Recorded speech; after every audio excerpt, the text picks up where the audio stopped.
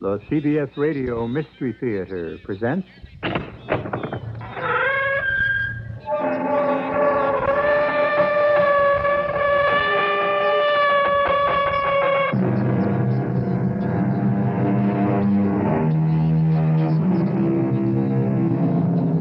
Come in. Welcome. I'm E.G. Marshall. In the long evolution of man, the few thousand years of so-called civilization have only lasted since the day before yesterday. The veneer is thinner than a single coat of furniture shellac, and beneath its surface seethe and boil all the savage instincts that will take many more million years to cool. This is the story of a man who found that the demons which haunt us are not from the beyond, but rise up to engulf us from within. I'd maneuvered it so that the big, heavy, reeling drunk with his bottle and a paper bag was between us. As the crowd moved forward in anticipation of boarding the train, hidden from Deke, I pushed against the man so that he lurched directly against Deke. Caught off balance, Deke's foot slipped off the edge of the platform, and Deke started to fall helplessly in the path of the onrushing train.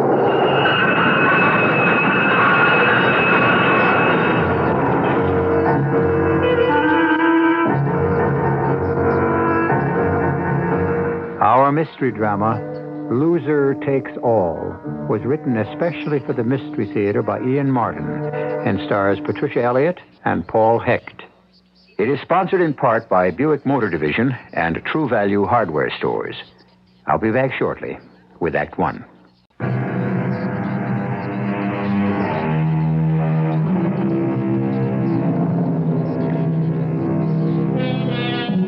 They say that there is a woman for every man, a man for every woman.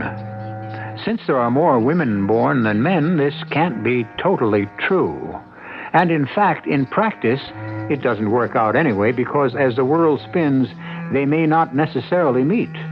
But there are women whom few men can resist, and for whom a man could be as ready to sell his soul as Dr. Faustus was to the devil. A woman, for example, like Delphi Carr. It was the end of the summer. I finally had it made. All the boot-licking, fast-dealing, double-crossing, throat-cutting, knives in the back, wheedling behind me. Jim Ebbing was dead, and World Talent Enterprises Incorporated was mine. In the theatrical agency business, I was kingpin. And here I was at the Venice Film Festival playing God with the best suite at the gritty Palazzo Hotel, a cabana at the Lido Beach, and the world my oyster. An oyster that suddenly I found contained a pearl beyond price. Per favore, si sposta perché mi cobra da sole. How was that again? An American, I should have known. Would you mind? You've got me in the shadow. Oh, sister, that's one place no one's ever going to put you. Thanks for nothing. You're hulking in the way of my suntan. Oh, well, then supposing I take one giant step. How's that? Just bully. Now I have the sun back. Suppose you just keep on with the giant steps and walk right out of my life. Oh, you've got to be kidding. Now I've met you, you'll never be out of mine. That's your problem. I'm trying to rest. I guess you don't know who I am. I guess I don't, nor want to. Goodbye. Jake Alexander. World Talent Enterprises? You mean you handle actors, show people? Well, that's part of it. How about magicians? You handle them? Yes, a couple, but... So then make like one, please, and disappear. Well, first off, I'd like to talk about handling you, whoever you are. That's about as gauche a proposition as I've ever had. Well, you know I didn't mean that. I meant as a property. That sounds even worse. All right, personality. What's in a word? I'm not an actress. How do you know? It doesn't really matter anyway. Dear me, is that how you see me? Queen of the X-rated movies? No. I'll look, Mrs. Oh. Have I turned you off? Good. In fact, goodbye. Oh, not that easily, no. Vale atque ave. Latin. Farewell and hail. Isn't that upside down? The message is hail and farewell. I'm persistent. In this country, it doesn't take a woman long to find out that all men are. Look, we've been talking at least 2 minutes, and I still don't have your name. I gave you mine. And I thought your number. Now, maybe I'm not all that sure. Could you possibly be serious? I was never more serious in my life. You want to talk business? Business, I mean. Well, I think the sun's gone down for the afternoon. No. I can get up by myself. You haven't answered my question. You asked my name. That one I will answer. I am the Principessa Albigano. Addio, signor. No hail. Just volley.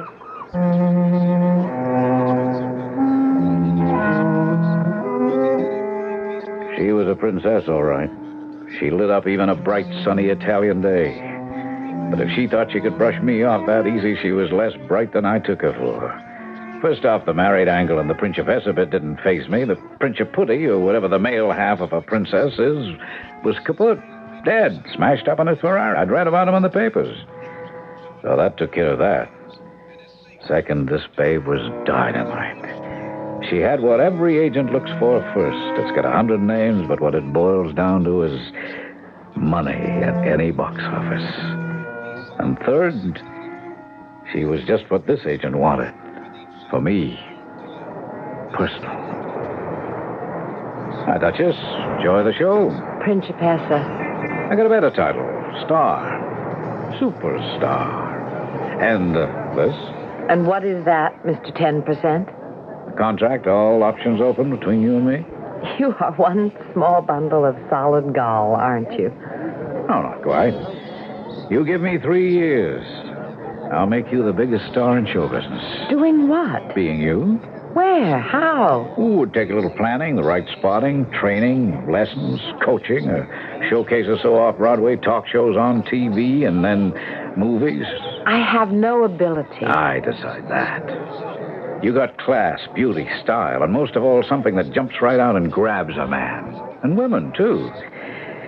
You got something that makes you a religion, an object to be worshipped, something for any plain Joe to put on a pedestal. And for his wife to know you're so far above her she don't get her nose out of joint, she ain't the one up on that pedestal. You know, too far off for her to be jealous, but too tempting not to shut her eyes and identify with you because that's where she'd give her eye teeth to be. In 3 years, I guarantee you can ask any producer for anything you want. And somehow he'll find it. I don't need money. So you'll like the public acclaim. No, I'm a very private person. Just wait till you've tasted it. You'll change your mind. Look, one man isn't enough for you, only after you've had them all at your feet. Then you'll settle for one. Thanks for the hangnail analysis. You're quite a parlor psychiatrist, aren't you? In my own way, the best in the world. You could trust me for one thing. I know talent. Now, you want to sign this? Don't be ridiculous. Excuse me now. I have some friends waiting. Take it with you. Read it. And then see me when you get to the States, either New York or L.A. How did you know I was going to America? I make it my business to find out things I need to know. How could I leave Europe unless I knew you were going my way, too? Okay. Delphi? So, you found out my name, too. Wasn't hard. There's quite a file of press clippings on you. Delphi Carr. Good name for the marquee and publicity. Oh, and the Principessa and the European playboy you're no longer married to. They're all naturals. Like you.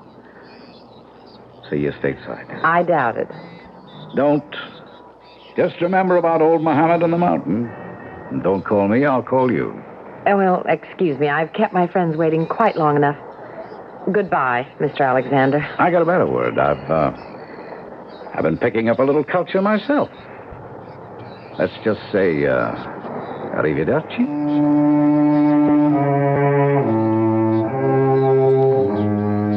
I couldn't get that funny little man out of my head for the life of me, although I should have, because all the dreams he was dangling in front of my nose I was going to pay for dearly. I shouldn't say funny little man. A little short, yes, but not funny. There was something about him, a magnetism, a superhuman influence that made one a believer, no matter how incredible the dream. And though I didn't let him know it, I only half knew it myself yet. He had me hooked. He was going to buy me what money couldn't.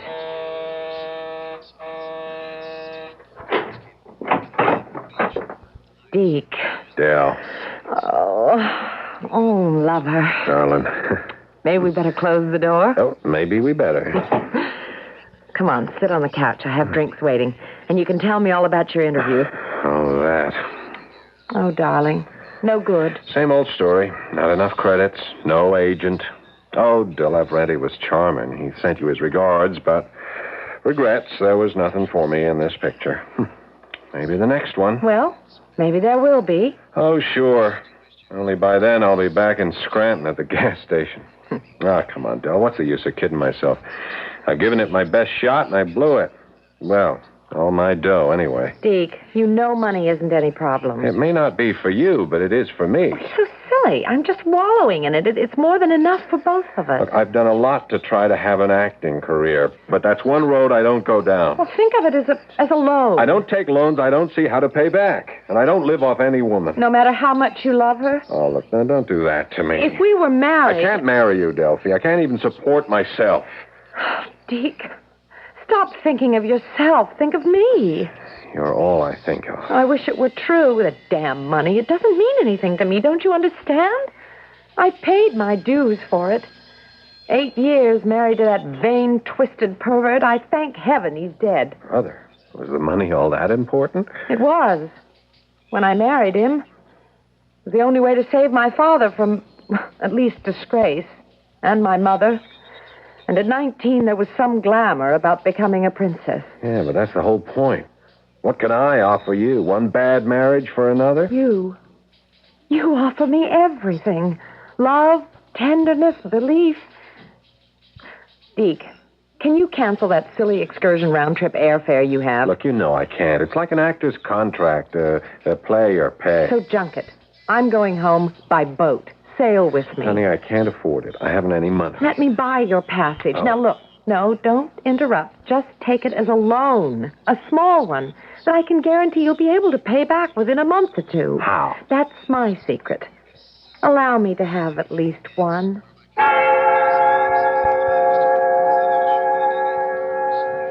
I did better than just meet the Leonardo when she got into New York from the Mediterranean.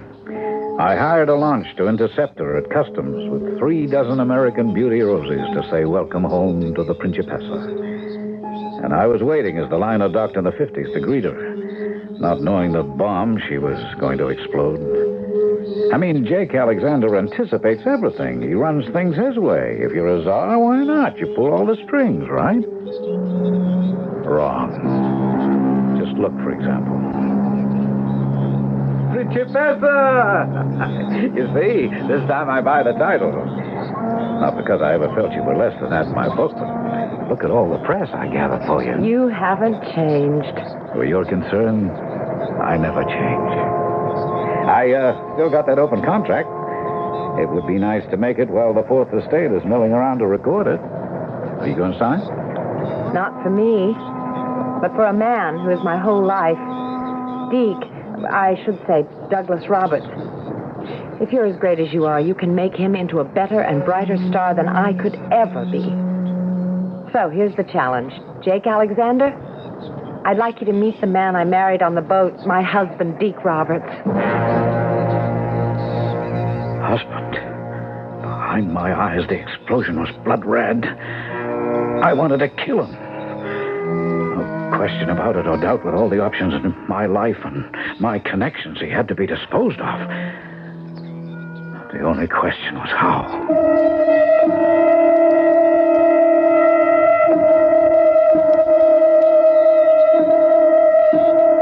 I don't suppose that at one time or another in our lifetimes, any of us has not, just for the moment, dreamed of disposing of someone we dislike or hate by violence.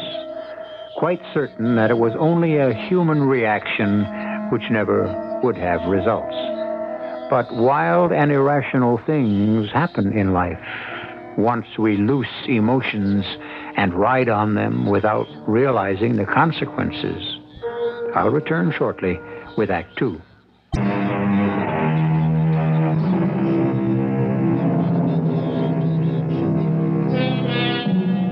The triangle. In plane geometry, it comes in 6 shapes. Right angle, isosceles, equilateral, obtuse, acute, and scalene.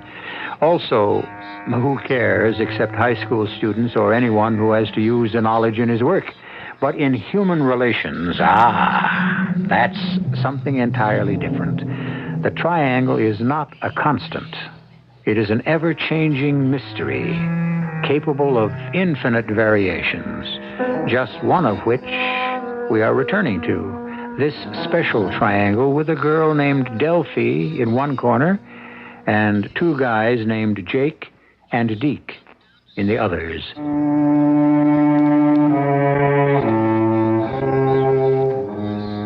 I'm 6'2". I go about 185 to 90. Once I dug a career in the pros, but nobody picked me up.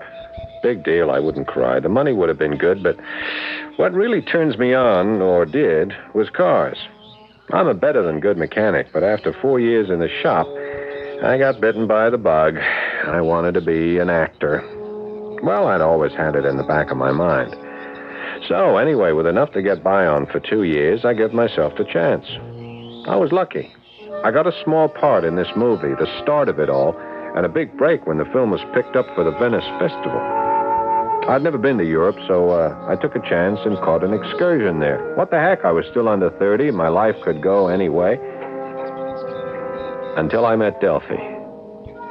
Then there was only one way it could go. Ever. Her way. But he's not interested in me. It was you. Jake, he's a flesh peddler. Let's lay it right on the line. Jake's interested in anyone who can make money for him. Sure. But as long as you brought up the subject of flesh, it isn't mine that attracted him. I'm not interested in a career. I have no talent. I don't think Jake Alexander saw you as talent. Don't say it. It makes it all so cheap, and I don't want it to be that way for you. Deke, honestly, I think Jake Alexander is a very special man. I told you I was going to get him to handle you. In a way, our whole future hangs on that. It's why we got married. Okay, darling. For you, I'll go down any route, just so long as you're mine. Just so I can keep you mine. But I want that one thing straight. What, lover? I'm jealous. I'm jealous all the way. You're mine or nobody's. Who else's would I ever be? The question for me still was just how to handle it.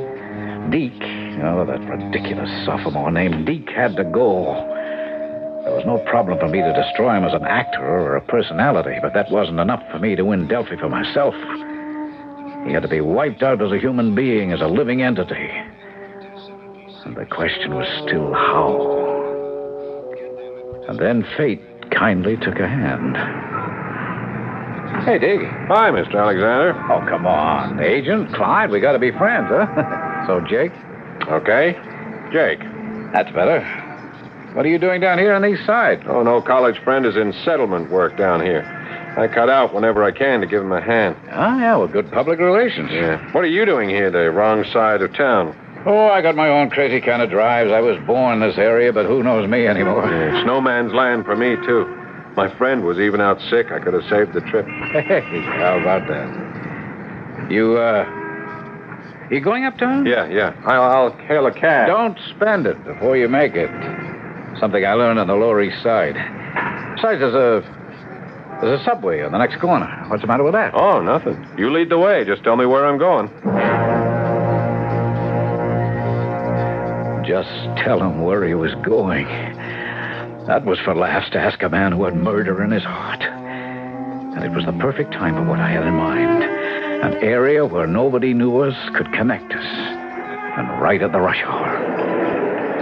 I never really can get used to the subway. Well, you have to be born and bred in New York to appreciate them. I don't know what happens to people on these platforms. It's a jungle. They're pushing, shoving, so much a guy's got to fight for his life. Well, it shouldn't bother a big, healthy guy like you. Why not? All the years you played football, you ought to be able to take care of yourself. Isn't the killer instinct second nature with you? Oh, yeah, come on, Jake. Bug off. Football was just a game. I don't go much for pushing and shoving and body contact in everyday life. Survival of the fittest, baby. Yeah. Every day, any day life. That's what it's all about.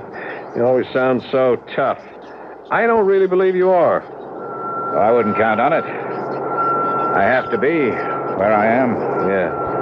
Sure, I guess so. To make sure my clients get what's coming to them. Yeah, well, you always manage to deliver. Oh, you feel that way? Been doing all right by me.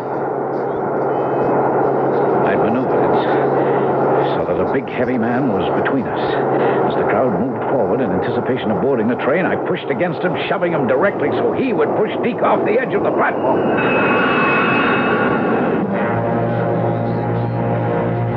Only at the last moment, I couldn't go through with it.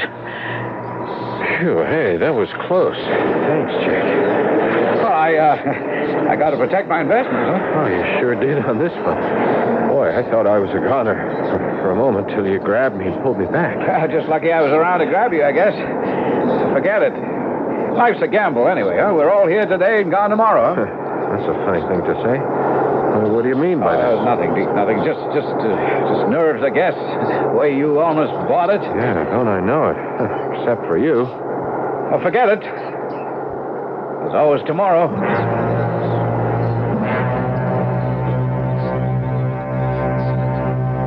I'll tell you, honey, he's my guardian angel. Damnedest thing, this old drunk, he would have knocked me right onto the tracks in front of that subway if Jake hadn't grabbed me and pulled me back. Oh, darling, thank the Lord for him. But most of all, thank God you're still here. Yeah, you're right, baby. Thank the Lord for Jake. Whew. Fantastic. Not only my career is in his hands, but now my life. So I couldn't do it personally, all right. There were other ways. I had connections. If I wanted Delphi enough. And I did. So I put in a call to Las Vegas. Hello? Bernie. Who else? Who's this? How many people got your private number? It's Jake Alexander. Hey, you old conniff. You in town? No, I'm flying to the coast tomorrow. Oh, you going to stop off in Vegas on the way? And drop another bundle to you and the tables? I'll buy you a drink. Oh, big deal. While you take me to the Cletus, huh? Now, you want to do something real big for me for a change? Just name it. Bernie, how do I go about getting a guy totaled? You guys in show business, always a big laugh. What, are you writing a play now? I asked a question. I heard it. What's the answer? Come on, will you? Grow up. How would I know? I'm a businessman. You have connections? Jake, stop putting me on. Even if there was something like you read about in the paperbacks, it don't operate that way anymore. So, what else is new? Nothing right at the moment. You know, maybe I will stop by Vegas on the way to the coast.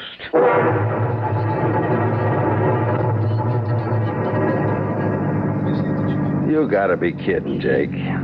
I was never more serious in my life. But not on the phone. Who's the guy? A guy named Deke Roberts. He's a client of mine. You couldn't just break the contract? It isn't like that, Bernie. He's in my way. Mm-hmm. So I make a connection. We rub him out. Where? When? Give me a date. And where? Well, I'm bringing him out to L.A. He's up for something good. Might build a future for him. So, let me know when. He won't have to worry about his future no more. That Jake is dynamite, honey. He's got me up for the Senate Guard. It's a terrific part. That's wonderful, Deke. Well, it's not set. I'll have to make a test. On the coast? Yeah?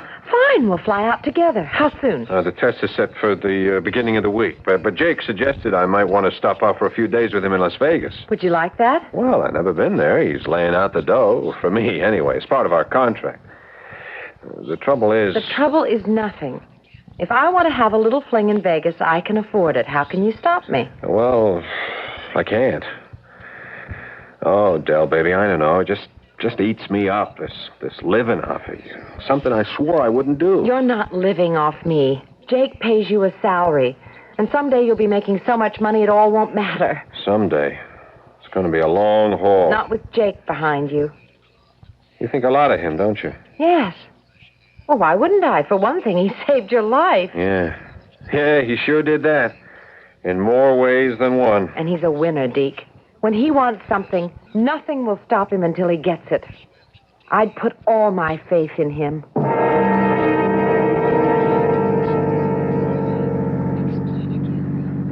Okay, Bernie, he's on his way here. He gets to Vegas on the noon plane. Flight 947. Mm-hmm. What's he look like? There are pictures in this envelope. Publicity, portrait shots, every angle. Good, good. Name again? Deke Roberts. Well, how do we set it up? Just leave that to my boy. He'll handle it. There's just one thing, Bernie. He's bringing his wife with him. I don't want to take any chances of... I mean, look, nothing's going to happen to her. I got to be sure of that. Cool it, Jake. I get the picture. You want the broad for yourself. My boy takes out the husband, right? Yeah. We'll only be here over the weekend, so when do you figure?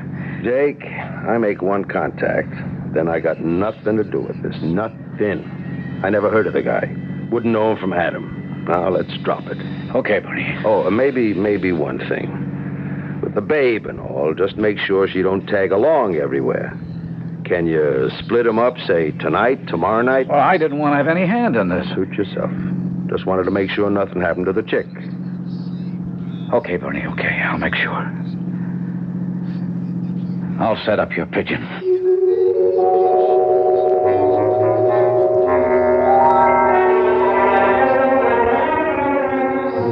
So there it is.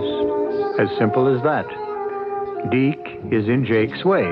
And as Delphi has said of him, Jake is a winner. When he wants something, nothing will stop him until he gets it, which makes Deke a loser and Delphi the prize. Yet, Las Vegas is the gambling capital of America. And any time you gamble, even at the worst odds, you can luck out. I'll return shortly with Act 3.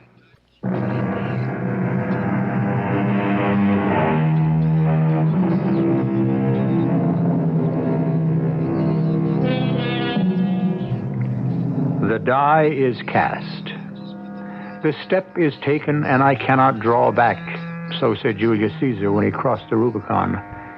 King Richard III expressed it a little differently. I have set my life upon the cast, and will stand the hazard of the die. But in this case, Jake Alexander's is not the life that is in danger. And die doesn't mean dice, but death itself.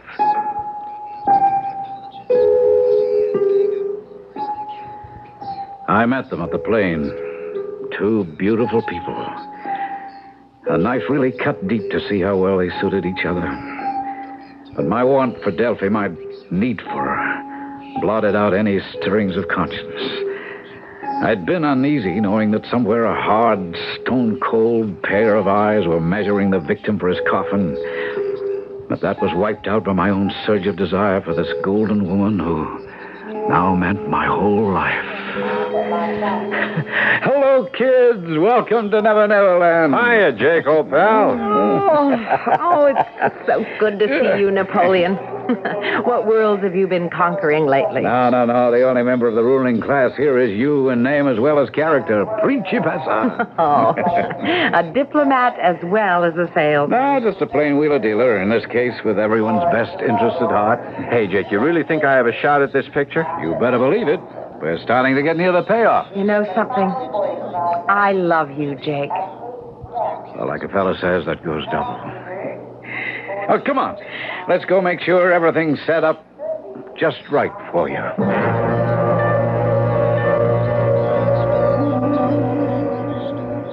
Jake wants me to meet the director of the picture, darling, so you finish dressing for dinner. I'll be back to pick you up. Can't I come down and join you? No, the director isn't here at this hotel. He's over at the Sahara Vista. I'll grab a cab. I'll run over there. I'll be back within the hour. Okay, darling, but don't keep me waiting. I miss you every second you're away.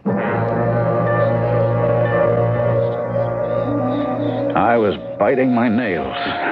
Oh, the director was in town, all right, and I had made the appointment. But the hidden appointment was the big one. Somewhere, going or coming, Deke Roberts was going to cease to be. It was almost impossible to sit and be myself with Delphi as we had drinks in the cocktail lounge. He ought to be here pretty soon, don't you think? Well, that's a good sign of he's late, I think.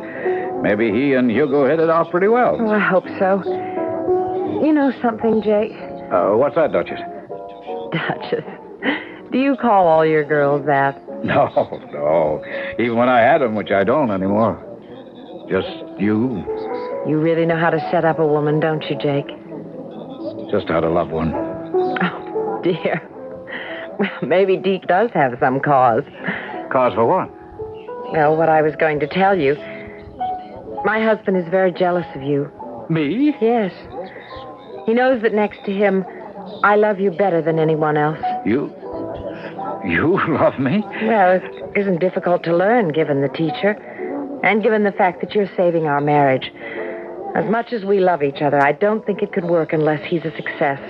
For either of us. So, you see, you hold our lives in the hollow of your magic hands.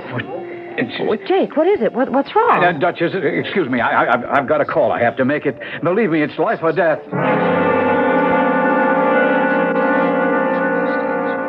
The whole thing hit me flat in the face. This deal was all wrong.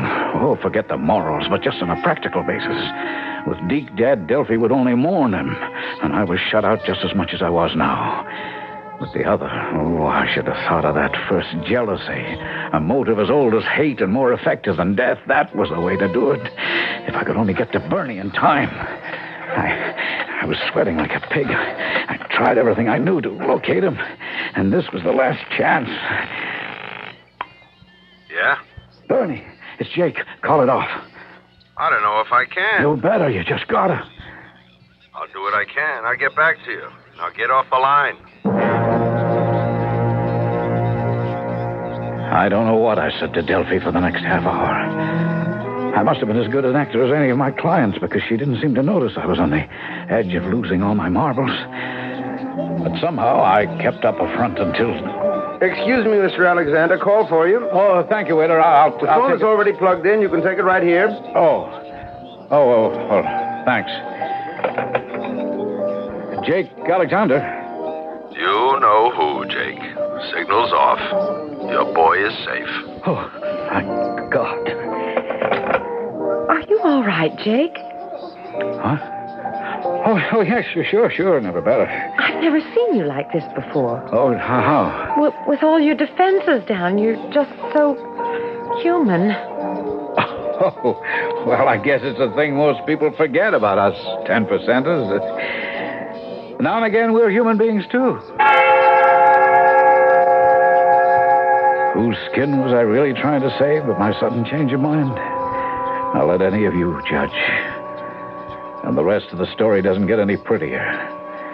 Oh, it was easy enough for me to pull all the strings. The controls were all in my hands. The jobs that somehow never quite materialized. The constant stream of controlled publicity about Deke as a young stag, both hunted and the hunter. Well, it's getting so that you spend more time with me than Deke does, Jake. Well, he's building a career, and I'm resting on my laurels. Does he have to build it, running around with every sexpot starlet, while I sit at home with you? Oh, you don't think he enjoys running around with these bird brains, do you? Well, I guess I don't. Frankly, it's not their brains that has me worried. Oh, come on. Flesh is a commodity in L.A., not something to lust after. You've seen one, you've seen them all. Or if you've had only one, maybe you'd like to check out the rest. Now, you seriously think that any woman could hold any attractions for Deke after you? Oh, what do you think? You know, since the first moment I shared the sun with you, no other woman ever could. I didn't mean you. I was asking you about Deke. Oh. Well, you know, maybe his head is turned a bit. I'll check it out. Don't worry. What would he do without you? Jake? Yes? How long? When is he going to get a job? I'm doing my best. He was so good in that picture in Venice. For you, honey. The trick is to make the rest of the world agree with you.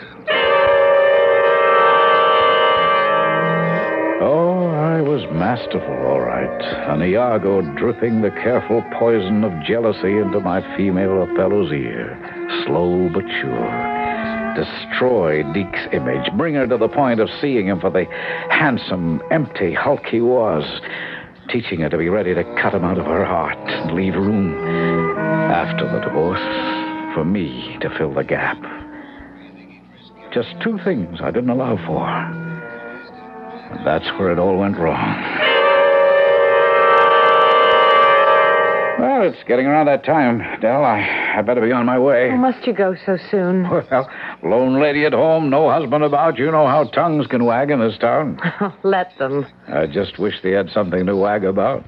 I just wish that was the reason I asked you to stay.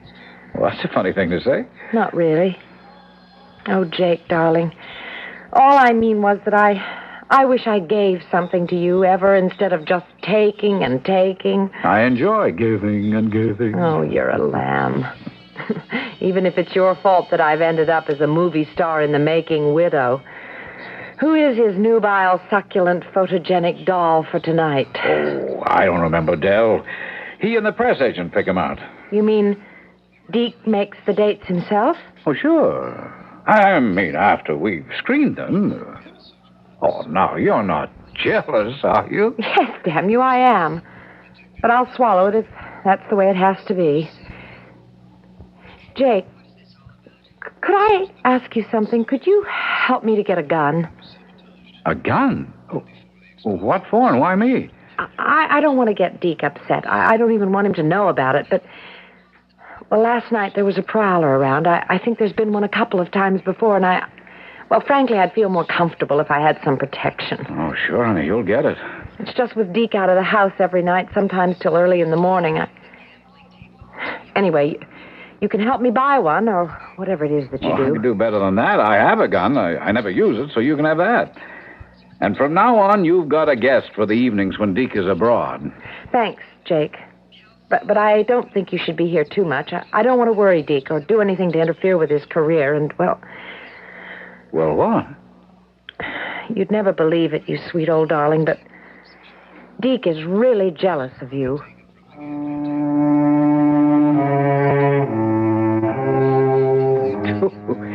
That was a rocker, all right.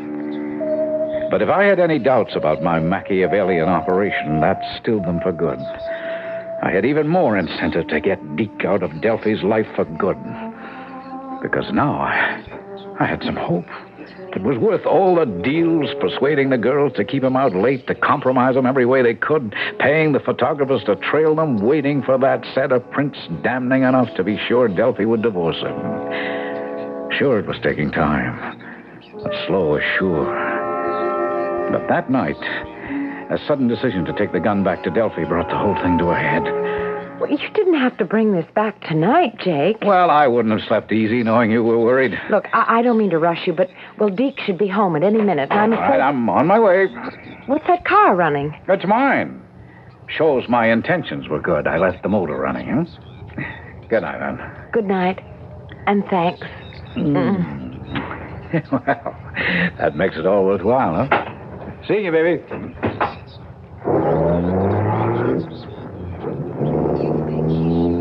I watched the car go by me where I'd hidden in the bushes. Seeing the car lights in the driveway, I parked my car in the street and walked up the drive. I had a hunch I was going to find what I was going to find. It all added up after what my date had blurted out just a half hour ago. All those evenings, Jake had been paying these dames to keep me out. Everyone in town knew he'd been bad-mouthing me at the studios, queering every possible deal to hire me. Big deal, big friend, some agent. That was the big contract my wife had bought me. Don't lie to me, Del. I know it. I know what's been going on. Deke, please, honestly, there is nothing between Jake and me. What was he doing at the house, huh? With the car running? Why did he take off the way he did the moment I get home? Don't you think I saw you in each other's arms? Oh, darling, you don't understand. Please. I was thanking him for something. Thanking him for what? Well, nothing, really. Oh, well, for this. A gun? Holy mother, it's gone that far? You think you needed that to get rid of me? Rid of you? Well, what are you talking about? That's the last thing Damn right it's the last thing I'll let you do. Here, give me that. Give it to me. If there's anything getting rid of to be done... Oh, Deke. Deke, I love you. Don't let me die. You killed me, Deke. Del! No! Del! I had stopped outside when I saw Deke's car. I had a hunch to go back, but before I'd made up my mind, the first shot came. And the second made up my mind for me.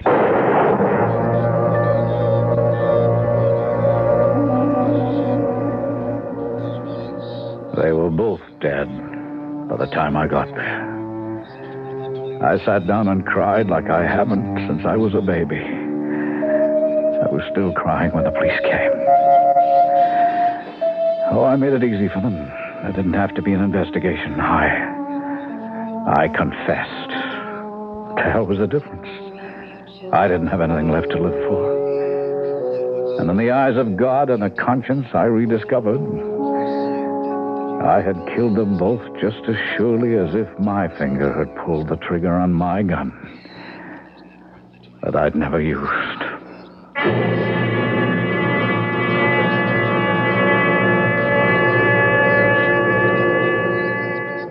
Poetic justice? Yes. But not much solace to two innocent victims of a man's unnatural desire. Poor Delphi Carr and Deke Roberts were losers in this dangerous game. Perhaps the only mitigating circumstance is that the man who had to win for once ended on the losing side, too. I'll be back shortly.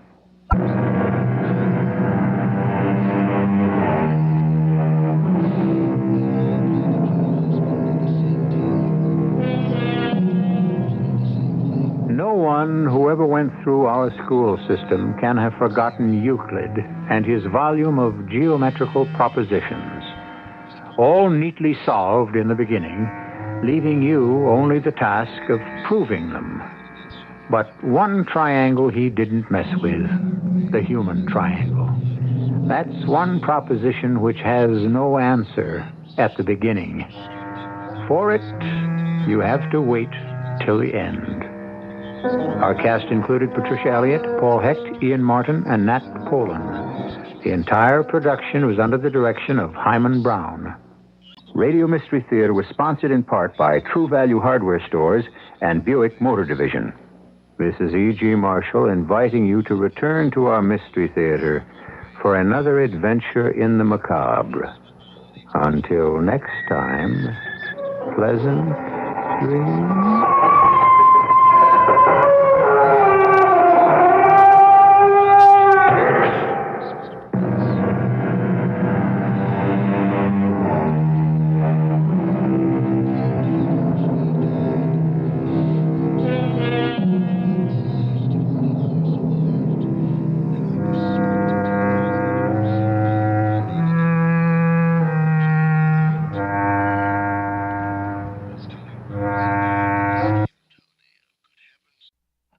CBS Radio Mystery Theater presents...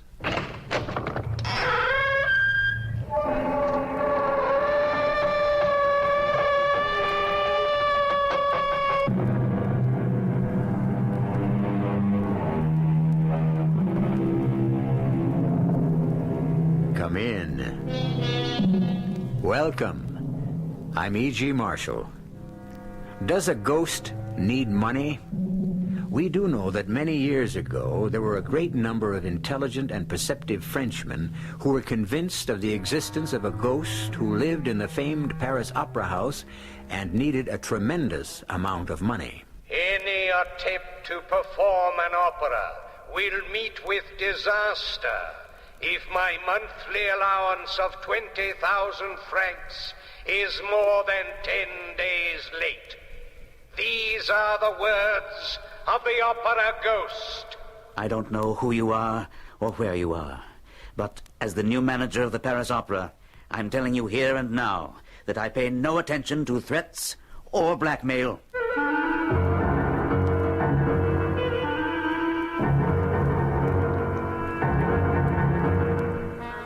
Our mystery drama, The Phantom of the Opera, was adapted especially for the Mystery Theatre by Murray Burnett from the famous classic, and stars Court Benson and Gordon Gould.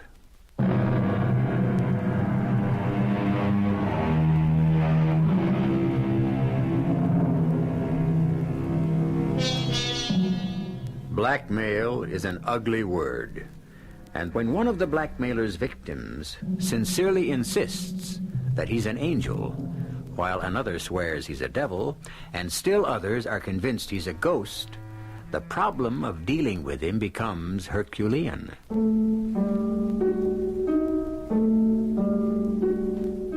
My name is Robert Grand. I'm a 38-year-old bachelor.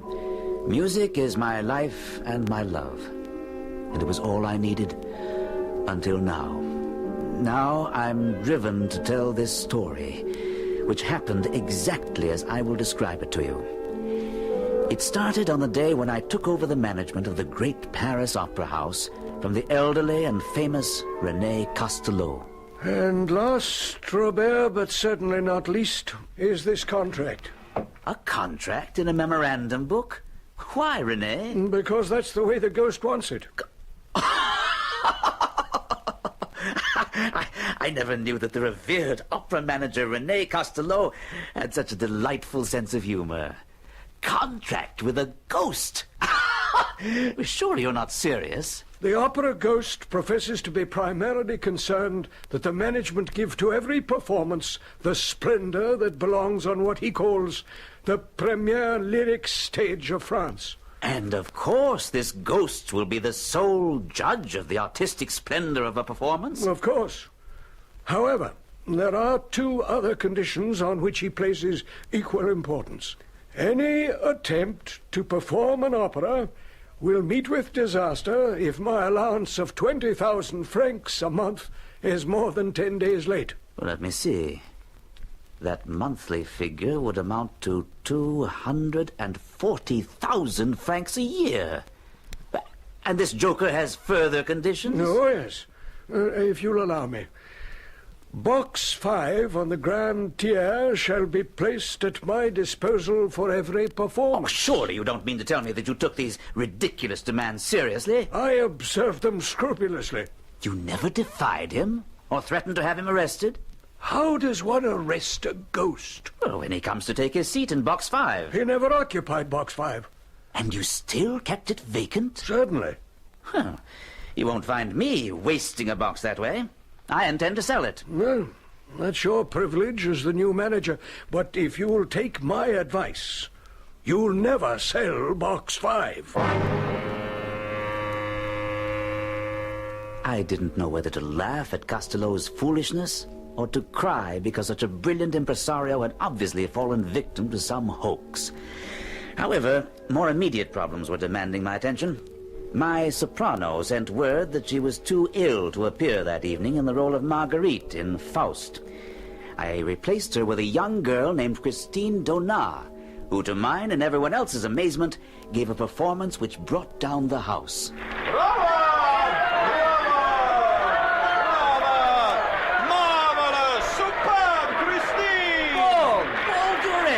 I thought you were in Chartres with your brother. I was until I heard that Christine was to sing tonight, and then I rushed to Paris. Forgive my rudeness. I mean to congratulate you upon your appointment as the manager of the opera. Now I must congratulate you on choosing Christine. I never heard her sing like this before. Oh, have I? What a triumph! Look at her. She seems quite overcome. Overcome? Nothing. She's ill. She's fainted. I led Paul Duren quickly backstage to Christine Donat's dressing room. A crowd had gathered outside her door. I made my way through with Paul by my side. I opened the door and saw that the house physician was by her side. To my surprise, Paul Duren walked swiftly to the couch on which Christine was lying and knelt down beside her. She turned her head, opened her eyes, and said, Monsieur, who are you? Mademoiselle, when we were little children playing together at Perrault, I was the little boy who went into the sea to rescue your scarf. How amusing, monsieur. Mademoiselle, since it pleases you not to recognize me, I should like to say something to you in private. something very important. When I'm better, please. And now I should very much like to be alone. I want all of you to go away. Please. I wasn't aware that you knew Christine. Oh, I've known her for a long time, Robert. Ever since we were children. But we are no longer children, my friend. So why should we hang about outside her dressing room door like a pair of... And I know her well enough to understand that she asked to be alone because she wanted the chance to talk to me privately. I didn't get that impression. But if you're convinced... Look, I'll prove it to you. Come on, let's go back and knock at her door, and you'll see. I don't know what you want of me. Oh, she seems to have someone in there with her. But that's impossible. We saw everyone leave when we did. Christine, you must love me. I do. You know I sing only for you. Nevertheless, someone must have stayed behind. Maybe we can learn something. I do not listen at doors. I'm going in. No. Wait. For my sake. Are you very tired? Tonight I gave you my soul, and I am exhausted. Your soul is beautiful, child, and I thank you. The angels wept tonight. I must go home. Of course. They're sure to catch us eavesdropping. No. Come here. Quickly. They'll never see us in this corner. She's alone. There's no one with her. He must have remained in her dressing room. And she didn't lock her door. I'm going in and find out who was with her. Are you with me? Of course, Paul. Come on. There's no light in here. He must be hiding. Strike a match, please. Hiding isn't going to help you. We know you're here. We heard you. Now come out. Can you see anyone? No. Well, he must be here somewhere, and we'll find him wherever he's hiding. You may as well come out now and save us trouble. I intend to find out who you are. There's no one here, and no place to hide. We're talking to the walls.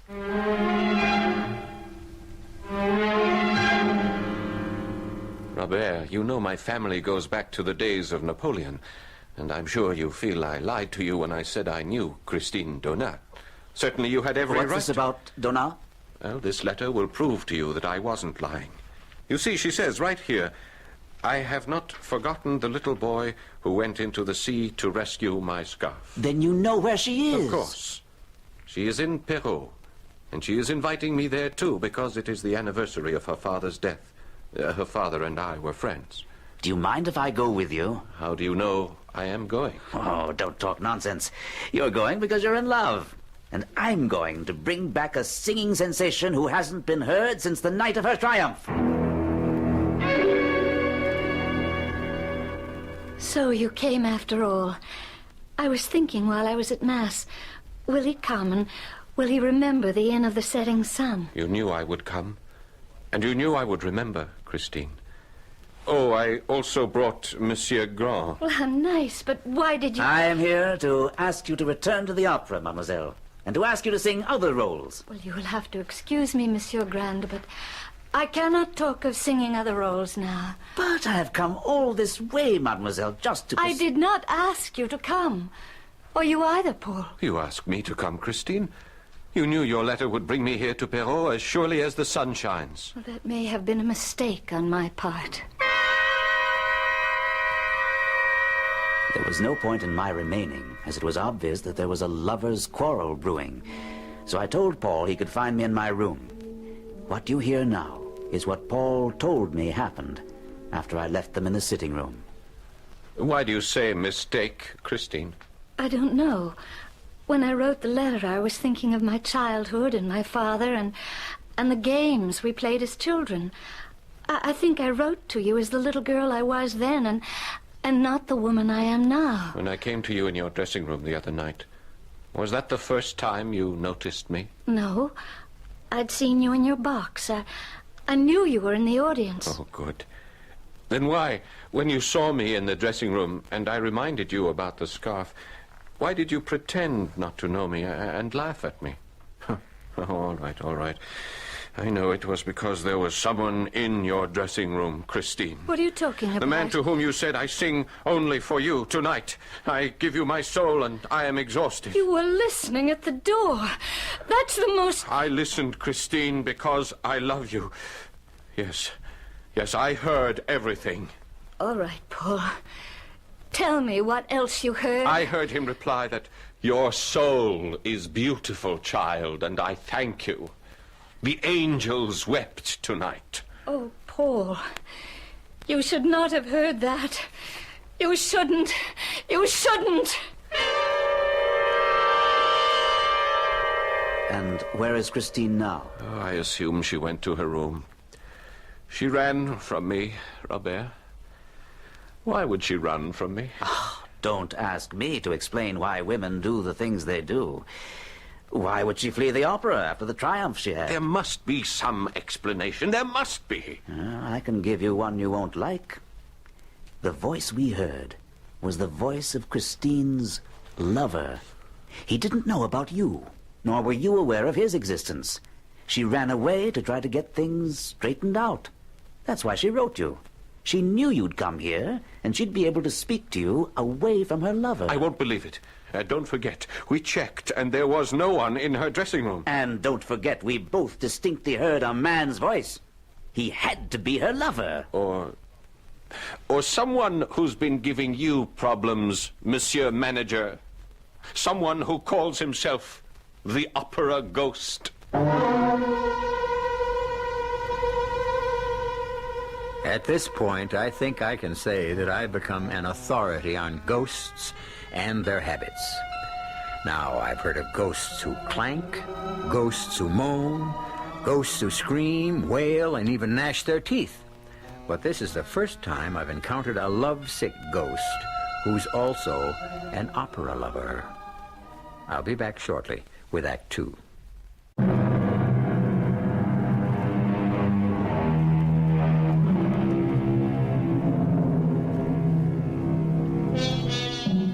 From time immemorial, out-of-the-way places have been favorite meeting spots for young lovers.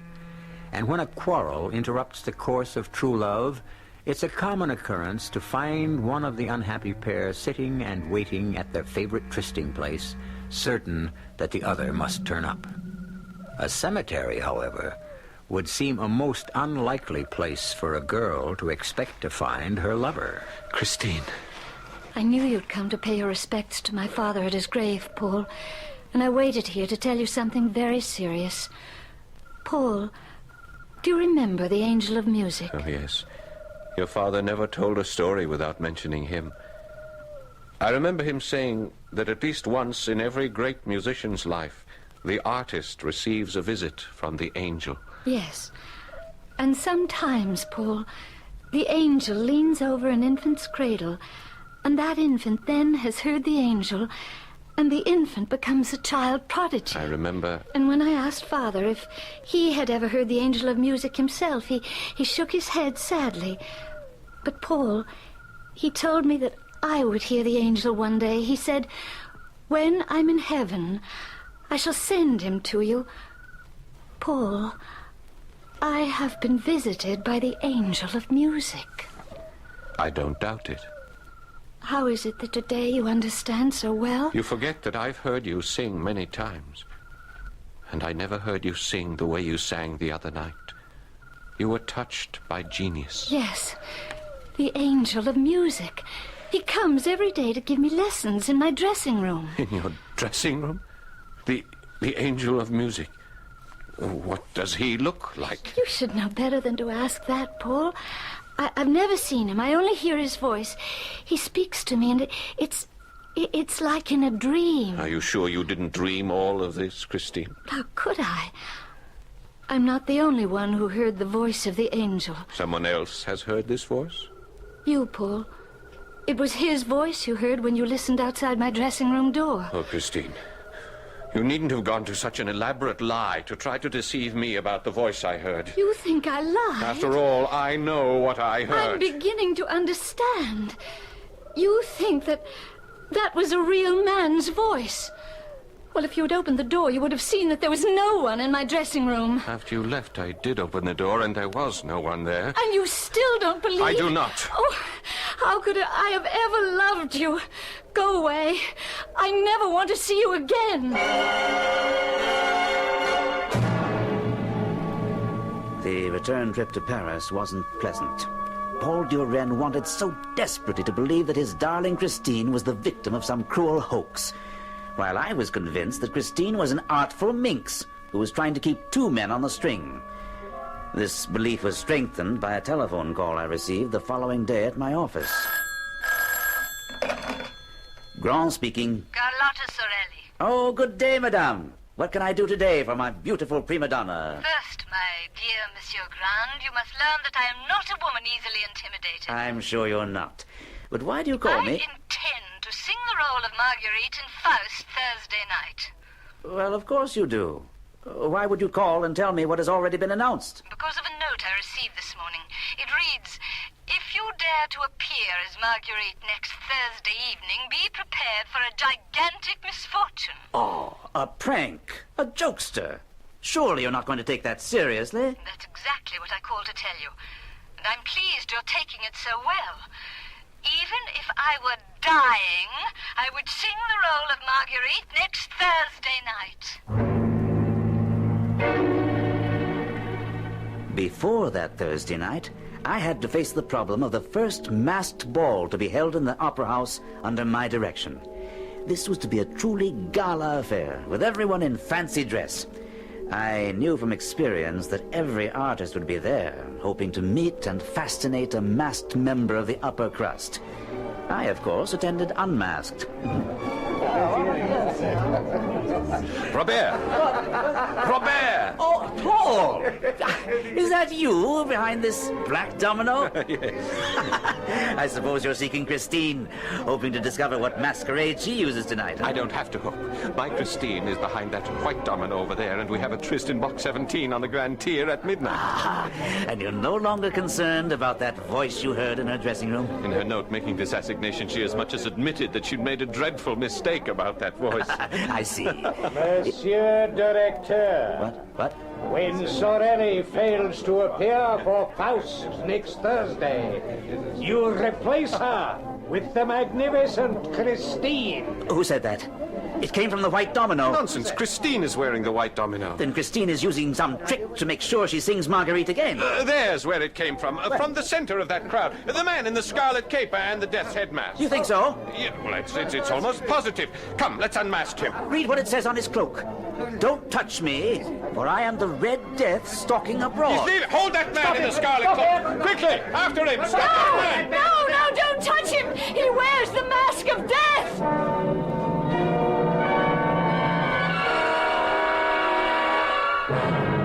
Who was that man? Why did you tell everyone not to touch him? Please, Paul. Please keep your voice down. You shouldn't have come here. All right, but you were the one who asked me to meet you here in this box on the Grand Tier, remember? I know, but that was before you started to chase the Red Death mask. And why did you stop us? What is that masquerader to you? Maybe nothing, maybe everything. Oh, Paul, you were right. The voice I hear is not an angel, but a human voice. Belonging to... I don't know. I still haven't seen him. But what made you change your mind about the angel of music? Because he forbade me to see you. How did he know about me? I told him. The first time I saw you in your box, I rushed back to my dressing room. The voice immediately noticed that I was elated, and when he asked me why, I saw no reason not to tell him about you. Yes, and? The voice spoke to me with great sadness and said that if I were to give my heart on earth, there was nothing for the angel of music to do but go back to heaven and leave me without any more lessons. And that was a thought I couldn't bear. I knew what the lessons had done for me in a few weeks' time. But how did the voice do this? What is the secret? Believe me when I tell you I wondered myself. I even thought perhaps there might be witchcraft involved. Oh, ridiculous. You could never be caught up with the forces of evil. Well, then what is the voice? A man... someone who... Yes? I confess, I am jealous. That's why I stopped. There is no angel of music, but there is a man. A man who must love you and want you as I want you. And I mean to find out who he is. No, you mustn't. That's why I had to see you tonight, to warn you. Promise me that you... I'll promise nothing. I am not afraid of this voice, even if you are. Paul, you must listen and try to hear how I discovered the voice was human. Listen, and if I have any power to transmit emotion, You will hear him as I heard him, and you will know why I'm frightened. You have lied to me, my child, because you love Paul Durand. Why should my love for Paul distress you so? I have already told you. If you love him, then you do not believe in me. Believe in me, my child. Whoso believes in me shall live and sing. Whoso believeth in me shall also reach the heights. But I shall bring down those who oppose me, all of them. And don't think Eric cannot do that. Eric? That's your name, then. You're not... Your angel of music? Most certainly, my child. I have proven that to you. I am your angel, Christine. But I warn you that I have an evil side, and I have power. How is it that Sorelli fell ill the other night? How does it happen that all the directors of the opera have taken orders from me? Who are you? And why did you choose me as a pupil? Because of your purity, child, and your beauty, your gracious beauty. Where are you? Here. This is a childish game you're playing. Let me see you. Never. The day you see my face will be doomsday for you, me, and everyone connected with the opera. And let me repeat my warning. If you want Paul Durand to live, you'll be very careful about seeing him. Who are you to give me orders? I rule here. The opera house is my kingdom. Kingdom. And all of you are my subjects. Paul, dearest, did I succeed at all in recreating the power of that voice and the terror he inspired in me? Whoever or whatever he is, he must be completely mad. Perhaps, but nevertheless he does have power. What does it matter? You've told me that you love me, and now all you have to do is leave the opera, marry me, and we'll go away together. I cannot. I dare not. That's the most fantastic tale I've ever heard, Paul. And you believe it? Every word. It's obvious that someone doesn't want Sorelli to sing Marguerite tonight. This whole rigmarole of not seeing the voice, this nonsense I don't believe. Then what do you intend to do about that note? It was Sorelli's decision to ignore this second threat, and my decision to ignore the opera ghost. I ask you to join me tonight in Box 5 on the Grand Tier, where we will both enjoy a marvelous performance of Faust.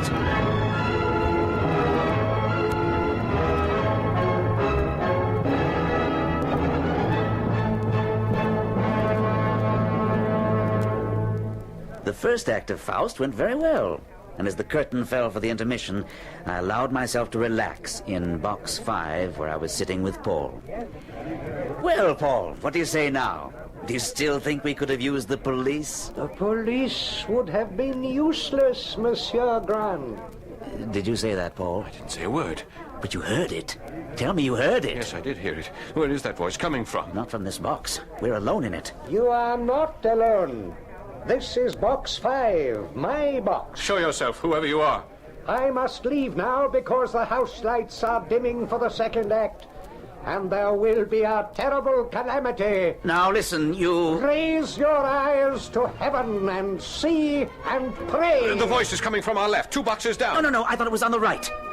The lights are dimming. The chandelier! Look, Robert! Robert, it's swaying! It's going to fall right into the orchestra! Oh, no! Look out! Look out!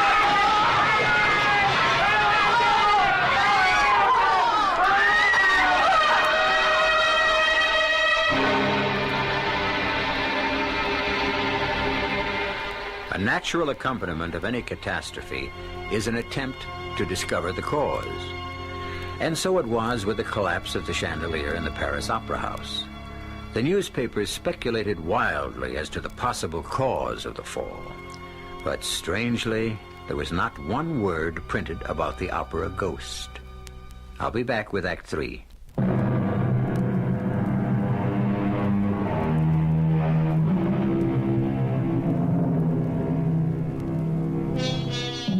No opera manager ever faced the problems that beset Robert Grand. newly appointed director of the Paris Opera House. How does one deal with something that no one has ever seen, but whose voice has been heard and whose presence has been accepted as a fact by opera workers and by your predecessor? A thing that called itself the opera ghost, and who took credit for the catastrophic fall of the great chandelier which took the lives of 3 people and injured many more. Robert Grand made his decision. If I can have your attention, ladies and gentlemen, please, I will explain the reason I summoned you to my office. I have decided to make my peace with the opera ghost. This envelope on my desk will be placed in box 5 on the grand tier at tonight's performance. It contains the 20,000 francs which the ghost, or whatever he is, demands monthly. But I intend to reassign your locations so that box 5 will not be unwatched by less than 3 pairs of eyes for 1 single second. And I insist on an immediate report to me when and if you see anyone entering or leaving box 5. Robert Grand. Where have you been, Robert? I've called your home, your club, even the Café de l'Opéra, and I could not reach you. Is it something important? Your ghost bleeds, Robert.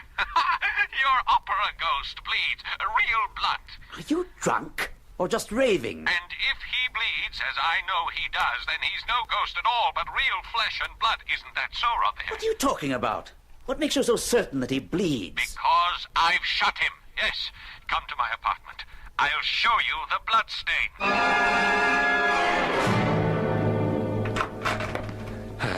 Robert, you're here. And now I will free you from your ghost forever. I've already called the police. Here, come, let me show you the balcony. I don't want to see anything until you calm down and explain what happened. His eyes. You have to see those eyes to understand, Robert. You have to see them. Are you trying to tell me the ghost was here? Exactly. And I know how to get him here. I played on his weakness, Robert. His human weakness. His love for Christine. I told you that, but you wouldn't listen. I can't make head or tail out of what you're trying to tell me. Now, I'm willing to listen, but only if you calm down. All right, Robert. Everything I suspected is true. Now, I'll try to give you an exact picture of what happened. It started when I saw Christine yesterday. Where? At her mother's. She didn't go to the opera. I went to tell her mother that I wanted to marry her and take her away. What did Christine think about this? Yes, she was frightened, terrified by this man posing as a ghost. Well, I left after telling her I would expose him. And I came home here, and it was very late, and prepared to go to bed. Come, let me show you. Let me show you my bedroom. Oh, I'll admit that my mind was filled with wild thoughts that night. Well, I turned out the light, and as I climbed into bed, suddenly, at the foot of my bed, I saw 2 eyes, red and glowing like coals, just the eyes. I switched on the light, leapt out of bed. The room was empty, but I saw a shadow on the balcony. I ran to the bureau, opened the drawer, and took out this revolver, and I fired twice. You see? Look, here. There are 2 empty chambers in my gun. Huh? Now, come to the balcony, and I'll show you the blood. Where the door's open? Yes, of course. Here. Now, look. Is that blood? Yes, it is blood. Yes, of course. Now, a ghost who bleeds can be found. A wounded ghost can be traced, huh? Well? I see the blood.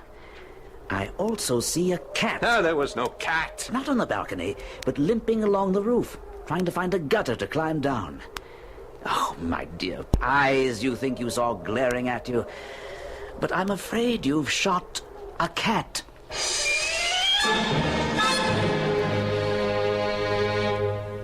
The next 48 hours will live forever in my memory.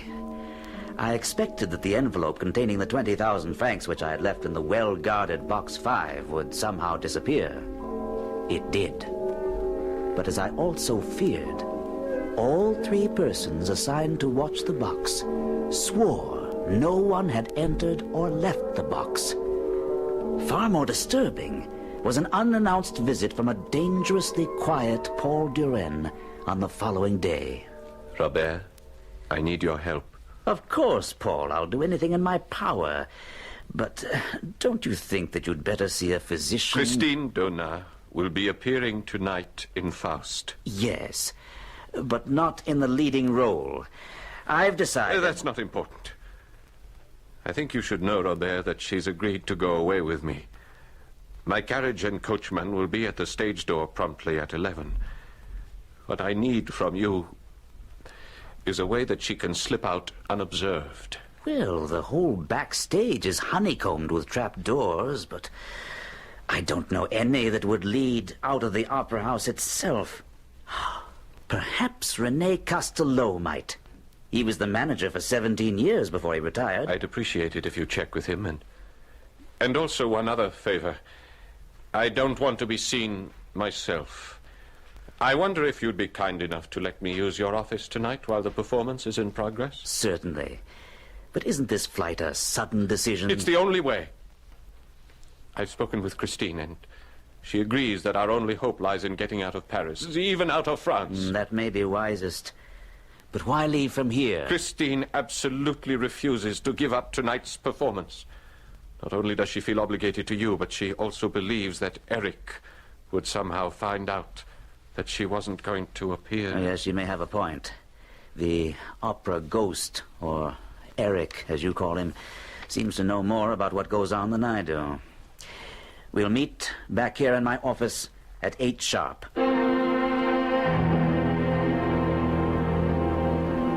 May I thank you, Monsieur Castelot, for taking the trouble to come here to tell me about the special exit. It hasn't been used in years, but I think the door still works. What time is it? Oh, relax. It's only 9:40. Plenty of time. She's disappeared. What's happened? I'd better get out and see what's happening. I'll be right back.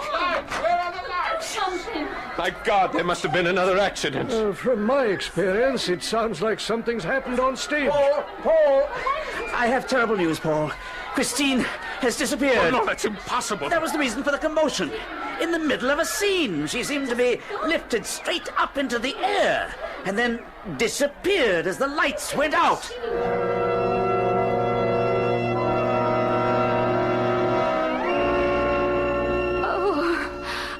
Christine, my love, please tell me you're not hurt.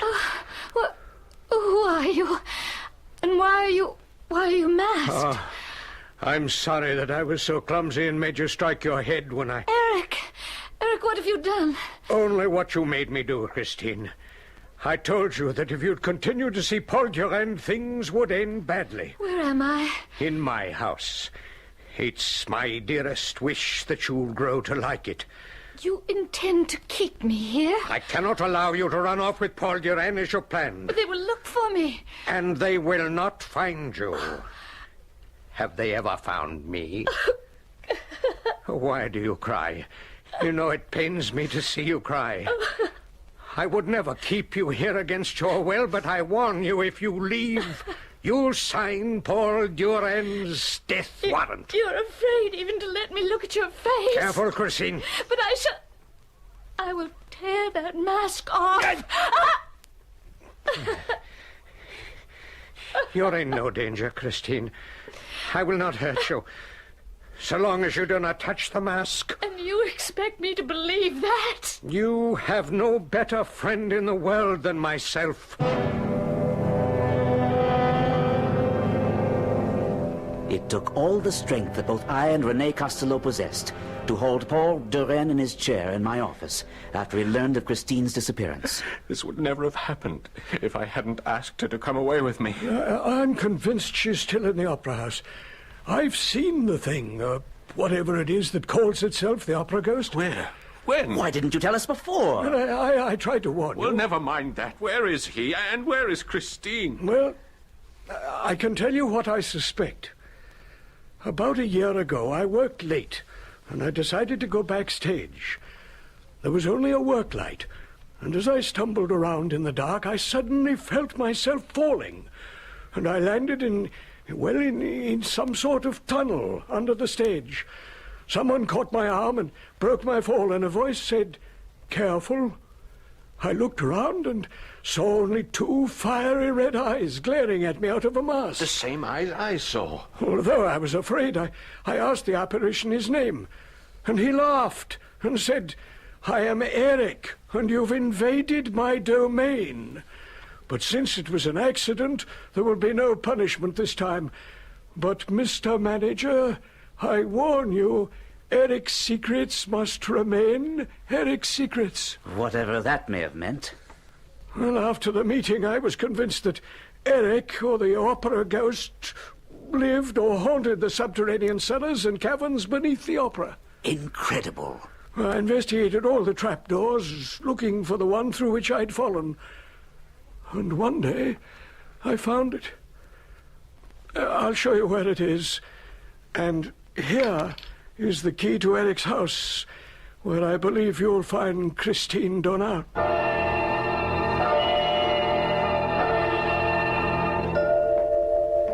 Wait. I see something.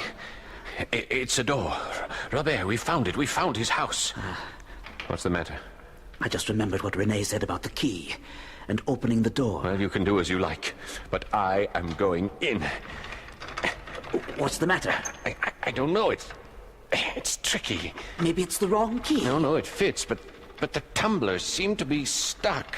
Oh, is that you? Yes, Christine, it's me. I must be dreaming. No, it's no dream. Can you help me open the door? He's tied me up. Damn him. Oh, Christine, oh, my darling, what has he done to you? I'm all right, but untie me quickly. Yes. We must get out of here before he comes back. Where are we going? As high up as we can get. Faster, Paul, faster. Shouldn't we have tried to get out? We don't have time. He's due back at 11. We're trapped. No, push this door. It opens onto the roof. The sky, the blessed sky, and the stars. It is only up there on the stars that you can escape me. Eric! Show your face, you coward. Where are you? Look for me. Behind all the smokestacks, but you won't find me. You're a coward. You're a liar. You think so? Then I show myself. Here. Here I am. At last. Here. I raise my mask a little. Only a little, but you can see my lips. Such lips as I have. And let you hear my voice. You're a coward. Show your full face. My face, you shall see my face. And then you shall die. No, Eric, I beg you. My face that even the mother who bore me wouldn't bear to look at. Here! Now, look at my face. Good Lord in heaven. You wanted to see it. You wanted to see a face without a nose, with dead eyes, and the lips of a corpse. Now, look. As I come closer, the horror that is my face will drive you over the edge. Oh, my poor Eric. Christine, you're crying, you're weeping.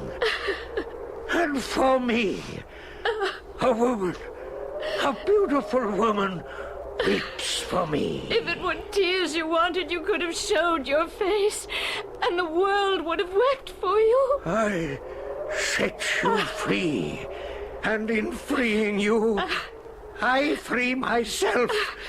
Here, I leave you my mask. Eric, don't jump! I love you, Christine, as no other man could ever have loved you.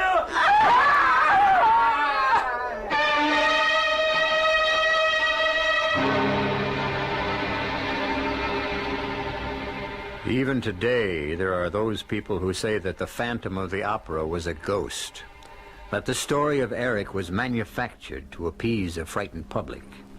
There are others who say it never happened, and perhaps it didn't. But to those who say it never happened, I say, perhaps not. But it could have.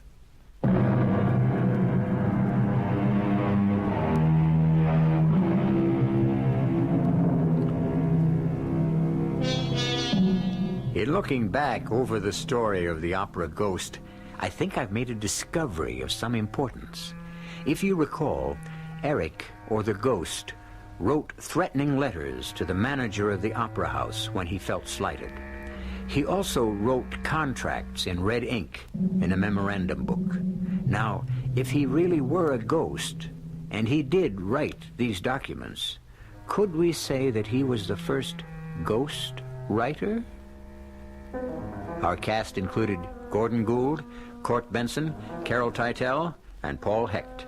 The entire production was under the direction of Hyman Brown. This is E.G. Marshall inviting you to return to our Mystery Theater for another adventure in the macabre. Until next time, pleasant dreams.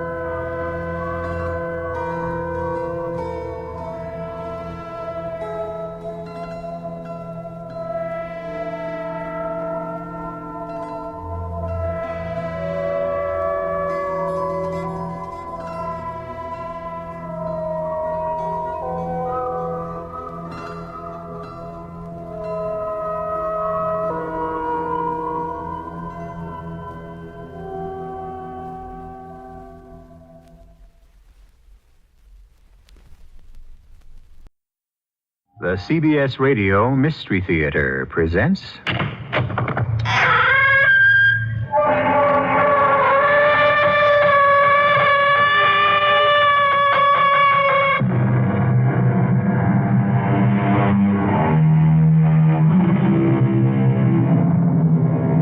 Come in. Welcome. I'm E.G. Marshall. We have men and we have women. Therefore, we have marriage. Of marriage, it is said, how many torments may lie in the small circle of a wedding ring. On the other hand, we hear of wedded bliss. Even the book is seemingly ambivalent on the subject. It is better to marry than to burn, and it is not good that man should live alone. What does it prove? The old proverb. If you're out to beat a dog, you can always find a stick. You were always the most stupid man in town, Bobby. Oh, now that's going a bit far. Well, you could never do anything right.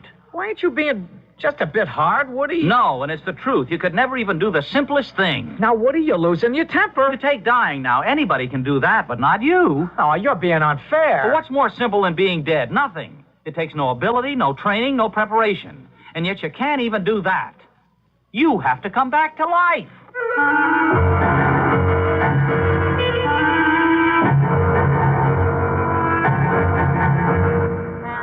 Our mystery drama, The Ghost of San Juan Hill, was written especially for the Mystery Theater by Sam Dan and stars Jack Grimes and Marion Haley. It is sponsored in part by Buick Motor Division and Contact, the 12-hour cold capsule. I'll be back shortly with Act One.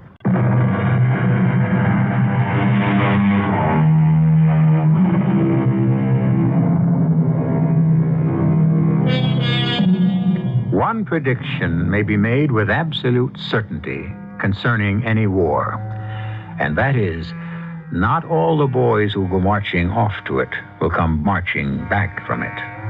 Some will come limping back, others will be carried back, and then there are those who will never come back at all. And the world shall go on.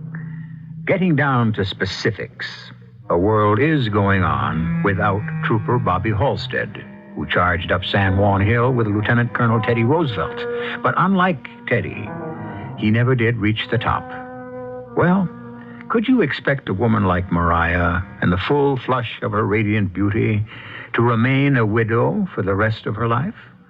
After all, she has cherished Bobby's memory for 3 long, lonely years, in her fashion. Mariah, my dear, may I have this waltz? Woody, oh, you mustn't dance with your bride-to-be the night before the wedding. Is that a fact? Well, you shouldn't even see your bride-to-be the night before the wedding. Oh, is that a fact? I mean, we shouldn't be having this party. I mean, a thing like this, it just isn't done. Oh, you mean it's against the rule? Well, folks like us don't have to follow the rules. Why don't we? Because the rules are made for average, ordinary, everyday people. Uh-huh. Well, I always thought of myself as just folks. Oh, you were never just folks, Mariah. Even when you married Bobby Halstead, you married beneath your station. Oh, everyone thought I married above my station. Bobby's pa worked for the railroad, and my pa... Oh, now, he had an unfortunate illness. He was the town drunk. Well, that's all so far behind you, my darling. I suddenly decide to have this party the night before the wedding. Why, Woody? Why? Because I don't want anybody for miles around to get any sleep tonight. Well, why should anyone miss out on a night's sleep just because you and I are getting married? They'll be too excited to sleep after I make my announcement. What announcement? This announcement. Ladies and gentlemen, may I have your attention, please? Please, ladies and my friends, I have an announcement to make. I have here a telegram. I should like to read it. Quote, shall be delighted to attend wedding and give bride away. Delighted. Signed, Theodore Roosevelt.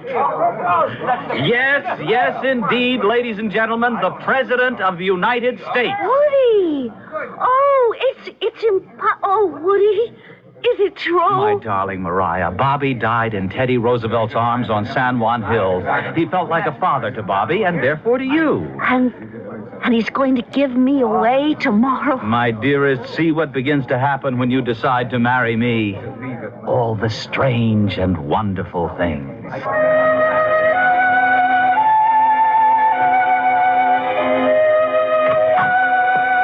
Mariah?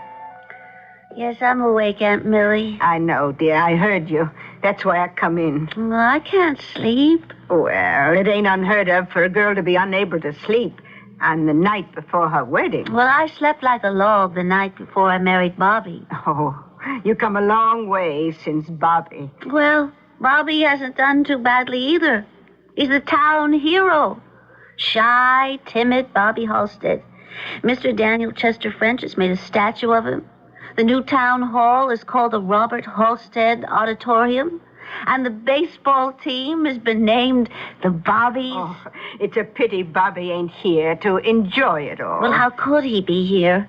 If he were here, he wouldn't be a hero, and none of this would have happened. Who would have believed it 5 years ago? Bobby is the town hero. And you are about to become the richest lady in the county. And just think, it's Woody Preston who's done it for both of you. Aunt Millie, you talk too much. Well, it's true, ain't it? If it wasn't for Woody, Bobby would never have gone off to the war. After all, the Rough Riders were a special outfit. Unless you were one of Teddy Roosevelt's cowboy friends or a college graduate or a rich man's son, you couldn't get into that outfit. Now, those are just rumors. Well, Woody enlisted. He was accepted, but at the last split second, he lost his nerve. He did not. He didn't. Well, what was it then? Well, the realization came to him that he was a pacifist at heart. Oh, sure. And that perhaps it was not really a just war. Mm-hmm. All right, be skeptical, but it is possible to receive a sudden enlightenment. Well, the enlightenment was, like you say, that he could have been killed. Say what you like, but it was a sincere change of heart on Woody's part. Now, let's try to get some sleep. Oh, sure. You'll need all your strength for tomorrow. Now, what was that supposed to mean? Good night, honey. Oh, she thinks she knows everything. Well, she doesn't. Oh, I'm so sleepy. Thank goodness. Oh, I'm sleepy. Maybe now I can get some sleep. Mariah? What? Who? Mariah? Who's that? Mariah. Don't you remember? Who? Mariah. Bobby. It's Bobby. But it can't be. Mariah. Oh, Bobby.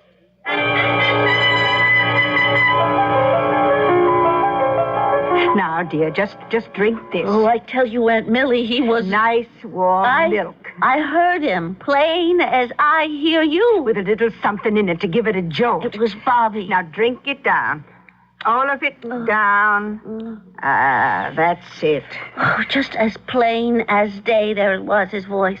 I heard him say Mariah, the way he used to say it, that same breathy way like he had a cold in his nose. Now, Mariah. Which he usually did. I heard him. You were dreaming. I was awake. You couldn't have heard him. He's dead.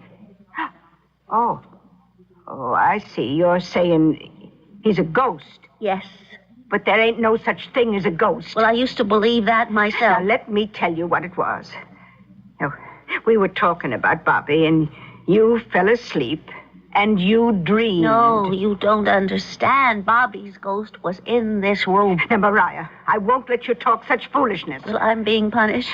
Child, what are you saying? Punished for what? Well, read in your Bible about David and Uriah. So what's all that got to do with And David did lust after the wife of Uriah. And so he sent Uriah into the thick of the battle. What are you talking about? Woodrow Bennett saw me walking on the street, and he wanted me.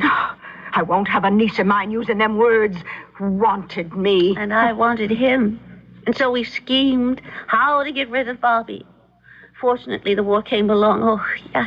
Listen how I talk about a war. Fortunately. Anyhow, we figured if Bobby could go and get killed. Mariah. And so Woody enlisted in the prestigious Rough Riders, and from then on, it was easy to get Bobby to take Woody's place, don't you see? Oh, we killed him. Now, look. No one forced him to go. He could have stayed home. No. We did force him. Poor Bobby, who never did anyone any harm. Oh, Aunt Millie, I'm frightened. Oh, that ain't fright, child. It's remorse. There's only one thing I can do. Call off the wedding. Oh, you can't call off the wedding. President Theodore Roosevelt's coming. No, I'll have to spend the rest of my life trying to make it right with Bobby. I'll become a nun.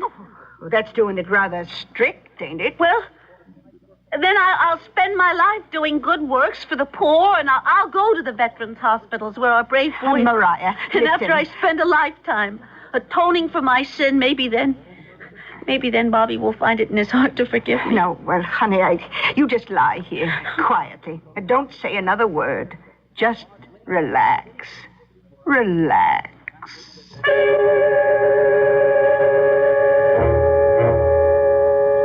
Oh, Woody, don't you tell me it's my imagination either. No, my darling, but Mariah, do you believe that we schemed and plotted to get Bobby killed? I do. How can you say that?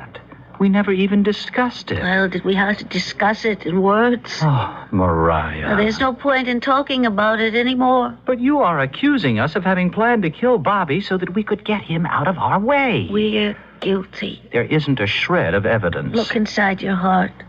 Our guilt is written in letters of fire. Our thoughts and words may have been unspoken, but there were thoughts and words just the same. But I spent $2,000 on the wedding party. Cancel it. How? The food's already been prepared. Well, give it to charity. How can orphans eat pheasant under glass? Oysters Rockefeller. Well, that's not my problem. And what are we going to say to President Roosevelt? You invited him, so you uninvite him. Look, you cannot play fast and loose with the President of the United States. It's against the law. You invite him here to a wedding, there's got to be a wedding. Or what happened? Now, look at this ridiculous situation, Mariah. You want to call off our wedding because you imagine you heard the ghost of your first husband. I tell you, Woody, I did hear him. And what if you did? What could he do? You're behaving like an ignorant, superstitious, uneducated... Oh, now that's starting to come out. No, I didn't mean to imply that you... Mariah, please snap out of it. Admit what every sane, sober, right-minded individual knows for a fact. There is no such thing as a ghost. Woody. Huh? Woody. What was that? Listen. Woody. Oh. Woody. Oh, no. It's his ghost. It's Bobby's ghost.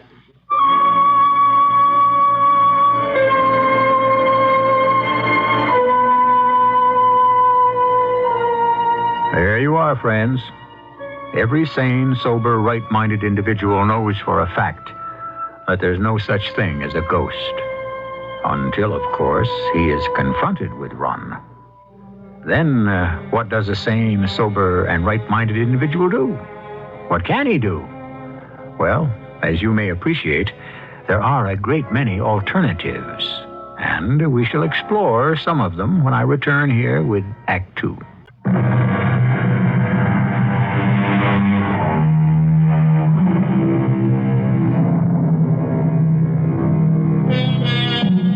The dead, we are given to understand, leave us forever. We, when our time comes, will go to join them. They, on the other hand, can never return to join us. The proposition seems so elementary and basic that one could hardly call it to question. And yet, what has been happening in Mariah Halstead's bedroom? Not only has she heard the voice of her dead husband, Bobby, but her future husband, Woody, has also just heard it. Woody! It is he. It's him. It's Bobby. I told you. I told both of you. Now what do you say, Woody? And you, Aunt Millie? Land sakes alive. Bobby? Is that really you? It's me, Woody. Oh, no. Oh, no. Oh, Bobby, forgive us. Forgive me. I mean, please, forgive Mariah. Well, sure. Sure, I forgive you. I see him. That's you, Bobby, standing by the window. Bobby in his Spanish war uniform. Bobby. The ghost of Bobby come back home. You've been sent back. Yeah, I guess I was sent back. Oh, and I know why. As a warning to Mariah and me, to remind us that we must repent for our sins. Well, now, Woody... Well, we have sinned, Bobby. Yes, Bobby. We may lie to ourselves, but we sin. The minute I laid eyes on Mariah, I fell in love with her. And I fell in love with him. But she was married to you. And so he tricked you into joining the Rough Riders. You've got to forgive us, Bobby. Oh, Bobby, we'll spend the rest of our lives in repentance and prayer. We'll never look at each other again. That's punishment, isn't it, Bobby? That's punishment enough. Oh, Bobby, you were such a good man, such a great heart. So kind, so decent. So gentle. Well, ain't you going to say nothing, Aunt Millie? Well, if I keep thinking, something will come to me. Bobby, how long will you continue to haunt us? I ain't going to haunt you at all. You mean you're going back? Oh, no. I can't go back. It's too hot. Hot? You mean you were sent to the other place? What other place? I'm talking about Cuba. Cuba? I ain't about to go back there. Cuba? Is that where people go these days, after they die? Well, don't ask me where folks go after they die. All I know is Bobby, darling, you of all people should know where folks go after they die. Why should I? Well, because you're dead. Who's dead? You are. Who says I'm dead? Everybody, Bobby. The War Department. Teddy Roosevelt. Well, you died on San Juan Hill. No, I didn't. Bobby Halstead, now stop this foolishness and look me in the eye. Yes, ma'am, Aunt Millie. You mean you ain't a ghost? No, ma'am, I ain't a ghost. That is impossible. Why is everybody so ready to believe I'm a ghost and so unwilling to believe I'm alive? Because... Can you touch a ghost? Well... Can you feel a ghost? Well, come on, touch me. Feel me. Oh! Come on. No, don't come near me. No, you come over here, Bobby Halstead. Yes, ma'am. Well, I'll be. Yeah. It's true. Bobby, you are alive. That's what I've been trying to tell everyone. Alive? Bobby, you can't be alive. You've got no right to be alive. Alive, Bobby? I mean, you just can't. I mean, what business have you got being alive? Yeah, well, Couldn't you ever do anything right in your life, Bobby? Couldn't you even get killed properly? Woody. I mean, most people who die do it right. They stay dead. But Woody's naturally upset, Aunt Millie. I mean, we all are. But when you get yourself killed, you have to come back. But I haven't come back from any... Well, what do you call this? You're as substantial as I am. That's because I never been gone. I never been dead to start with. And the Army? And Washington, D.C., and the president, all of them are wrong? They ain't wrong, exactly. They just made a mistake. Oh, you see, the way I got it figured, they must have got me mixed up with someone else. Who? Billy Homestead. Your Homestead does sound something like Halstead, don't it? And me and Billy, well, we were great pals, and we were both short and red-haired, and we did look a little bit alike. Billy Homestead? Well, who yeah, is... I'm coming to... Yeah. Now, you know I couldn't hit the side of a barn with a carbine or with a Krag Jorgensen rifle, and Billy, he was worse. So to keep us from killing everyone in the outfit, they made us messengers. And we were attached to Colonel Roosevelt's headquarters. And when he wanted something done, he'd say, "Trooper Halstead, my compliments to General Shafter. Tell him I need 100,000 rounds of ammunition." Or, "Trooper Homestead, my compliments to Colonel Wood," and, well, so forth. You follow this? It really isn't complicated. Well, Colonel Teddy never could keep the two of us straight. He'd call me Homestead, and he'd call Billy Halstead more often than not. All right, but how did you hold on. You have to understand all this, because if you don't, you'll never understand how the rest of it could have happened. All right, we understand. All right, it was the morning of July 1st, 1898. 3 years ago, the morning of the Battle of San Juan Hill. Oh, honestly, Bobby, you can wear a body's patience. Get to it. Well, we were drawn up along the bottom of the hill. It was such a beautiful morning. The sky was a deep, deep blue, and the sun was like gold. And the whole place was alive with nature. The birds singing, the crickets chirping, and suddenly... there was a shot from the top of the hill, and then another, and then still another, and before we knew it, there was firing by volleys. And the next thing I knew, Colonel Teddy was waving at me to come to him. Keep your head down, Trooper Homestead. I'm Halstead, sir. That's what I said, Homestead. Now, son, we are going to take this hill. Yes, sir? By assault.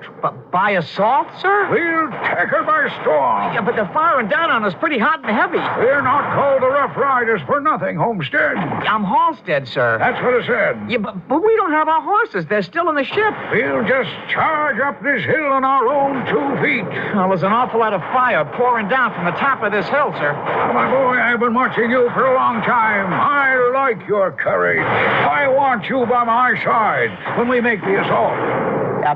Me, sir? Yes, my boy. I want you to be my flag bearer. Yeah, but Now the flag's back at the headquarters tent, Homestead. Hey, sir, my name is... I want you to run back there just as fast as your legs can carry you. And get that flag.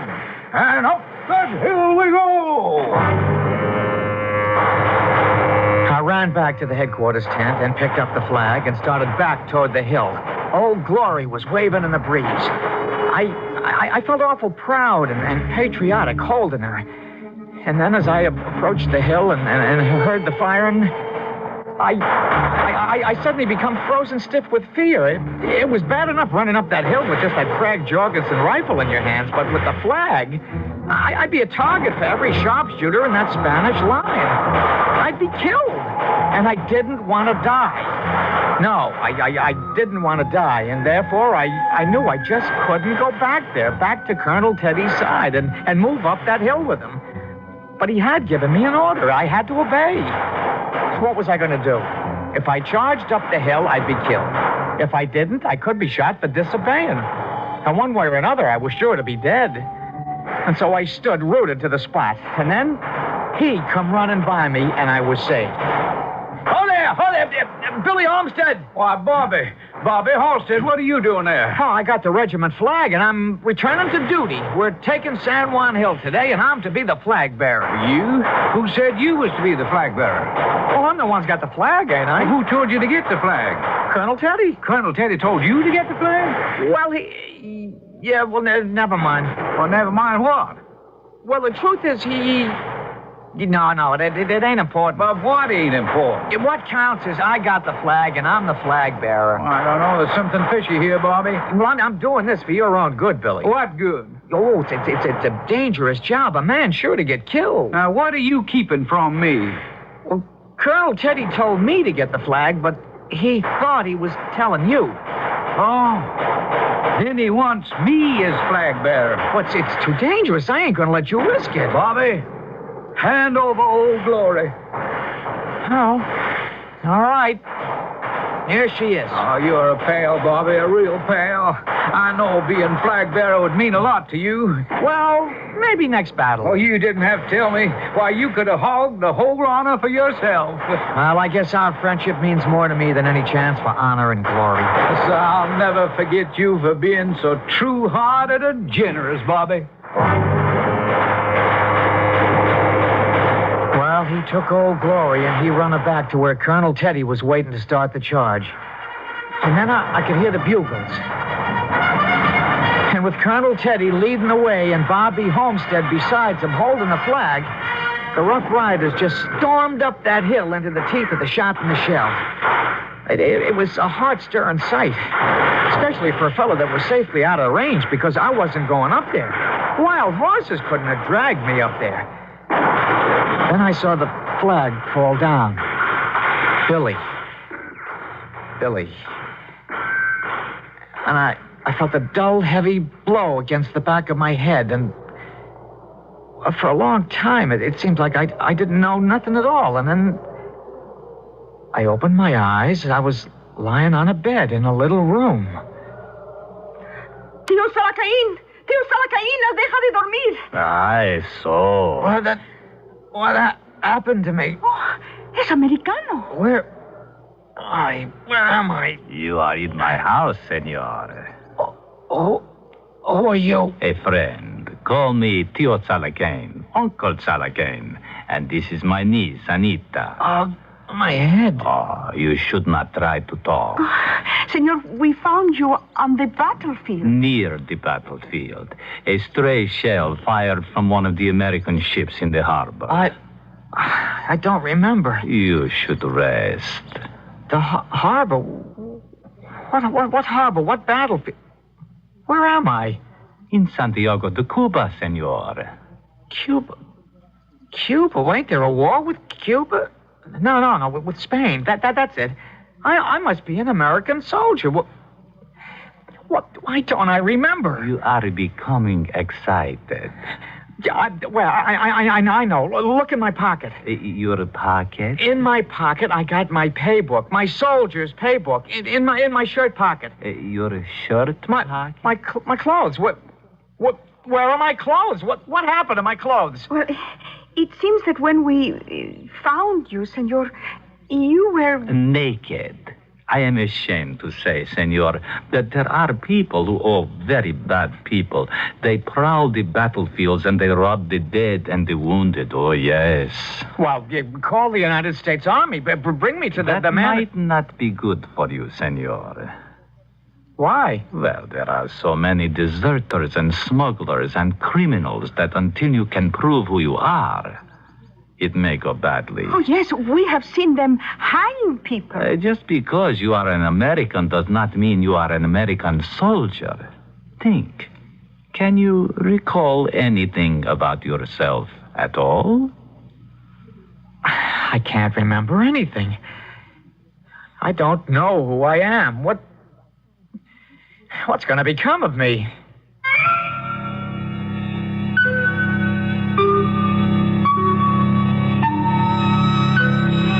Well, you must admit we're getting to see the underside of things, where there are neither frills nor fancies, and where General Sherman's one-word description of war, namely that it's hell, takes on more and more reality.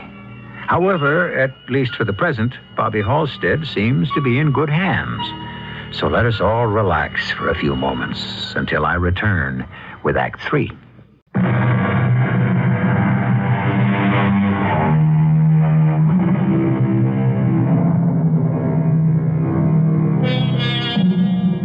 War will throw everyone and everything into a state of disorder and confusion. And if you're dealing with folks who are confused to begin with, well, the Spanish-American War was only a little war, as wars go. But it has already disrupted the affairs of all the characters in our story. To continue the confusion...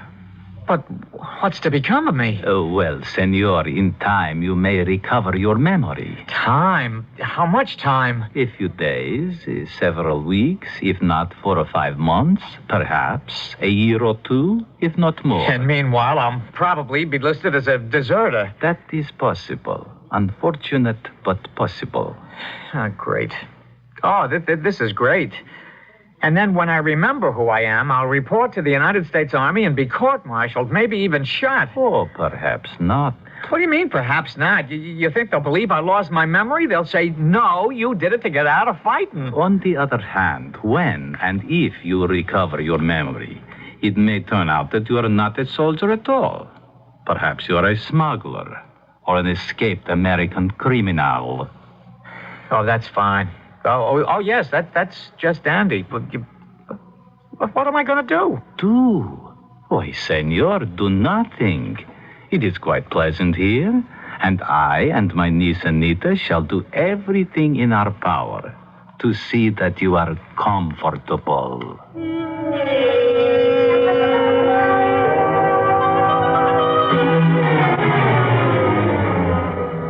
And that's what you did, Bobby? You stayed in the house with that girl? Well, what else was I to do? But you were a married man. Her uncle was there. He was a chaperone. Well, I suppose she was beautiful. Oh, yes, she was. She surely was. And what happened was she fell in love with me. Bobby Halstead. Yeah, I'm trying to tell you the truth. I was forced to stay there. I had to be in hiding till I could find out who I was. And so... Well, what? One thing led to another. Is that so? Cuba is a very romantic country. I mean, 3 years had gone by. 3 years? I was sick a long time. I mean, I'd been hit in the head, you see. Well, one night, Tio Zalakin says to me, Yankee... They called me Yankee. Yankee, we must give a thought to your future. Well, that's what I've been doing all this time, Tio Zalakin, just sitting and sweating about it. Well, suppose you never find out who you are. I've got to, Tio. And yet so much time has passed. Who can guarantee the future? Oh, nobody, I guess. Ah, but you are wrong. I can. Huh? You see, when I saw you lying there on the field of battle, I said to myself, there is a fine young fellow. Did I not say that, Anita? Oh, yes, Tio. You did say that. And I further said, if this one lives, he will make a good husband for my niece Anita. You remember, Anita, I said that. Yeah, but I don't know if I... If you love Anita, who says you have to love her?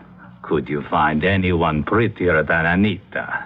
But it's of no use when Anita wants something. I appreciate her affection and all. When Anita saw you lying on the battlefield, she said to me, Tio, I want that one.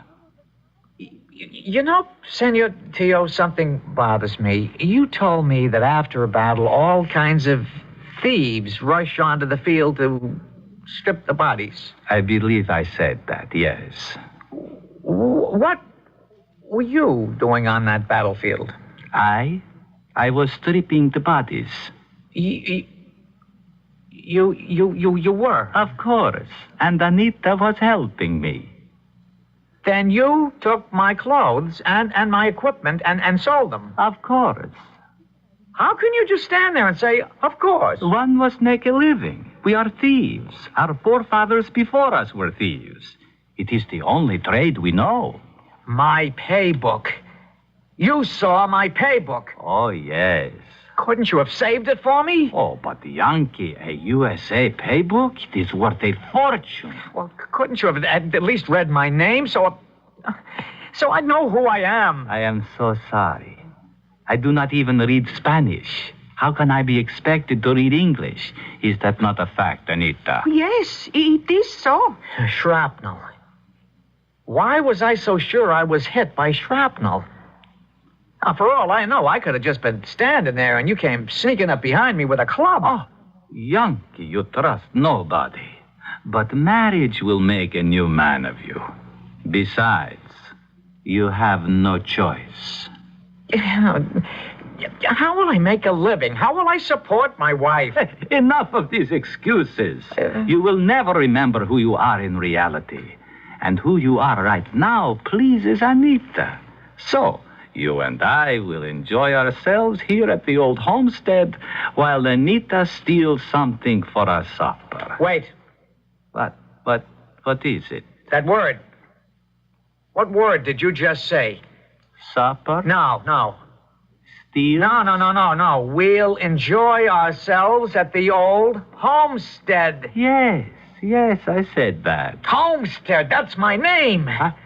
Your name is Homestead? No, my name is Halstead, Bobby Halstead. Colonel Teddy called me Homestead, and he called Homestead Halstead. And that's who I am, a Rough Rider, and I'm married to Mariah, and I'm going home. And here I am. Now, you know what happened. Teddy must have seen poor Billy Homestead get killed, and he thought it was me. Then you aren't a hero after all. It was Billy Homestead. It was all a mistake. Now, just a moment, Mariah, my dear. We must never make hasty judgments. Bobby, what are your plans? Well, my plans are to come back to my wife and my life here. That may be somewhat awkward. You see, Mariah and I have made other plans.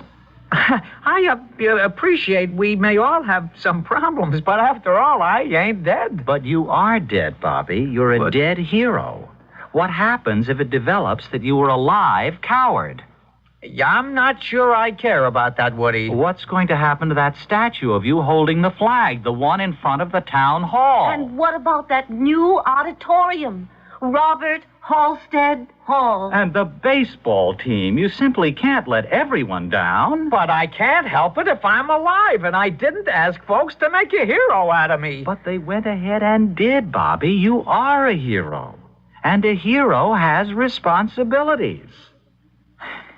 What responsibilities do I have? Well, right now, your only responsibility is to be dead. Oh, you should see that statue, Bobby.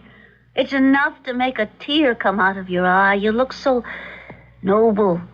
You're such an inspiration, especially to the kids. Think of the kids. Your problem is you're too self-centered, Bobby. And the baseball team, Bobby. I mean, they were never worth shucks. But since they started wearing your name lettered across their chest... Well, it's like that heroism has just been rubbed off. They're champs, Bobby. League champs. Well, yeah, but what do you want I should do? You'll just have to stay dead. So you and Mariah could get married? Oh, Bobby, darling. Are we asking this for ourselves? It's for you. For your name, for your reputation. Yes, this thing is bigger than all of us. That's why you'll have to stay dead. I ain't doing nothing of the kind.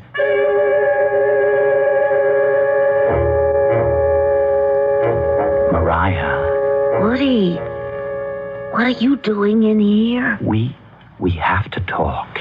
He refuses to listen to reason. Well, he's got his side of it, too. Now, Mariah, if you're going to go and consider everybody's side, we'll never get anything resolved. Well, what do we do? Well, I was thinking. Bobby is officially dead.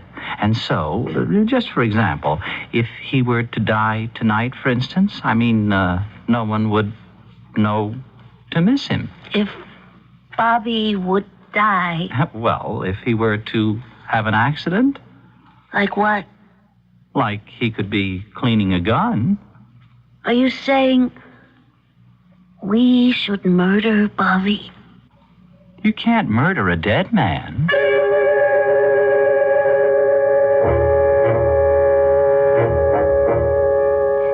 Bobby. What?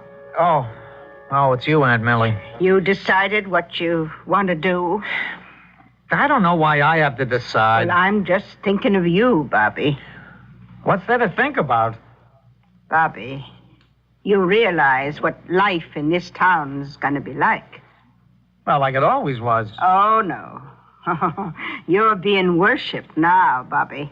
Well, so that's great. Yes, but you must understand, the higher folks raise you up, the lower they cast you down. And when they discover you ain't a hero after all, that you didn't die carrying the flag up San Juan Hill, well, they're going to feel they've been had. But I wasn't the one who... Oh, sure not. They done it to themselves, which means they'll be madder than ever. How mad? Very mad. Lynching mad? Well, it might stop just short of that.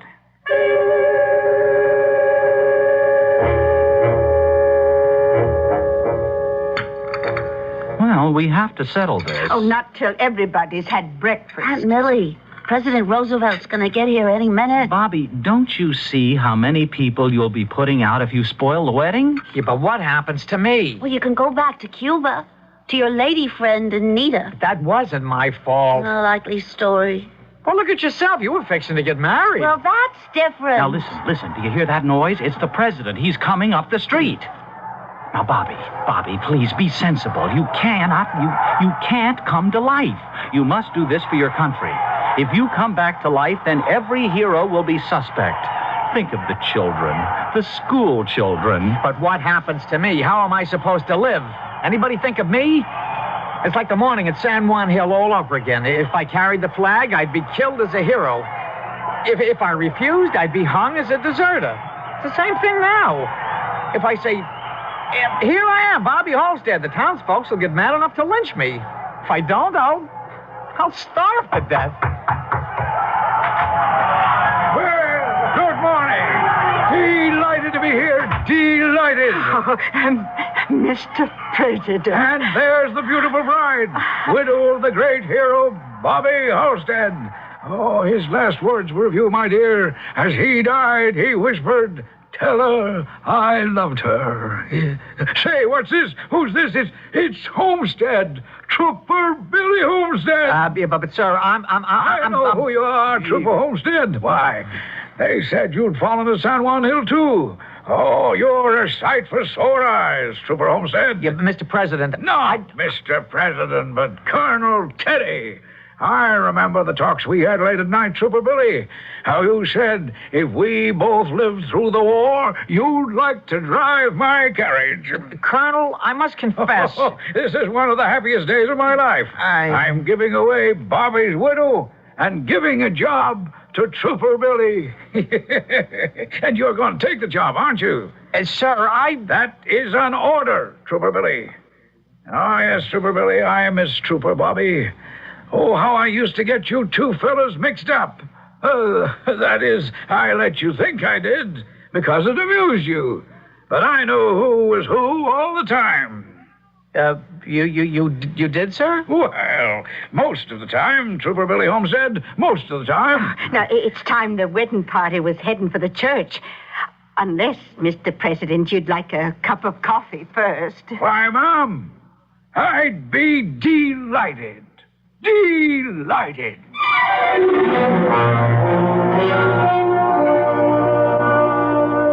And so they were married. Mariah and Woody, that is.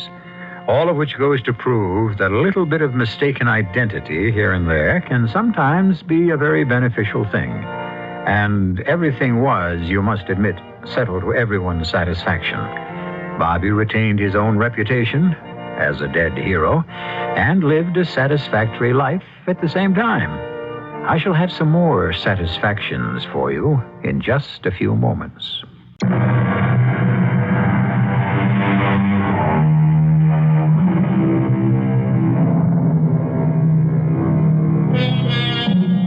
Well, is it better to be a live coward or a dead hero? The problem has been debated pro and con for centuries, and the answer still eludes us. Perhaps there is no answer. It could very well be that these are choices that each man makes according to the dictates of his innermost nature. However, you must admit, we have added something new to this age-old controversy of live coward versus dead hero. We have presented you with a character who was able to be both, and at the same time. Our cast included Jack Grimes, Marion Haley, William Redfield, Bryna Rayburn, and Ian Martin.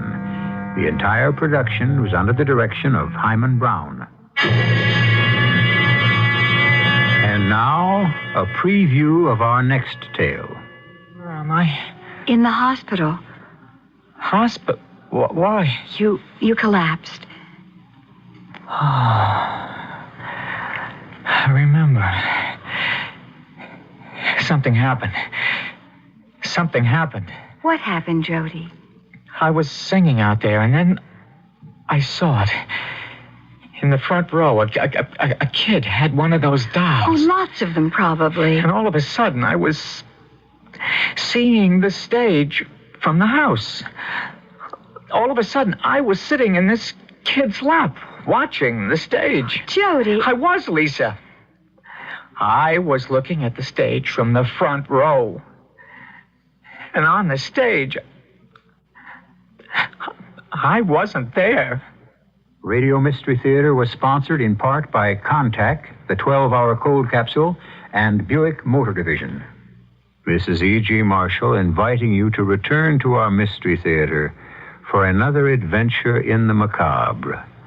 Until next time, pleasant dreams.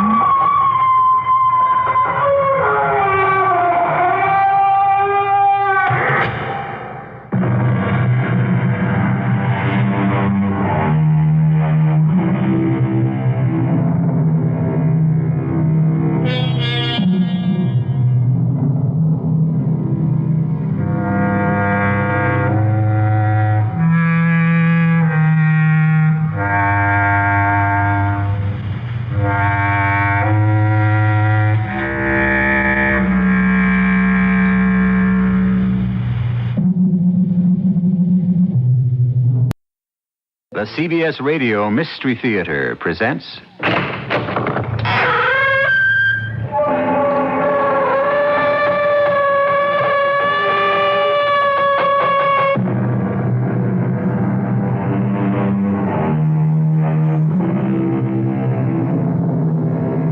Come in.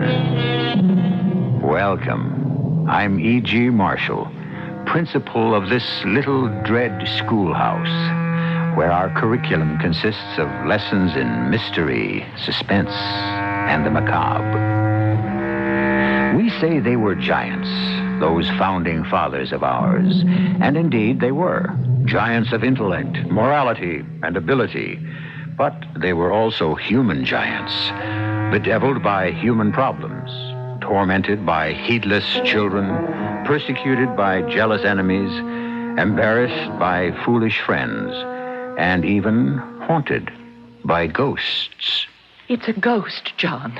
It must be a ghost. There is no such thing as a ghost. I heard him. You're talking like a woman, Abigail. And what does that mean? Well, it shows that no matter how intelligent a woman may be, in the end she has certain weaknesses that well, there is no such thing as a ghost.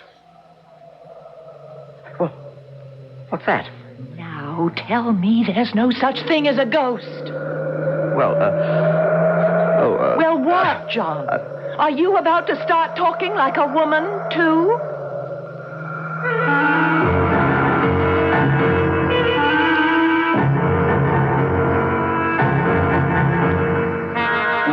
Our mystery drama, Ghost Powder, was written especially for the Mystery Theater by Sam Dan and stars Marion Seldes and Michael Wager.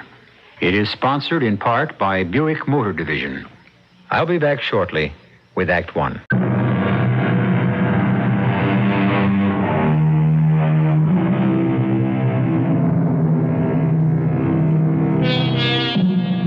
If you were to say to John Adams, "You can't tell the players without a scorecard," naturally, this great American wouldn't know what you mean. But if somehow you could explain it, he would fix you with that level, steadfast look of his and say that you couldn't tell the players even with a scorecard. Here was John Adams in 1784, getting more flack from our recent French ally than from our former English enemy. Here he was, ambassador to Paris from the United States, and nobody really quite knew just what the United States was, or were. His colleagues, Franklin and Jefferson, were great men, as we all know, but very difficult to live with. His wife, Abigail, insisted that she couldn't run the embassy properly on his meager salary, and when he asked the Congress for more money, their answer was to cut his wages. In addition, their rented chateau, a place called Auteuil, was haunted by a ghost. But Henri swears he heard him. Which one is Henri, Abigail? Henri is the one who cleans the floors. When did anyone ever clean the floors in this place? Well, Henri does the best he can. It isn't good enough. Now, dear, about the ghost. There is no such thing as a ghost. Let us discuss this rationally. How can you possibly discuss a thing like a ghost? Rationally, it's a contradiction in terms. John, you simply cannot close your mind. Are you telling me you actually believe I am that... telling you what Henri said. I see. An illiterate French peasant has suddenly become a respected authority on the supernatural. Well, why don't you talk to him? How can I speak to him? I don't speak his language. Ah, but he speaks yours. I noticed that. You noticed what? The aha, he speaks yours. The ah of reproach. See how this humble, uneducated man takes the trouble to learn your language while you will not bother to learn his. That isn't what I meant to say. But now that I hear it stated, I must say I agree with it. I am far too busy to study this exercise in nasality. But, darling, you are the ambassador. Not exactly. I am the minister plenipotentiary. And Mr. Benjamin Franklin is the ambassador. Well, actually, Mr. Franklin is the ambassador emeritus. I wish Mr. Franklin would go home to Philadelphia, where I understand he is worshipped. Mr. Franklin is coming to dinner. Oh, no. Why are you so stuffy this afternoon, John? It's so unlike you. I've been away from Boston too long. Now, about Henri and his ghost. I don't wish to talk about Henri and his ghost. What is there that I can say to this superstitious servant who... Why don't you listen to him first? Oui, Monsieur Adams, I have heard him. How do you know it's a him? It's a voice of a him. And what does he say? He says nothing. Well, this is a fuss over nothing. John. Well, how can he hear him if he says nothing? He says something, but I do not understand him. Does he speak French? Français, no. Does he speak English? Anglais, no. Then what does he speak? He speaks ghost. Ghost? Yes, ghost language. Oh, there's a ghost language. Oh, yes, Monsieur Adams. But what is this ghost language? And where do you hear this alleged language? Oh, I hear him all over. But where? Particularly? In the library, in the bedrooms, and all over. How can I get rid of a ghost? You must call in a witch. A witch? Yes, the witch comes in and says a charm, and the ghost runs away. Why? Because the ghost is frightened. Oh, now look, my good man. There is no such thing as a ghost, and I think you had better get back to work. My uncle, he says the same thing. And one morning he is found throat cut. if you spent more time getting the place clean as you are paid to do instead of weaving these impossible fables about ghosts. Henri, the master will give this matter his full consideration, and we shall rid the house of the ghost. Thank you, madame. And you may finish cleaning the floors. I go, madame. Now, Abigail, I do not relish being called the master as if I were some feudal aristocrat. Ah, but your dear friend Tom Jefferson is a feudal aristocrat back home, and he is called master by hundreds of slaves. We are not discussing Tom Jefferson. We are discussing a matter of gross superstition. Why must I indulge him in this superstitious nonsense? To make my life easier. What does this have to do with you? One day, my dear, there will be another revolution. A revolution of the women. What on earth do women have to revolt about? It will come in a faraway future. I shall not live to see it. My dear, I do wish you would stay to the subject. Although you change it so many times, I confess I am at a loss to know where exactly we are. Call in a witch and have this demon, this ghost... This figment of Henri's imagination. Well, whatever it is, properly exorcised from the premises. My dear, it does the lower element no good to reinforce their superstitions. Perhaps not, but it will do me good. Henri's story has infected the entire staff. I want you to go along with this mumbo-jumbo before they all run away. Oh, let them. We can hire others. No one will want to work here. Oh, please, John. Hire a witch. To realize what would happen if word of this reached home, I'd be the laughing stock of the country. The thing can be done for a single silver franc. And Jefferson? What will Jefferson say? I will tell Henri to find a witch and have her here tomorrow. I forbid it. John, I cannot maintain this house without servants. I can't entertain at official dinners, and I insist... I will not reinforce the dark ignorance of the human race. John, please. I have nothing more to say. This is a matter of housekeeping. It doesn't concern you. Whatever lessens the dignity and the sanity of the human race concerns me. You're not making a speech before the Congress. Oh, I'm sorry, John. I just realize how I sound. Well, I realize how I must have sounded. Good. Let's compromise. And call in a witch. No, I cannot permit it. Do you understand? I can no longer be mistress of this embassy. Yes, I realize that, and therefore I shall resign the post. John, this is an impasse, my dear. Each of us is standing on a principle. But you can choose to resign. But I cannot choose to be party to the dark barbarism of the Middle Ages. I cannot sanction witchcraft.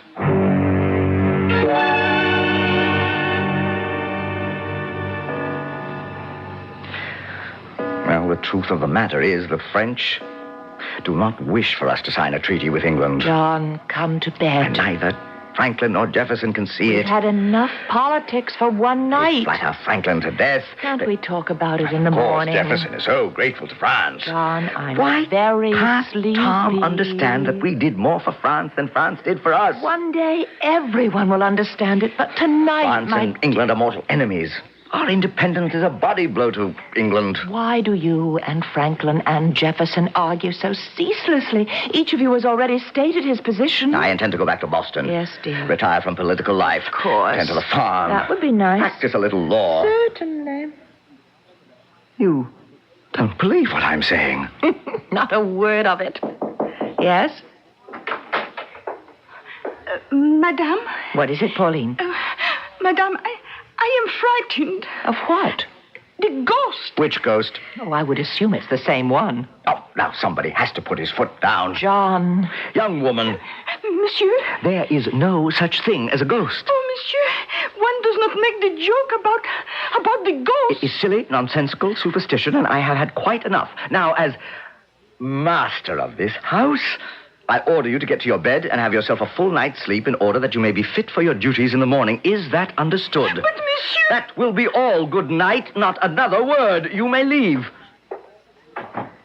You have just transformed a problem into a disaster. You told me these people were peasants, and so I thought I would speak like a master. They can't accept you as a master. They can't? Why not? Well, it has to do with the customs of the country. I am becoming rather satiated with the customs of this country. You do not behave like the master of a chateau. Well, How does a master... Well, a true gentleman of the blood would have, in addition to his wife, a mistress. I'm not old enough. Perhaps when I reach Mr. Franklin's age. Oh, John, tomorrow morning, please, hire a witch.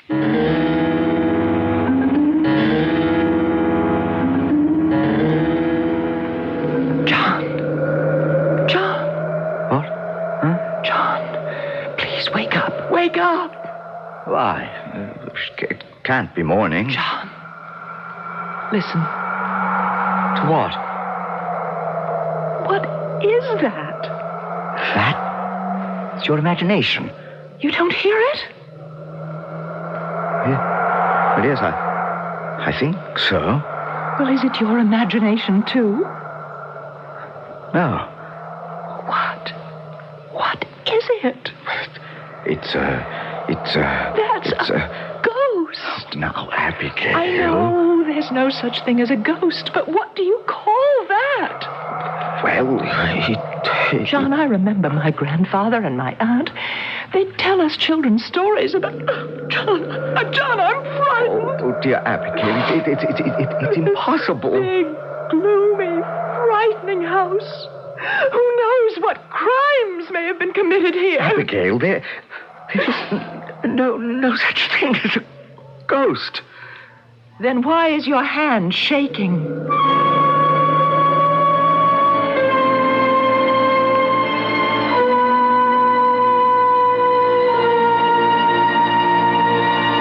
In broad daylight, in safe, secure, and familiar surroundings, there is never such a thing as a ghost.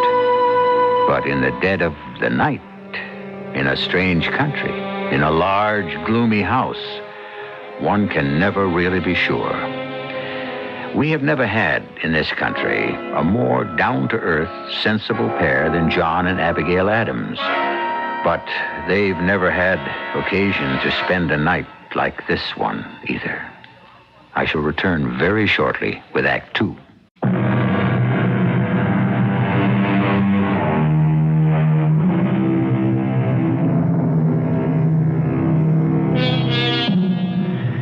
It isn't easy to be a man of intelligence and integrity, to speak one's mind and stand on principle at a time when men are valued for their flexibility.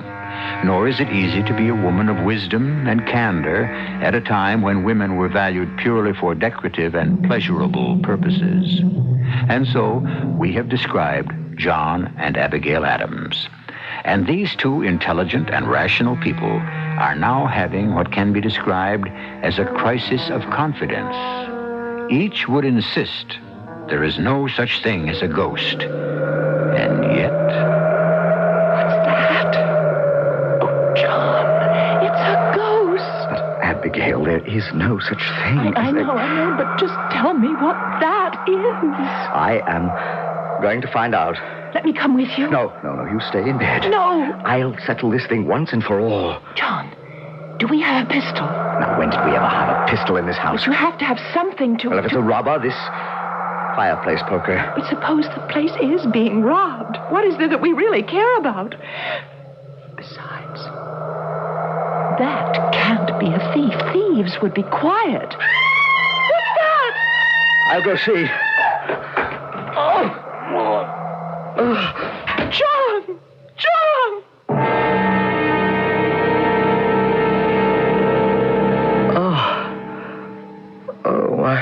My head. Just lie quietly, my dear. You have a rather large bump on your head. What happened? I don't know. I found you lying on the floor in the hallway. The servants helped me to put you to bed. The servants? Especially Henri. Everyone's anxious to know what Monsieur Adams thinks of ghosts now. I remember. I heard that noise, and then somebody screamed. That was Pauline. She heard the ghost, and she was frightened. I ran into the hallway. Something hit me on the head. Who? It didn't have to be a who. It could have been well, I could have run into that low ceiling beam near the stairwell. Something was making that noise. Oh, John, may we have Henri call in a witch? Abby, Dear, what harm can it do? If there's no such thing as a ghost, then all we've lost is a single silver franc. But if there is such a thing... Now, Abigail... Please, John, it's the only way that I'll be able to keep the servants. All right. But no one must know. I'll be silent. Silent as the grave. That is hardly a fortunate figure of speech.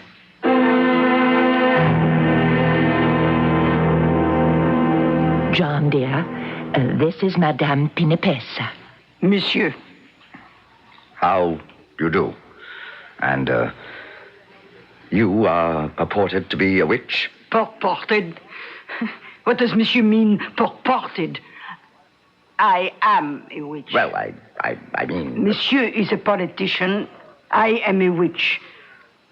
Whose profession is older and more honorable. Well, what can you do for us, Madame Pinipes? The noise you hear is the Duc d'Ormont. How do you know? He was strangled in this chateau. Why? It was 200 years ago. He was the Queen's lover. She came to visit him here. They were betrayed.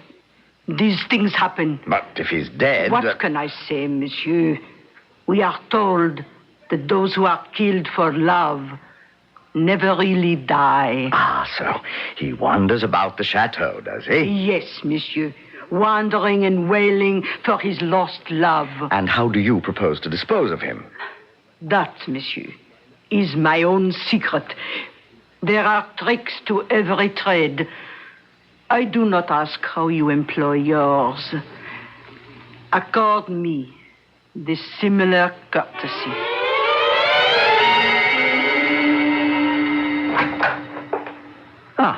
Count de Vergennes. Madame said to wait for you here, Monsieur Adams. Welcome, Your Excellency. To what do I owe the honor of this visit? Monsieur, I think we might discuss your rental of several French frigates of war. Your Excellency, we have no need of... but you have no navy to speak of at present. And the Algerine pirates? Oh, yes, we do have trouble with the pirates on the Barbary coast. And since the building of a battle fleet is, of course, prohibitively expensive... We are aware of the problems involved. It will be difficult to raise funds through taxation. Your countrymen cannot seem to agree on the necessity to tax Virginia planters and Pennsylvania farmers in order to protect the interests of New England merchants. Sir, this is our internal affair. Naturally, Mr. Besides, we have other sources of revenue. Have you? I am given to understand that the Prussian loan is encountering difficulty. Do you, sir? It is common knowledge. Well, I must be going. Good day, monsieur. Such lovely weather. Yes. Thank you.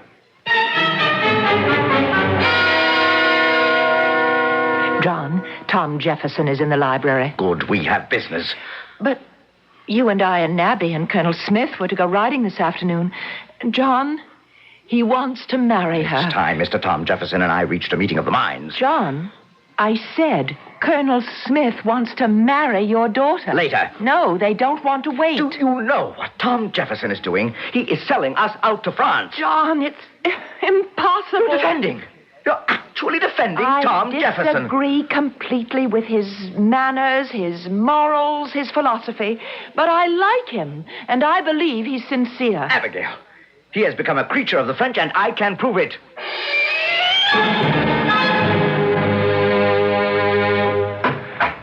Well, John, why did you want to see me? Tom, we must have this out. What? Well, George Washington won't live forever. Hamilton, too unpopular, personally. Hancock, Jay, Pinckney, nobody really thinks they have enough. Enough of what? Burrs, they're too slippery. What is all this, John? This is the talk that's going on at home. This is how people are thinking and speculating. It's going to come down to a fight between you and me. What kind of a fight? Power. Who is going finally to rule our country? I never thought much about it one way or the other. You want the truth, John. I think you're more qualified. You do a better job of it. Maybe you think that, but your friends, your Federalist friends, won't let you think that way forever. They'll egg you on for their own purposes. Don't you have the same kind of friends that I do, John? Yes, and all with axes to grind. And I shall be the victim of my friends, too. And it has to be this way, Tom. Why? You and I. We are on opposite sides of every question. One of us has to prevail. Maybe not. Maybe the people will split the differences between us. Maybe they will. But still, we have to fight it out. We can fight as friends, John? No. You have already betrayed me and the country. Be careful what you're saying, John. Oh, stop talking like a southern aristocrat. What do you propose to do? Challenge me? How dare you accuse me of betrayal? You and I were sitting in this room night before last. We spoke to the progress of the Prussian negotiations. Yes? I had confidential information that things were going badly. You and I were the only ones in the city of Paris who knew it, or so I thought. This morning, the Count de Vergennes tried to use that fact to strengthen France's bargaining position. Well, what does that have to do with me? Well, if you didn't tell him, who did? Ben Franklin was also in the room. When I read the dispatches from Prussia, Ben Franklin had fallen asleep. Oh, what makes you think I told Vergennes? Your friendship for France is notorious. I am grateful to France for helping us overthrow the British yoke. Would you have us exchange the British yoke for one made in Paris? I am here to represent the interests of my country. You were the only one who could have told Vergennes. But I didn't do it. On my word of honor. What am I saying? Why am I trying to insist on something that should be beyond question? My integrity. How dare... Tom. We worked on the Declaration of Independence together. How can you even accuse me? Tom, I'm sorry. I don't know what to think. Someone is betraying our secrets. Does anyone else know? No one. Are you sure? Can you swear that not one other single, solitary soul? Yes, I can swear. Well, what? Abigail knows. Abigail? Well, I have no secrets from Abigail. But these are matters of government secrets. I know, but Abby is my counselor. Abby is only a woman. Only a woman. Yes, but I share everything with her. Is it possible? No, I can't say it. Abby could never. Can you forgive me, Tom? Well, I'll have to. I'm sure I'll be forced to say certain things in the future for which you'll have to forgive me. But how could Vergennes have found out? I don't know. Unless the walls have ears. Now, that's impossible, John. Who can say, Tom? After all, these are French walls.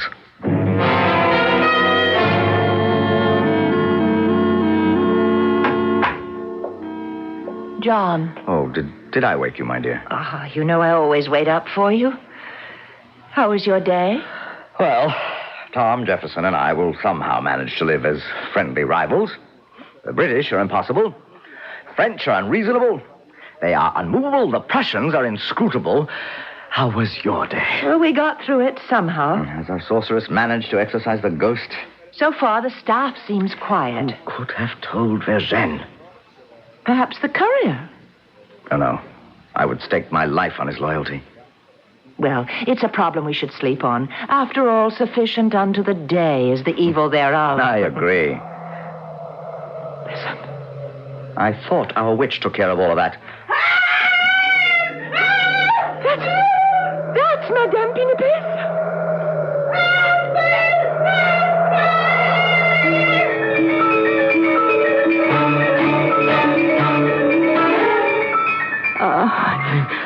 Madame Pinipes. Someone struck her down. Have the servants fetch water and bandages. You won't get any servant to come into this room. I'll go myself. Help me. Help me. Now, just try to be quiet, madam. It's true. It's true. What is true? There is... I never believed, but there is such a thing as a ghost. I saw him. I saw him. You saw whom? The ghost. The ghost. Madam. Madam Pinipes, speak to me. Speak. Say something, Madam.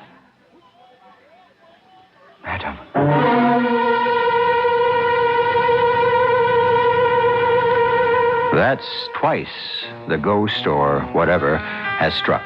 But this blow appears to be fatal. Is it a ghost? Well, we have the word of perhaps a foremost authority, a witch. Who would know more about the subject? You'll get to know a great deal more when I return in just a few moments with Act 3.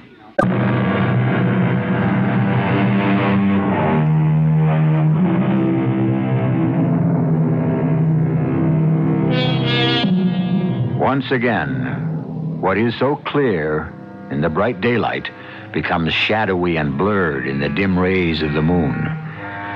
Madame Pinipes, a sorceress who has been employed by the Adamses to exorcise a ghost, obviously has been exorcised herself. And this is no time to ask John and Abigail if they really do believe in ghosts.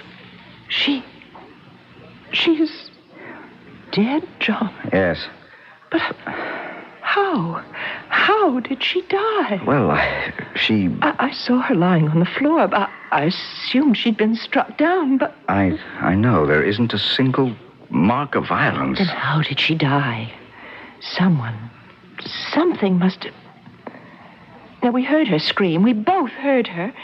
And what was she muttering when we came in here? The ghost. Yes, and something else. There is such a thing as a ghost. That's what she said. So you see, she never really believed in it herself. To her, it was just a way of making money. But then at the very end, she saw a ghost, and it killed her. How? Well, she may have died of fright. Look at the absolutely terrified expression on her face. Have you ever seen such horror on a human countenance? I see it. But I don't believe it killed her. Why not? Because she didn't really believe in ghosts. She wasn't an ignorant, superstitious person. Neither are you, neither am I, but we've been having our doubts lately. And what is this? This thing clutched in her hand? Well, a piece of cloth. It must be a ghostly vestment, part of the shroud worn by the unfortunate late Duc d'Ormont. No, not this. Look, it's muslin cloth. Well, ghosts do wear shrouds of muslin, don't they? John, this cloth is fresh, new. That proves that she was attacked, and she tried to fight. We had better call the authorities.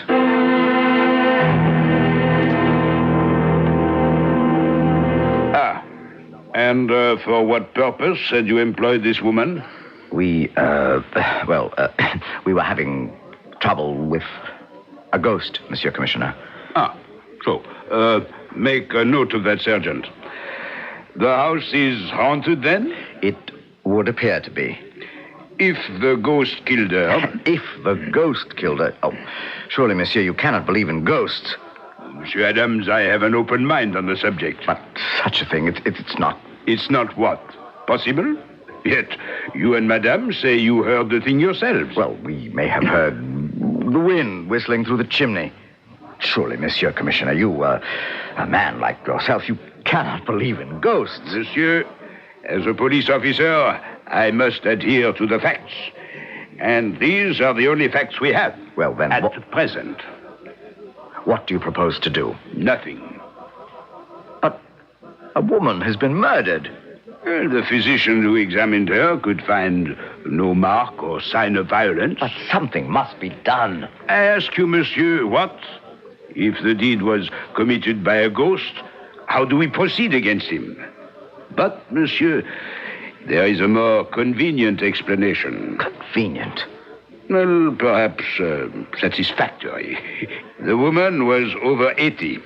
It is entirely possible she died of old age. Yes, that would satisfy everyone. Sergeant, write that she died of old age. The most respectable killer of all.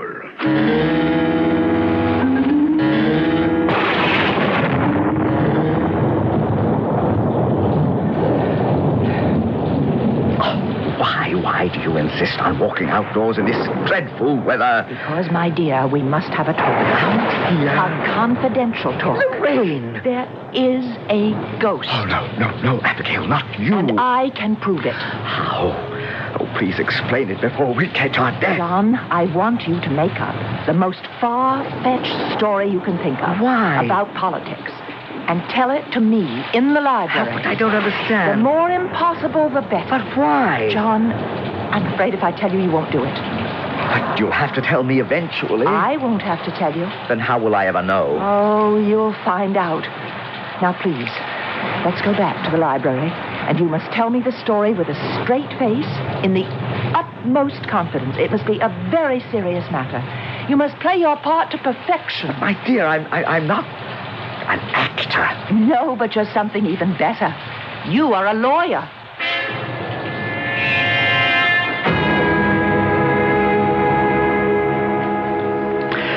Abigail, this is incredible. Really? Yes, this message I have just received from St. Petersburg. Really, my dear? Yes, from Count Ramuntsev, a confidential minister to the court. But what have we to do with the Russians? Well, the Count believes our two countries have a great deal in common. I can't imagine what. Well, you know, the Russians are established on the western end of our continent.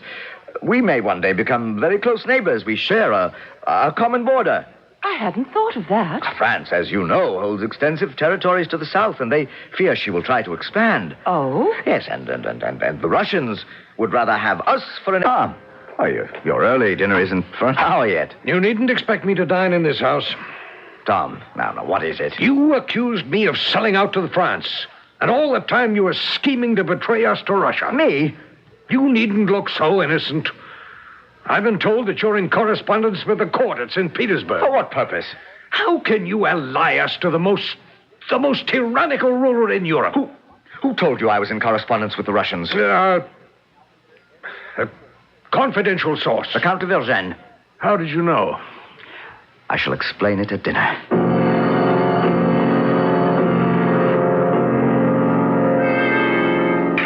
And you say this ghost or whatever overhears our conversation and reports it to de Vergennes.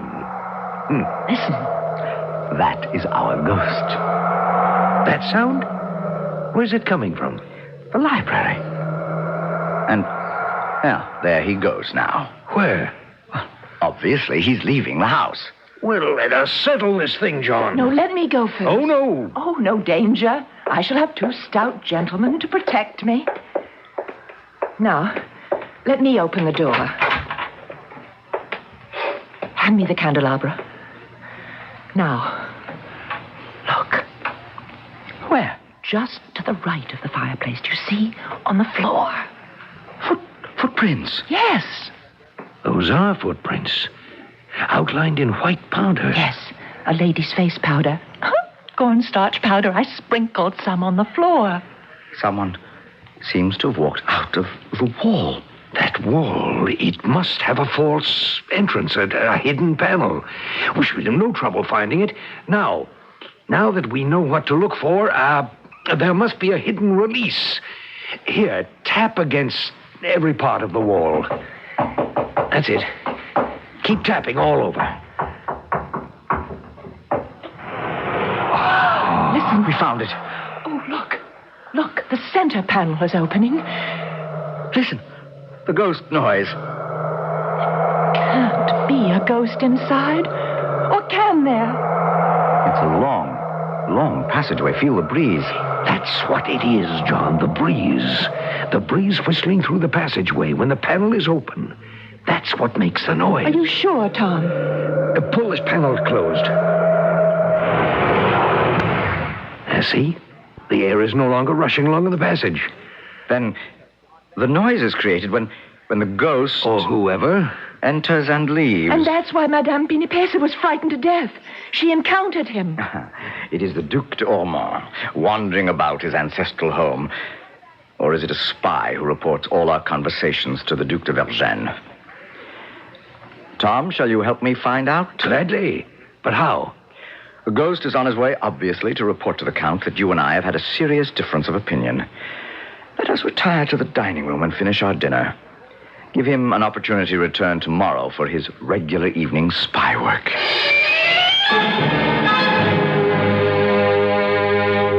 It is no secret. What is no secret, Count Vergennes? That your country's existence is threatened by factional strife. Factional strife may be a sign of vigorous national health. Oh, my dear Adams. Now, suppose France supports your side. My side? Suppose we give you money, even troops, civil war. Assuming all you say is true, why support me? We would support a solid, conservative person such as yourself. Do I make myself clear? I must say, sir, you seem to have a most incisive grasp of the situation. We have excellent sources of information. So I see. A word to the wise. Consider it. Indeed, sir. I shall.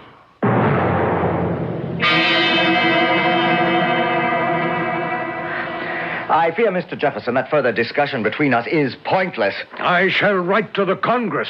They must choose between you and me. I shall write in the same manner. I have no intention of listening to further lies and slander on your part. And I have no intention of remaining a moment longer under this roof. Allow me to show you the door, sir. Well, if our ghost was there, we gave him an earful. If he was there. Did you gentlemen stage your quarrel? Abigail, you shouldn't be here. Why not? But it might be dangerous. But it was all my idea. You know, Abigail, sometimes it's difficult for me to believe you're a woman. I accept that as the sincerest compliment you're capable of, Tom. It was so intended. Listen. Yes. Our ghost bestirs himself. Right. The panel has just opened. That's the wind, I hope. And now the panel has closed. He must be headed for the doorway to the library. But if he is, I'm ready for him. Now! Hold him! Hold him! I've got him! Abigail, get a light. A light, fetch a light. Yes. Here. Look. What? Wait. Well. It's the police commissioner. Madame, at your service. What What am I doing here? Yes, you well may ask. And we are asking. You see, I am conducting an official investigation. Indeed, sir. Yes. There have been allegations of a ghostly presence on these premises. And so, since ghosts are... Yes? Ghosts are what? Ghosts are illegal... You could have told us you were on the premises. No, sir, but it was a confidential investigation. I understand. Have you found the ghost?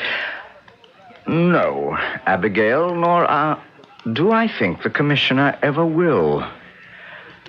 Will you agree with me, Commissioner, that the ghost would seem to have left these premises for good? Yes, monsieur. It would seem that way. And we'll mention it to no one. Not even to Monsieur le Comte de Vergennes. Oh, that would be appreciated, madame. Besides, the library appears to be too drafty a place in which to discuss various matters in the future. I understand, monsieur. So I don't think that the ghost will be entertained by the conversation of Mr. Adams and his friends anymore. I understand. Monsieur, madame, good night. Good night. Well, that's the end of our ghost. I think. That noise. Well, the panel must still be open. Let's close it. It's the wind roaring through the passageway. John, look. The panel. It's closed. It's not the wind. It's... Now, Abigail, I am sure there must be a reasonable explanation.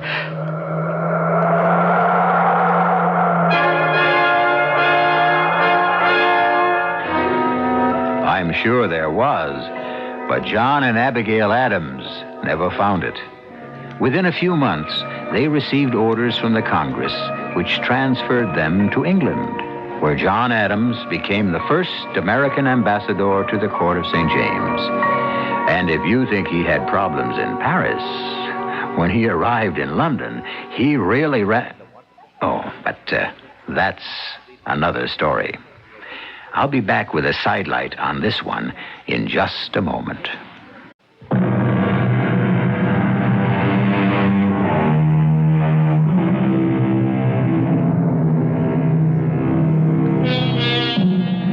There's something almost, I can't say supernatural about Adams and Jefferson.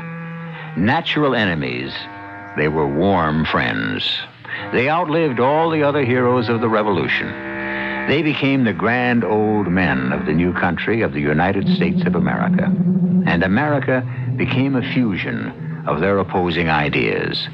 And if you really want something to think about, they both died on the exact same day, the 4th of July of 1826, on the 50th anniversary of the Republic. Our cast included Michael Wager, Marion Seldes, Court Benson, Bryna Rayburn, and Guy Sorrell.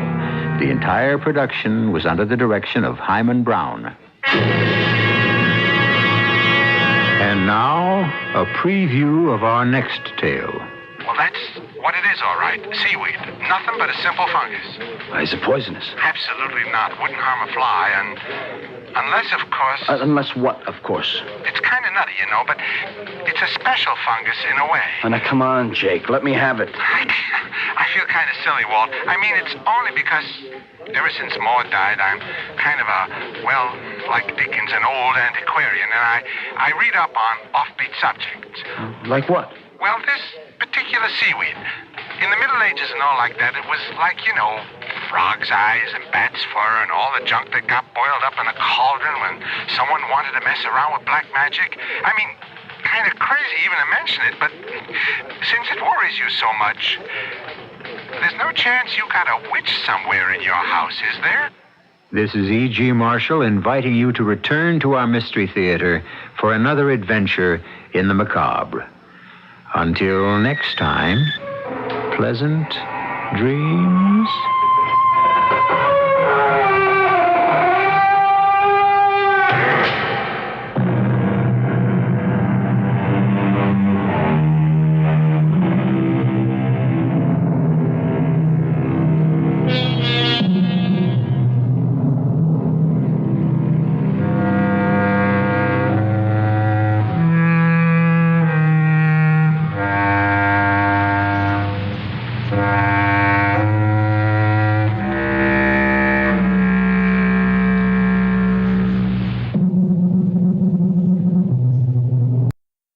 The CBS Radio Mystery Theater presents...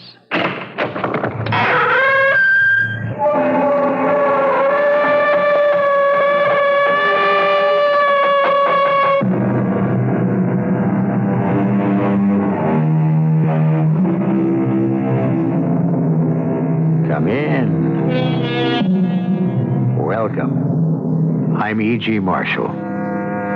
Of all the murder mysteries, the plot which most intrigues me is the locked room. And when you take that as an ingredient and add to it elements of the supernatural, both sacred and profane, then you have a tale to tantalize and terrify, such as the one I bring you now. Now look, Doctor, the law is... Excuse me. Well, hello there, Sheriff. New star looks good on you. Yeah. Seems I'm going to have a use for it right away. Oh, Abner. Ben James, my deputy, just rode in hell for leather. After the doc here left Doomdorf, seems the preacher came by, headed for Doomsdorf's place, breathing fire and carrying his gun. Looks like all hell is finally ready to break loose up there.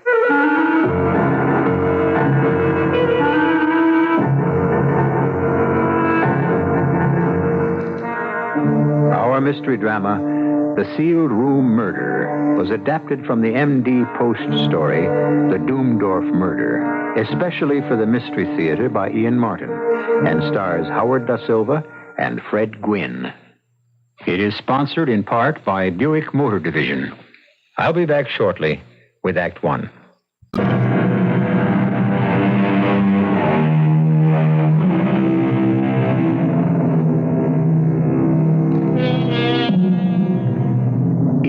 and violence go with a pioneer state. But the counterbalance has kept us viable as a nation, brought us to leadership around the world. Compassion, fair-mindedness, and the essential ingredient of America, a shrewd and pragmatical eye, tempered by religion, has built us a keel which so far has kept our ship of state steady. So much for philosophy. As for the story, let Judge Randolph tell us that. The pioneer was not the only man in the great mountains behind Virginia. Strange aliens drifted in after the colonial wars. Adventurers who, with Braddock and LaSalle, and rode out of Mexico after her many empires went to pieces. Doomdorf was one of them. I shall never forget that first day he walked into the land office. Huge, black-bearded, with broad, thick hands, with square fingers. Even Abner's bulk seemed to diminish in front of him, and the child who followed Doomdorf diminished to a pygmy. It's the place where I buy. Should I want to of the land? Yeah, I reckon. Depends on what you want it for, Mr. Doomdorf. Angelos Doomdorf. Oh, excuse me. This here's Mr. Randolph. I should say one of our foremost lawyers in town. Saving only, that's all we got right now. One. I'm Abner Dale, county clerk. I reckon you'd term me. And what would you want this land for? To live on. Uh-huh. You and your daughter. Me and her, yes. Well, now, I got a copy of the Washington Survey and the original Crown Grant here. I have it picked already. Show you here on survey map I got from Capitol. Now, let's see here. There? That's it. You sure there's land you want, sir? I think what Abner means to say is this wedge of rock has never been worth even running the lines. Do you know what you're getting into? Have you seen this piece of property? Yeah. It's a forbidding pile of rock, Mr. Doomdorf, and isolated. The land is mine. I want it. Well, pretty mean up there right now with the wind and no shelter. I have tent, sleeping bag. All my life I live rough. Well, that's all very well for you, but for the little girl... What is good for me is good for her. I don't think you quite understand. As a lawyer, I should not like to see you taken advantage of. The parcel of land which you have bought was never surveyed because it is not worth surveying. It consists almost entirely of rock. I know what is like is right for me. Well, how are you going to feed? Ain't much game running up in that part of Western Virginia. I make out all right. Here is gold. Enough. Hey, look at there. Pieces of 8, ducats, English guineas, American dollars. Yeah, you're quite a traveler, Mr. Doomdorf. What I do is my business. And I mind my own business. I don't like anyone who stick his nose in my affairs. You take the money and give me the paper so I can go. No offense, just trying to be friendly. That's Angelus. Angelus. All right. Yeah. Want to spell your other name? I don't know. You right. You tell me. Doomdorf.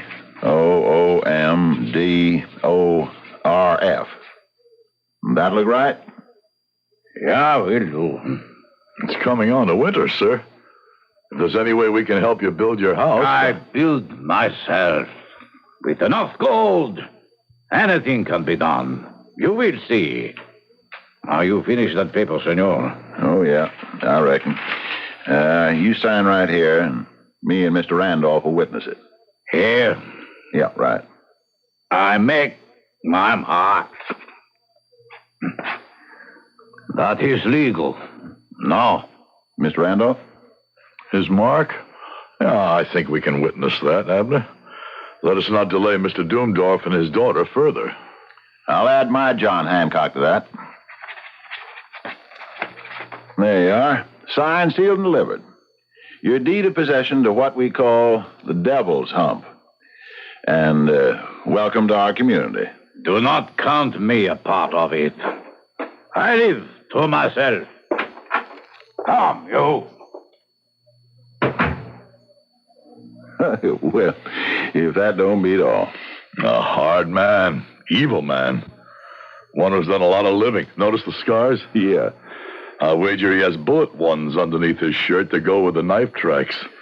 I sure wish he hadn't chosen our neck of the woods to hide out in. Hide out? What else would you figure? The Devil's Hump is no place for a man to make his home. That's a place for a man to set his back against the wall, to fight off what he knows is coming after him. I suppose you're right, Abner. The more's the pity. Why?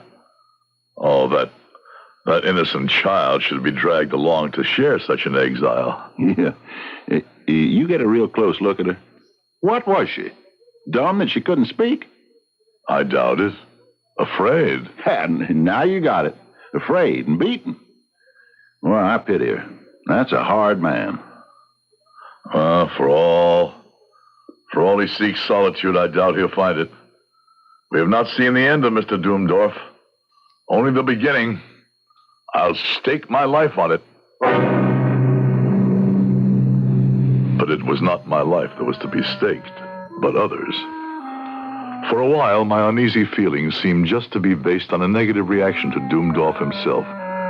He squatted on the rock, troubling no one, seeking no help, while by hiring old Robert Stewart's slaves, he built a stone house on the rock. Then, in the handfuls of earth, wherever a root would hold, he started to plant the mountain with peach trees. Then the beginning of the end began to start. Hey, Mozza, una cervera beer, huh? You're new in town. So? The lady behind the bar is the owner, a widow lady. Her name is Mrs. Cambridge. That's all right, Abner. Here's your beer, Vaquero. Muchas gracias, la dama Cambridge. Senora will do. I do not want to make enemies. I am looking for a friend. It's a friendly town. Who? He is an old amigo de la guerra. A big man with a black beard. Big, like so. And this strange accent. I think maybe his real name is Doomdorf, like that. Doomdorf? Mary, What is this? We are old camaradas? I just want to find him to settle an old debt I owe him. Well, why don't I let him know you're here, and you can meet him in town? If you will, it is no matter. But why not I just go see him? He's kind of queer-like. Like he don't take to mixing so good. Non importante.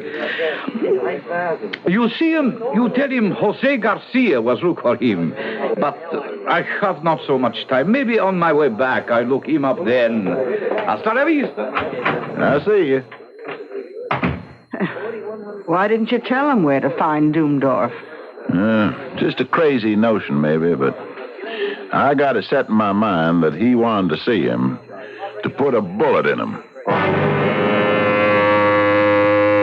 We found the man who said his name was Jose Garcia, snagged on a rock at the Devil's Elbow, 2 to 3 miles below Doomdorf's mountain eyrie.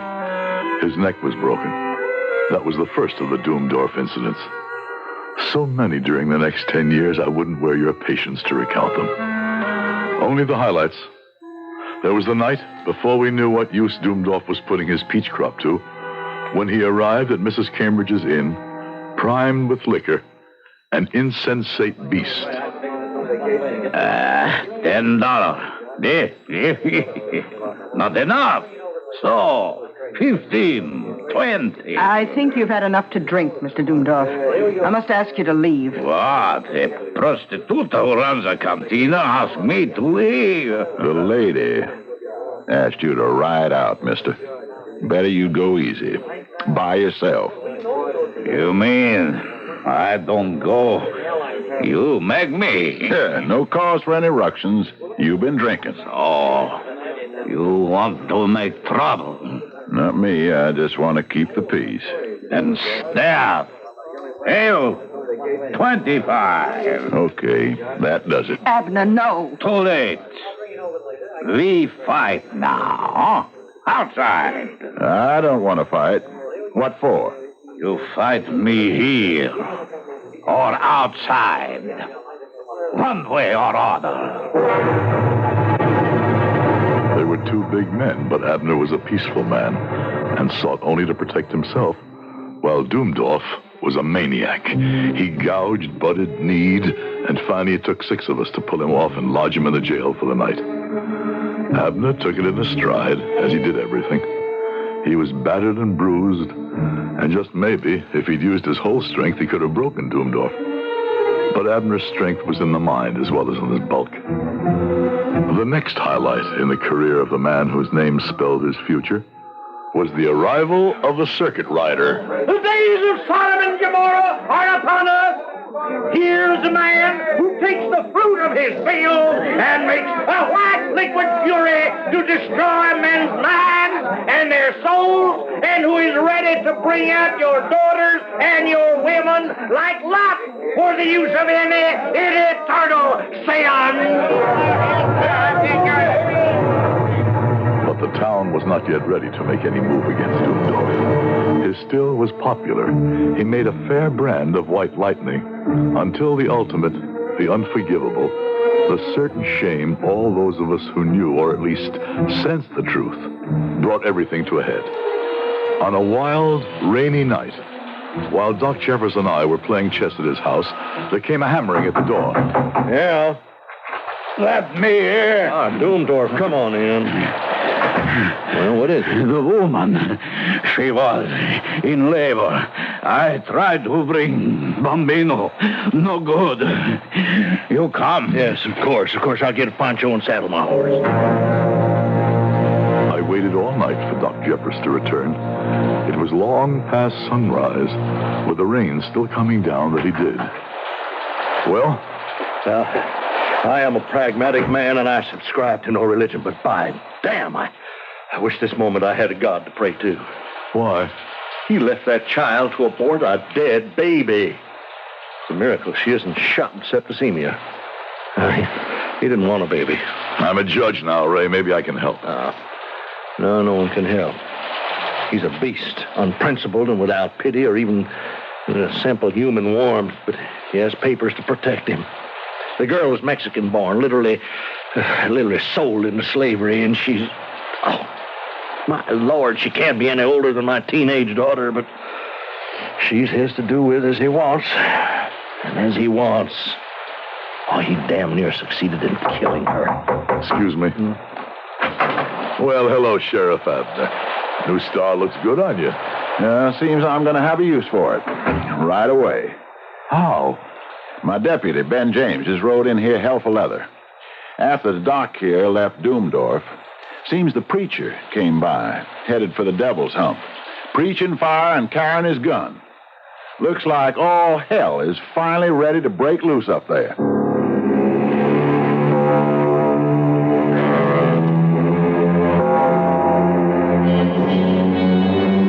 All hell break loose. All right. But for whom? For poor little... Now, there's a sad thing. Poor little who?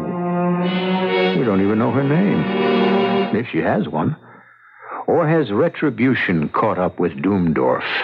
And if so, how? And why? And where?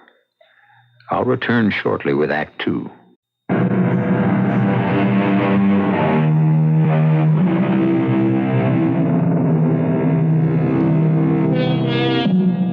It was a long ride out to the Devil's Hump, and the afternoon sun was burning hot and steaming above the great chestnut trees that shaded the trail.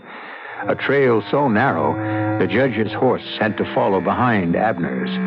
Abner had his Winchester out of the holster across his saddle. Whatever hell had broken loose, he was ready for it.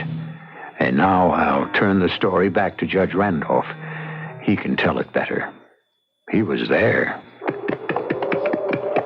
I suppose, seeing Abner, I should have had my own rifle out. But I'm an indifferent shot. And Abner, for all he loathes violence, can part a twig at 100 yards. I reckon there ain't no sense to push the horses up that rock trail, Judge.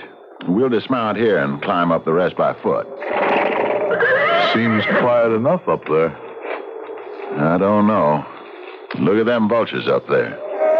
You know, when they start wheeling, there's only one good reason. Well, maybe we should have brought some men. No, I doubt it. Appears to me whatever hell broke loose is pure gone and burned itself out.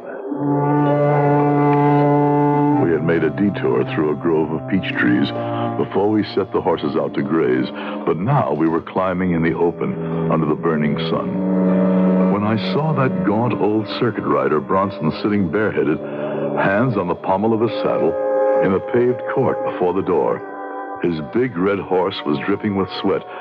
I braced myself for anything. He seemed in a kind of trance. Bronson? Where's Doomdorf? Surely he covereth his feet in his summer chamber. Now look here, Bronson. No, leave him be. He's in his own world, not ours. Come on, Judge. Howdy, Mrs. Doomdorf. Si, senor? It's Sheriff Abner Dale, and I'm Judge Randolph. Where is Mr. Doomdorf? Oh, senor, he went to lie down in his south room upstairs after the midday meal. Was he feeling all right? Oh, yes. That is what he does every day. It is his custom. So. Did you send Ben James for us? Send for you? Oh, no, senor. But come in. I will take you upstairs. I'm glad you are here. Why, ma'am? Well, I was in the orchard to gather some fruit if it was ripe, but when I came back, Shh. This is his door. I cannot wake him. Can you open the door? Oh, no. Why? Why, are you afraid to? I could not. It is bolted. Does he always bolt it? When he goes to lie down, yes. Or whenever he sleeps anywhere. Why, because he's afraid of something? Oh, yes. Who? Those men.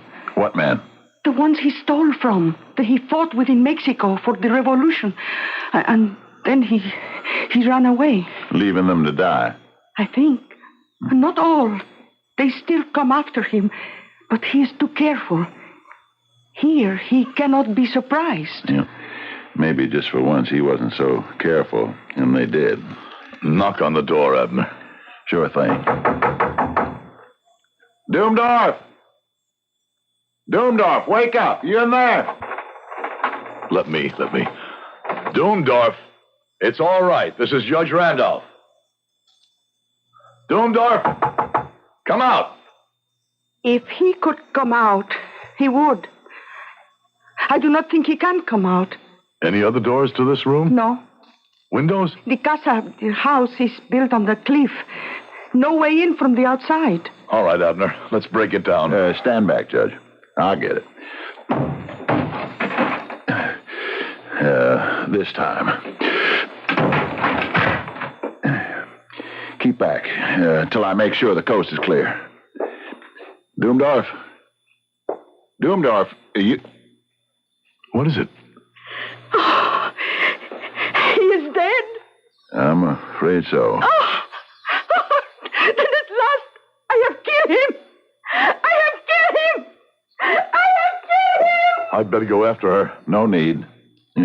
Where can she go? No, we'd better look at him first. I'll close the door.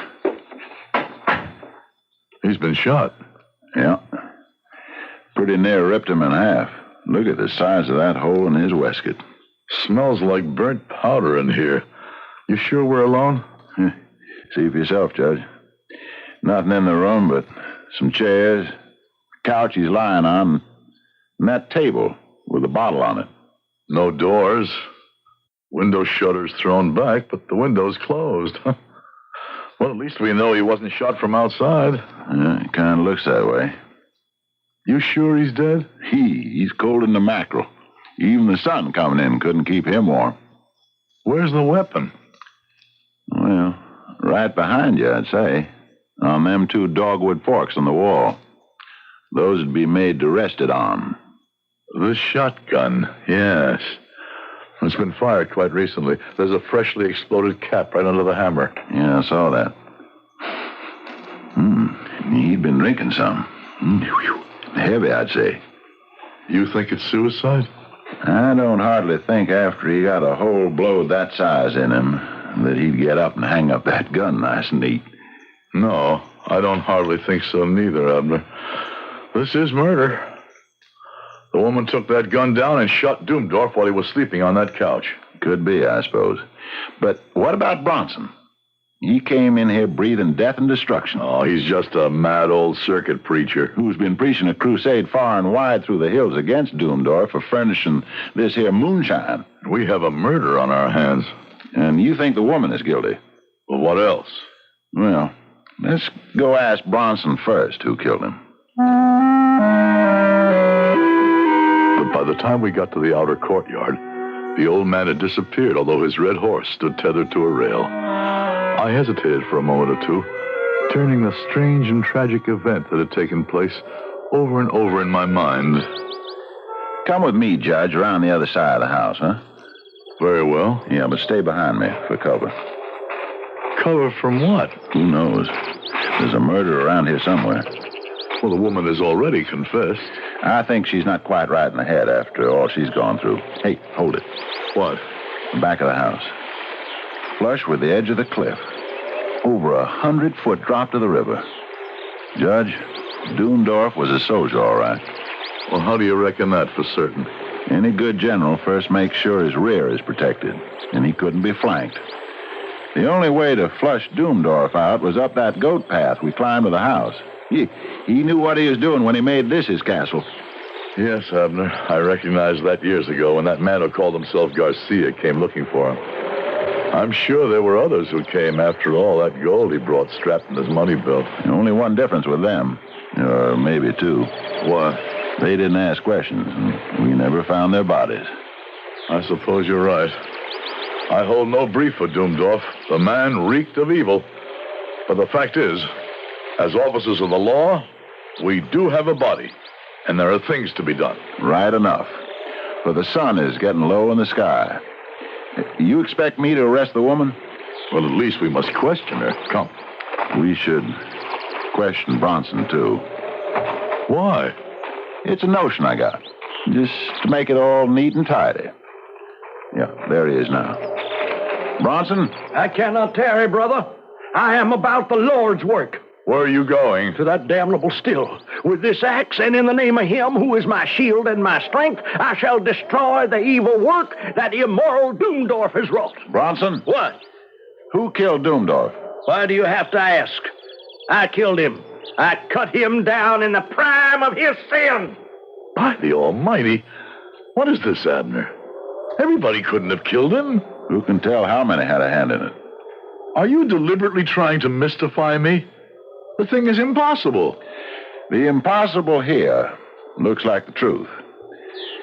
Come with me, Judge, and I will show you a thing more impossible than all.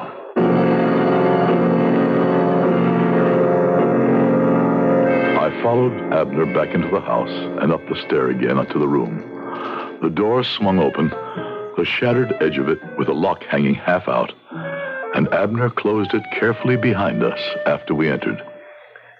I want to show you something, Judge. The bolt. They kept the door closed? Yes, sir. But I want you to see that it is no way connected with the lock itself. See? And it is on the inside. Now, how could the one who killed Doomdorf get into the room when we know the door was bolted and we had to break it down to enter? Only one other way. Through the windows. Well, let's look at them. Now, remember, we have seen from the outside that there is a sheer drop of at least 100 feet to the river, and the rock is as smooth as glass. Now, try looking out. Oh, just as you said, the wall of the house is plumb with a rock face. Yeah, that isn't all. You can't open these windows. See? Examine the frames. They're cemented into their casement with dust, and they're bound along the edges with cobwebs. That's right. These windows have never been opened. Yeah. Then how did the assassin enter? Well, of course. The answer is evident. Whoever killed Doomdorf hid in the room till he was asleep. Then he shot him and went out. Where could he hide? And even supposing he could, when he left, how did the assassin bolt the door behind him when the bolt was on the inside of the door? Then who knows? Maybe Doomdorf did kill himself. No, we ruled that out yesterday. Then there's only one open road out of the mystery. Both the woman and Bronson claim they killed Doomdorf. Let us get down and ask them. Question them. No. In the law court, that procedure could be considered sound sense. But, Judge, we are in God's court, and things are done in a somewhat stranger way. In what way do you mean? In a way that still must be put to the proof. And for that, we need to borrow time. But I have every faith that time will show us exactly who murdered, or perhaps the better word might be executed, the man who lies dead before us.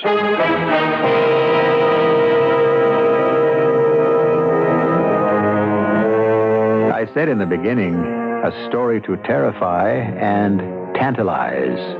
And tantalizing it must be.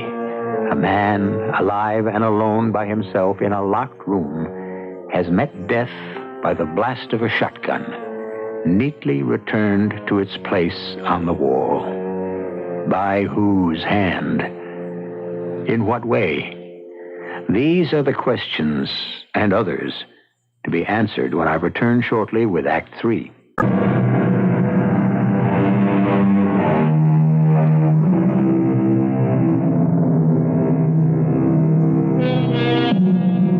In the room with the dead man, Judge Randolph faces Sheriff Abner Dale, a frown of puzzlement on his patrician face.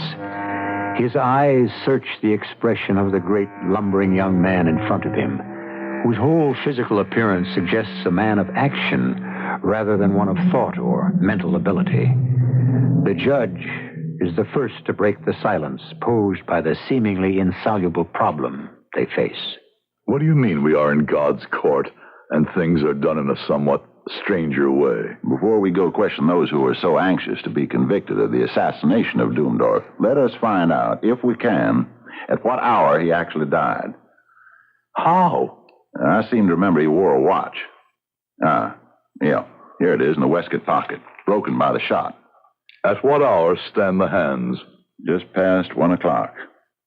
By the look of Bronson, when we found him here, he must have been far off, still on his way to this place. And the woman, by her story, was down the mountains picking fruit among the peach trees. That's how I had it figured. Well, why waste time on speculation anymore? We know who did this thing. Let us go down and get the story of it out of their own mouths. Either Bronson or the woman killed the man. I could better believe it, but for the inevitability of a certain awful law. All they that take the sword shall perish with the sword. Oh, the good book. Matthew.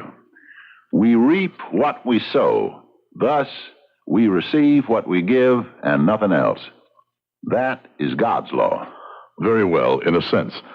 But in this case... By all means, let us go try the method of your law courts. Your faith lies in the wisdom of their ways. We came down the stairs together, Abner, calm and reflective. Myself, tortured and mystified. Bronson, how did you kill Doomdorf? I killed him as Elijah killed the captains of Isaiah in their 50s. But not by the hand of any man did I pray the Lord God to destroy him with the fire from heaven.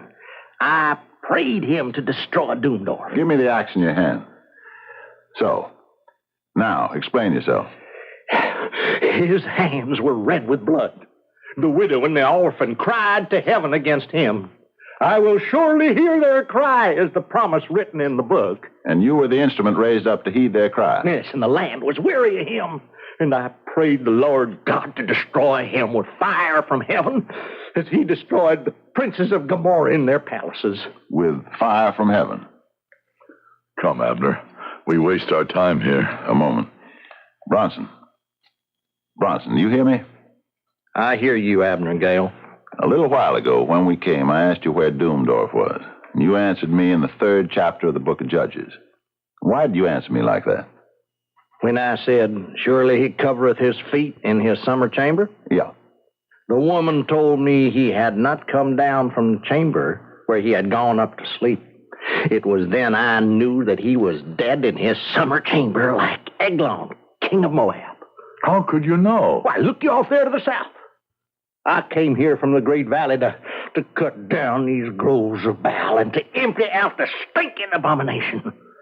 But I did not know that the Lord had heard my prayer and visited his wrath on Doomdorf until I was come up the mountain to his door.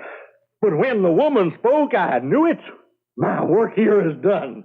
I must ride where the Lord calls me. Just a minute. Why stop him? You're right. You're right. That was only wasted time. Bronson did not kill Doomdorf. But do you realize, Judge, how he did die? At least not by Bronson. And not by fire from heaven. Doomdorf was dead before Bronson got here with his fire-breathing scripture. The woman must be the guilty one. Night had entered the valley with the setting of the sun, and there were other things to do before the inquisition of the woman. By candlelight, the shadows weird and fearsome on the wall, we made a coffin. We put Doomdorf in it, straightened out his limbs, and folded his arms across his shot-out heart, and we set the coffin on benches in the hall. Then we kindled a fire in the living room, where the woman had put some meat and golden cheese and a loaf on the table. You have eaten enough? As much as is fitting. I will leave it as it is, in case you should want more. I am going now. Where? To the sea. And the ship. He is dead. And I am free. Not quite. There's a question still to be settled. Who killed Doomdorf? But I have told you. I killed him. It was fair. Fair? Oh, I remember an old man sitting against a sunny wall and a little girl who plucked yellow flowers from the grass and put them in her hair. She laughed and she was happy because she was 12 years old, and in a few days she would be 13 and she would make her novena. But they were bad times, and the big stranger with the black beard and the hard hands came to the old man and talked. And after he had talked a long time, he gave the old man a gold chain and some money. And he took the little girl away. He used her in a way she did not know. And if she tried to run away or keep him away... You like to look at the scars on my back? You want to ask the doctor who was too late to save my baby? Oh, it was fair to kill him. But where will you go? Mi abuelo will be gone by now. My grandfather was dying 10 years ago, but the wall will still be there. And maybe the sun and the yellow flowers. It is all right that I go? It's up to the judge. I cannot find it in my heart to hold you, or in the law. There's not a jury in Virginia who would convict you for shooting a beast like that. I thank you, Judge. But I have not shoot him. Not shoot him? But the man is riddled. Oh, yes, senor. I kill him, but I have not shoot him. I kill him with witch words I have remembered from my mother. You can't kill a man with words, ma'am. Oh, I know, senor. That is why I make a doll in wax, and I put a needle through his breast, and he died very quickly.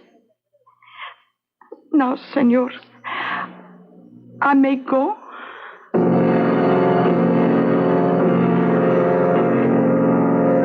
It was good that you let her go, Judge. No, it was pathetic. A harmless little dream to rid herself of a monster with an enchanted straw man. I think she had money in her saddlebag, but I slipped some extra just in case. And now, where are we? Waiting, like her, for the dawn. This is the strangest thing that ever happened. Someone shot the man, but who? And how did the killer get out of that shut-up room? For that matter, how did he get in? Through the window. Through the window? You yourself have showed me that was impossible. You proved it could never have been opened. I did. It never was open. Abner, what are you trying to tell me? How Doomdorf died. You're trying to say that the one who killed him climbed that sheer wall, got in through a closed window, without even disturbing a crumb of dust or breaking a cobweb? I'm telling you, the murderer of Doomdorf did even more. What? We must wait for tomorrow, when the assassin returns. Then I'll show you who killed Doomdorf and how. I could have argued, but I knew that set look on Abner's face too well to waste my time. I could not have believed that I could sleep with the thoughts spinning in my brain, but I did. We ate, and through the morning dug a grave for the dead man in silence. By the time the last spadeful of earth was thrown back, it was high noon, and Abner squinted up at the sun. Time to throw our spades down and go lay an ambush for the assassin. He's already on the way here, Judge. Where do we go? Back to the house and up to Doomdorf's room.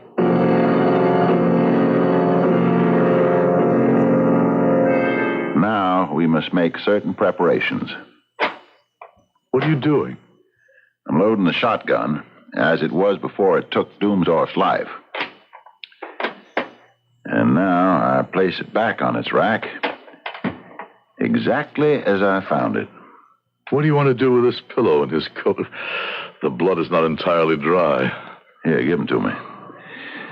We'll wrap the coat around the pillow as if it were a body, and place it here on the couch, just where Doomdorf lay.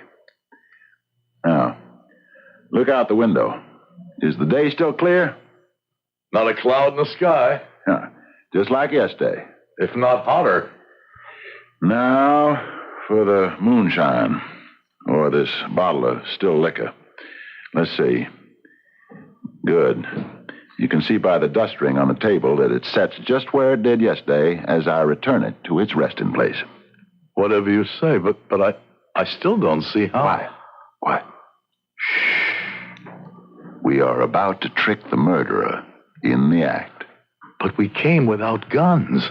How can we protect ourselves? We need no protection, Judge. It is all in the hands of the Lord. Look. The assassin is creeping along the wall. Where? Shh, look. That point of light. I followed the line of his extended finger and saw what he meant. A tiny disk of focused, white-hot sunlight moving slowly across the wall toward the shotgun. He that taketh the sword shall perish by the sword. The water bottle, full of Doomdorf's liquor, is focusing the sun to the heat of a lighted match as it travels to the lock and firing pin of the shotgun. The answer to Bronson's prayer. The fire from heaven. Now, watch it. Now.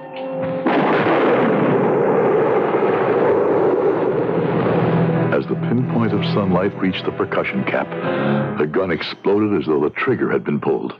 The pillow, wrapped in the dead man's coat, lying on the couch where the man himself had lain some 24 hours before, leaped and shuddered like a living thing and collapsed inertly. The room was still echoing with the sound of the explosion. My own voice sounded cramped and hoarse as I said, "And we mistrust coincidence. Why, it is a world filled with the joinder of accidents. It is a world filled with the mysterious justice of God."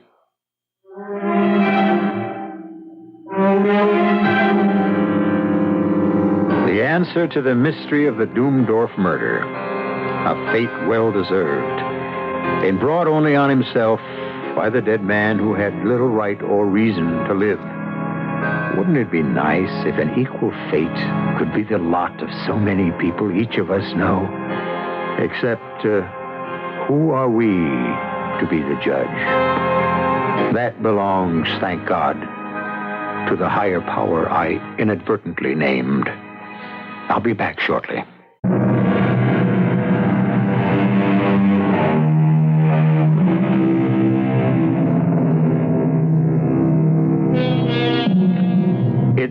to mean necessary, in conclusion, to put a quote used in this story in its exact context. When Jesus had been betrayed by Judas, and when the high priest's men came to take him by force, one of those with him struck out against the attackers, wounding him. It was then that Jesus spoke the full quote, saying, "Put up again thy sword into its place, for all they that take up the sword shall perish with the sword." As you see, it was still and always the Prince of Peace who spoke. Our cast included Howard Da Silva, Fred Gwynne, Bryna Rayburn, Ian Martin, and Earl Hammond. The entire production was under the direction of Hyman Brown. And now, a preview of our next tale. It's the sign. It's the sign we saw out on the main road. Oh, maybe it's one like it, an old one. No. It's the same sign. It's the one that pointed to the two ruts through the field. Why would Mr. Broker have it in here? Yeah, without this sign out there, you could go right past that field. Go right past Granville and never know it was here. Is that what they want? Maybe your suspicions weren't so wrong, Jane. Oh, Mike. What does it mean? I want to ask some questions. Look, don't let on we found this, huh? Come on, let's get out of here fast before Broker gets back. Let's leave this town right away. Yeah, I only hope we can. Tim Egan did. Oh, did he? You were suspicious about that sudden departure. Now I'm beginning to wonder. He departed, but I'd like to know where. This is E.G. Marshall inviting you to return to our Mystery Theater for another adventure in the macabre. Until next time, pleasant dreams.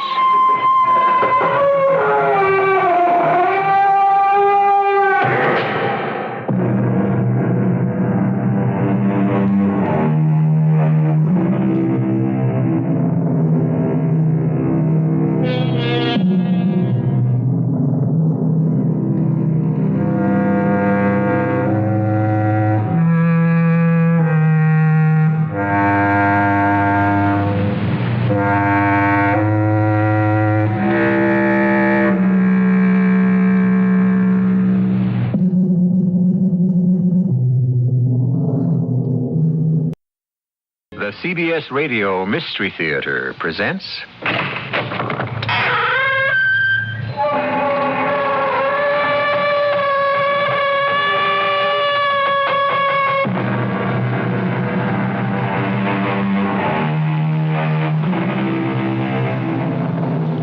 Come in.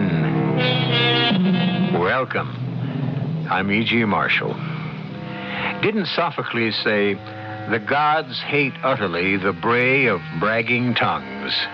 And haven't we also been taught that pride goeth before destruction? Certainly, the prophets and the sages and the poets have had enough to say about the besetting sin of pride. Why, then, is pride so prevalent?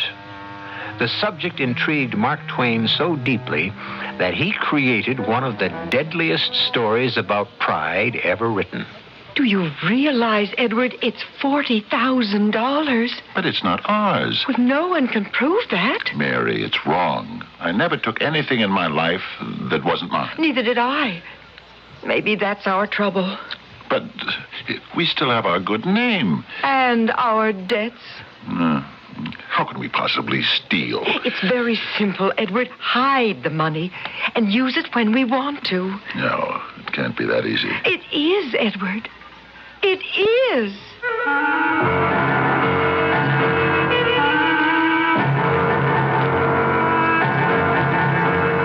Our mystery drama, The Man That Corrupted Hadleyburg, was adapted from the Mark Twain classic especially for the Mystery Theater by Sam Dan and stars Fred Gwynne. It is sponsored in part by True Value Hardware Stores and Buick Motor Division. I'll be back shortly with Act One.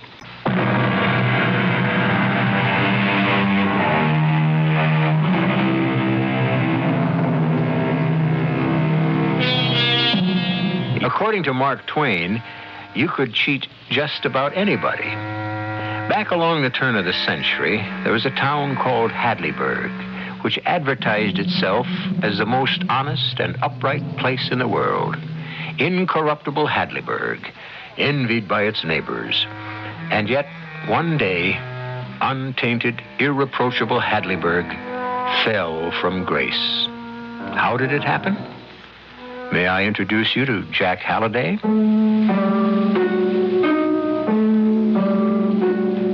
I knew it would happen one day, and I said so, but nobody listened to me. After all, I was only the editor of the Hadleyburg Gazette, and it was a paper that lost money. So what did I know about anything? Anyhow, putting the story together, here's what happened. One night, old man Richards, who works at the bank, he's one of the 19. I'll tell you who they are later. If I have to stop to explain everything at the beginning, I'll never get started. Well, old man Richards and his wife Mary are having supper. Edward, I know you're tired, dear, but you must have your supper. I'm not hungry. I'm so clear worn out. You know, Mary, it's hard to be poor at our time of life. Grinding away at a salary, another man's slave. Oh, but Edward, we have our good name. Yes. And that's everything. Don't mind my talk. It's just a moment's irritation. It doesn't mean anything. Who's that? Someone's at the door. Who would knock at this hour? You sit, Edward, and finish your supper. I'll see who it is. Who is it, Mary, dear? What? That's strange. There's no one here. But we distinctly heard someone knock. Edward. What is it? Come here, quickly. Edward, look. Look at what? On the doorstep, this bundle.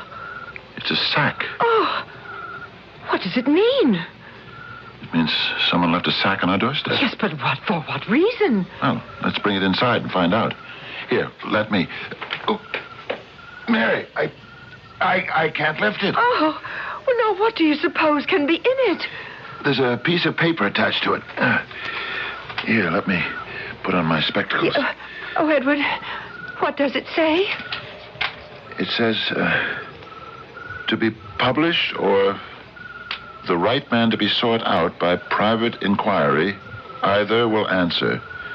This sack contains gold coin weighing 160 pounds and 4 ounces. Oh, Edward. Help me.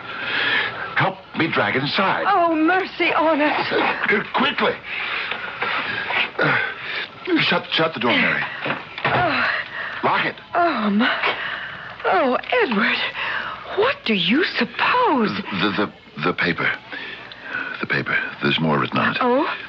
I was a gambler. A ruined gambler. Oh. I arrived at Hadleyburg late at night, starving and in rags. I begged for help, and I luckily begged of the right man. He gave me $20. He also gave me life and hope. I returned to the gambling table. Oh, Edward, who would have given a stranger $20? I became rich, and I remembered a remark he made. It gave me the inspiration to reform, and I have. I don't know who that man was, but I want him found, and I want him to have the money in this sack. Oh, Edward, can you imagine how much money there is in there? I would find him myself, but I cannot remain here. But this is an honest, incorruptible town, and I can trust you folks to help me. But how can we help? The man can be identified by the remark he made to me when he gave me the $20. Oh? Please publish or reveal what I have told you so far to anyone who you think might be the right man. If he says, yes, I was that man, and the remark I made was such and such, open the sack, and inside you will find a sealed envelope with the remark. If he has made the correct statement, give him the gold. Oh, can you imagine, Edward? All that gold. You may publish what I have revealed to you in your local paper and add the following instructions. 30 days from now, let the candidate appear at the town hall and hand his remark in a sealed envelope to the Reverend Mr. Burgess, and have the Reverend Mr. Burgess destroy the seals, open the sack, and verify the remark. Someone in this town befriended a stranger, gave him $20, and now... And now... And now that man who set his bread afloat upon the waters shall become rich. Oh, Edward, was it... Was I that man? Was I that benefactor? Yes. No, Mary, no. Oh, well, just as well. We could never accept that gold anyway. It was gambler's money. We must make the inquiry public. All the other towns will be sick with envy, because no stranger would ever trust such a thing to any other town but Hadleyburg. Let me run over and tell Jack Halliday. I didn't believe him till I came running back to the house with him. And there was the sack, and there was the letter, just as you've already heard it. Well, you remember I said Edward Richards was one of the 19? Sure. There are 19 leading citizens of Hadleyburg. Ed Richards is the least of them. The poorest, the most unimportant. He just about makes it under the wire. Well, these 19 set the tone and spirit of Hadleyburg. The 19 uncorruptibles. Just keep them in mind. Well, I said to Ed and Mary Richards, let's get this money right over to the bank and have old Pinkerton put it right in the vault. And we roused him out of bed, and he did it. And the whole town turned out. Everyone became so excited. You can imagine. Anyhow, poor old Edward Richards finally went home. I think I know who that man was, Edward, who gave the stranger the $20. Barclay Goodson. Yes. Yes, you may be right, Mary. Mm-hmm. It would have been like Barclay. May he rest in peace. Do you remember what he said about this town? It may have been honest, but it was narrow and self-righteous and stingy. And I remember how he was hated for it, too. I guess he was the best hated man around here, except for Reverend Burgess. Former Reverend Burgess. Wait. Doesn't it seem odd that the stranger should have appointed Reverend Burgess to deliver the money? Mary, Burgess isn't a bad man. Oh, nonsense. He would still be a minister if he hadn't... It was all because of the rumor of his being with that woman. Well, he was guilty. No. No, Mary, he wasn't. He was innocent. Edward, what are you saying? Mary, I was the only man who knew he was innocent. What? I could have saved him, but, well... You know how wrought up the whole town was. It would have turned everyone against me. I just didn't have the courage. Oh, I see. I have another confession, Mary. When there was talk of riding him out of town on a rail, I sneaked over to his house and warned him to leave until things cooled off. Oh, Edward, if anyone had found out... It scares me yet. Everybody thought it was Goodson who warned him. And when folks started to mumble about him... Goodson buckled on his .45 and invited them to state their case to his face. Oh, that was just like Goodson. The way it was like Goodson to give that $20 to a tramp. Why are we so sure it was Goodson? It couldn't have been anyone else. Oh, why didn't we keep the gold? Mary. Why didn't you realize we could never find the right man because he's dead and buried in his grave? Do you realize what As long as the money would go to someone who needed it as badly as we do, who would have been hurt? You know how we've been raised, how we've been shielded against all temptation, till it's absolutely second nature not to hesitate for a moment when an honest thing has to be done. Oh, I know. But it's an artificial honesty and as weak as water when temptation really comes, as we have seen this night. Mary, there's no use going... Oh, Lord knows I never had any doubt about my indestructible honesty. Until this minute. Now, dear, you mustn't go on this... Edward, I know exactly what you're thinking right now. You do? You are thinking, if a body could only guess what the remark was that Goodson made to the stranger. Yes. And I feel ashamed about it. Well, that's what I'm thinking myself. If only we could guess. Maybe we don't have to guess. What? We're all creatures of habit, Edward. Yes, I suppose that's... You can almost predict what a person would say in a given situation. Now, take Mr. Pinkerton, the banker. Suppose a beggar were to ask him for charity. What would he say? Why isn't an able-bodied man like you gainfully employed? Exactly. Now, think of Goodson. What were some of the things Goodson used to say? But, Mary... Think. Now think, what were Goodson's best-known remarks about charity, for instance? Mary, even if I could remember, that's no guarantee that Goodson would have made the exact same statement on this particular night. Would it do any good? Yes. Because then you would write it down on a piece of paper, seal it in an envelope, and hand it over to the Reverend Mr. Burgess. And suppose Mr. Burgess then breaks open the seal, and it comes out that what I claim he said wasn't the remark at all. Well, nothing ventured, nothing gained. Do you realize the whole town will be there? The whole county, the whole state? I would be disgraced. Oh, you could brazen it out. Mary, I'd be terrified. The money. Oh, the thought of all that money is driving us out of our minds. Mary, why don't we just go to sleep? Sleep? Oh, are you going to be able to sleep? You know what we're going to keep asking ourselves? Yes. Yes. What could he have said? Yes. What could Goodson have said to the stranger? What could he have said? I was also sure it was Goodson. Goodson had to be the benefactor. But what did he say to the stranger? Well, if you think that only Edward and Mary Richards were plagued by the question, let me tell you they had plenty of company. No one was getting any sleep in any of the houses of the incorruptible 19. For instance, Lawyer Wilson. What could he have said?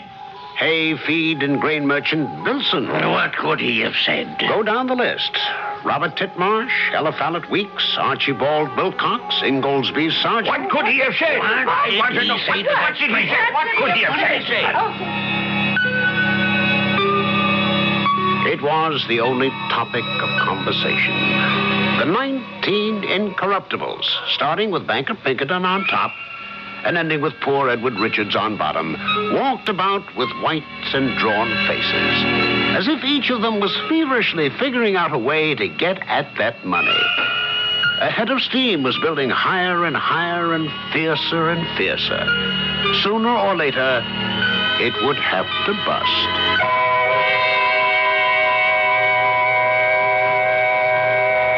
And it did. You know perfectly well that what we have here is a situation where an irresistible force is about to encounter some highly movable objects. Incorruptible Hadleyburg is in for a workout. Is Mary Richards correct in her analysis? Will the town's reputation collapse under its first real test? It may. It may not. Just wait here till I return with Act 2.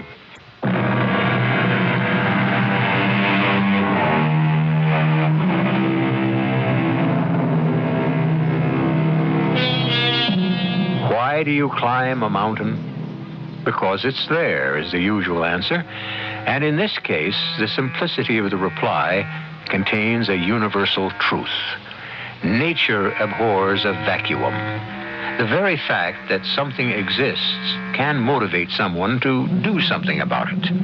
Here you have Mark Twain's town of Hadleyburg. It has a reputation for honesty. This fact by itself is enough to inspire someone to try to destroy the reputation. Jack Halliday continues our story. I wish I could tell you what went on in Hadleyburg as the weeks went by, and that fateful Friday drew near. Everybody from Hadleyburg was walking around with a long face. Everyone agreed that the benefactor had to be Goodson. But one thing kind of intrigued me.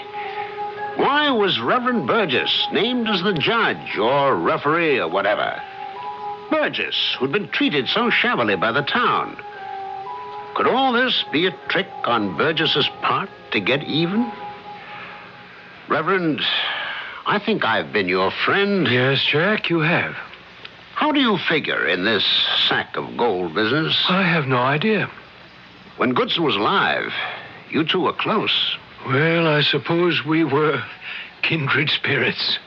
Reverend, you know more than you're telling. I'm convinced of it. Why is everyone so sure the benefactor is Goodson? Well, who but Goodson would give a stranger $20? Oh, no, wait. You would, Reverend Burgess. You would. Well, for that matter, Jack, so would you. Where would I ever get $20? If you had it, you'd give it away. And for that matter, so would poor, timid little Edward Richards. Think about it. I thought about it. And the more I thought, the less sure I was of anything. Meanwhile, as I found out later, the mailman had been to the Richards home and left behind a letter. And what a letter. Dear Mr. Richards, I have just returned from Europe and heard about the event in your town of Hadleyburg. You don't know who made that remark, but I do. It was Goodson. Do you see, Edward? Shh. We were old friends. That night I passed through your town, and Goodson waited with me at the railroad station. Some tramp approached him and asked for a handout. I saw him give the man the money, and I heard what he said. Edward, why would this man write... After the tramp left, Goodson and I talked till my train arrived. He mentioned practically all of his fellow townsmen, and I could tell he actively disliked most of them. Oh, that does sound like Goodson. He did mention your name as a rare exception. Oh? He said you had done him a good turn once, and that possibly you may not have realized the full value of it. What was that, Edward? He said he wished he had a fortune so that he could leave it to you. Well, then, in that case, if you really did him that service, you are his legitimate heir and are entitled to the gold. Oh! I trust to your honor and honesty as a citizen of Hadleyburg. I will reveal to you the remark that Goodson made. This is it.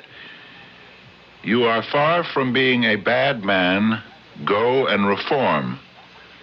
Very truly yours, Howard L. Stevens. Oh, Edward, the money is ours. Mary, do you realize I'll have to tell a lie? What lie? I'll have to claim that I was the one that gave the $20 to the stranger. Oh, that's a technicality. Edward, you read what this Mr. Stevenson said. Well, you do deserve the gold, and so... And why do I deserve the gold? Why? Because, as Mr. Stevenson pointed out, you did Mr. Goodson a good turn once. No. What do you mean, no? I don't remember ever having done Goodson a good turn. Oh, come, you're always helping people. No, I remember. I did Burgess a good turn, but not Goodson. I never had anything at all to do with Barclay Goodson. I was afraid to be seen with him. Oh, think. No, I didn't. Oh. Mary, I know all this honesty Hadleyburg brags about is a fraud, but I'm too old, and I'm too tired, and maybe I'm too frightened to change my ways, and I just won't have anything to do with it anymore. Edward. No, it's my very last word on the subject. Well, that's how it was at that point with Ed and Mary Richards. That letter bore an out-of-state postmark. But do you want to know something extremely interesting about that letter? It came in 19 copies. 19. And that letter was delivered to 19 homes in the village of Hadleyburg. Each and every one of the 19 incorruptibles received it. Dear Mr. Wilson, I have just returned from Europe. Dear Mr. Wilson, that night I passed through your town. You're far from being a bad man. Go and reform. Good morning, Jack. Well, Mr. Bilson. Jack, I've been thinking.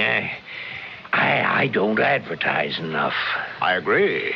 I always held if you sell hay, feed, and grain, folks will come and buy what they need anyhow. But now you've changed your mind and you want to advertise. Yeah, you guessed it, Jack. What's gotten into you?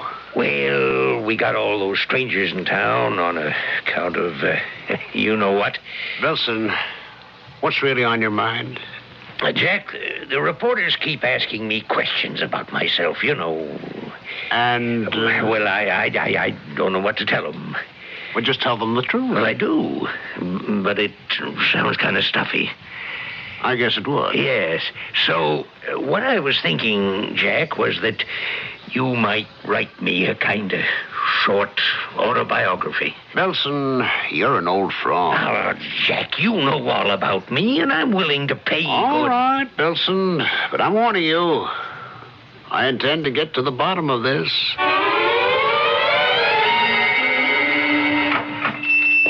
Jack. Well, if it isn't old Lawyer Wilson himself. Your old rival, Bilson, was just here. Hey, really? Now, what can I do for you?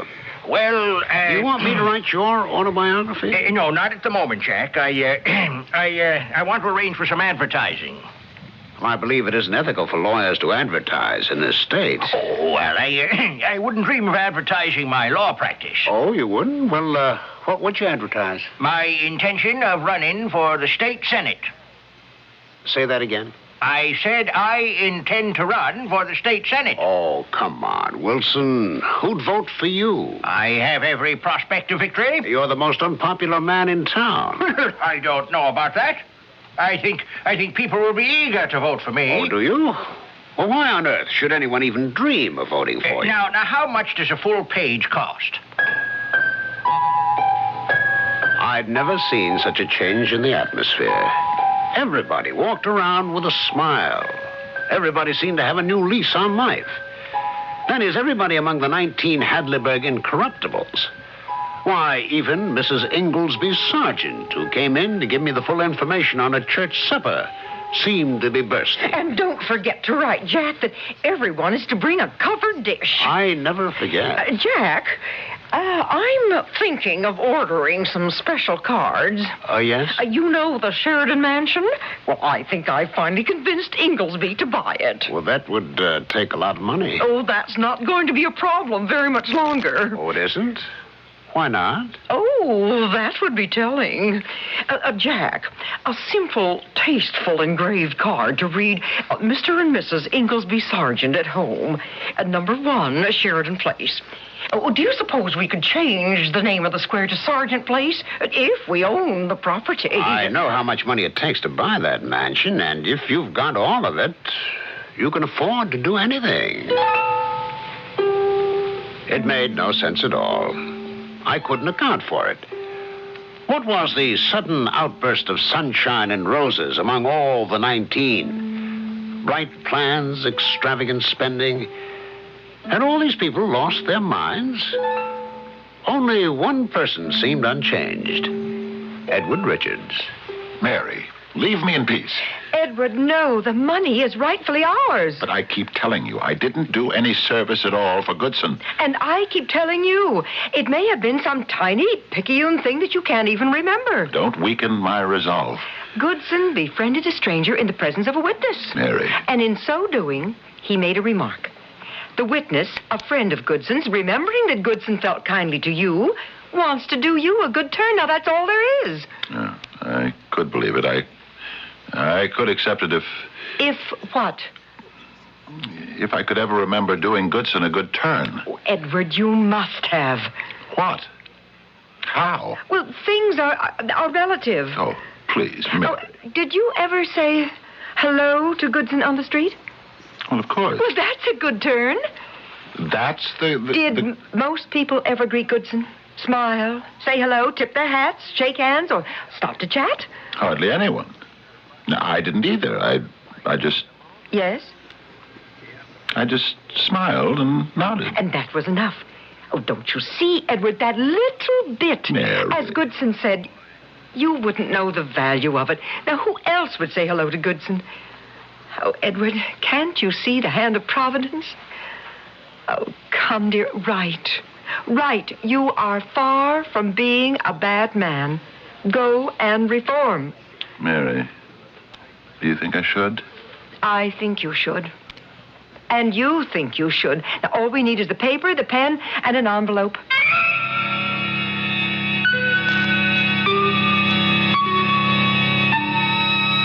Yes, indeed, that's all you need. People do become a bit erratic, not to mention unhinged, at the prospect of a fortune in gold, or anything else, for that matter. Well, here goes incorruptible Hadleyburg. Can we salvage anything?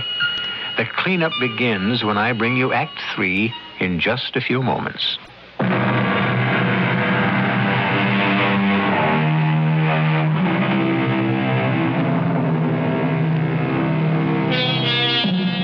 You are far from being a bad man. Go and reform.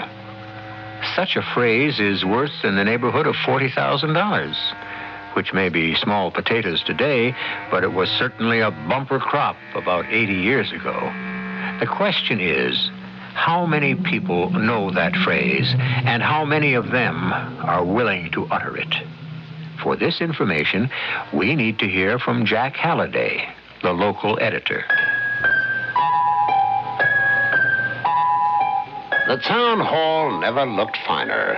The place was festooned with all kinds of flags and bunting. You'd think it was the 4th of July. The sack of gold sat on a table in the center of the stage, and it made mouths water all over the house. Finally, Mr. Burgess was introduced. The Reverend Mr. Burgess. Everyone in town loved him now, and he spoke without rancor, as if nothing had happened. Ladies and gentlemen, I have here in my pocket an envelope. Mary, I'm scared. What's to be scared which about? I shall open. And here is the letter inside. Mary, that's on blue paper. We didn't use blue paper. And it reads as follows. The remark which I made to the poor distressed stranger was, you are very far from being a very bad man. Go and reform. Signed, Jeremiah Bilson. What? Jeremiah Bilson! Mary, did you hear something? Order, please, order. No. I see that Mr. Wilson is also on his feet. Why do you rise, Mr. Wilson? Because you called my name. No, sir, no. I read the name Bilson, which is signed here. I, Jeremy Bilson, signed that letter. You, Wilson, are a liar and a fraud. I'm the one who befriended that poor stranger, Mr. Chairman. I wrote you a letter myself. I, William Wilson. Just a moment. It seems I have another envelope in my pocket. That's it. That's mine. All right, then. I shall read it. The remark I made was, you are far from being a bad man. Go and reform. Signed, William Wilson. Terrible. That was mine. He's lying. Mr. Burgess. Order, please. Mr. Burgess. The chair recognizes Jack Halliday.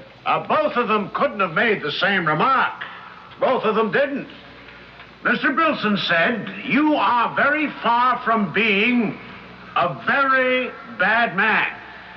Wilson said, you are far from being a bad man. No, very.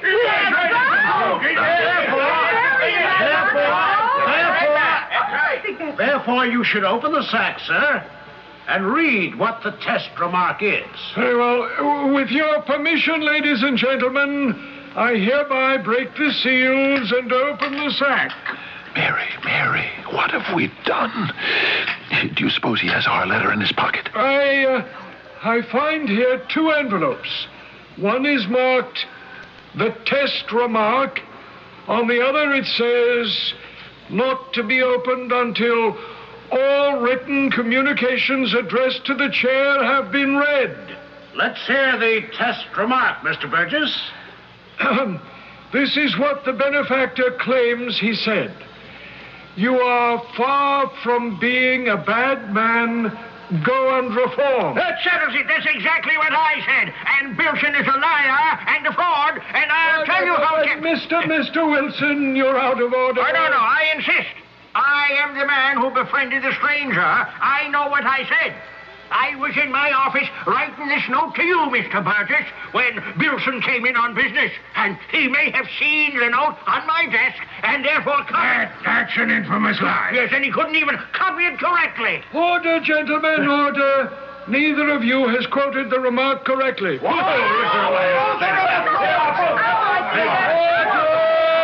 Order, please. The full remark is, you are far from being a bad man. Go and reform, or, mark my words, someday for your sins you will die and go to hell or Hadleyburg, and try to make it the former. The hallmark on it, eh? Order! Mr. Chairman, 2 out of 19 incorruptibles have succumbed to temptation, I think. Our fair town of Hadleyburg now has a new image. I will sue any man who impugns my honesty.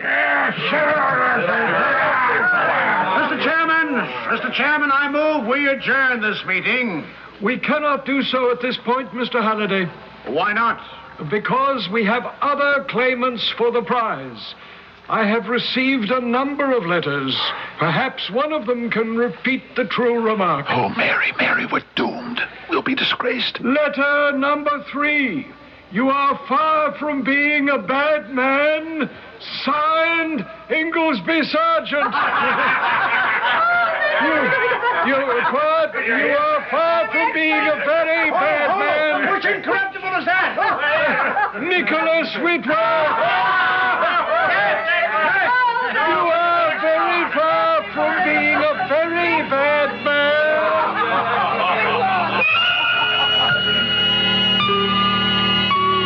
Well, it became a picnic after that.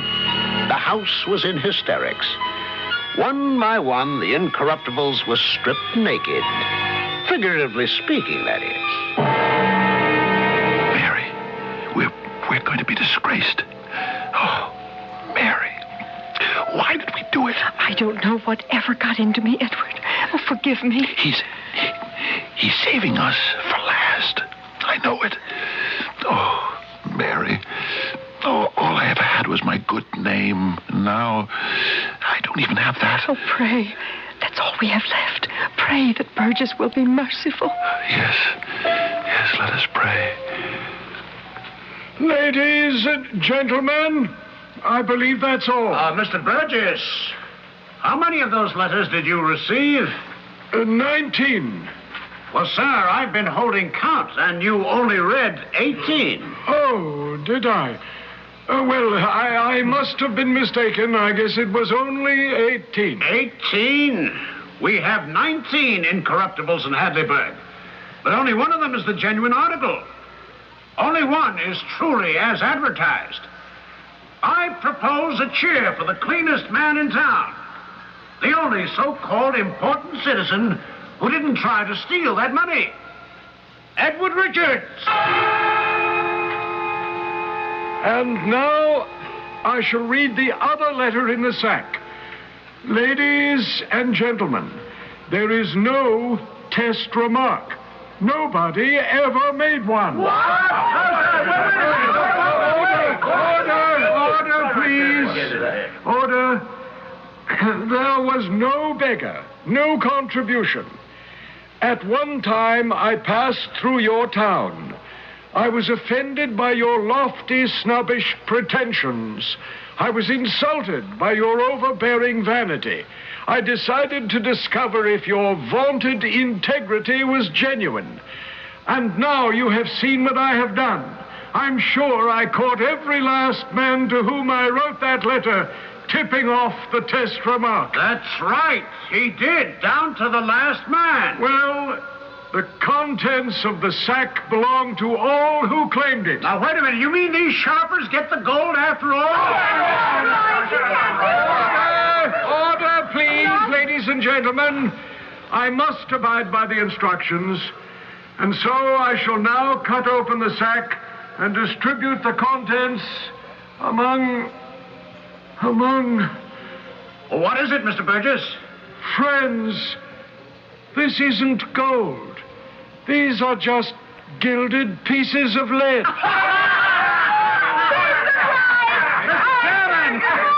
Chairman! Yes, Jack. Mr. Chairman, I propose we auction off the sack and give the proceeds to the one honest, incorruptible left. Ed Richards. In the emotion. Let's do it. Come on. All right. May I speak? My name is Stevenson. Mary, it's that Mr. Stevenson. Stevenson? Oh, do any of you gentlemen know me? I am a collector in rare coins and curiosities. And I think I might buy this collection. And on it, engrave the names of the 18 incorruptibles. I do. Sir, I'm returning. I warn you, I will sue you to within an inch of your life. I beg you, sir, not to threaten me. I know my rights. You and anyone else can prevent me from gaining possession by outbidding me. $1,000. Oh! 3. Keep it up, gentlemen. Keep it up. Remember, the proceeds go to Ed and Mary Richards. Finest, most honest. 7. Do I hear 8? Do I hear 8? 10,000. 10,000. Mary, 10,000. I must All right, confess. Edward, I don't know what to tell you. I won't be tempted again. I won't. Listen to the bidding. It's so much money. We could be comfortable for the rest of our lives. Mary, I should confess, but I can't. 15,000 there. 50. Burgess, why did he save me? Maybe we lost the letter. 25. $36,000. I hit 36. I'm going to confess. $6,000. 37. I hit. Hey, will the auctioneer grant a slight intermission? I must consult with... We will have a 10-minute intermission. During which time the 18 incorruptibles got together to pool their resources, and finally they bought the sack for $50,000.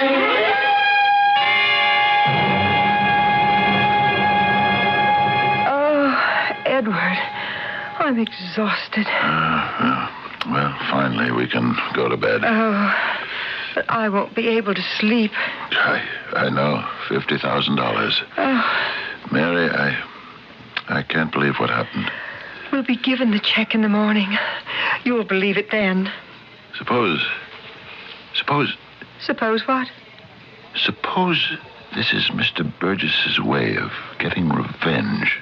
He was accused of adultery, but I knew it was a lie.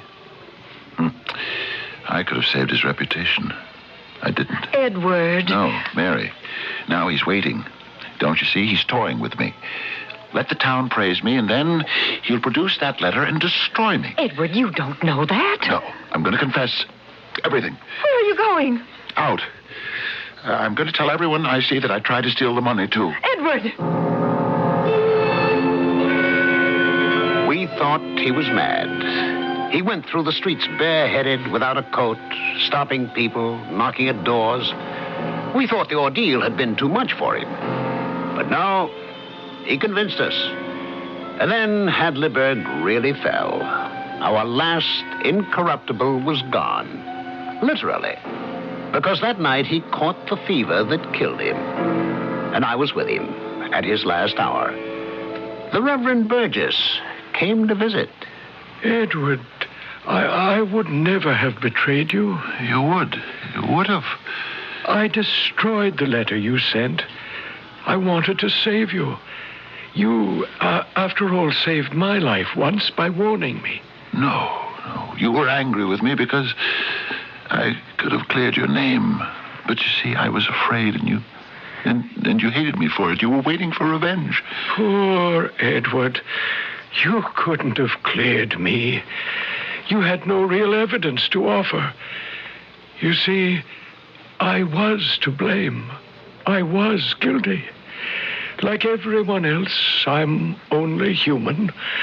Like everyone else, I too could be tempted. Hadleyburg is a well-corrupted village.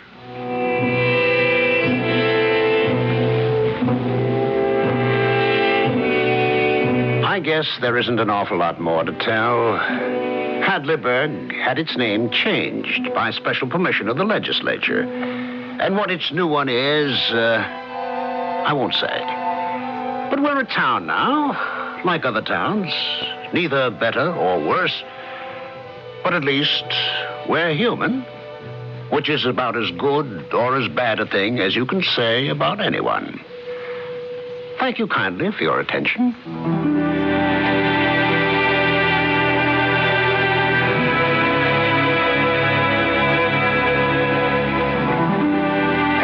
thank you, Jack Halliday.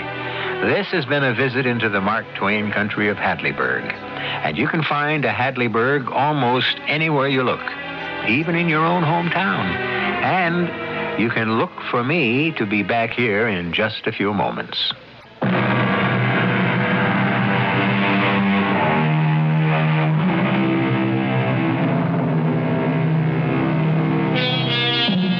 Temptation. The temptation of the flesh and the temptations of the spirit. Who can withstand them? We human beings are so ill-equipped. We have so many desires, so many conceits, so much vanity. And so every time you deplore a justifiably condemnable offense, take consolation in this one thought.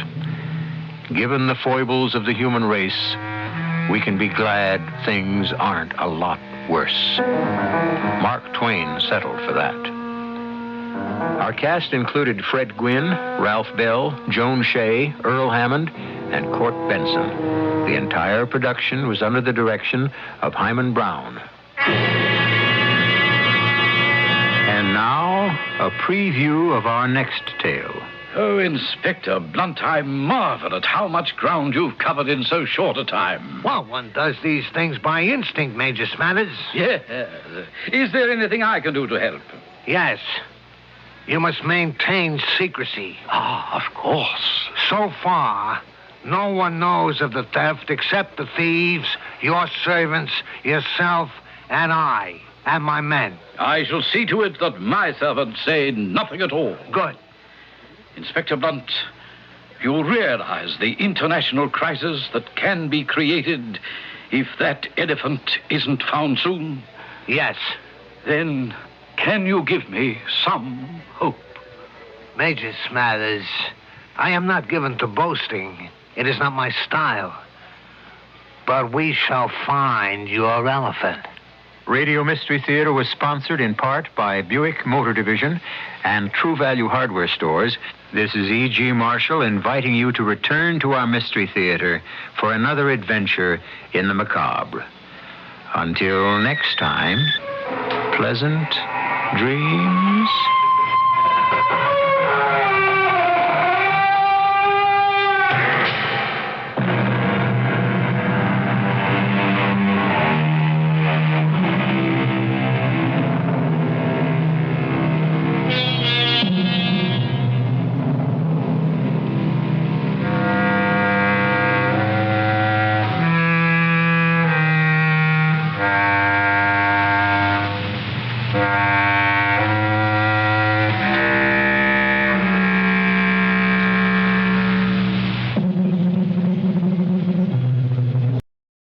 The CBS Radio Mystery Theater presents...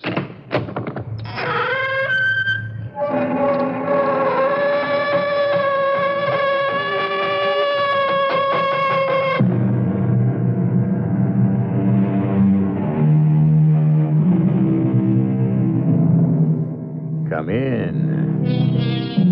Welcome. I'm E.G. Marshall.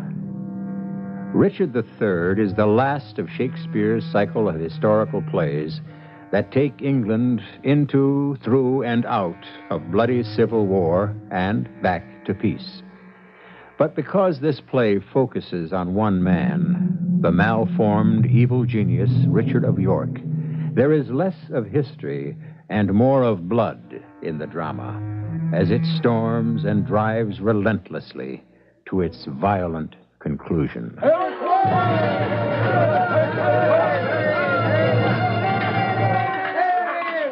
have set my life upon a throw of the dice, and I will chance my fortune on the roll. I think there must be 6 of my enemy Richmond in the field, for already I have slain 5 I thought were he. A horse! A horse! My kingdom for a horse!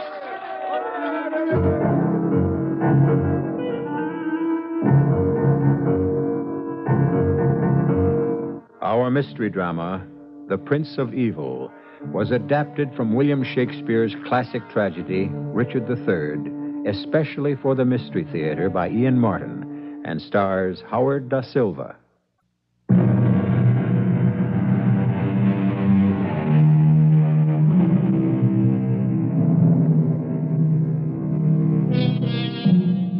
bloodiest civil war in England's history gave Shakespeare the chance to produce the bloodiest villain in all its history, but a fascinating villain. For in spite of all his physical drawbacks, he was a man of such magical and magnetic charm that few, men or women, could credit the depths of depravity he admitted only to himself. A man of sardonic wit and humor. Hear him as he comments on what seems to be the arrival of peace at last, with Edward, his brother, of the House of York, seated safely on the throne. Now is the winter of our discontent made glorious summer by this son of York. My brother, how different to me. My arm shrunk like a withered shrub, a mountain on my back. Legs of unequal size, deformity marks my body. When I came from the womb, women cried, "Oh, Jesu, he is born with teeth." And so I was, that I could snarl and bite. Then, since my body has been shaped so, I'll shape my mind to fit it. I have no brothers. I am like no brother, and the word love is full unknown to me. Since I have no joy upon this earth, I'll make my heaven to dream upon the crown, which stands some steps from me. But King Henry and the prince his son are gone, by my hand. My brother, the present king, is sickly, and his mind well poisoned against my other brother. So, Clarence, I have my cue. Your turn is next. Hold you, guard! Clarence, what is this armed guard that ring you? King Edward has graciously decided to house me in the tower. For what reason? Because my given name is George. He might better commit our godfathers, since they named all of us. What's the matter, Clarence? Why, when I know for sure, it may be too late to tell you, Richard. It seems our elder brother, in his failing health, is guided by prophecies and dreams. Guided to put his own brother in that dread fortress?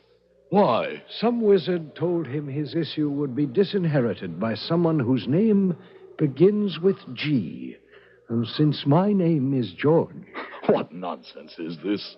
It could not happen except where men are ruled by women, as is Edward by his queen. I'll go to the king immediately and have you delivered. My name, too, if you reckon my title, begins with G. Duke of Gloucester. So let me stand proxy for you. Oh, if all could only know your inward grace as I do. Think not of me, but of yourself.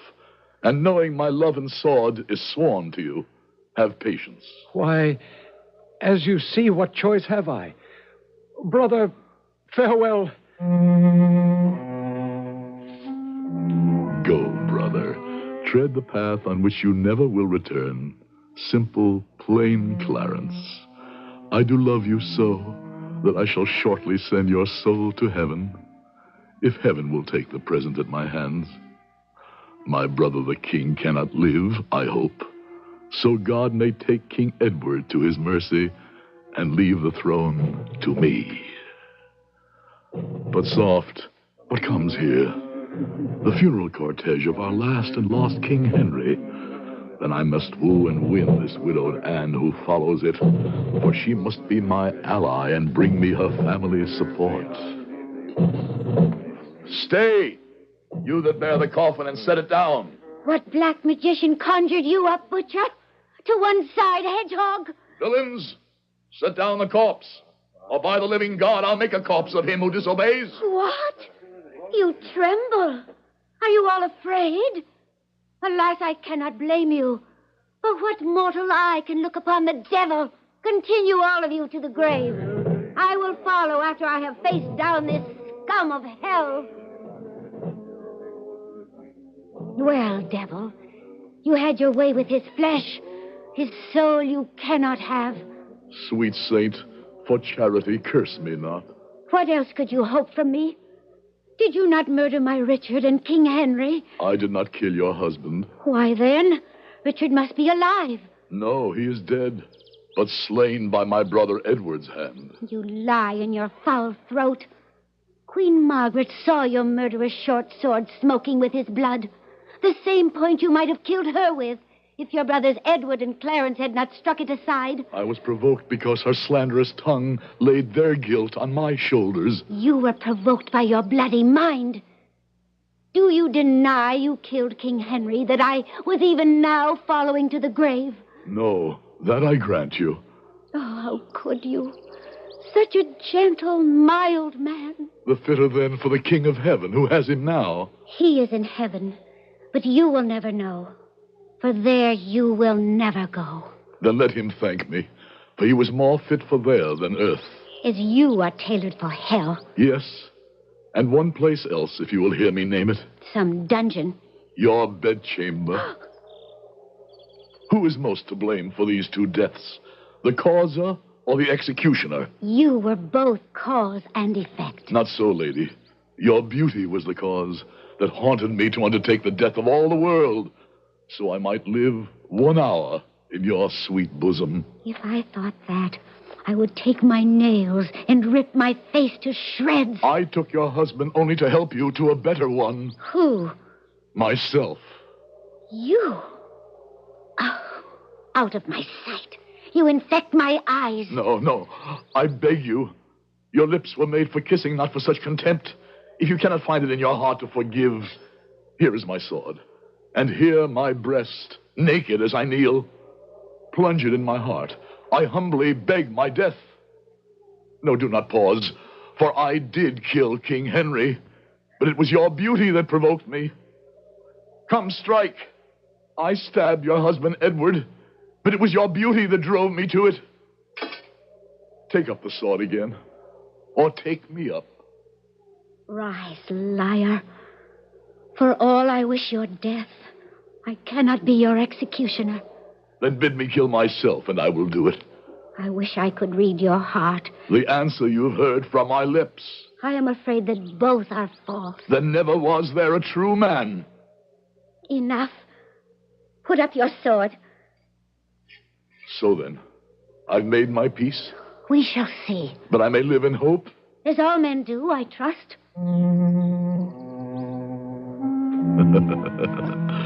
Was any woman ever wooed in such a fashion? In such a fashion, was any woman ever won? I'll have her. But first, my brothers must be disposed of. The king, by God, I hope, and Clarence, by me. Have you seen the king, Lord Hastings? Yes, Your Majesty. I have just left him. How is he then today? My queen, His Grace speaks cheerfully. But you make effort to. If he should die, what is to become of me? You have 2 sons to be your comforters should he be gone. Oh, but they are young, and their guardianship now lies in the hands of Richard of Gloucester, who has little reason to love me. It is concluded Gloucester is to be protector? Determined. Not yet concluded. But if the king should die without recovering, that loathsome Gloucester... Hush. He and Lord Buckingham are approaching. They do me wrong, Buckingham. Who are they to complain to the king that I have no regard for him? My own brother? My lord of Gloucester, I believe the king seeks only to bring peace between 2 factions. Your Majesty's pardon. I did not know we were observed. Nor I, my queen. Who are they and those of whom you speak, gentlemen? Why, your brother Rivers and your sons, Dorset and Grey. You envy my advancement and my friends. God grant we never may have need of you. Meantime, God grants that I have need of you. By your means, I have a dear beloved brother imprisoned, and myself in disgrace. I never turned his majesty against the Duke of Clarence. If anything, I was his advocate. I shall not endure such words. I am still, so I hope, the queen. An honor and state more properly due to me. Queen Margaret. Or would be so, if this bunchback toad had not murdered my dear King Henry in the Tower, And Edward, my poor son, at Tewkesbury. Away, old hag. Your cause is in the grave. Mine still lives. And I must fight for my poor brother, poor Clarence.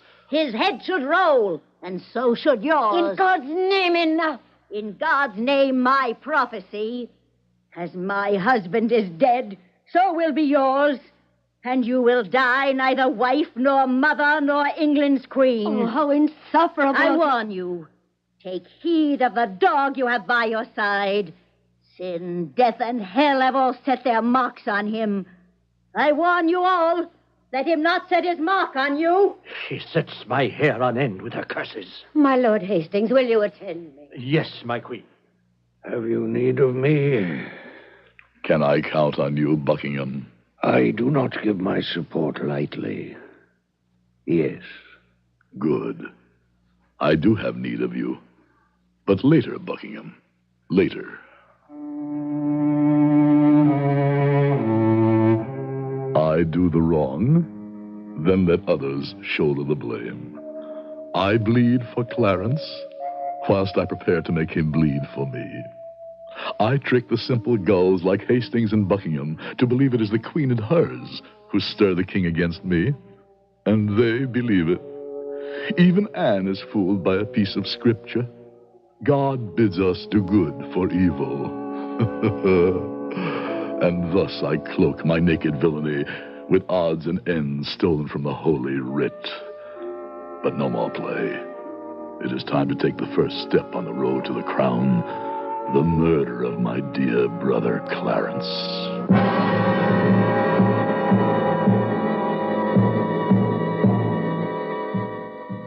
The villain supreme. A man who can surmount the impossible odds of his own misshapen body and soul, and yet by the magic of his charm and guile, blind everyone, including his prospective victims. I shall return shortly with Act Two.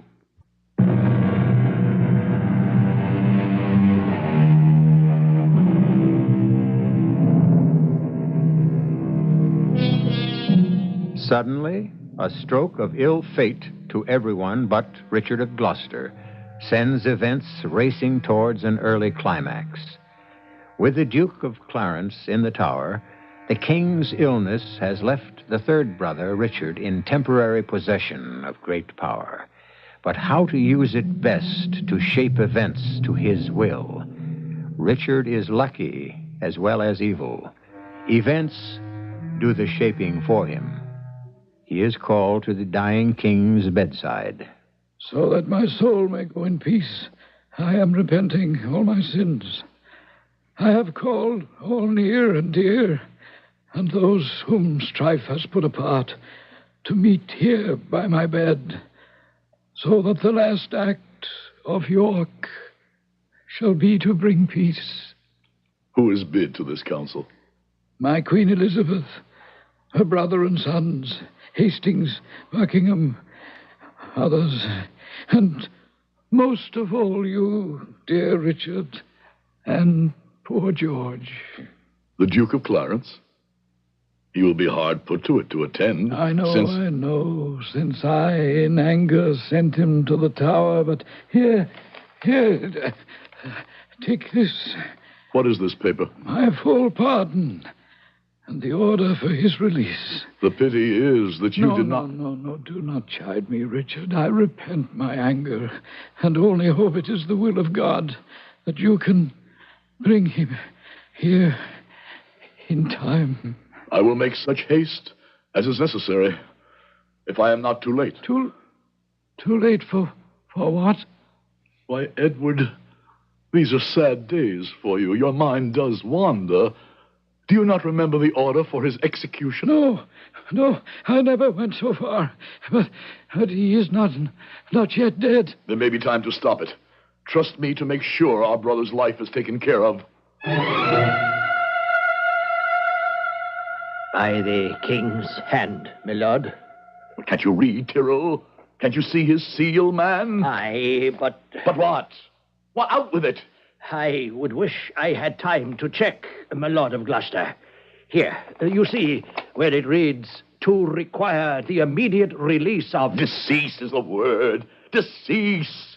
Do you think since it concerns my brother, I would not give my own life if it were the other? Yes, but the king's brother, who would protect me... I will protect you, Tyrrell. I promise you I shall be a very good protector, since very soon I will sit upon the throne. Aye, very like, my lord. Since the king is sick and... And you hold a certain order in your hand, I should not like to see your name on one of the same. It shall be done, my lord. And with dispatch? It will. I know it will, for I shall... My orders are that I shall wait to know it is done.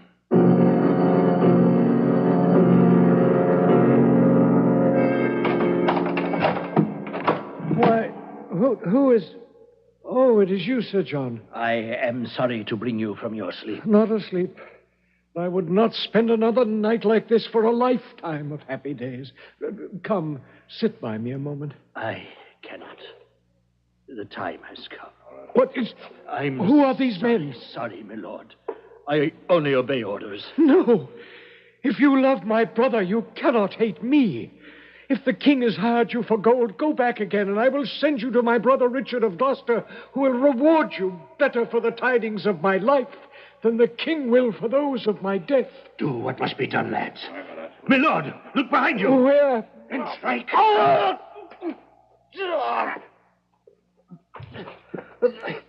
That I should be sent thus, with no peace yet won from God. Out of here, lads. The deed is done. I am sorry. Poor Lord Clarence. But I have a career to guard. And my neck. Ave Maria. Fool. If you value that neck, finish the job. I cannot stab him again. I will not. What is that vat outside the door? A tub of Madeira wine. Is it full? Near to. Then help me. Oh, my dear God. If he must dream of drowning, let that be his quietus. Now help me lift him. And head first. Drown, Clarence. Edward choke on death. I'll be the only brother left with breath.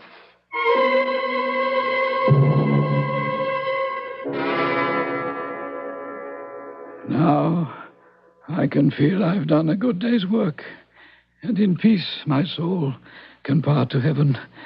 Rivers and Hastings, friends. Oh, dear Edward, it is time to rest. No, Elizabeth, my queen. You are not exempt from all. You, Dorset, Buckingham, wife, let Lord Hastings kiss your hand. There, Hastings. I shall forget our former hatred, as long as me and mine are safe. Never fear me for that, madam. Now, Buckingham, you must seal this league between all. I have no enemies. I am all men's friends. And as to you, Madam Queen, God punish me by hate from those I love, if I am ever cold in love to you and yours. There speaks my princely Buckingham. Oh, I could die now in peace, if only my brothers Gloucester and Clarence were here. In good time. Here comes the noble Duke of Gloucester. Good morrow to my sovereign king and queen. Why, brother, you must be gaining from the smiles I see around you. The king smiles. For such general goodwill and promises of buried enmity have been made that tomorrow should be kept as a holiday on this day forever after. If you shall join us, and gentlemen, Lord King, I beseech you to forgive Lord Clarence. Why, madam, you ask for love from me? Flout me in the royal presence, knowing that our brother the Duke is dead? Oh, what? Clarence dead? No, Elizabeth. Do I look as pale, Lord Hastings, as the rest? The blood has fled from all men's faces, as though afraid. As well all may be who look not to their skins, for blood will flow from this. Richard, I asked you. Clarence dead, but the order was reversed. Your first order, it seems, carried faster than the countermand. That arrived too late. Too late? No. Oh. Master, stand aside. Let me to him. Buckingham, Hastings, attend me. I wait upon your grace. And so do I. Did you mark the guilt upon the faces of the queen and all her kinsmen and allies? Mark me. They urged my brother's death upon the king, but by God, with your help, I will revenge it. And will you stand by me? When the time comes, the king is not yet dead, but when it comes, long live the king, sire.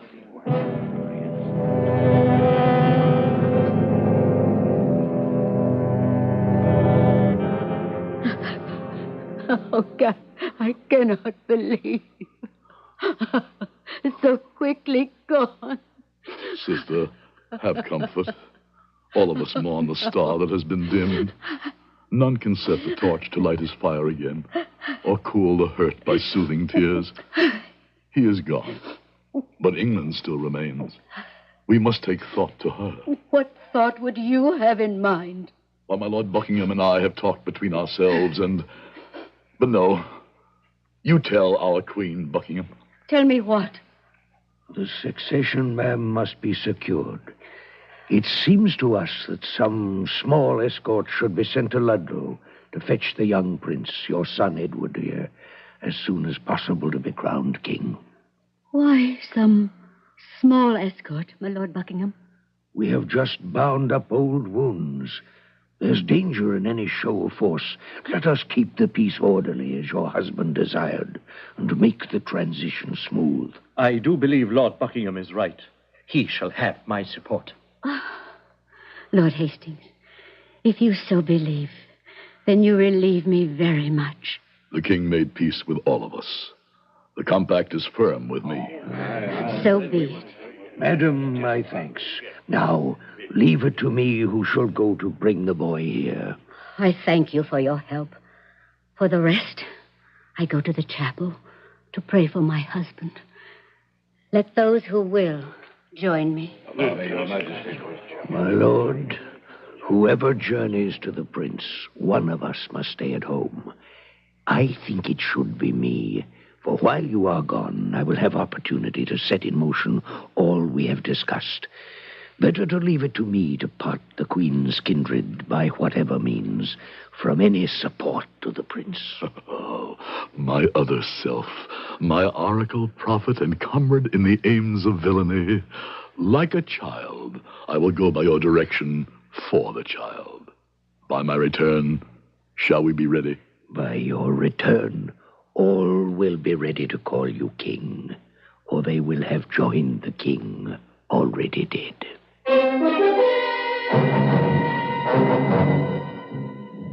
My Lord Hastings, have you heard any news of the Duke of Gloucester and my son? Why, yes, Your Majesty. Last night, I heard they stopped at Northampton, and tonight will sleep at Stratford. You are sure my boy is well? Madam, as long as Hastings lives, you need not fear. I will be party to no coronation, save it be Prince Edward of Wales, the true heir to the crown. Oh, you ease my heart, good Hastings. These are such bloody times as I thought left behind. I have to fear for both my babes if there is a pretender to the throne. You mean the Duke of Gloucester? He is in the line. That is why I see the ruin of my house, the tiger about to savage the helpless deer, tyranny hanging over the empty throne. I see, as in a map, destruction, blood, and massacre on a road that soon must end us all.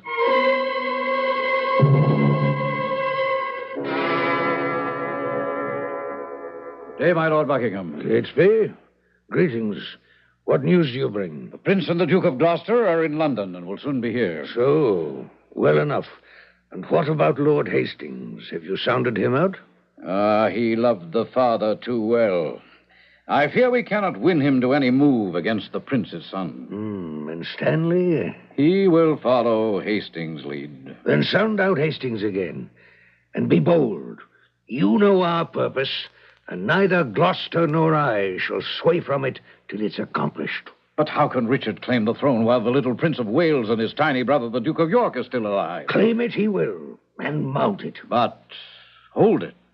Now, there's another question, as long as the children live. That we must leave to Richard. Oh, my lord, I am afraid. And so am I. The storm sweeps us before it, each a cork. For Richard needs must head the House of York.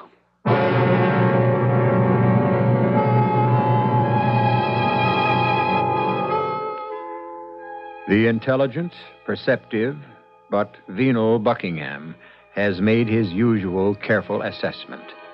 To secure the throne he covets, Richard of Gloucester will bloody his hands even more, and heads will roll like tenpins.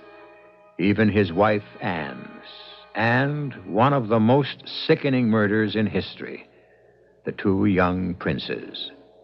I'll return shortly with Act 3.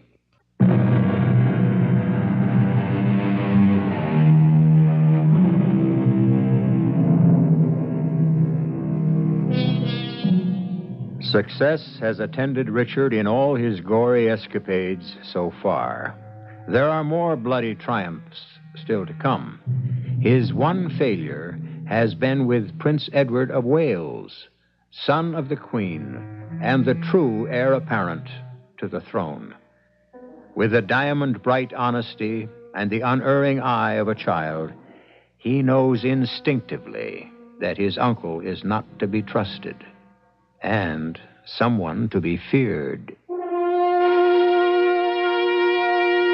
Welcome, sweet prince, to London. Welcome, my sovereign lord, you should be saying, Buckingham. Why, so I should. Thrice welcome, your majesty. I'm not a king yet. Why haven't my mother and my brother come to meet me? In time, sweet nephew, in time. It's been a long journey. You must be tired. No, Uncle. Then what? Just sad. Come. This is a homecoming when a boy should be all smiles. Uncle Gloucester? Yes, my boy. When my brother comes, where shall we stay until the coronation? Why, wherever it would seem best to your royal highness. But if I may counsel you, for your protection, spend a day or two at the tower. Oh, no. I do not like the tower. I shall not sleep quiet there. What's to disturb you? My Uncle Clarence's ghost. My grandam says he was murdered there. What nonsense, lad. Murdered? Never. But he died there. Why, so it's true. But you must not fear your uncle. I fear no uncle dead. Or none that live, I hope. And if they live, I hope I need not fear. But you are my protector, so I must obey. So with a heavy heart to the tower, I wend my way.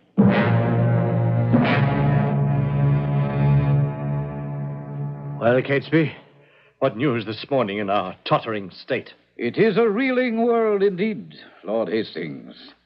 And I believe we'll never stand up straight till Richard wears the crown. Gloucester, I'd have my own crown cut off by the neck than see the real crown so misplaced. Does he aspire to it? Oh, it is men of goodwill who aspire to see him accept it. Men who would welcome your support. And bar my poor dead master's heirs from their rightful descent, I'd fight that to the death. I would hope it will not come to that, my lord. You would excuse me. I must return to duty at the tower. Woe. Woe to England. I might have prevented this. My life safe in their hands. Oh, bloody Richard. I prophesy the fearful time to come. My head is on the block, but you will be torn from the heights and just as dead as me.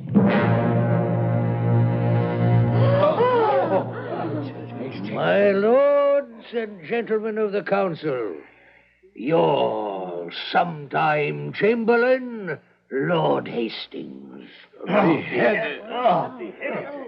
He does seem to be short of body. God, you may take away the traitor's head. So dearly I love the man that I must weep.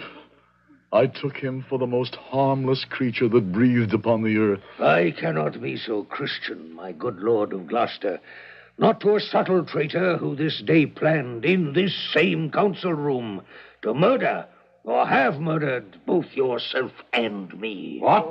Then he deserved his death. Well done, your graces. Now, all my lords, this barely thwarted plot gives warning that we and my Lord Gloucester cannot resign our state of fortune and our sceptred isle to the corruption of a blemished stock.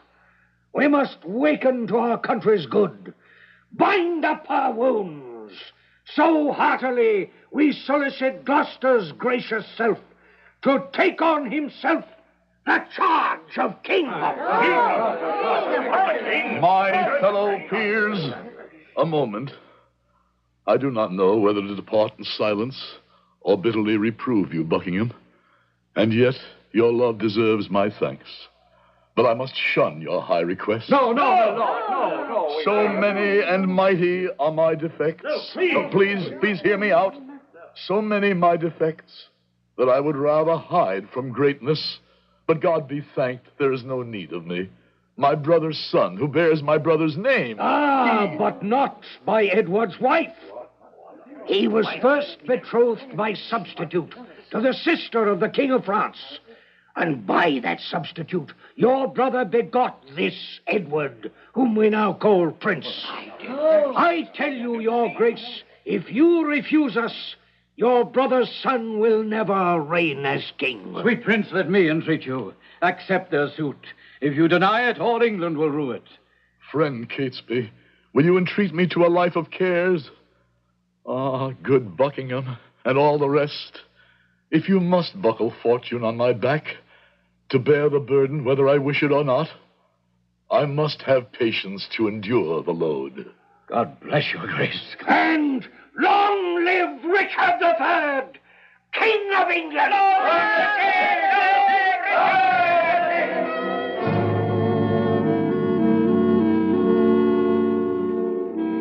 So now you are a queen, Anne.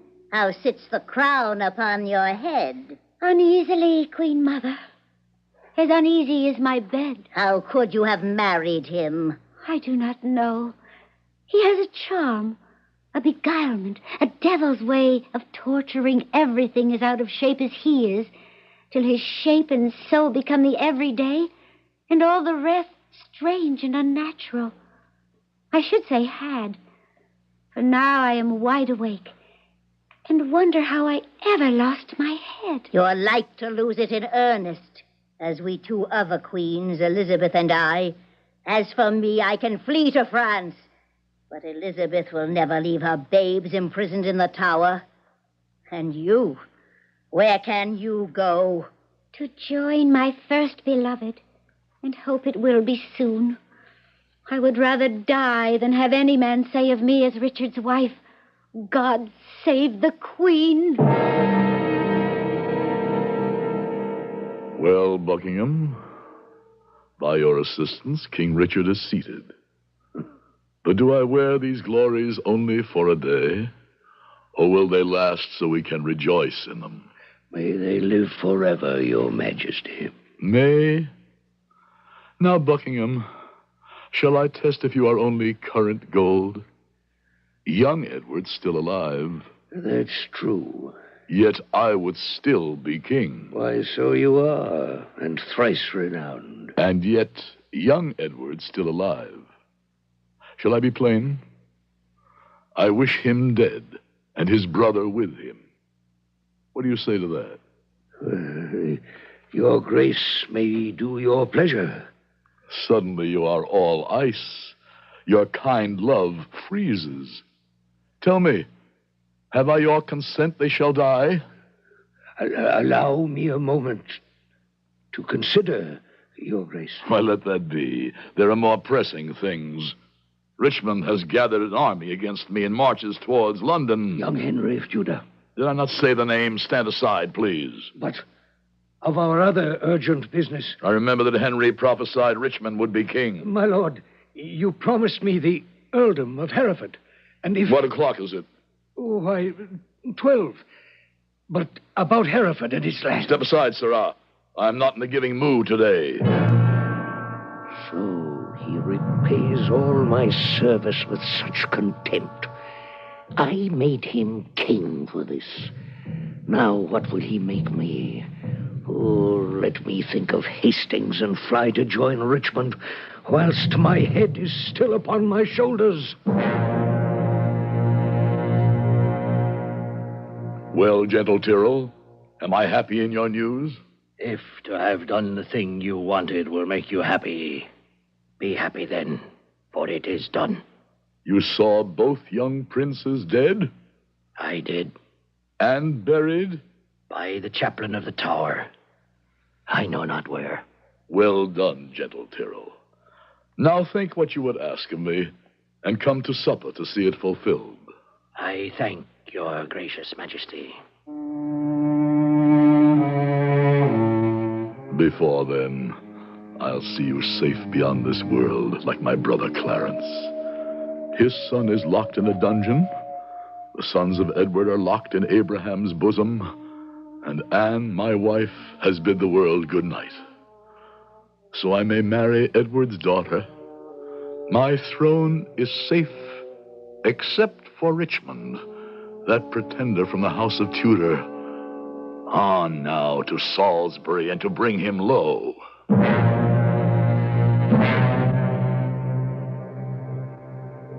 What hour is it, Catesby? Near midnight, sire. I have not that alacrity of spirit or cheer of mind I used to have. Bid my guard watch and leave me. Come to me before the sun is up and help me gird my armor on. You shall not sleep, Richard.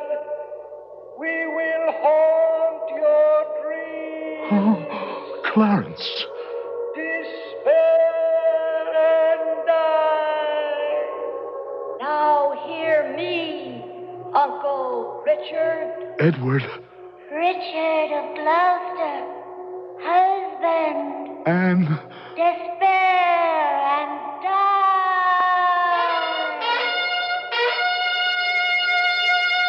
Hi. Who's that? Who's there? Catesby, your majesty bid me wake you? Oh. Why, then it's time to arm and give direction. Oh, but Catesby, I have had such a dream that has struck more terror to the soul of Richard than can the substance of 10,000 men-at-arms. Oh, coward conscience, how it does afflict me.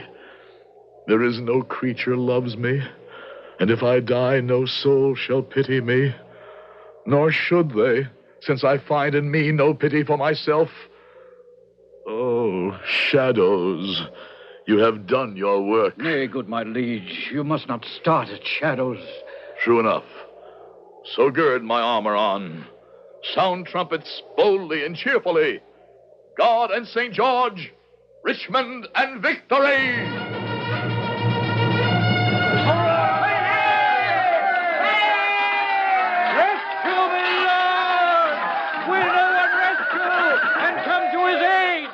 The king is unhorsed and fights on foot. A horse!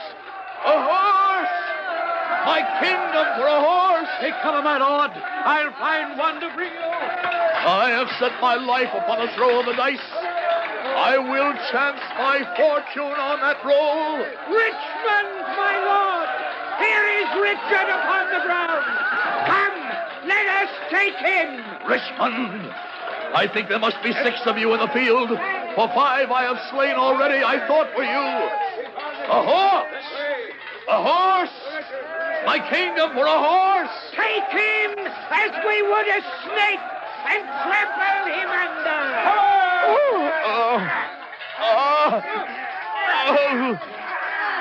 Too many. I cannot fight the world. Richmond! Now our civil fever's bled. The day is ours. The bloody dog, he's dead.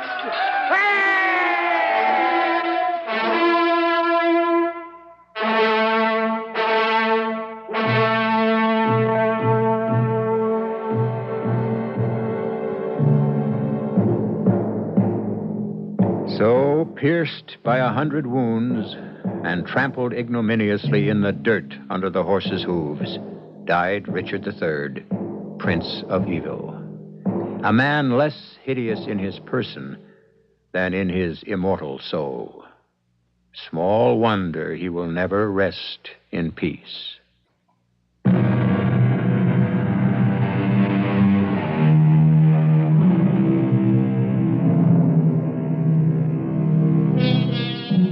Young Richmond became Henry VII of England, first of the Tudor line of kings, and the beginning of true peace at home and the spread of England's glory abroad. The real King Richard III might have been little noted in his history, save for William Shakespeare. In actual fact, he was a man of his times and a reasonably good monarch. But in any conflict between history and high drama, drama has a way of persevering. So down through the ages, our picture of this king has become that of the Prince of Evil. Our cast included Howard Da Silva, Evie Juster, Court Benson, Hetty Galen, Earl Hammond, and Ian Martin. The entire production was under the direction of Hyman Brown. And now, a preview of our next tale. When Antony first met her upon the river, no man in all the universe could not have desired her. The barge she sat in, like a burnished throne, burned on the water. The stern was beaten gold, the sails purple, and so perfumed they turned the very winds that filled them sick for love. The oars were silver, but her own person beggared all description. She lay in her pavilion, half clothed in cloth of gold, and pretty dimpled boys with different colored fans caressed her cheeks to a rosy glow. Oh, rare Egyptian. Rare indeed. Age cannot wither her, nor custom stale her infinite variety. The preceding program was broadcast with the permission of the Columbia Broadcasting System. This is E.G. Marshall inviting you to return to our Mystery Theater for another adventure in the macabre. Until next time, pleasant dreams.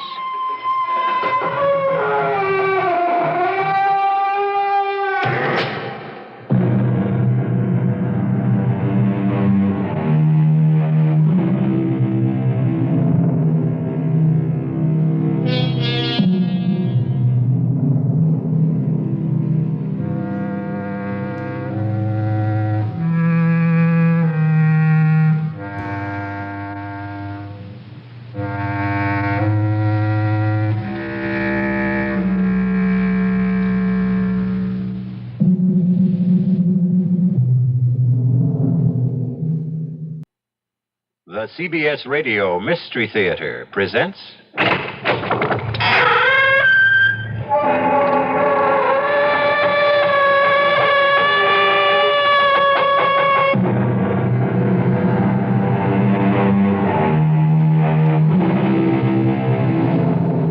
Come in. Welcome. I'm E.G. Marshall. Welcome to the world of terrifying imagination.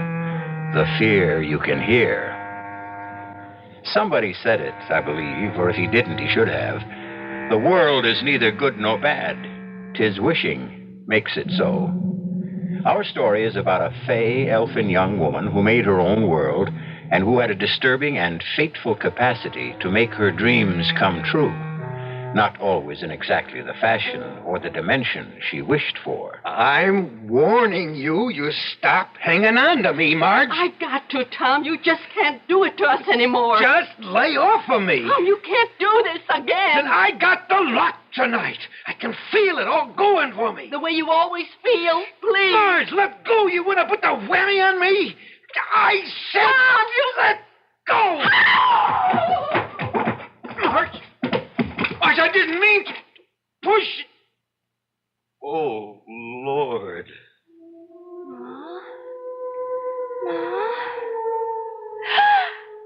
No! Paul, you killed her, Paul! You killed her dead! Ah!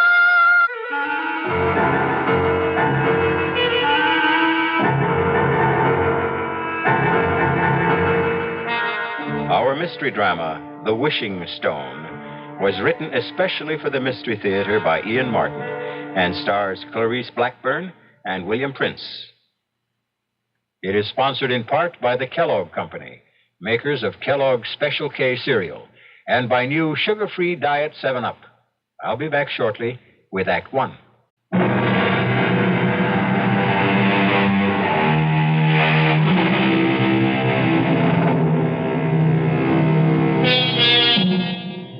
We are such stuff as dreams are made on, and our little life is rounded with a sleep. That quote is definitely Mr. Shakespeare's. But our little life is equally founded, and sometimes confounded, on dreams, like the bad one Jenny Coulter had a few moments ago, and for which, fortunately, there is present comfort in the person of her mother, and in turn, her brother, Judd. Jenny, you all right? It's you, Ma. You. Oh, you all right? Well, I'm fine, honey. What'd you have, a bad dream? I suppose. Oh, now that I see you. Oh, Ma, it was so real. I saw you lying there at the bottom of the stairs, and your head, oh, it was turned to the side like... Well, now, don't let it upset you. Here I am, right as rain, and it was only a dream. But it was just like I saw it happen. He pulled his arm away from you while you were hanging on, and you went tumbling down. He? Who's he? I don't want to talk about it. Oh, was it your father? Yes. Who else would it be? Judd, what are you doing up? I heard Jenny Lou cry out. Oh, it was just a bad dream is all. You okay, sis? I'm just fine now. You go on back to bed now, son. What did you dream the old man did to Ma, Jenny? Mom was trying to stop him from going out gambling again, and he sort of pushed her off him and she tumbled all the way downstairs. Now, that's enough fussing about nothing now. You get back to bed, Judd. Okay. Good night, Jenny. Good night, Judd. You want I should close the door, Ma? No, I'm coming back to bed myself right away. You're not scared no more, are you, honey? No. As long as I know you and Judd are close by. But I sure was scared. Oh, my baby, you're just so sensitive. Everything touches you close like a little old butterfly sitting on a leaf with your feelers reaching out all a-tremble. I like being butterfly. That's a pretty sort of thing to think on. So you just keep thinking on it and hustle yourself back to sleep. Good night, Jenny. Good night, Ma. I love you. And I love you. Sleep tight. Ma? Sakes alive, Judd. You like to startle me out of my wits. Come away from Jenny's door. I thought I told you to go on back to bed. Was you and Pa having an argument again tonight? When? Well, right now, that she might have heard. Your father isn't even here. He went on out after you kids went to bed. Yeah, I bet he's over to Stover's playing poker. Oh, Tom don't mean what he does. He's sick. Yeah, and so am I. I'm sick of him.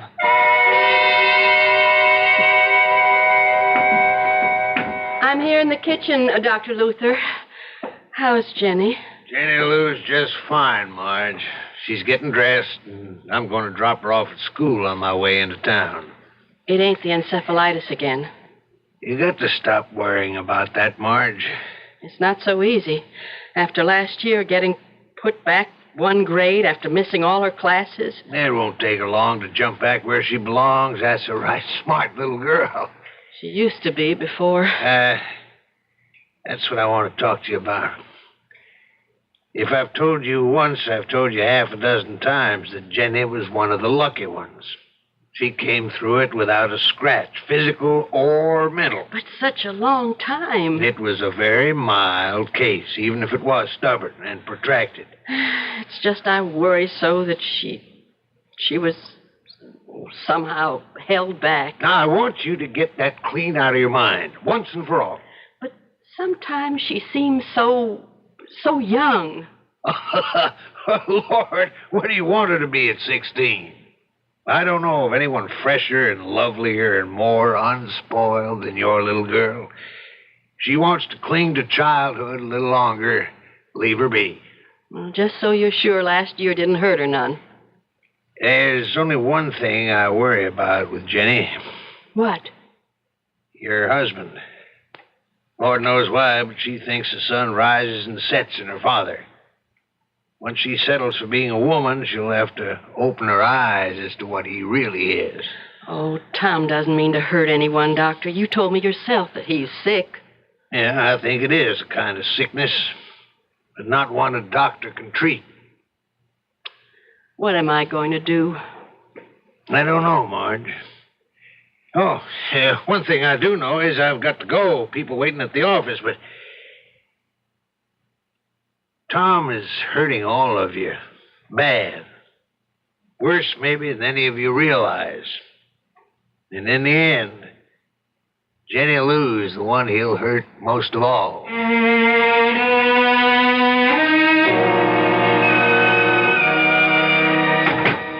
Judd, that you? Oh, yeah, Ma. Is Jenny with you? Well, no, Ma. Oh, where you been? Baseball practice. Well, why'd you think Jenny was with me? Because she didn't come home after school. Judd, it isn't like her to just take off. You don't suppose she... Well, she what, Ma? That dream shook her up. And Tom and me had another bad set-to this morning. She wouldn't run away. Jenny? From us? No way. Well, she was sort of strange when she left this morning with Dr. Luther. Kind of, I don't know, excited as if she had some secret plan. You know how she gets. Secret? Yeah. I bet I know where she is. Where? Well, I can't tell you. I mean, it's her own secret place. Well, the only reason I know about it is I was out rabbit hunting one day and I stumbled across it. She goes there to bird watch and, well, just to be alone, I guess. Now, she made me promise I'd never tell just where. I'll bring her home.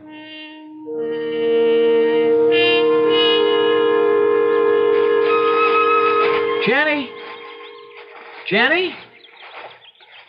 Jenny, what are you doing hiding out here? I wasn't hiding. I just came here to say a little prayer. Well, for who? Pa. Oh?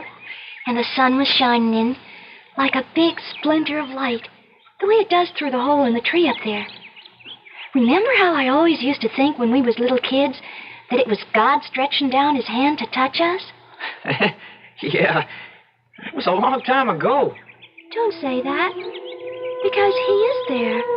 He was here today. Leastways, one of his angels was. What? I was kneeling and looking up into the sun, and all of a sudden, the birds was all still, and the whole hidey-hole here filled up with golden light that sparkled and spun. And right over there, he was standing.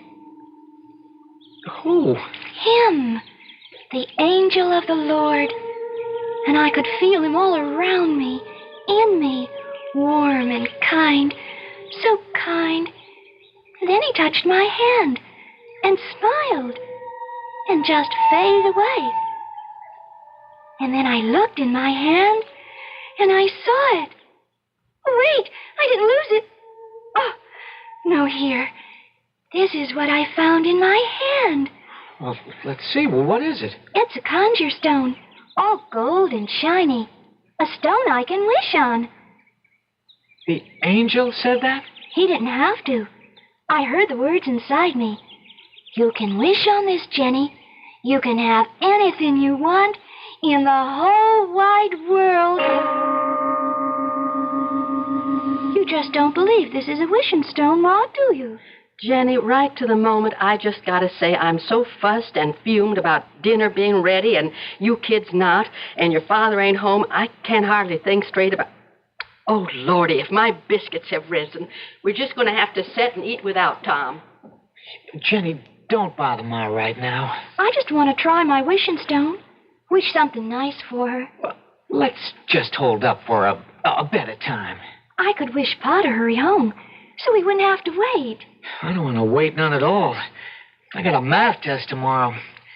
I just got to pass or I don't make the ball team, and I need every minute to study. Except who am I kidding? If I stayed up all night, I wouldn't be ready for tomorrow. If you had a few more days, could you make it? Well, even just one, I'd stand a chance. Okay. Here goes. No, hold up a minute. Too late. Shh. I just wished there'd be no school tomorrow. No school tomorrow? What nonsense is that? Jenny, go bring them biscuits. Judd, you sit down. Ain't we going to wait for Pa? We ain't waiting for nothing, not even wishes to come true. We're going to eat our dinner before it spoils. Yes, Ma. I'll get the biscuits. You didn't have to be so rough on her, Ma. Play her game. I know, Judd. It's just I have no sense of humor left. Or fun. The way it is with us, if we had a wishing stone, we could use it for a lot better things than no school tomorrow. Ain't that crazy? The two of you have had me half believing there is a power in that stone.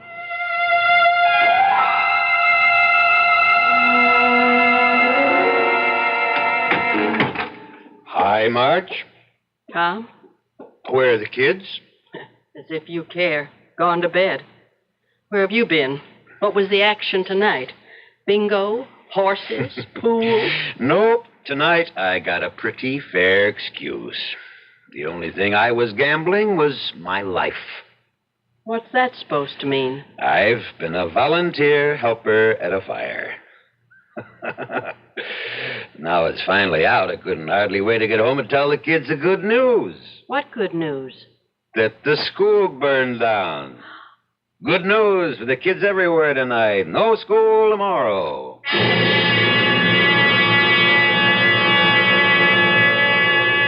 Is there any other catastrophe in the world that carries with it an equal amount of joy than a school burning down? But this time, is it chance or is some supernatural force, sinister or benign, at play? We're going to find out that this simple phenomenon, or happenstance, is a great deal more than sheer coincidence when we return in a few moments with Act Two.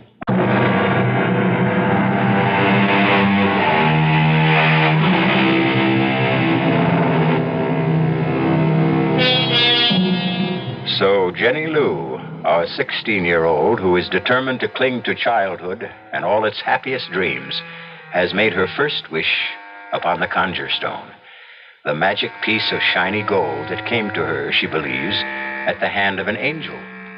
A wish that came true.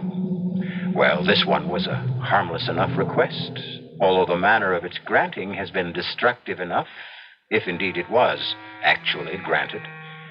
If this is a wishing stone, it is potentially as dangerous as a nuclear bomb. Did you say the school burned down, Pa? It sure is Tucker did, Judd. Ain't that good news, Jenny? I reckon. I guess I didn't mean to do it that way. You didn't mean to do what? To burn it down. I just didn't want it to be. That's all I wished on. Hey, what was she talking about, Marge? Oh, it's just Jenny found Don't you tell him, Ma. Don't you tell me what? Oh, don't pay any mind to the young'un's nonsense. Just tell us about the schoolhouse and what happened. Well, sir, I just about finished trimming up Mayor Sackett's hedge, and I just started to get all my tools together to put back in the pickup when the fire horn went off. I heard that old horn go just a couple of minutes after. Yeah, I run straight over to the firehouse, being that close, and we took off. By the time we got there, she was past all saving. And it's funny, you come to think of it, a brick building like that, you wouldn't figure it'd turn into a regular torch. Well, how'd the fire start, Pa? Yeah, you wouldn't believe this. And neither does nobody else credit it. But according to old Sam Wallace, all of a sudden, a flaming arrow comes straight out of the sky and cut right through the brick walls and everything and hit the oil tank and blew her wide open. That drunken old no-good, some custodian. I'll bet he was drinking and dropped one of those foul old stogies he smokes into all that rubbish he's too lazy to clean out of the cellar. Yeah, it could be. It's what most everyone thinks. Still... Still what? It's hard to tell someone who wasn't there. But damn if the way he told that story did make you stop at least once to think on it. What do you mean? Well, it's the first time I ever seen that old booze hound with his eyes put together like he really was seeing what he talked about. Anyways, we talked enough. Hey, something to eat around here. I got it warming. I'll serve it right away. Pa? Yes, sugar. That flaming lightning bolt, you said, How long before the fire horn sounded did it come? Oh, well, according to Sam's story, he lit out next door to the gas station and called the fire department. Well, couldn't have been more than a couple of minutes. See, Judd? It did so work. Okay, if you want to believe it. What are you kids talking about? Well, forget it, Pa. Just kid talk. Oh, well, I'm too old to share. Oh, no. If you want to. Well, sure I do. Well, Pa, it's just for no mind. Jenny and me's got to be getting to bed. With no school to worry about tomorrow? If there's no school, there's plenty of chores they can catch up on in the morning. Scoot now, both of you. I'm serving your Pa dinner. Good night, Pa. Let's go, Jen. But I wanted to You tell... get on upstairs. It's past your bedtime. Yes, Ma. Good night, Pa. Good night, kids. Did you have to chase him off to bed? Little enough chance I get to see him. It's little enough chance you make to see him. Oh, lay off, will you, Marge? I'm not even laying on. If you stuck a little closer to home than to the other woman, maybe you'd know what goes on around your own house. Now, what other woman? Now, dang I'm talking about Lady Luck, or whatever name you want to call her. My rival. Lady Luck. Whatever makes you gamble, Tom, one way or another, it's going to be the end of us. You ever going to see that before it's too late?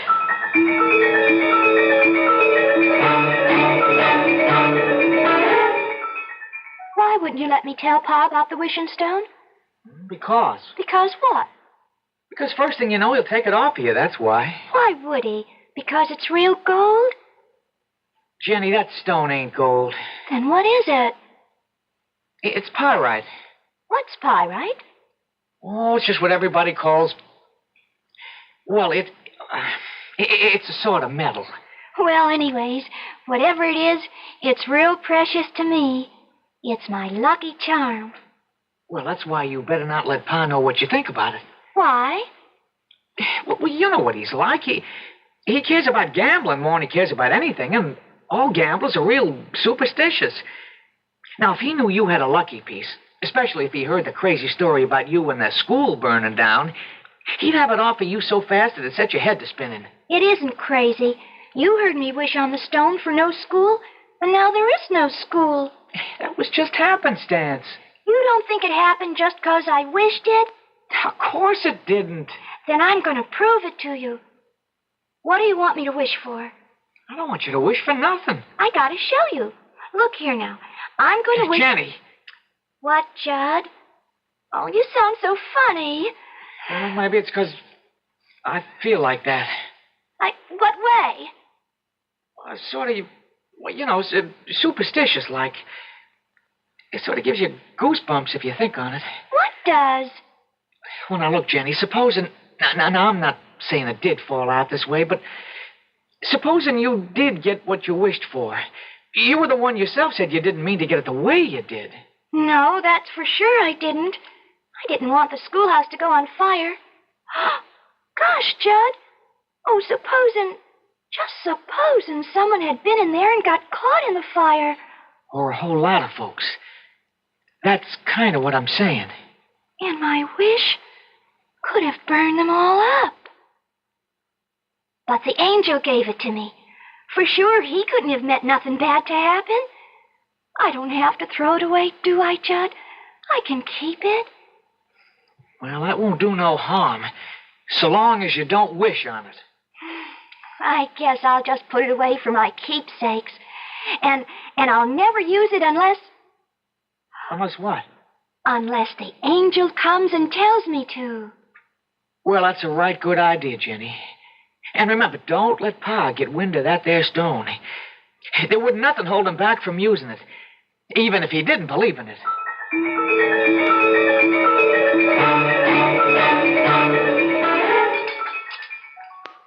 It's going to seem funny going to school in the courthouse. You'd think with only a Friday left in the week they'd wait until Monday to start up again. I'm glad they did. I don't want to miss any more school ever. Then you better look out the things you go around wishing, Missy. Oh, she's took... I'm sorry, Ma. She's taking a pledge. What does that mean? I'm not going to wish on the stone anymore, 'cause the wish you get might turn out bad for other folks. I think that's a very good pledge. Yes, only... Only what? I'll have to whisper. Well, don't mind me. I'm all finished. I got to get my books from upstairs. What's this you had to whisper? I was just going to say that with Judd's birthday tomorrow, I wanted to wish him a bicycle. He sure has his heart set on one. Well, you won't have to worry because he's already got one. Leastways, he will by later this morning. How? You see this flour tin? Yes. Watch this. Down under the flour, there in this old glass salt cellar's the money I've been saving up for most a year to get your brother the bike he wants. How come you kept it there? Your father, what he is, it had to be some real safe place to keep his hands off it. Who's that? Oh, it's your Uncle Al. He's driving me to work this morning. Get the door, honey, will you? My hands are all flour. Sure thing, Ma. Hi, Uncle Al. Ah, beautiful. Oh, my, you sure are as pretty as a picture. Getting to look more like your mother every day. And they don't come any prettier than that. Oh, you and your honey talk. You should have been on a TV instead of behind a cage. Thank God the bank don't keep its tellers there anymore. You make me sound like an ape. Me, Tarzan. You, Jane? No, me, Jenny. I saw a guy here laughing. I knew you must be around, Uncle Al. Hi. Hi, Gabe. Give me some skin. Well, here's 5. I'm at you. Ooh. Say, that's some grip. You want to Indian wrestle? Oh, I'm going to be ready pretty soon to take you on. I think you're ready already. No, I got no time this morning. I got to catch a school bus. Come on, Jenny. We got to scoot. Goodbye, Ma. Oh, have a good day, son. Bye, Ma. And get a real swell you-know-what. I will. Be happy, Jenny. I am. Bye, Uncle Al. Hey, it's great to see you. We'll make it longer next time. Bye, Uncle Al. Come on, Jenny. Make next time soon. You can count on it real soon. Oh, they're swell kids, Marge. I envy you. Yeah, they're what I live for these days. Tom left already? No, he's upstairs, dead to the world. He rolled in this morning around 3, smelling like a brewery. That brother of mine, I'd like to knock his head off. The way he'll be feeling time he gets up this morning, you won't have to. It'll fall off all by itself. I got to talk some business to him. Like what? I don't want to get you involved in it, Marge. Well, if it's about money, I will be anyway. It is about money. And there's no use asking him. I went through his pockets last night, and he doesn't have 1 red cent. But he's got to. What for, Al? Jim Kenny called me at home late last night. The insurance agent? Yeah. Last payment on Tom's life insurance hasn't been made, and tomorrow's the last day of the grace period. But I gave him the money for that a month ago.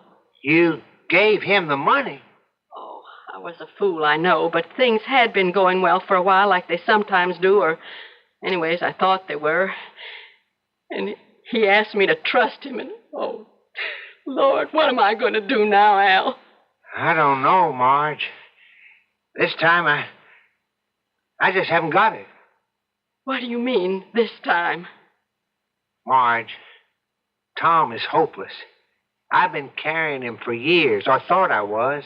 I gave him the $60 for that same payment. When I found out last night it hadn't been made, I was mad enough to kill him.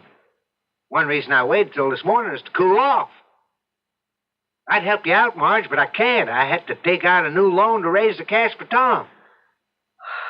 I can't let the insurance go. You'd have a tough time getting a new policy written if this one lapses, but how? Nearly a year I've been saving it for a bike for Judd's birthday tomorrow. Instead...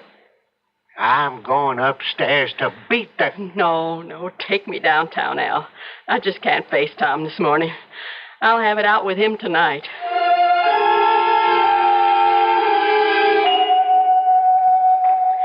After what you made me have to do today, how could you steal money out of my purse and leave to go gambling again? All I want to do is run it up till it's enough to pay you back. You're sick. I'm not going to let you take the money I broke my back making today. I'll bring you back 5 times this. And you're not stopping me. Oh, yes, I will. I'm warning you. You stop hanging on to me. I got to, Tom. You just can't do this to us anymore. Just lay off of me. Tom, you can't do this to us again. I got the luck tonight. I can feel it all going for me. The way you always feel. Please. Let go of me. You want to put the whammy on me? I said... Tom! Let go! Oh! Marge! I didn't mean to push. Oh, my God. Ma, what happened? Ma! Oh, Judd! It's just like my dream. He killed her. Pa killed her dead.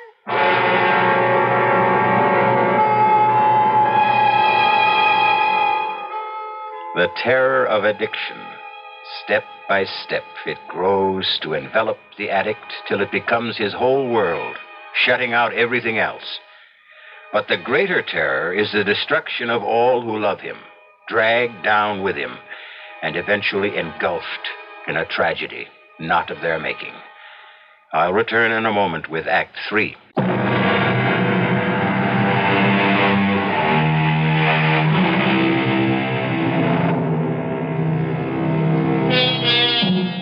An endless moment in time. A few dreadful seconds ticked away, with every heart crying out to take them back again, to make this just a bad dream and not reality. 3 people frozen in horror. The 4th, sprawled at the bottom of the stairs, her neck bent at an impossible angle, frozen in, what? Unconsciousness? Or death? Now, at last, a man brings himself to move. Marge. Don't you touch her, Pa, or I'll kill you dead. Oh, son. I'm not your son. I'm your enemy. Jenny, call the police. Emergency. We got to get Ma to the hospital fast.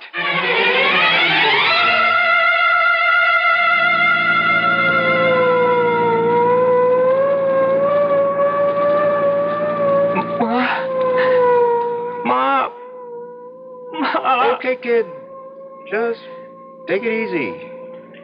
She's not going to die. You're not going to let her die, Doctor. Just hang in tough, kid. We'll do our best.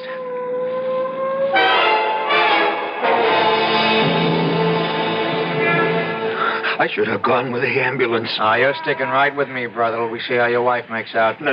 Look, officer, you don't think she's... Well, with the shake of your own skin, you better hope she isn't. But it was an accident. Well, the way that boy of yours reacted looked like he wasn't so sure. Now, we got to get moving. What happened to your daughter? Huh? Oh, Jenny, she went back to get something.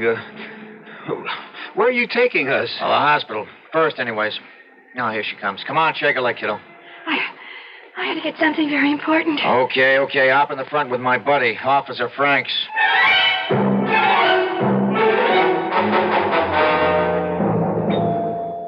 Okay, Harry. Straight to X-ray. You got a family doctor, kid? Yeah, Dr. Luther. Oh, you know his number? No, but I can look it up. Okay. Tell your doctor to get here as fast as he can. It's that bad? I wouldn't want to fake you out, son. It's not good. And I phoned Dr. Luther. He's on his way here. Is Ma going to die, Judd? I don't know. I'm scared, real scared. So am I. Judd? What? I'm going to break my pledge. You forgive me? What pledge? I brought the wishing stone. I'm going to wish on it. I'm going to wish that Ma's going to be all right, just like it never happened. If you want to, Jenny, go ahead. Can't do no harm. What can't do no harm? For me to use my wishing stone? Your what? Shh, quiet. I'm wishing right now.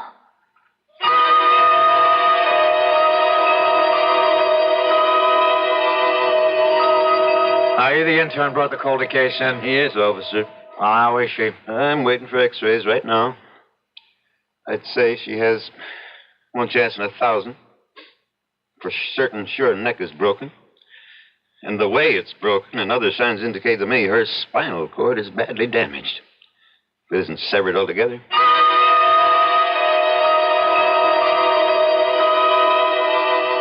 I just can't understand it, Dr. Luther. When I brought Mrs. Calder in, I'd have sworn she was in deep coma. I was sure her neck was broken, spinal cord severed. There's no indication of that from my examination of her. Not the slightest in these x-rays. I know, but not in this second set. Was there a first? Yes. And that's the funny thing. When we developed them, everyone was fogged. And we don't know why.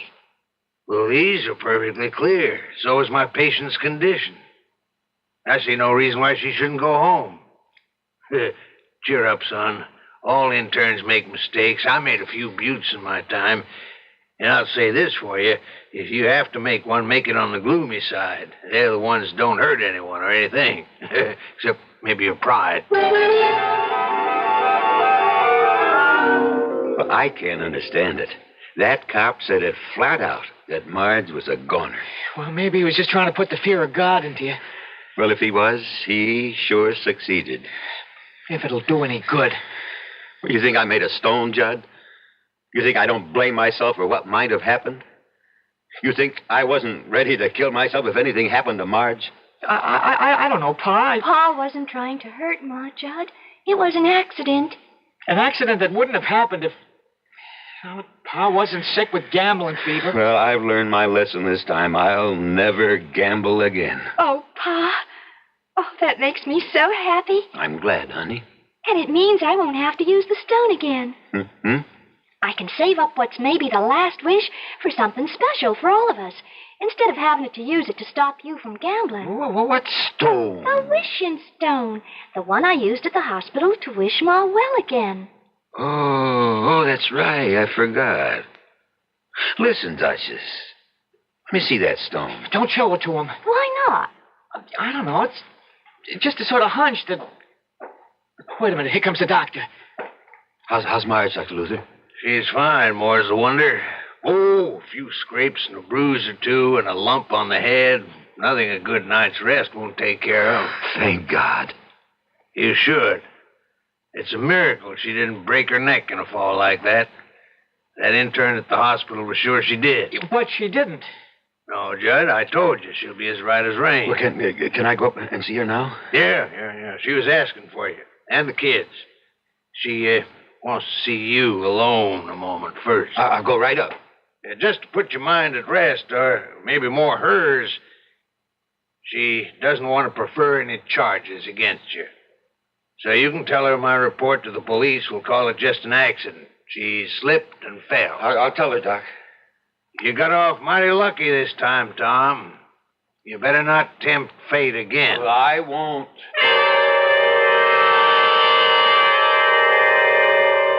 No, I mean it, Marge. Just give me another chance. I didn't see how I could, Tom. I never meant to throw you down those stairs. Oh, not because of that. The last straw for me was taking a chance away from Judd to have something he wanted more than anything in the world, his bicycle. You should just have let the insurance go. How could I, Tom? With 2 kids to bring up, if anything happened to you, Not that I want anything to happen to you. You gonna take me back, Marge? I don't know, Tom. It's hard for me to feel for you what I once felt. But if you're going to promise me you'll quit the gambling for the children's sake, we'll try to make a go of it. You won't be sorry, Marge. I hope not. I just wish I knew how to make it up to Judd tomorrow. If there was something I could pawn. You haven't left anything in this house that you could. Except the one thing you could never get your hands on. Well, what's that? My wedding ring. Do you think I could get enough on that? Well, not enough to pay for it all, but for a down payment. Then I'll take that night job, cleaning sewers you made me turn down to pay it off. I don't want you working in any sewers. Anyway, you can't work day and night. Well, I can't till I get Judd his bike. Well, we'll see. I'll take the ring down in the morning. No, sir. Dr. Lewis doesn't want you out of bed. I'll take it down. You? Can't you trust me, Marge? Well, if you can't trust me now, then what hope do I have, or any of us, I can ever be trusted? Well, you got to. Well, I swear to God, I'd just as soon be dead. All right, Tom. I'll trust you.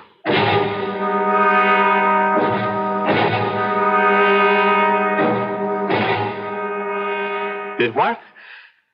You ran out of the money? Look, Benny, you got to do an old customer a favor, huh? You got to cover me for the 5th. Headlonger. Now, Benny, you gotta. That 15 I laid out on the 1st was money I got for pawning my wife's wedding ring. I got to get it back, and I got a hot tip. The headlonger's a sure. Benny, for God's sake. Oh, just this once. Please. Benny. Benny. What am I going to do? Wish to God. Wish. Oh, that wishing stone. Yeah.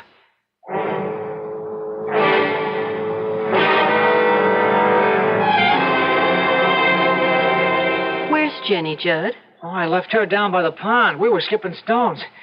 I just came up to see how you were feeling. Fine. I'm going to get up. Your pa didn't get back yet, did he? Oh, no, ma'am. I ain't seen him since early morning when he pulled out in the pickup. Well, you go on back down and keep Jenny company. I'm going to make me a cake so we can have a real birthday celebration. Oh, it's all right, Ma. I don't need a cake. You're going to get a lot more than you bargained for. Now, go on. I don't like Jenny down by that pond alone. You know she can't swim.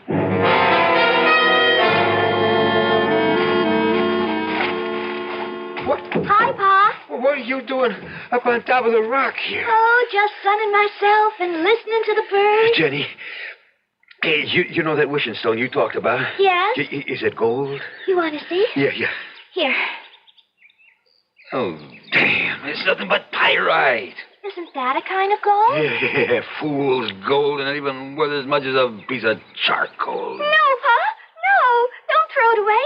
It's still good for one wish. You think this makes any wishes come true? It made the school burn down, and Ma got her neck unbroken. You're a Ma.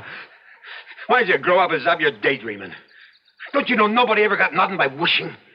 I've been doing a kind of wishing all my life. Look at where I end up now. Well, I'm going to wake up your little Miss Bright Eyes to show just how tough a world this is. Pa, please don't get mad. If this was a wishing stone, well, nobody ever needed it more than me right this moment. So look at this. I'm going to make a wish. I need money. I need it bad. So I'm going to wish that old Nick himself comes climbing up out of the middle of this pond with a sack of gold on his back for me. And I ain't going to be greedy. And I ain't going to ask for much. Just say like a 10, no, make it $20,000. Okay. Now, I'll rub the stone, and I wish. You see? It ain't no wishing stone. It'll make dreams come true. It's a nothing. Ah! Oh, Jenny, help me! Help me!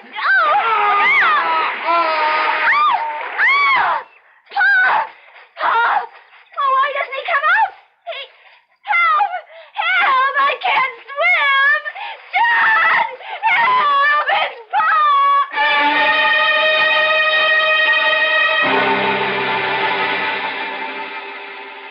I don't know how I'm going to tell the kids, Al. They're not really children anymore, Marge. They know. I guess I do baby them. I won't anymore. In a lot of ways, they're better off. Tom... Well, Tom had a cancer that he just couldn't cut out. Even my wedding ring, Oh, I didn't want him dead, though. Well, he is. And it was of his own making. Kind of queer, isn't it?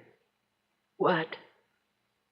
Him trying to show Jenny Lou her wishing stone wasn't worth a darn, and he ended up having his wish come true? Not quite. The policy's only for $10,000. There's double indemnity for accidental death, Marge. Tom got everything he wished for. The full 20,000.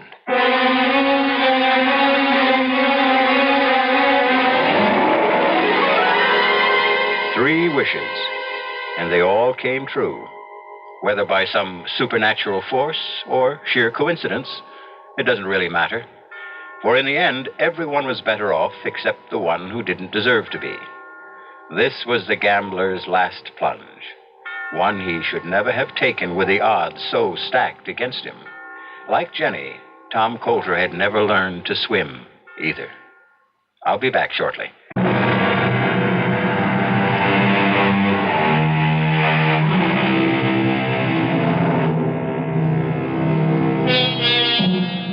As for the wishing stone itself, since it lies buried deep somewhere in the mud at the bottom of the pond, no one will ever know if it had the power to grant wishes. For Jenny, like all of us, had no escape from a common fate that soon befell her. She grew up and inherited a mantle that only Peter Pan seems to have escaped. She stopped believing in magic. Our cast included William Prince, Clarice Blackburn, Ann Costello, Jack Grimes, and Robert Dryden. The entire production was under the direction of Hyman Brown. And now, a preview of our next tale. Your husband? You dreamed? It was no dream. Oh, it was my husband. His ghost. Oh, for the love... Rory stood at the foot of my bed, and he begged my forgiveness for leaving me a pauper and breaking my heart. And he said, Jessica, I promise you'll live in Gormley House again. And then he vanished. The very next night, the Putnams crashed through the bridge over Gormley Gorge. Well, accidents do happen. It was no accident. No, the real estate man didn't tell you the whole story. Mrs. Putnam lived long enough to tell just what had happened. The Putnams didn't go off the bridge by accident. They were driven off it. Forced to swerve off it by an oncoming car. A car driven by a skeleton. Radio Mystery Theater was sponsored in part by Anheuser-Busch Incorporated, brewers of Budweiser. This is E.G. Marshall inviting you to return to our Mystery Theater for another adventure in the macabre. Until next time, pleasant dreams.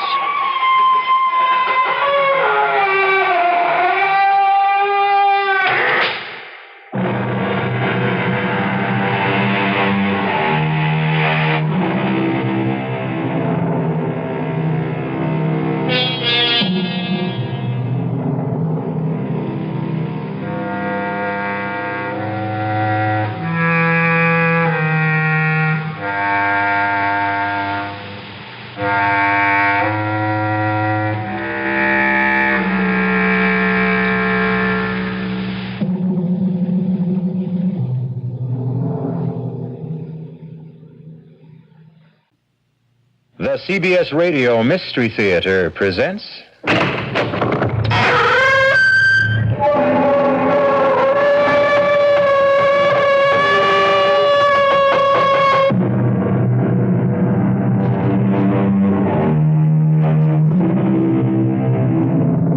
Come in.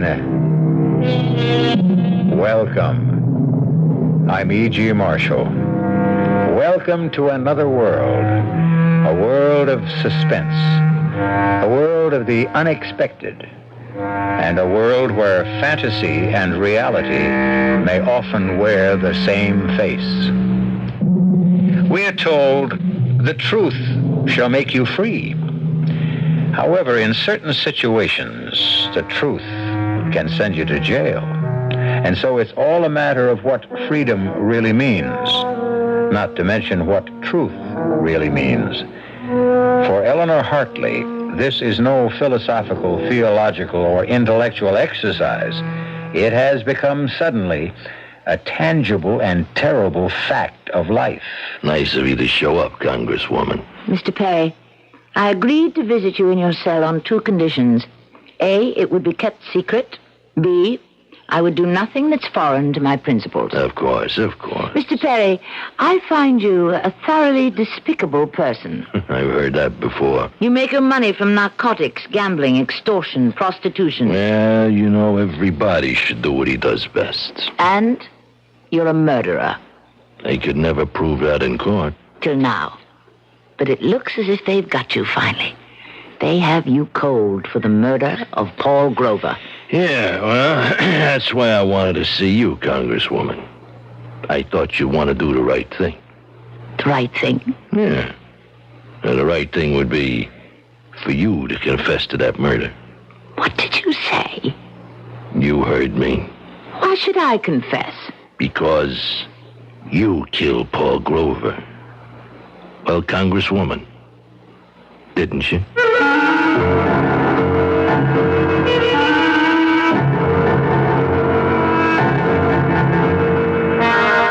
Our mystery drama, A Tiny Drop of Poison, was written especially for the Mystery Theater by Sam Dan and stars Tammy Grimes. It is sponsored in part by Anheuser-Busch Incorporated, brewers of Budweiser, and by the Kellogg Company, makers of Kellogg's Special K cereal. I'll be back shortly with Act One.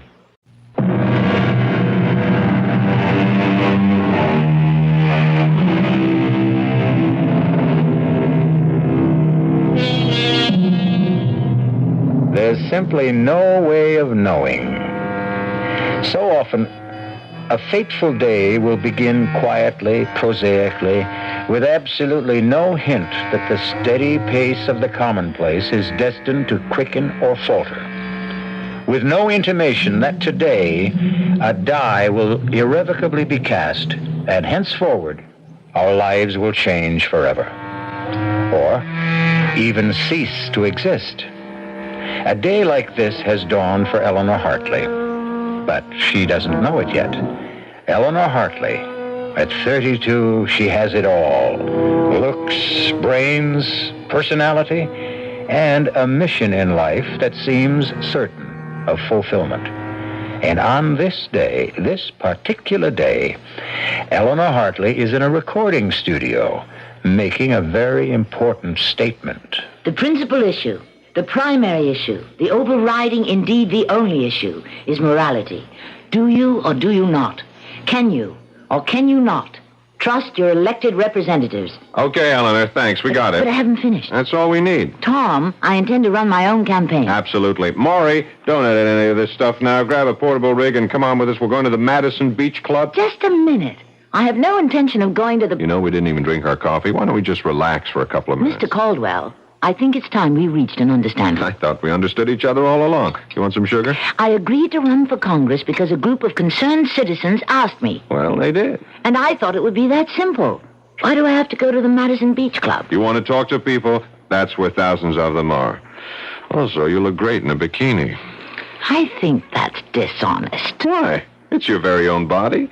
Is it your fault that it's more attractive than your opponent's, who happens to be a bald, paunchy old party hack? Oh, why can't politics be simple?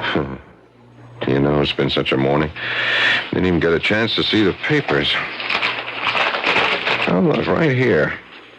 Right here on page 1. This is what the game is all about. What? Look, we got some more results from the surveys. You have gone up 7 points in the last week. That's not very much. Are you kidding? An unknown running against Big Jim Parkhurst, an entrenched incumbent? The way you're gathering momentum, we are in. Look, Eleanor, I have to know something. What? Big Jim is going to take you seriously from now on.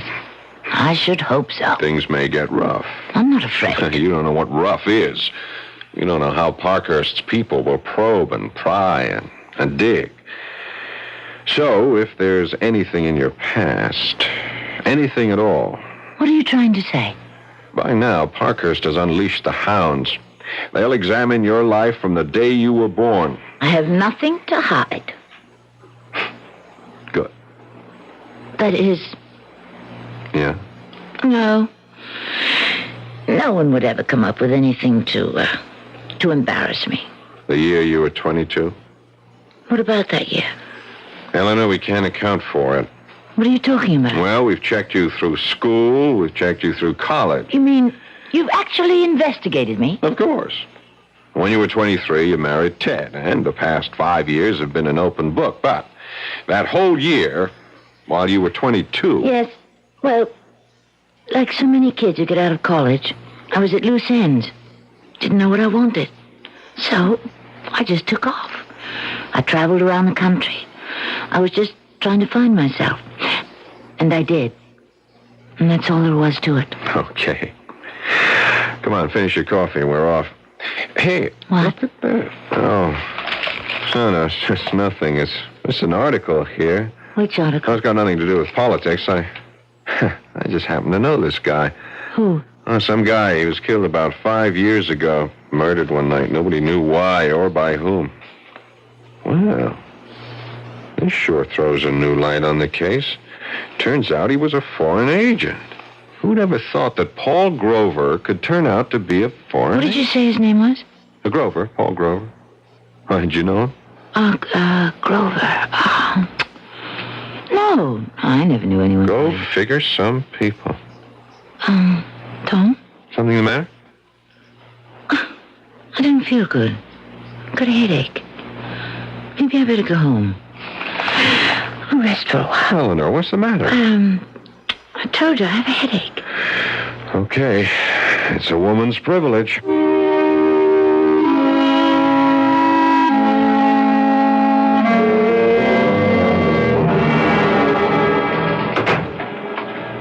Hi there, Congresswoman. Hi there, Detective.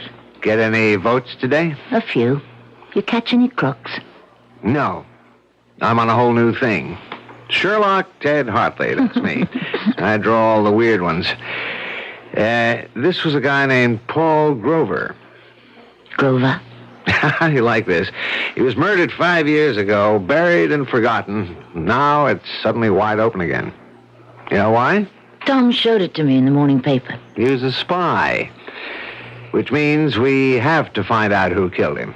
Wasn't it always important to find out? Well, now more than ever. The information we have now is that he was ready to come over to our side and spill what he knew. But, isn't this out of your, The Federals asked us to cooperate. So the old man called me in and said, Ted, go get him. Oh.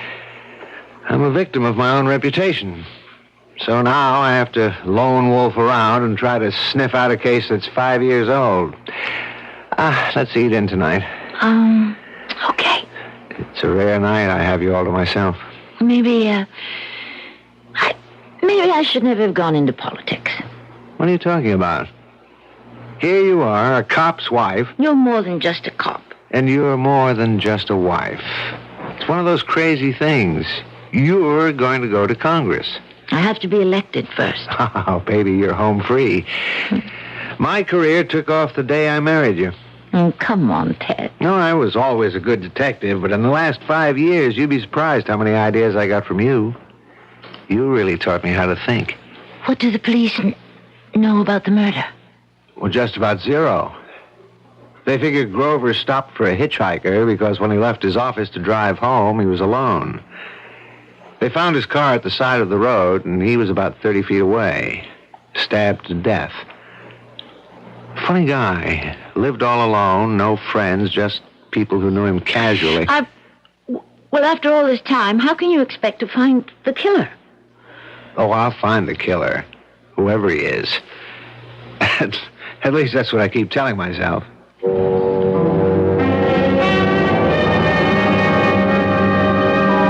I looked at Ted. If he's determined to get the killer of Paul Grover, eventually he will. And I don't know what to do. Should I tell him now? Suppose I did. What would he do about it? But why? Why should I tell him? He can never find out. For all his skill, experience, instinct, he could never find out. No one could find out. It all happened 5 years ago. And I was someone else, drifting about in another world. How could anyone ever link me to Paul Grover? There were no clues. No one ever saw us together. No one saw it happen. No one.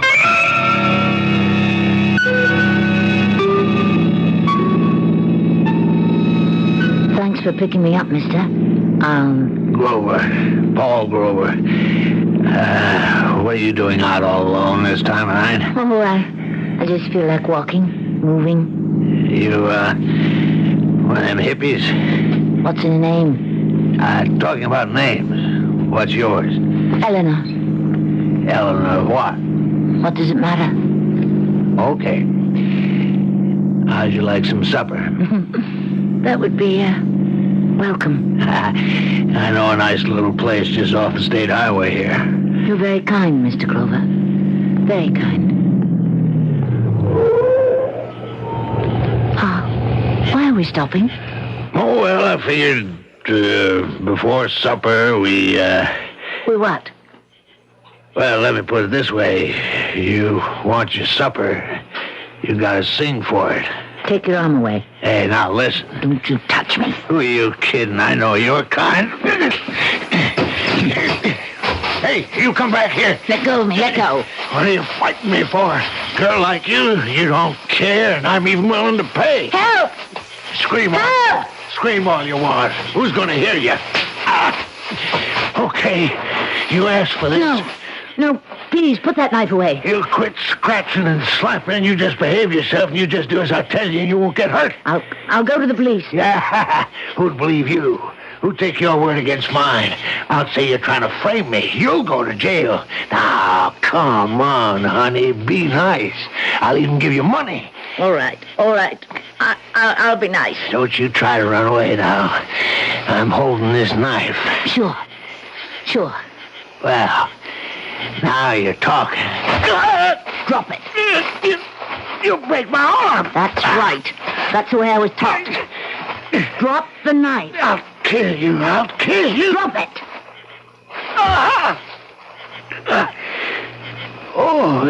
I told you. I told you to drop the knife, but you wouldn't. I don't want to die. Mr. Grover. I'm sorry, Mr. Grover. But what was I supposed to do? You wanted to kill me. What was I supposed to do?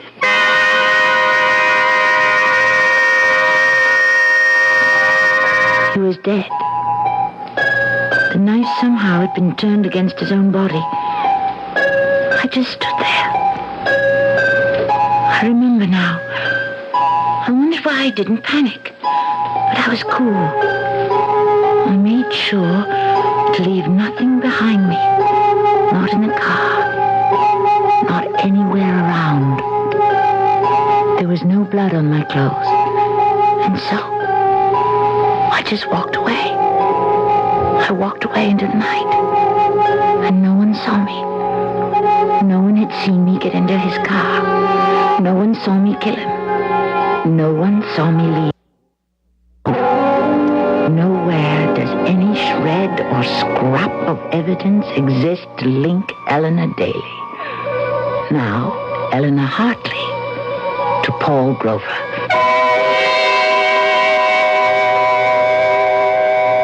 Well, she certainly told it the way it was. But is it true that there are really no clues? Perhaps there are no fingerprints or bloodstains, but how about other clues? Stronger clues. The clues that exist in the mind, the heart, the conscience. We may find a few of those when I return shortly with Act Two. The WBBM News Time, 10:50. The temperature in Chicago, 41 degrees at Midway Airport. On Chicago's lakefront, it's 40 degrees.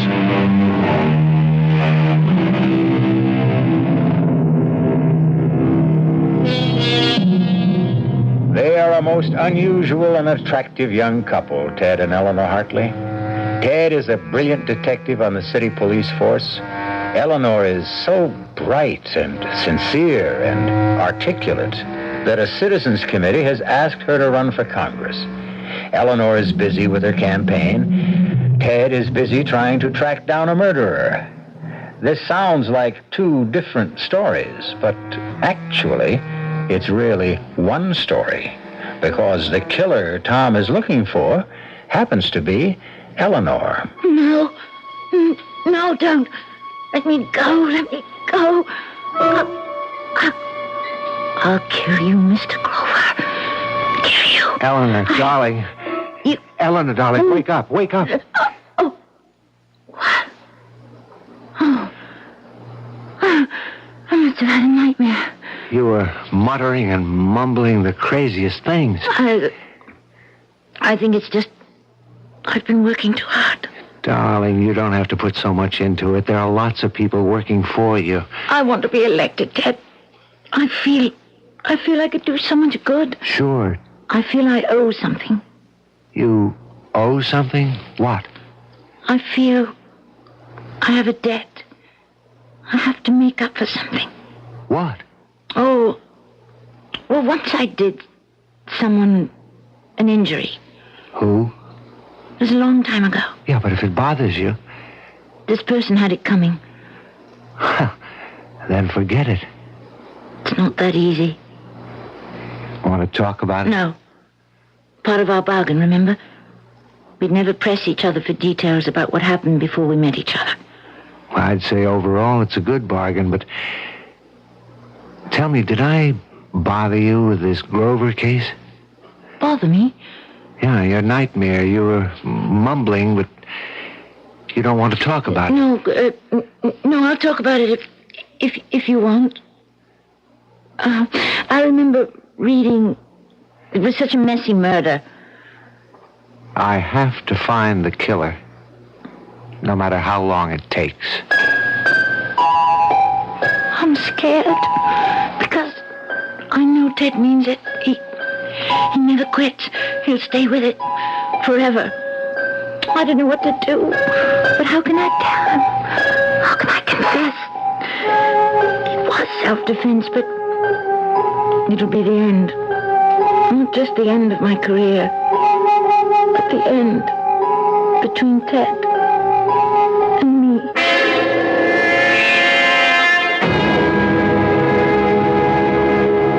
For my part, I offer you a dedication to the truth.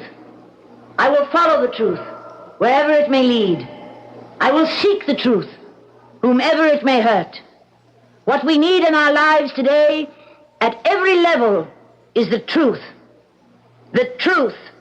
Unvarnished, stark, simple. Thank you. Come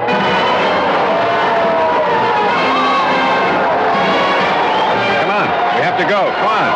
How did it sound, Tom? We'll sneak down the back stairs. You're due on the south side in 15 minutes.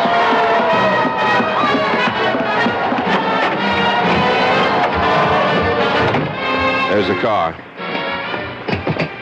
You didn't tell me how it sounded, Tom. Yeah, I know I didn't. What's the matter, Eleanor?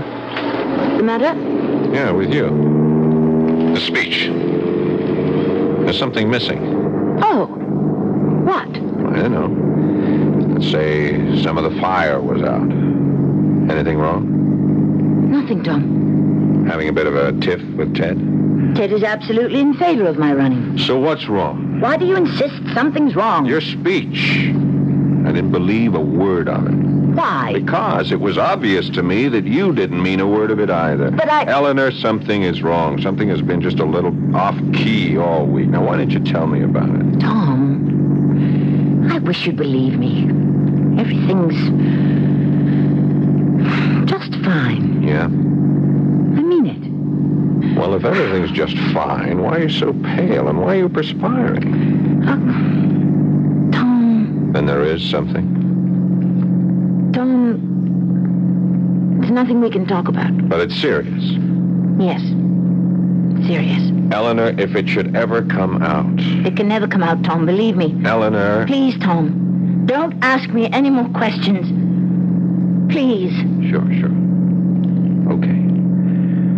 But whatever it is, I'm in your corner. I'll back you. I'll fight for you no matter what you did. Even if you committed murder.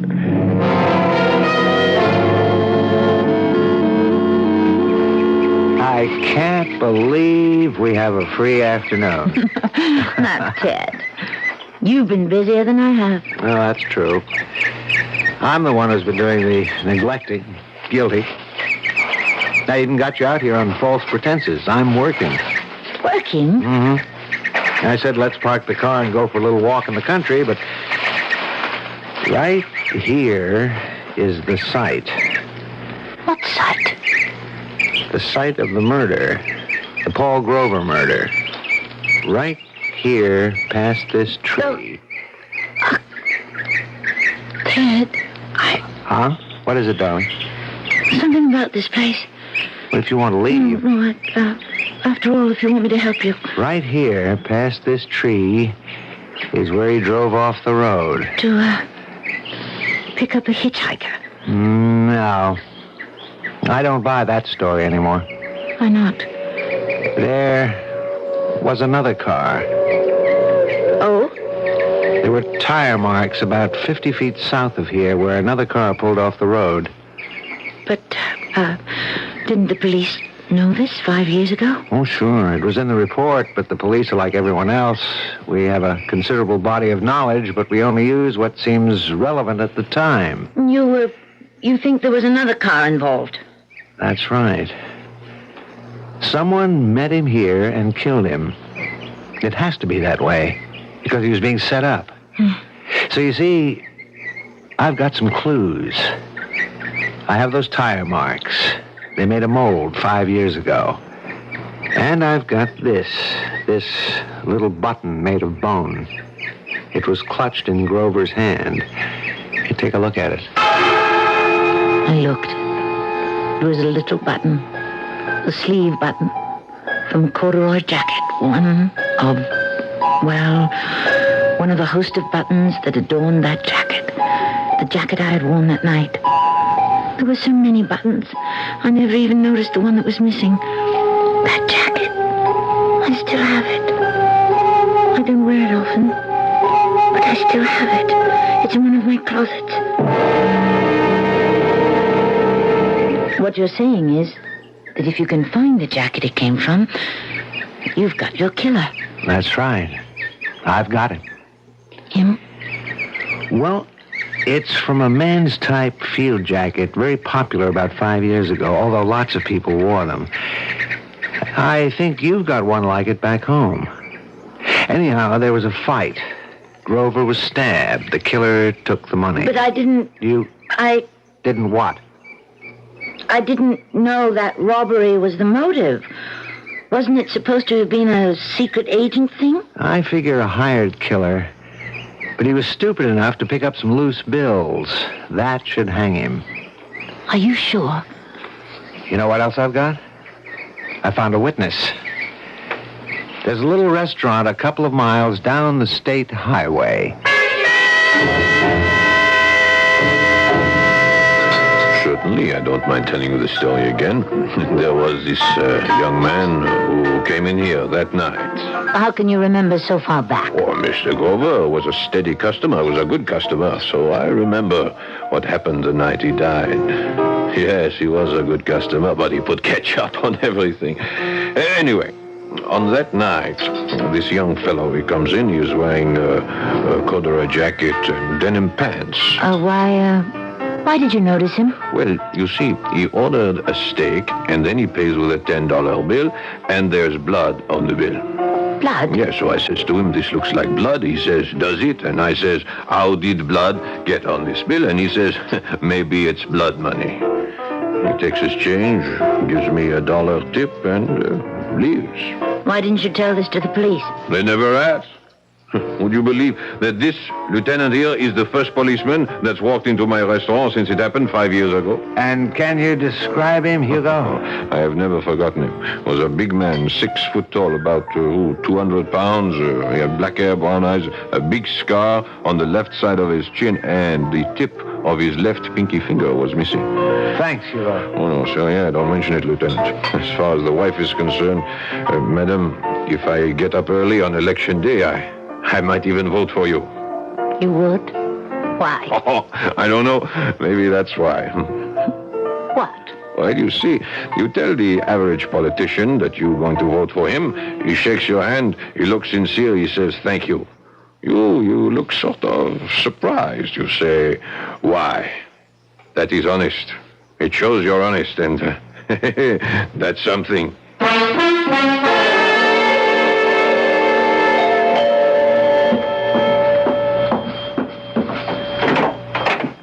Hi, Eleanor. Come in, Tom. Got here as soon as I could. Something wrong? Nothing's wrong. Or maybe everything's wrong. Okay, Eleanor, spill it. I don't care what you have to tell me. I don't care how bad it is. Let's get it out of the way. You carry the thing around with you, Tom. You justify it. You say there was no help for it. It wasn't your fault. Why should you pay for it? But it doesn't let you alone. Whether you admit it or not, it keeps building inside of you, and you feel you just have to tell someone. I understand. Everyone has his own little secret. This isn't a little secret, Tom. Funny, isn't it? Of all the people I know, I feel I can only tell you. What about Ted? No, I can't tell Ted. Does it concern another man? Yes, but not the way you might think. Okay. We had to come to this point, you and I, Eleanor, because, well, we're going places together. I know. Eleanor, 10, 15 years from now, you could become president of the United States. Oh, Tom. Oh, Tom. Thank you. Oh, I needed a laugh. Why are you laughing? Sooner or later, we'll have a woman president. Why not you? Dream on, Tom Caldwell. Dream on. For all of them, it began with a dream. So ask yourself, why not you? You'll be 40-ish, even more beautiful than you are now. Wiser, more experienced. Now, what could hold you back? Oh, excuse me. Hello? Darling? Ted, where are you? At police headquarters. I won't be home until late. Can't it wait? No. I have to do it now because I just brought in my prisoner. Who? The killer. You know, the guy that murdered Paul Grover. The man who murdered Grover? Can you be sure? Yeah, I'm sure. We got him cold.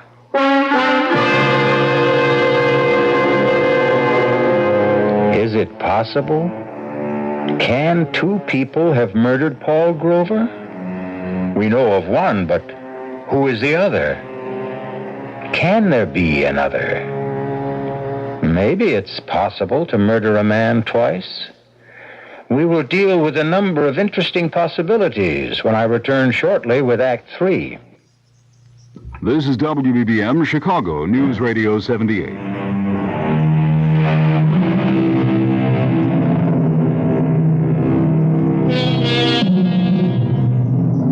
Although once is usually par for the course, it does appear that some people can be murdered twice.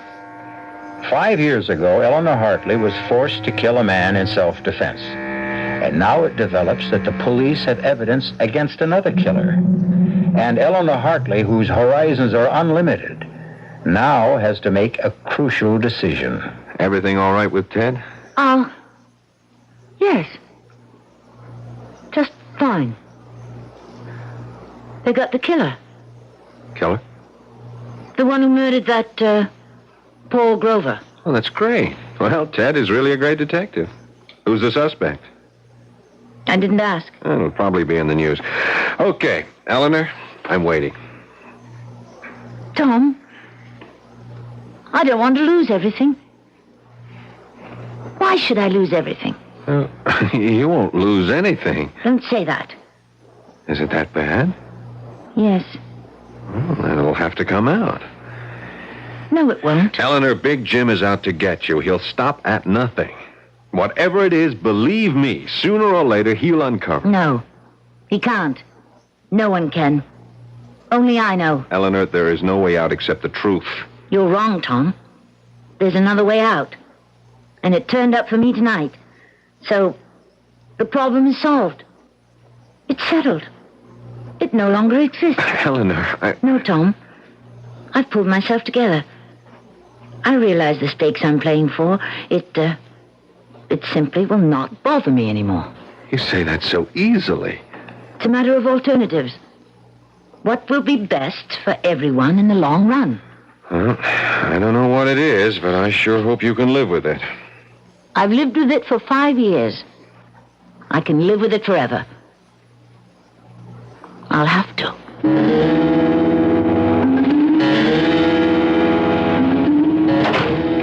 Ted? Oh, I'm sorry. I woke you. Did you think I could fall asleep? Tell me everything. Who is he? Vince Perry. Very bad boy. He's had quite a career. 5 or 6 years ago, he was just a punk. Now he was on his way to being #1 in narcotics in this town. But, you've got him for murder. How did you? Well, after all, 5 years ago, the police couldn't get anywhere. Well, I had one break. That little restaurant. I guess the detectives never went there last time. It is an out-of-the-way place, but... But why didn't Hugo come forward? Hugo represents a large group of people. Guys like Hugo simply don't volunteer. But all Hugo gave you was the description. It was enough. It told me it was Vince Perry. But the description, is it enough? 2 other things put him on the scene. The tire marks. They're a very special Italian tire. I checked back. I found out that Vince Perry had come into some money, bought an imported custom Italian car. Oh. And the button. I made the rounds of clothing stores all around his neighborhood. Mm-hmm. Found out where he bought most of his clothes. Guy checked back through his records, and sure enough, Vince had bought a corduroy jacket with that type of button. Will all that be enough? The description, the button, the cast the cops took of the tires 5 years ago. Plus, well, I shouldn't say that. What? Plus the fact he looks like a killer. Has a bad reputation. Well, we don't have to worry about him anymore. Why did you say that? Who was worrying about him? Well, I'm sorry. Did I say something wrong? No, let me just swallow this. Hey, wait a minute. What's with the pills? I need something to help me sleep. But you never took pills before. I've never been under this kind of pressure before. Well, why should you be under pressure? You don't understand politics. I thought the idea was just for you to get up and tell the truth. It's more complicated. Because you make it more complicated. Well, you don't know what a strain We're fighting. Is this the way it's going to be? No, darling. Everything will be all right. I'll be all right. What's the schedule for today, Tom? Hey, I'm worried about you. I don't like the way you look. You're not getting any rest, but it's a light day. Lunch at the City Boosters Club. Guess who'll be there? Who? Your worthy opponent, Big Jim Parkhurst himself.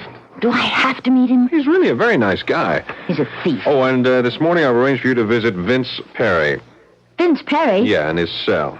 Why would I... Calm down. How could you even suggest... Look at it this way. You have to do me a favor because I have to do Charlie Colligan a favor. Who's Charlie Colligan, he'll deliver the vote for you in the 4th Ward. This is the kind of politics that I intend to fight. No, my dear, these are the kind of politics that I shield you from. Vince Perry just wants to see you. Why? Well, it'll be a very private meeting. Nobody will even know you were there. Why? Colligan owes him a favor. Do you mean to tell me that if I refuse to see this gangster, I can lose the 4th Ward? It's not that simple, that open and shut. But elections have been lost by 1 vote. Well, let's get it over with.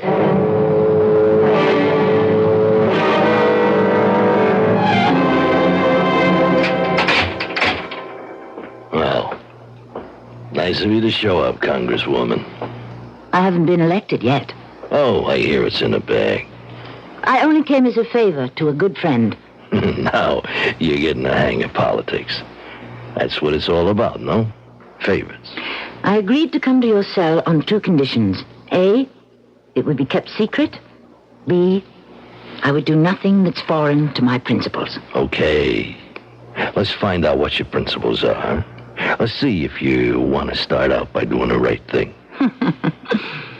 What do you know about the right thing? I know this. The right thing would be for you to confess to the murder of Paul Grover. What did you say? Come on, you know what I said. You know why I said it. You killed Paul Grover.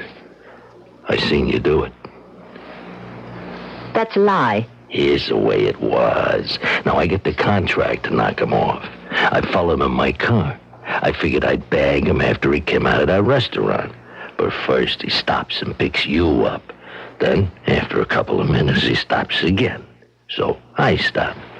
I heard it all. I seen it all. I let you go. Why not, huh? You did my job for me. I never forgot what you looked like. You can't prove a word of it. I'm in the spot you were in when he tried to attack you. Now, nobody would have believed you then. Nobody would believe me now. What do you expect me to do? Like I say, the right thing. There's two kinds of people, honest folks and thieves. Now, there's a law. The honest folks obey it, period. The thieves break it. I'm a thief. What are you?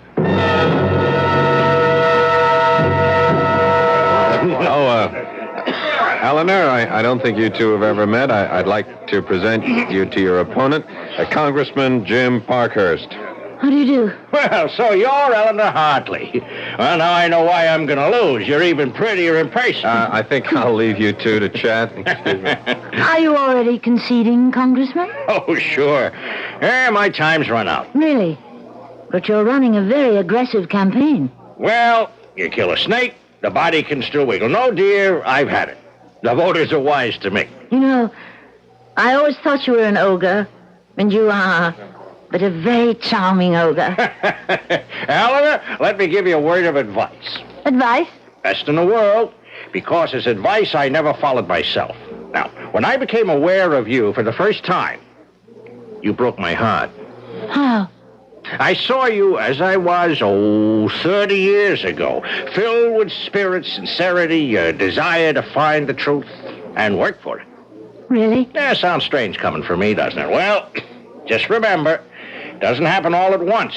You wake up one day and, well, yes, you're a crook. You're dishonest.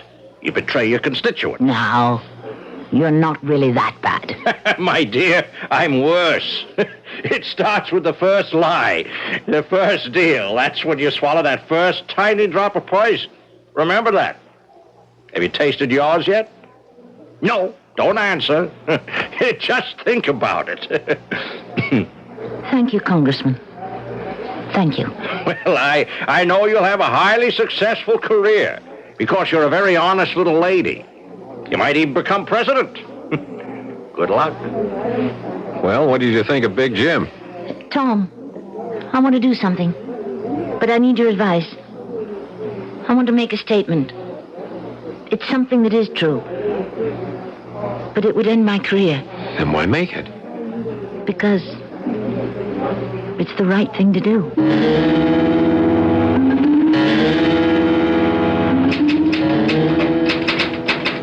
Ted, what are you typing? How was the big luncheon? Oh, the usual. What are you typing? Here, want to read it? To Chief of Detectives, dear Inspector Summerfield, please accept my resignation from the police force. Ted, what's this? Oh, I don't know. I just don't want to be a cop any longer. Why? Why? Well, look, you'll be going to Washington. I thought we... Why do I have to be a cop all my life? Why can't I try something else? Because, Ted, for you there is nothing else. Look, let it go.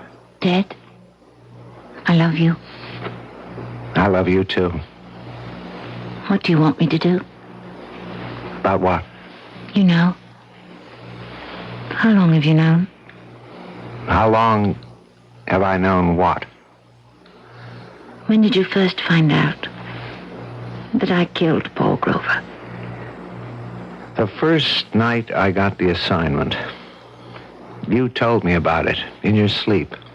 You were having a nightmare, but you told me. And every night since then, in your sleep, you kept telling me. The buttons missing from your jacket in the closet. Why didn't you arrest me? How could I? Why should I? Besides, this is the perfect setup for Vince Perry. He's a rat. We're better off without him. Yes. And Paul Grover would have been killed by him an hour later. Why should your life be ruined? It's better this way. We need you more than Vince Perry. And it was self-defense anyhow. Then why do you want to resign from the force? Because I just made my first deal. I've taken the first drop of poison. Someone else said that to me earlier. I'll stop now before I become the kind of cop I have no use for. Hey, what are you doing? You can't resign, Ted. You're going to make an arrest. No, I won't. I can't. You can. You must. I've taken the first drop, too. And I can't live with it either. Please, Ted. But it'll be the end. No, Ted. It won't. You'll see. It'll be the beginning.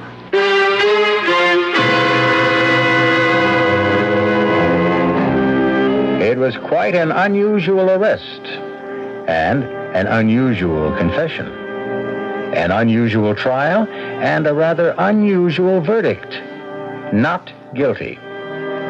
It would be nice to be able to say that she was elected, but no, there is a limit to the unusual. A pity. I'll be back shortly.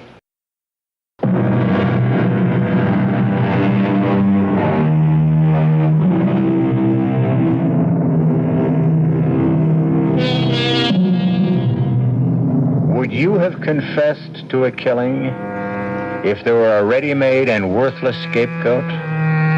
Would you have destroyed a promising career in return for a clear conscience? Doesn't sound like much of a bargain, but there are, so many powerful people who wish they had made it. Why don't we all make a bargain to meet here again next time for another adventure in the unusual and the exciting? Our cast included Tammy Grimes, Paul Hecht, Robert Dryden, and Earl Hammond. The entire production was under the direction of Hyman Brown.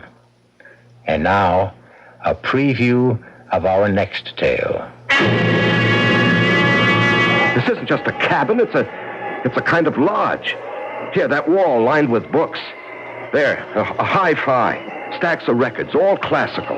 And those paintings on the walls. Helen, please. I want a cup of coffee, and if this door leads to the kitchen... She just won't listen. Just won't ever listen. Well, what are you standing there for? Now that you've opened the door, go on in. Oh. Good Lord.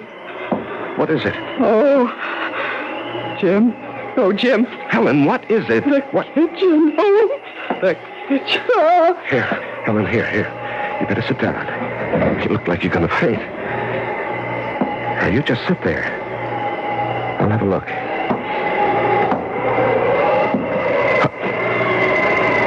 Oh, no. Radio Mystery Theater was sponsored in part by new sugar-free Diet 7-Up. This is E.G. Marshall inviting you to return to our Mystery Theater for another adventure in the macabre. Until next time, pleasant dreams.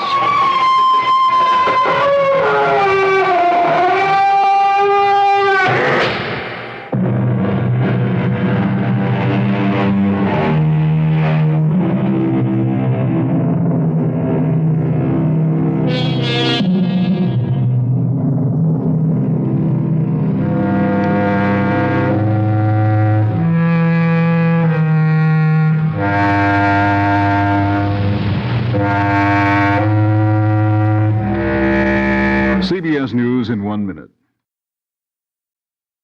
The CBS Radio Mystery Theater presents...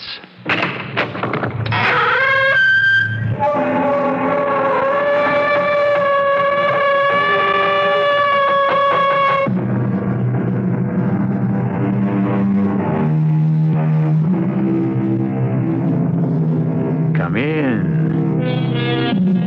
Welcome. I'm E.G. Marshall.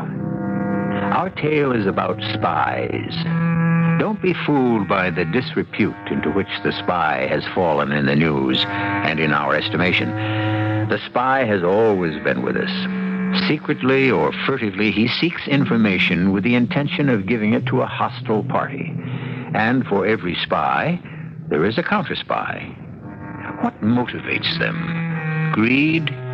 That is true of an informer, but not of a spy. Usually it's love of country. Sometimes it's hatred of another. Mr. Ferris, we are in trouble. You are suspected. Well, so you said, but I don't see how. The coded telephone message, it was audited. That is why our plan to destroy the tanker off Galveston failed. 2 valuable men are dead, and the plan failed. Your usefulness to us may be over.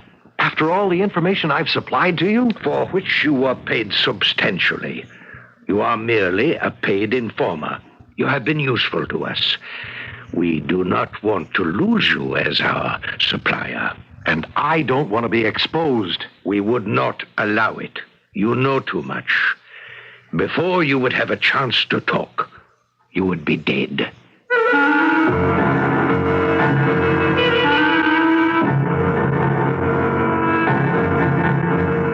Our mystery drama, The Ferret, was written especially for the Mystery Theatre by Roy Windsor and stars Elliott Reed. It is sponsored in part by Buick Motor Division and Sign-Off, the sinus medicines. I'll be back shortly with Act One.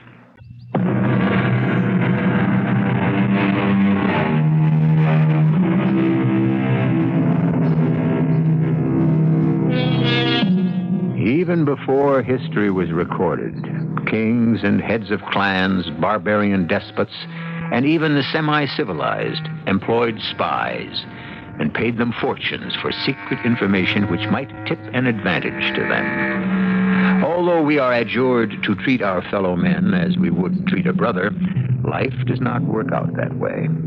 We want what another has, and sometimes we achieve it by subterfuge. And the instrument of subterfuge is the spy. Cocktail, Monk? No, thanks. You go ahead, Amory. You deserve one after what happened in Galveston.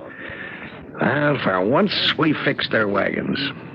It is Ferris, right? No question about it. You intercepted the coded telephone call. I have no doubt that it was phoned in by Ferris. Yeah. He's the only person I know of at Energy Exploration who has contact with Warren. Well, it's hard to believe. A guy on a big security job selling out his own country. For what? Money. Well, when do we move in on him? We don't. Not yet. But No. I've had instructions from Washington. We've got Ferris whenever we want him. But we want the big fish behind him. The men paying him for the information. Warren? And many more. Mm-hmm. Well, there are ways of making Ferris talk. No good. Warren and the others would just scatter, and before they did, Ferris could be dead. They play rough. You know that. Yeah. What's the plan? Cat's paw. Mm-hmm. Who? Me. Washington's orders? My suggestion, but they bought it. All right, fill me in. I'm about to, Monk. My life will be in your hands.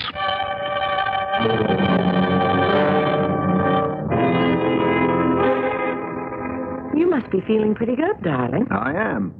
Had a pleasant day, Laurie? Oh, better than usual. I visited Penny's teacher.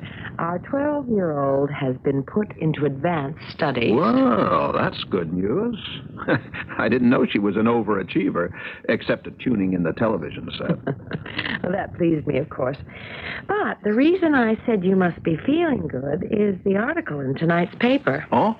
I read a contract on the train, so I didn't buy a paper. What article? It's by some columnist, waving the flag about somebody's quick work in Galveston. Ah, the oil tanker. How can you be so complacent about it, Amory? I'm not. It was one of our small achievements. Small? We prevent a tanker from being blown up, and you call it a small achievement? It saved our country millions of gallons of oil. 2 of the men who planned the sabotage were killed. Yes, and there are more where they came from, Loris. But we're doing something about it. For a year, all I've heard from you is that one project after another at Energy Exploration is being hindered because the information is being leaked to enemies in other countries. You've been worried about it, and so has Clem Ferris. Oh, he's been concerned, all right. Well, I should think he would be. How can it happen? Everyone at the Bureau has been carefully screened. Isn't that where the leak is? How is that possible? If we knew, darling, we'd do something about it. There must be an informer there. Could be. Security is watching every one of us very carefully. Even you? Even me. Even though I'm just the lawyer who specializes in land deeds. Oh, it's got to be some scientist. Maybe some man in geodynamics. Their knowledge of sources of raw energy would be worth a lot to anyone who wants to cripple our energy program. Maybe there's a spy. If there's an informer, Loris, you can be almost certain there's a spy. Then isn't there also a counter spy? I really wouldn't know, darling.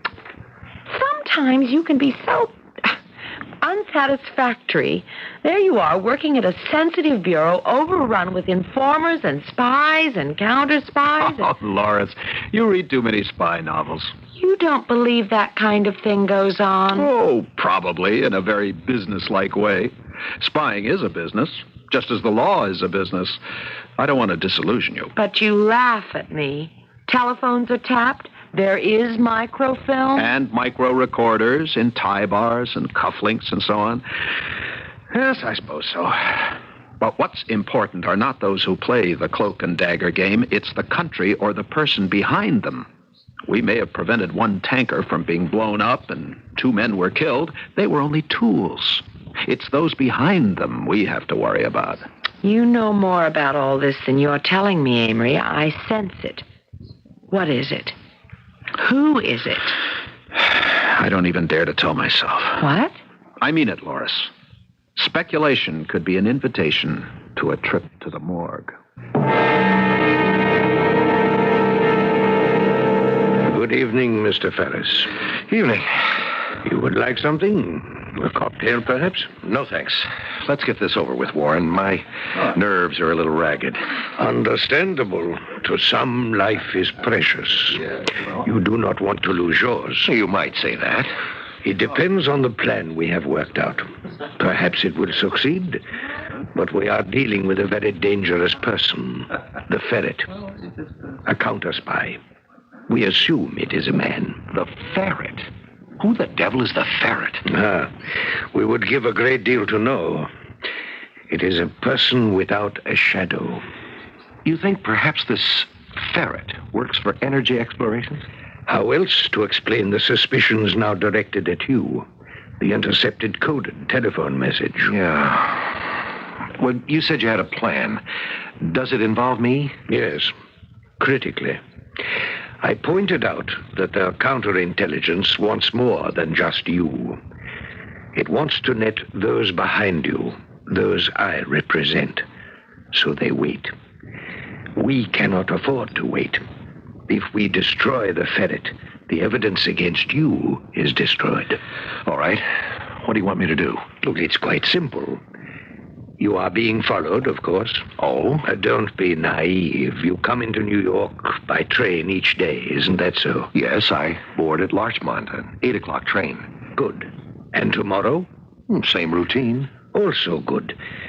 Now, when we leave this restaurant, you go to Grand Central, yes? Yes, I'll take the 6:45 home. And with you, you will take a package.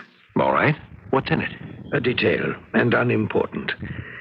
Now, tomorrow morning, when you take the train from Larchmont, you will have the package with you. All right. And you will lose it. You will leave it on the rack overhead on the train. And that is all.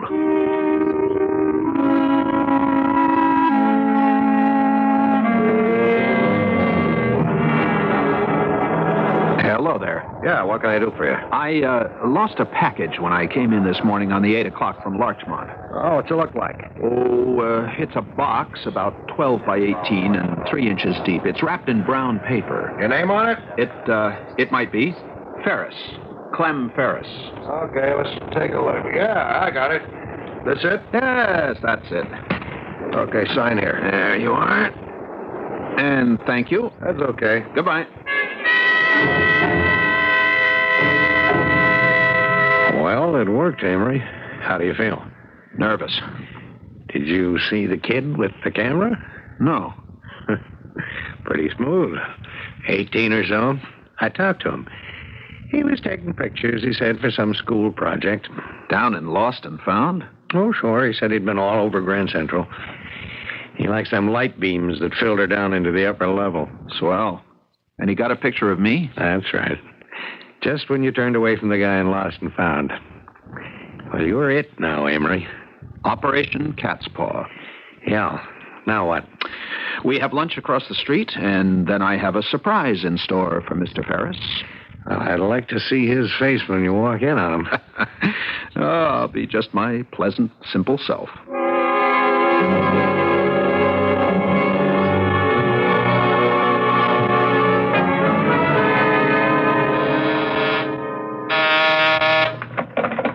Yes, Linda. Amory Mills? Certainly, send him in. Hi, Clem. Look what I found. My package. Where did you get my package? Lost and found. Grand Central. Oh, for heaven's sakes. How the devil did... Don't I deserve a thank you? Of course. I'm just mystified. How did you know I'd lost it? I left it on the train this morning, and I was going to pick it up tonight. I really don't understand. Oh, it's quite simple, Clem. A friend of mine, Ted Palmer, rides the same 8 o'clock you take into town from Larchmont. He's always the last off the train. He saw the package and turned it into Lost and Found. But how did you find out about it? I'm just curious. Well, Ted and I played squash and had lunch. He told me about picking up a lost package. I asked him more about it, and he suddenly remembered your name and that I work here with you. So I strolled over to Lost and Found, picked it up, and saved you a trip. I see. Well, that's something. Thanks, Amory. I appreciate it. Oh, that's all right. I've done my good deed for the day. Linda, try to reach Mr. Warren at his office. Leave a message. I must see him at 5:30 at Gino's on 53rd. Tell him it's important. His face dropped a foot, Monk. What about this Ted Palmer? Don't worry about Ted. I can trust him. I gave him the story we agreed on. Well, didn't he ask any questions? Sure. I told Ted to say he'd found a package left on the train. Then we played squash, and over lunch he remembered the name Ferris. Told me, and I picked up the package to save Ferris the bother. Uh-huh. Wasn't your friend curious? Certainly. But Ted's a good guy, and he'll stick to the story. I told him he'd read all about it one of these days in the papers. Well, he's got to know you're mixed up in something funny, Amory. Like, how come you go out of your way to pick up the package at Lost and Found? Unless he's a dope, he'd have to wonder. He's no dope, and he did wonder. I told him I'd explain later. Oh, listen, stop worrying about Ted. Okay. Well, now I got something for you. Did you know that Ferris is meeting Warren at Gino's? No. Neither did I. I've called off Ferris's tail, so who except Ferris would know he's meeting Warren? I have no idea. How'd you find out? Phone call? Man or woman? Hard to tell. I'll be darned. Wheels within wheels. It's a big operation, Amory. Do you think the Ferret could be involved in it? Maybe. This cat's paw idea sounds like one of his. Or hers.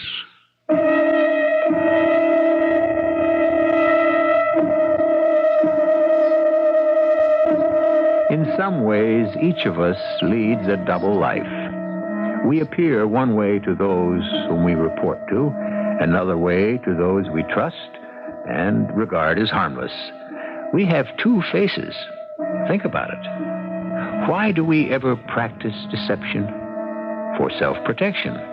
If you're severely critical of your boss, chances are you'll be discharged. If you have reason to believe that your son-in-law is cruel to his wife, do you tell him so? Not often. Then what about a spy? Consider his way of life as it continues to unfold when I return for Act 2.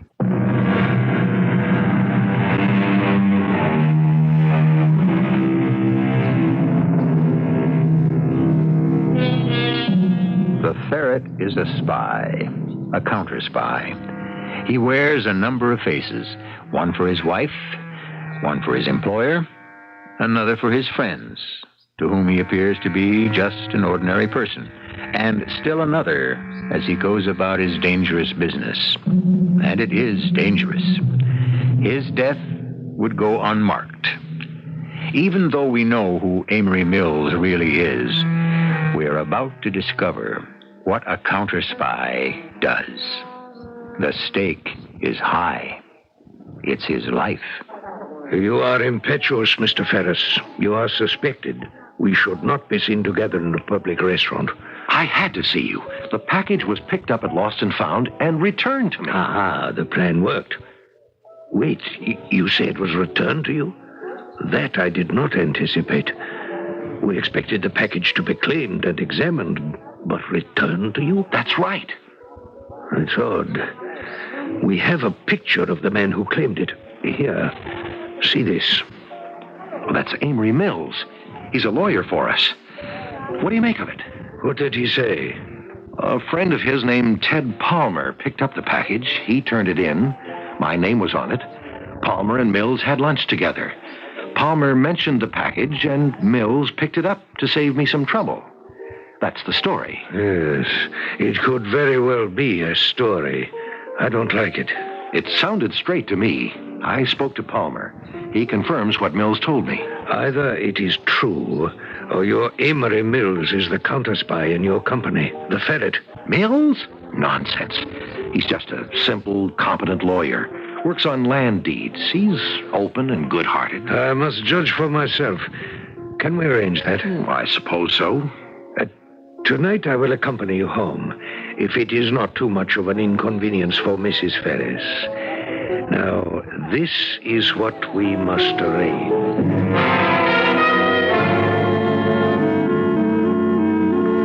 Hey, you're on time. Sure. The train made it for once. Well, wash up. We're going out. Oh? Lucille Ferris telephoned and insisted we come over for cocktails. Her husband's bringing home some big shot from some export-import company, Mr. Warren. Maybe you know him. Warren? No, I don't know that name, Loris. Oh, honey, do we really have to go? I thought I'd watch television with Penny. Oh, good heavens, Amory. This is Mr. Ferris, your boss. We can't turn them down.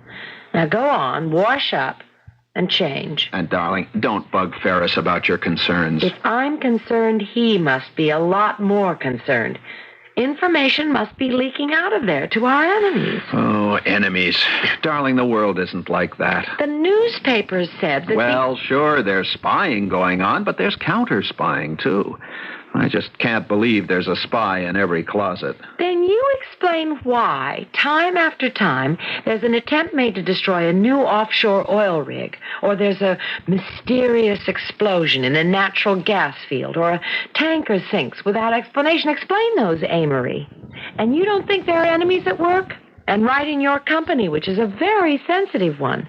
Energy exploration is almost like a government agency.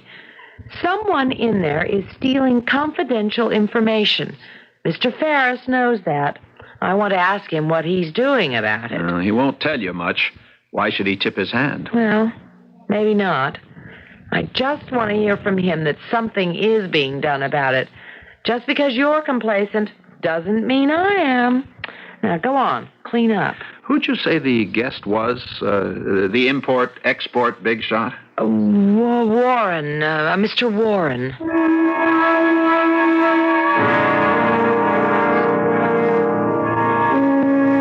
You don't mind my asking all these questions, Clem? Oh, certainly not, Loris. I'm interested that you're concerned. So is Amory, I'm sure. Oh, of course. But security isn't my line of work. You do legal work, yes, Mr. Mills? That's right. I'm one of the lawyers at the company. All those confidential documents? Oh, sure. Land condemnation proceedings. Nothing confidential about those. The suits are tried in the newspapers before we ever get to court. You proceed against the owners? We have to. It's tough on them, but if we have to have the land, the courts condemn it. Well, that is confiscation. The people are paid a fair price for their property, Mr. Warren. It's the greater good for the greater number. Oh, yes, the democratic principle. You don't believe in it, Mr. Warren? It is Warren, isn't it? English name? Yes, on my mother's side, partly. In this country, I take her family name. Oh, I see. No, you do not see, Mrs. Mills. I am many things. My father was from the Mediterranean. My mother English. My blood is from the desert and from France and England. It is mixed. So are my thoughts about the different forms of government. Here it is the principle of the greatest good for the greatest number. Under a demagogue, a dangerous concept. Hitler preached it. He distorted it. Now, darling, let's not get into that. Don't be a flag waver. Well, I don't know why not, Damery. Dolores is a concerned American. Nothing wrong with that, is there? No, but as I was saying to Dolores earlier this evening, I just can't imagine that there's a spy in every closet. But something's been going on at Energy Exploration. You said everyone was worried about it and that security had been tightened. And maybe that's why that oil tanker escaped. Isn't that so, Clem? Why, yes, I suppose so. Oh, you must have been pleased. The Bureau's been ripped off so many times. Ripped off? Slang for stealing, Mr. Warren. Ah. You suspect that someone has been stealing information, Mr. Mills? Well, I wouldn't really know. As I said, I'm just the lawyer in charge of land deeds, things like that. Well, it's obvious to me. Darling, you have got spies on the mind. You read too much fiction. Well, there's a lot in them, and they're not all that much fiction. Well, I'll join the ladies. And don't be too long, Amory. We have to get the babysitter home. All right, there. Good night, Clem. Mr. Warren. Good night, Laura. Good night. Ah, nice party, Clem. I'm glad you enjoyed it. I wanted you to meet Mr. Warren here. He's an old friend of mine from the time I was an embassy clerk in the Middle East. I told him about the adventures of my missing package. A delightful story. It is like fiction. No, just fact. My friend Ted Palmer found it and mentioned it to me at lunch. I walked across the street to Grand Central and Lost and Found and picked it up, returned it to Clem. Very considerate. Well, Clem carries important papers from time to time. We don't want them to slip into the wrong hands. Meaning? Loris does get worked up about the Bureau and the series of accidents we've had in the field, but she may have a point. It would be to the advantage of some countries to impede our plan to become energy-free. Yes, I see. It is not a nice world. By the way, Emery, I thanked your friend Ted Palmer this afternoon. Oh, that was considerate of you, Clem. It is a strange story, Mr. Mills. Not really, Mr. Warren. Just a good deed. Now, if you'll excuse me. Of course. We do have a babysitter to get home. Good night, Mr. Warren. Good night. Don't bother to see me out, Clem. I'll say good night to Lucille, and I'll see you in the office tomorrow. That is where he is wrong. What do you mean? He is the man. Amory Mills, the Ferret? Why, he's just a simple going-along... No, you're wrong. He is a very dangerous counter-spy. We think he is tricked into reclaiming that package. He plays into our hands, only to return the package to you with a story so preposterous you believe it. I ask you, Mr. Ferris, who would hear about a lost package and then go out of his way to pick it up and return it to its owner? I ask you also why this Ted Palmer did not telephone your secretary and say that he had the package. Why tell Emery Mills? And why wait until lunchtime? Did Palmer speak to your secretary? She didn't mention it. I'll ask her in the morning. Too late. Tomorrow we dispose of Emery Mills. Oh, come on. I don't want murder on my hands. You prefer your own death, Mr. Ferris? This is what you will do. On some pretext, you will have Mr. Mills leave New York.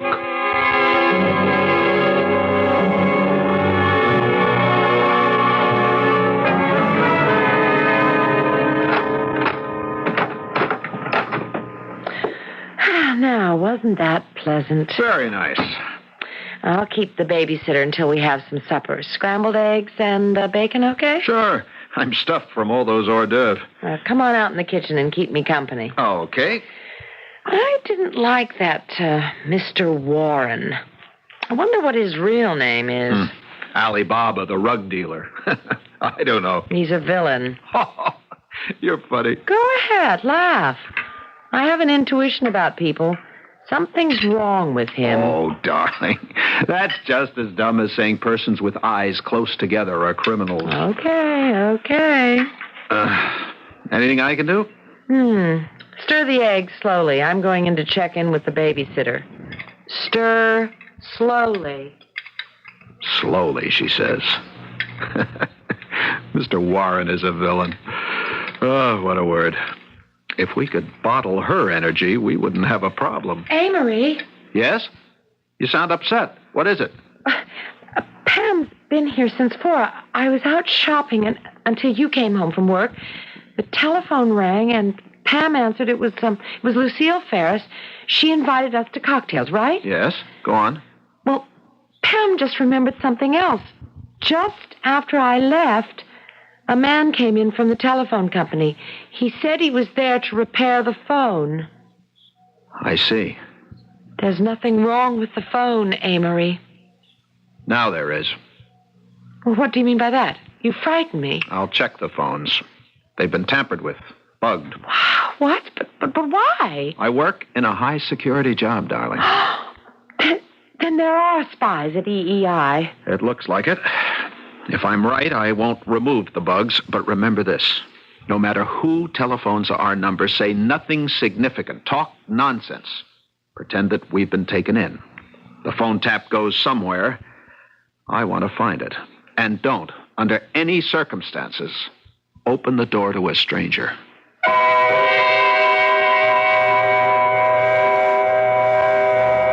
The many faces of everyone, but especially the face of a spy. The word creates an unpleasant picture. We think of a spy as someone dishonorable, and we're right. He's a thief. But the greater thieves are those who employ him. They do it to gain an advantage over others. So in the name of dishonor, the spy exists, never doubt it, and performs his furtive work, and who is to say who is the more dishonorable? The spy or those who avail themselves of his services? I will return shortly with Act 3.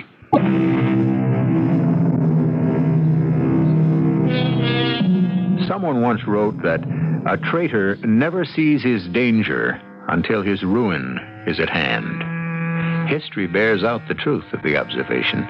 Clement Ferris is a traitor. He is a powerful man in Energy Exploration Incorporated, and he has been selling information vital to our energy research to a spy named Warren. But a bland, apparently harmless young man named Amory Mills is a counter-spy. And the silent, deadly contest between the two has been joined.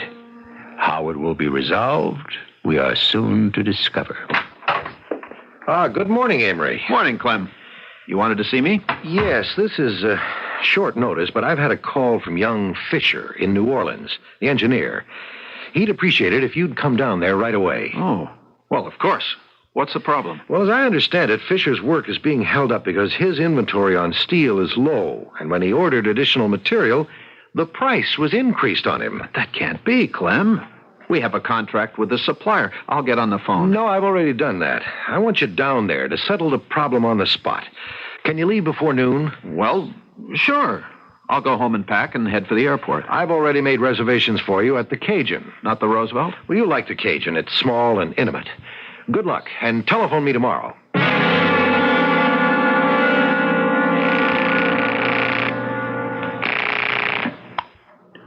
Operations lost and found? You've got the public payphone in Grand Central at the bottom of the stairs on the lower level. This is the anchorite. Good. Now listen carefully, Monk. I'm leaving at 3 for New Orleans on business, but it's not business. Ferris, or more likely his friend, a Mr. Warren, 5'6", thin, black eyes and swarthy skin, has become suspicious. I'm being sent on a one-way trip. I know what to do. Where are you staying? The Cajun. I see. Bourbon Street. All right. I'll handle it. Anything else? If I don't make it, you also know what to do. Yeah. Ferris is the guy. And Warren's the paymaster. I hope to see you, Monk. You will.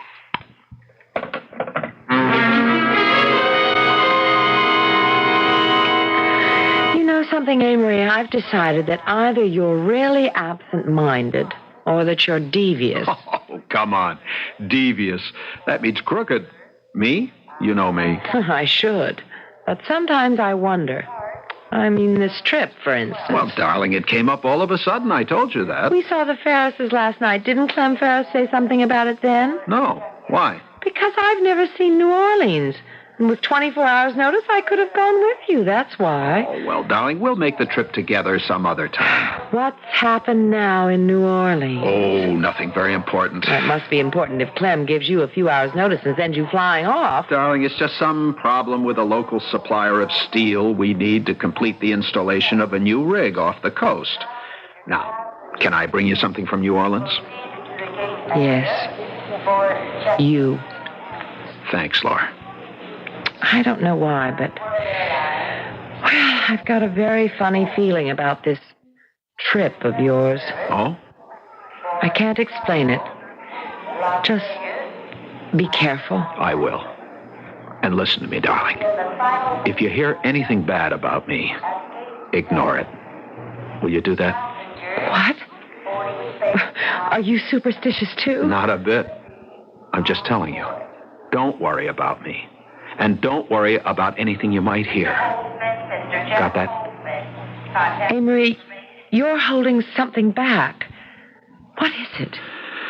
Look, darling, the work I'm in is sensitive. You know that. Even though I'm just a simple lawyer who shuffles papers all day long and draws deeds for condemning land, a lot of money is always involved, and so are a lot of interests. Guys can get hurt. You know that. I've told you that before.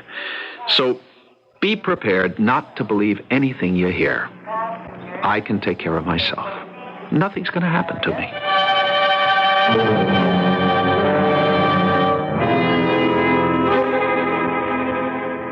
Not bad. I wonder how long I'll have to wait. Who is it? Lost and found. Compliments to the Cajun, Mr. Mills. Oh, how nice. A basket of fruit. May I put it on the table? Sure.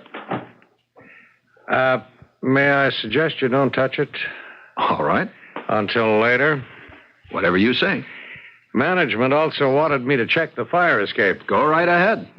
But why would I need to use a fire escape? Is there danger of fire? I never can tell, Mr. Mills. Fire escape's useful if there's a fire or just for slipping away without being seen. I'm not going to try to skip out if that's what you're afraid of. At least, not willingly. That's the point. Excuse me.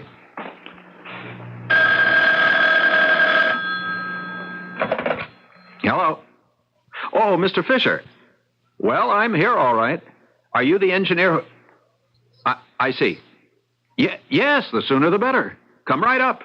I'm in 211.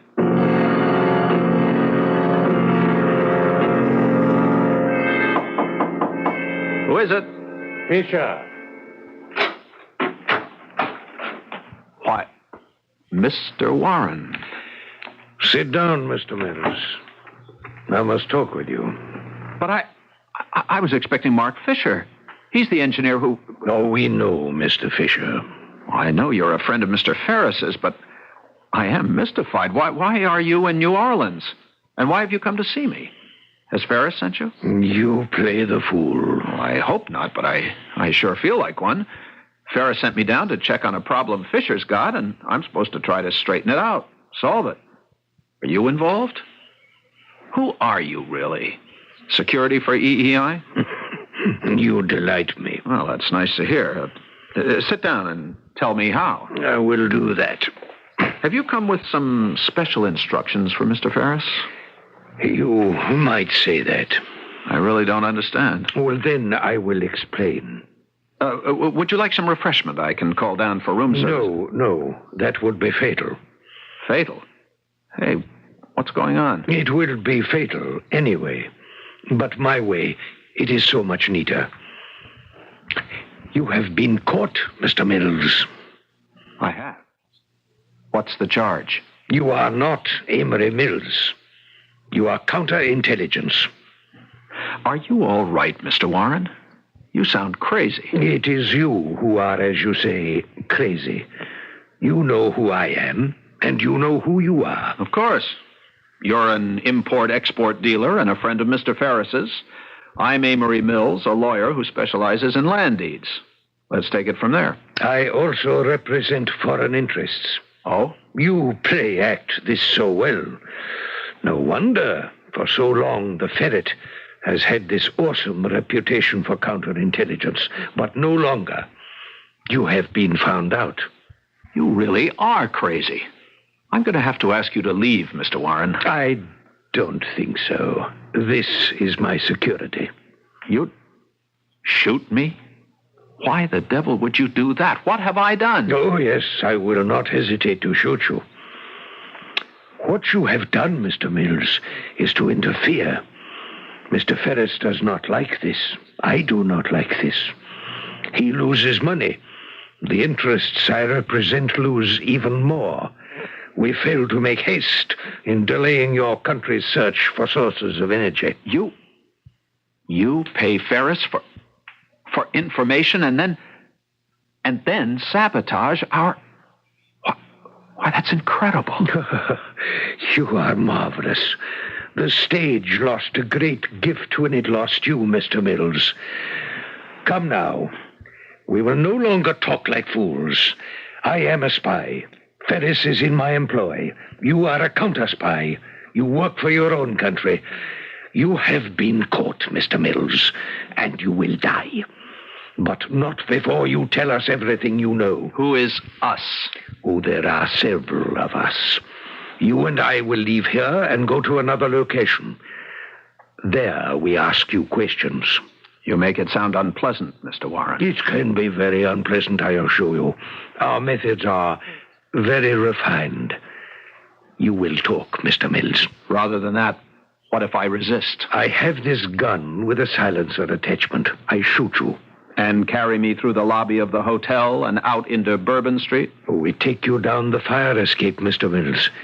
The Cajun is not your modern hotel. That is why you are here. Mr. Ferris made the arrangements at my instruction. Clem Ferris. So you've been paying him off to supply you with information which you use to sabotage our energy program. It's hard for a simple guy like me to comprehend.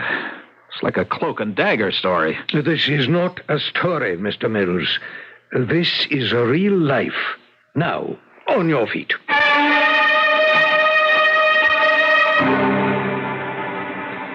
What? No, Clem. It's true, Loris. I don't know what else to tell you. His body was found in the river. The police identified him from the papers in his wallet. Whoever waylaid him beat him until he was horribly disfigured. Oh, Amory. Amory dead. But why? Loris, everyone in this company is a potential target for our enemies. Perhaps Amory had been snooping around. Oh, Clem, I don't know what else to say, Loris. I'll see to the arrangements. And don't worry about money. Amory was killed in the line of duty. You'll be well provided for. But without Amory, I don't want to live.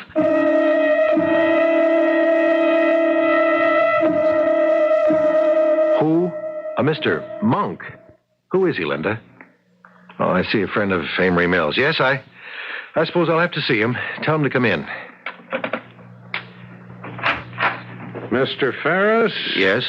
Who's this other man with his hat pulled down over his face? What kind of gag? Hello, Clem. Amory Mills.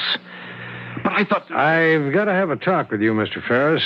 Amory, I heard you'd been waylaid and murdered. I told Loris. I can hardly blame you, Clem. It could have been me. Some guy slipped me a knockout drop in a saloon and stole my wallet. The police caught him and brought him in. You say this other man, the man who was found in the river with his face disfigured. He was dark-haired, about 5'6", swarthy skin, a Mid-Easterner. But why was he found in the river, disfigured and dead? I think you know why. I'm not a mind reader, Mr. Monk. And I'm not a school crossing guard, Mr. Ferris. Now get your hat and come with me. What? Unless you can prove otherwise, Mr. Ferris, you're a traitor to the United States, and you're under arrest.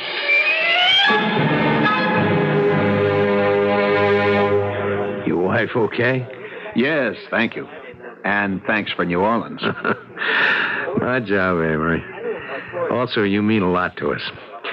Well, thanks to you, we got Ferris, Warren, and a whole network of his little assassins.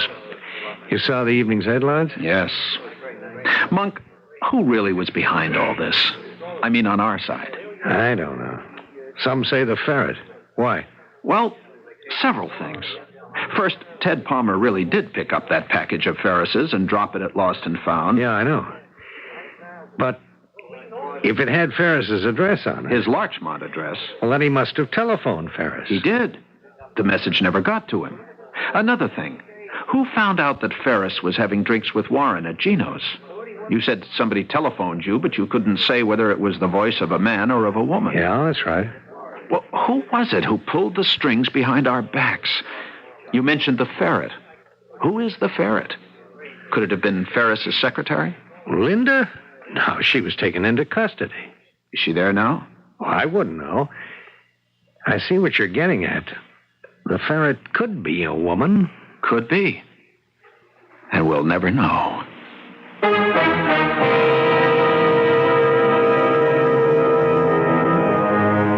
There's an old German proverb, if my aunt had wheels, she'd be an omnibus. And if each of us was honest, if each of us refused to reach for what others have and we do not, what a moral world it would be. Utopian? It is indeed. And that is why we have spies, and why those spied upon have their counter-spies. A final observation when I return shortly.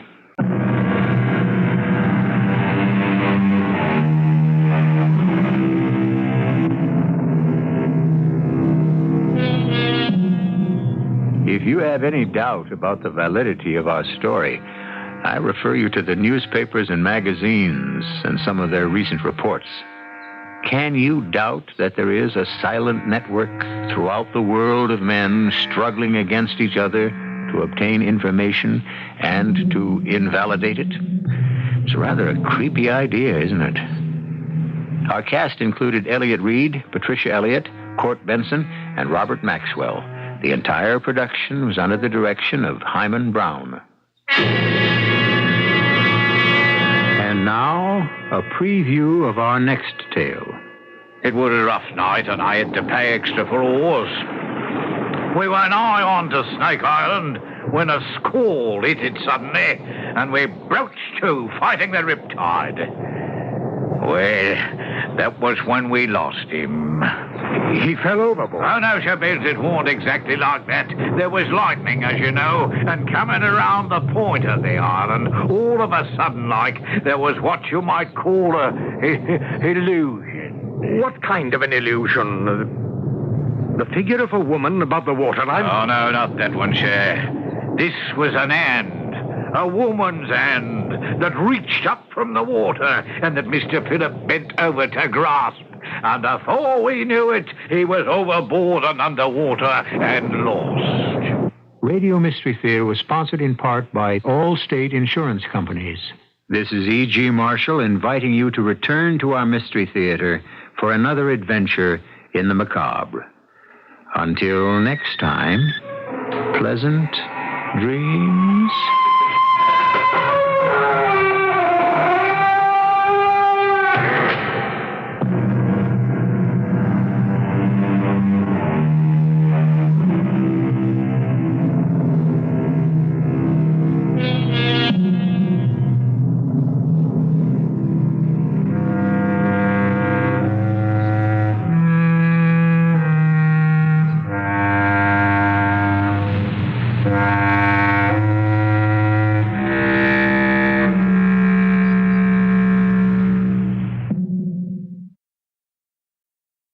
The CBS Radio Mystery Theater presents...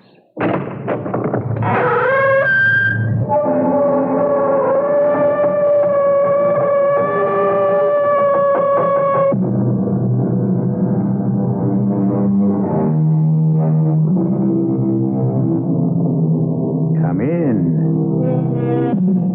Welcome. I'm E.G. Marshall. Do you ever think of exactly what the word mystery means?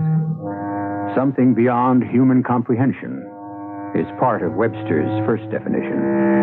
The supernatural, the Gothic, witches, ghosts, and ghouls, of course. But the word has a wider meaning. It is also defined as an enigma, often used retrospectively of what has been, but is no longer, unexplained or unrevealed. And this story is summed up in that statement, more or less exactly. I thought, Doctor, you tried to tell this court that your wife was dead when you left her. Well, yes. I mean, I'm not sure. You are a doctor, aren't you, Dr. Grant? Yes. And yet you cannot tell us whether or not life was gone from the body of Barbara Grant? Well, frankly, at the moment, I panicked so badly. Oh, I'm sure you must have under the circumstances. After having been a party to your wife's murder, why wouldn't you? Your Honor.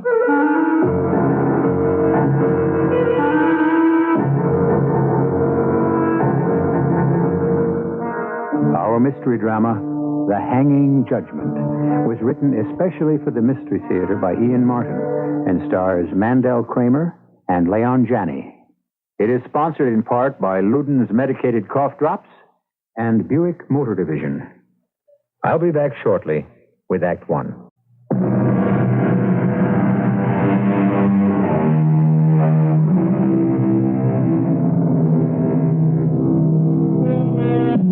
Murder, perhaps the greatest and most inexplicable mystery of all.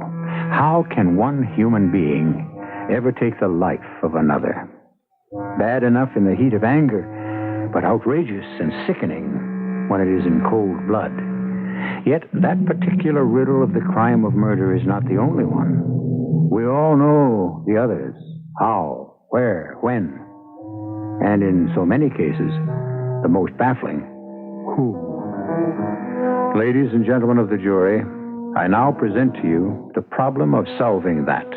In the case of the state against Dr. Samuel Grant and Ms. Cheryl Stafford.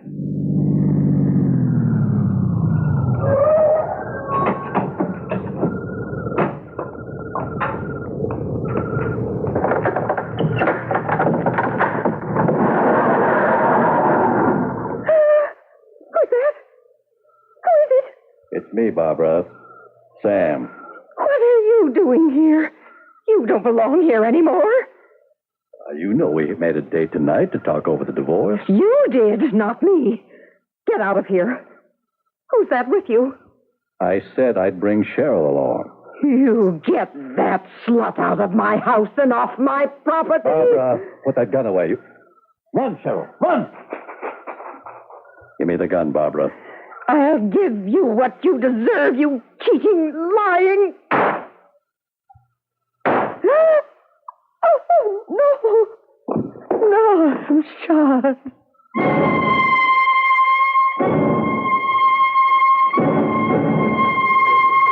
Hello, Lieutenant Kinsella. Mr. District Attorney, I kind of expected to see you earlier. At the scene of the crime, as we say. Want to fill me in on this Grant case? Let's go into my office.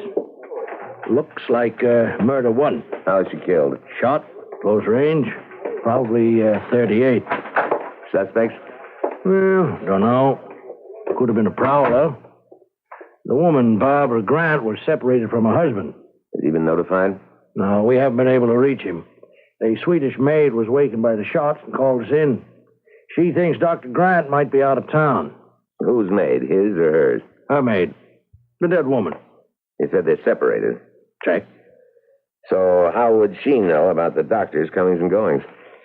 Sit down, Al. I got a hunch you don't have to be nervous over this one. What do you mean? Well, I looked over a couple of pictures of this Dr. Samuel Grant. Lover boy. How do you figure? Oh, chaser.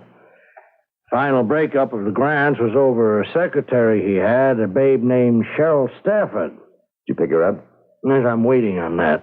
Seems Mrs. Grant made enough noise so the doctor fired her and she moved back to her hometown, Las Vegas.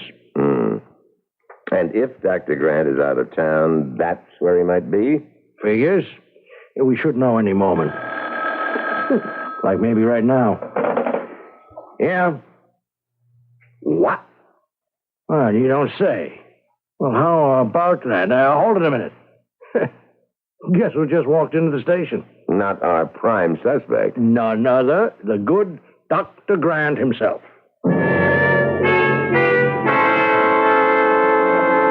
And I was out of town on special business when I heard the report on radio. So I flew back here to Los Angeles right away and came straight to the precinct house. We appreciate that, Dr. Grant. Well, you can't think that I have anything to do with the murder of my wife. I never even suggested that. You're bringing it up. No matter what you might suspect, I couldn't have. I parked my car at the airport day before yesterday and flew to Las Vegas for a medical meeting. I didn't return till early this morning. I'm sure the airport parking lot employees can vouch for that. It will be checked. Well, now, may I ask what is being done about whatever prowler or whoever he was who murdered my wife? First off, we're checking on the bullet that killed her. Now, there was a gun beside her, a .32.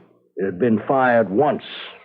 But that couldn't have been what killed her, could it? We'll have to wait for ballistics to decide that. In the meanwhile, now, just for the record, since you were virtually offered the information, at the time of the murder, which was between 6 and 8 p.m. on the night of August 29th, do I understand that you were out of town, to be more specific, in Las Vegas, Nevada? Strictly off the record, I think I won't answer that question until I have found me a lawyer.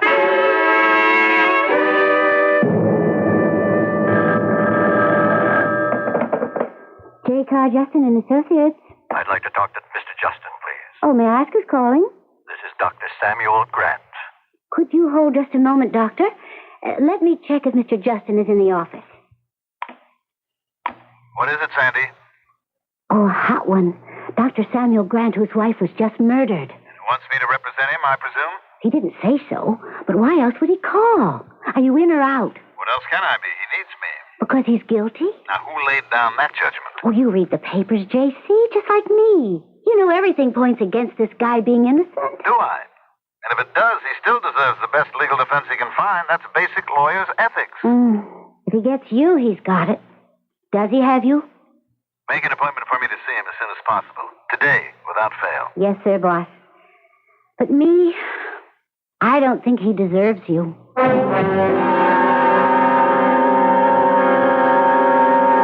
I'm Sandy Russell, Girl Friday to J. Carr Justin. I'm 25. I want a home, children, a happy marriage. But that's not what any girl could expect from Justin, especially not his Friday girl. Working for Justin is like 18 wild, exhilarating, exhausting hours every day. You either love him or hate him. No in between. He's tough, tenacious, and in his own way, tender, compassionate. Oh, he has to be. Because day in, day out, people put their lives in his hands. Guilty or innocent, he's their last best defense. So, Dr. Grant, you told the police that at the time of your wife's death, you were in Las Vegas? The attendant at the parking lot? Were you in Las Vegas? I had a speaking engagement. Where did you stay? Stay? You spent overnight there. What hotel? Oh, it's silly. I don't recall. Some motel. It should be... How did you get to the motel? Well, how does anyone get to a motel? By car.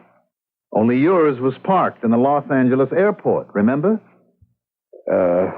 Well, I could have gone by cab or rented a car. Sure, but if you went by cab, the motel would remember, if you managed to remember the name of it. And if you rented a car, it'd be a simple matter to check. Whose side are you on, mine or the police? If I represent you, yours. I'm just giving you a little taste of the kind of questioning that you're going to have to face up to, either from the police or prosecuting attorney. I see now it wouldn't hold up. That's better. Now, what is true, Doctor? I was there when my wife was was shot. Did you shoot her? No. Who did? I don't know. Were you alone when it happened? No. There was someone with me. Who? My ex-secretary, Cheryl Stafford. The medical meeting was only an excuse to fly to Vegas and see her. You're in love with her? We intend to be married. But my wife wouldn't give me a divorce. Mm-hmm. How much of this have you told the police? None of it. I used the alibi. I mean, about my car. It was childish. Why? Well, I was afraid of how it would look if... Barbara, that's my wife, and I have been having trouble. I didn't want to sue for divorce in California because it might disturb a loan I was negotiating. And there's the problem also of community property. But in spite of that, she had started soup. That's why I was there the night before last with Cheryl to ask her to be reasonable and not ruin all of us. If you didn't shoot her, Doctor, who did? Miss Stafford? Good Lord, no. I want you to represent Cheryl. Both of us. We're innocent. Can Miss Stafford testify to the fact that you are? You can ask her yourself. She's waiting in the car downstairs. But you don't have to. Or for me to testify for her. Why not? Because there were 2 shots. One, my wife fired at me. The other came from another gun and hit her in the back. I swear to you, I'm innocent. Doctor, how much did you say to the police? Nothing beyond claiming the alibi. All right. If you want me to, I'll represent you. But I must warn you, Doctor, that if it goes to trial, I'll be expensive. How much is expensive? Well, if you're not indicted, nothing. If it goes to trial, my expenses and $50,000. You're right. You're not cheap.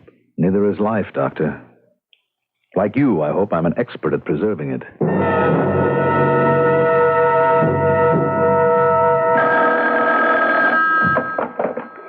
J. Carr, Justin and Associates. Just J. Carr will do, honey. You can tell him it's District Attorney Herman on the wire. Yes, sir, Mr. Herman. Just one moment. Give. Al Herman on the line. He sounds particularly smug today. Always a bad sign. Put him on. Mr. Justin will talk to you now, Mr. Herman. Thank you. Hello? Al? Oh, I just thought you'd like to know the grand jury handed down indictments against your clients, Dr. Grant and Ms. Stafford. I'm just having warrants issued against them both for first-degree murder and conspiracy to commit murder. Now, you know that's going to be a waste of time, Al. You don't say. I just did. Ballistics showed that Mrs. Grant was killed with a bullet from a gun other than the one on the scene of the crime. That gun has disappeared, Al. Without it, you have no case. You wouldn't want to bet on that, would you? I'm not a betting man. It's just as well. I've got a nice little surprise to spring on you just for once. See you in court. Al? What's he got, J.C.? Such me. I'm more worried about what I may have got. What? Like they say, a bull by the tail.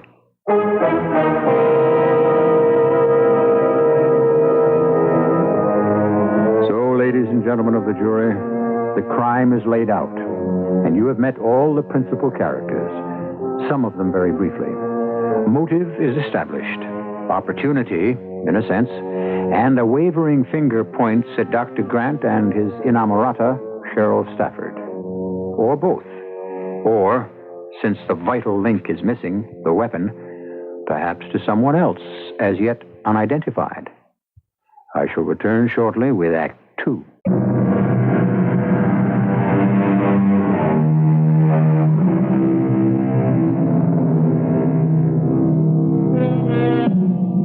The awful suspense of a murder trial has begun. The wheels, once set in motion, cannot be halted until a jury renders a verdict. A woman is dead, her life snuffed out by unnatural causes. The whole organization of society demands that an explanation or some vindication of her ceasing to live must be forthcoming. Judge Ellen B. Prince presiding.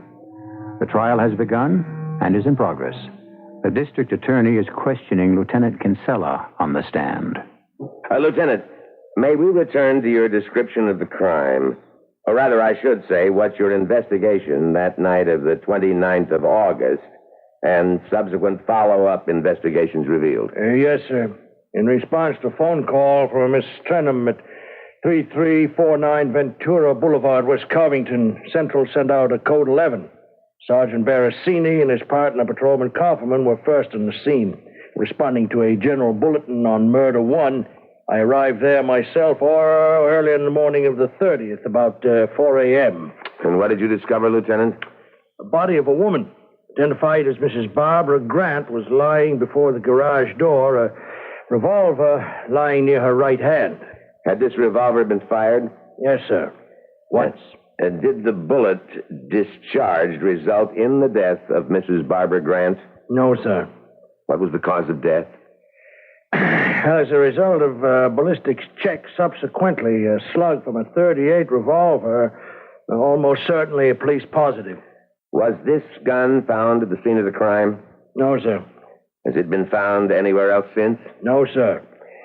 Is it not true, Lieutenant Kinsella, that at your request, the Police Department of Records and Licenses substantiated the fact that 2 years ago a permit was issued to a Dr. Samuel Grant? He was entitled to carry a gun? That is correct, sir. Just one more question, Lieutenant. The type of slug which killed Mrs. Barbara Grant did come from a police positive .38? Oh, absolutely.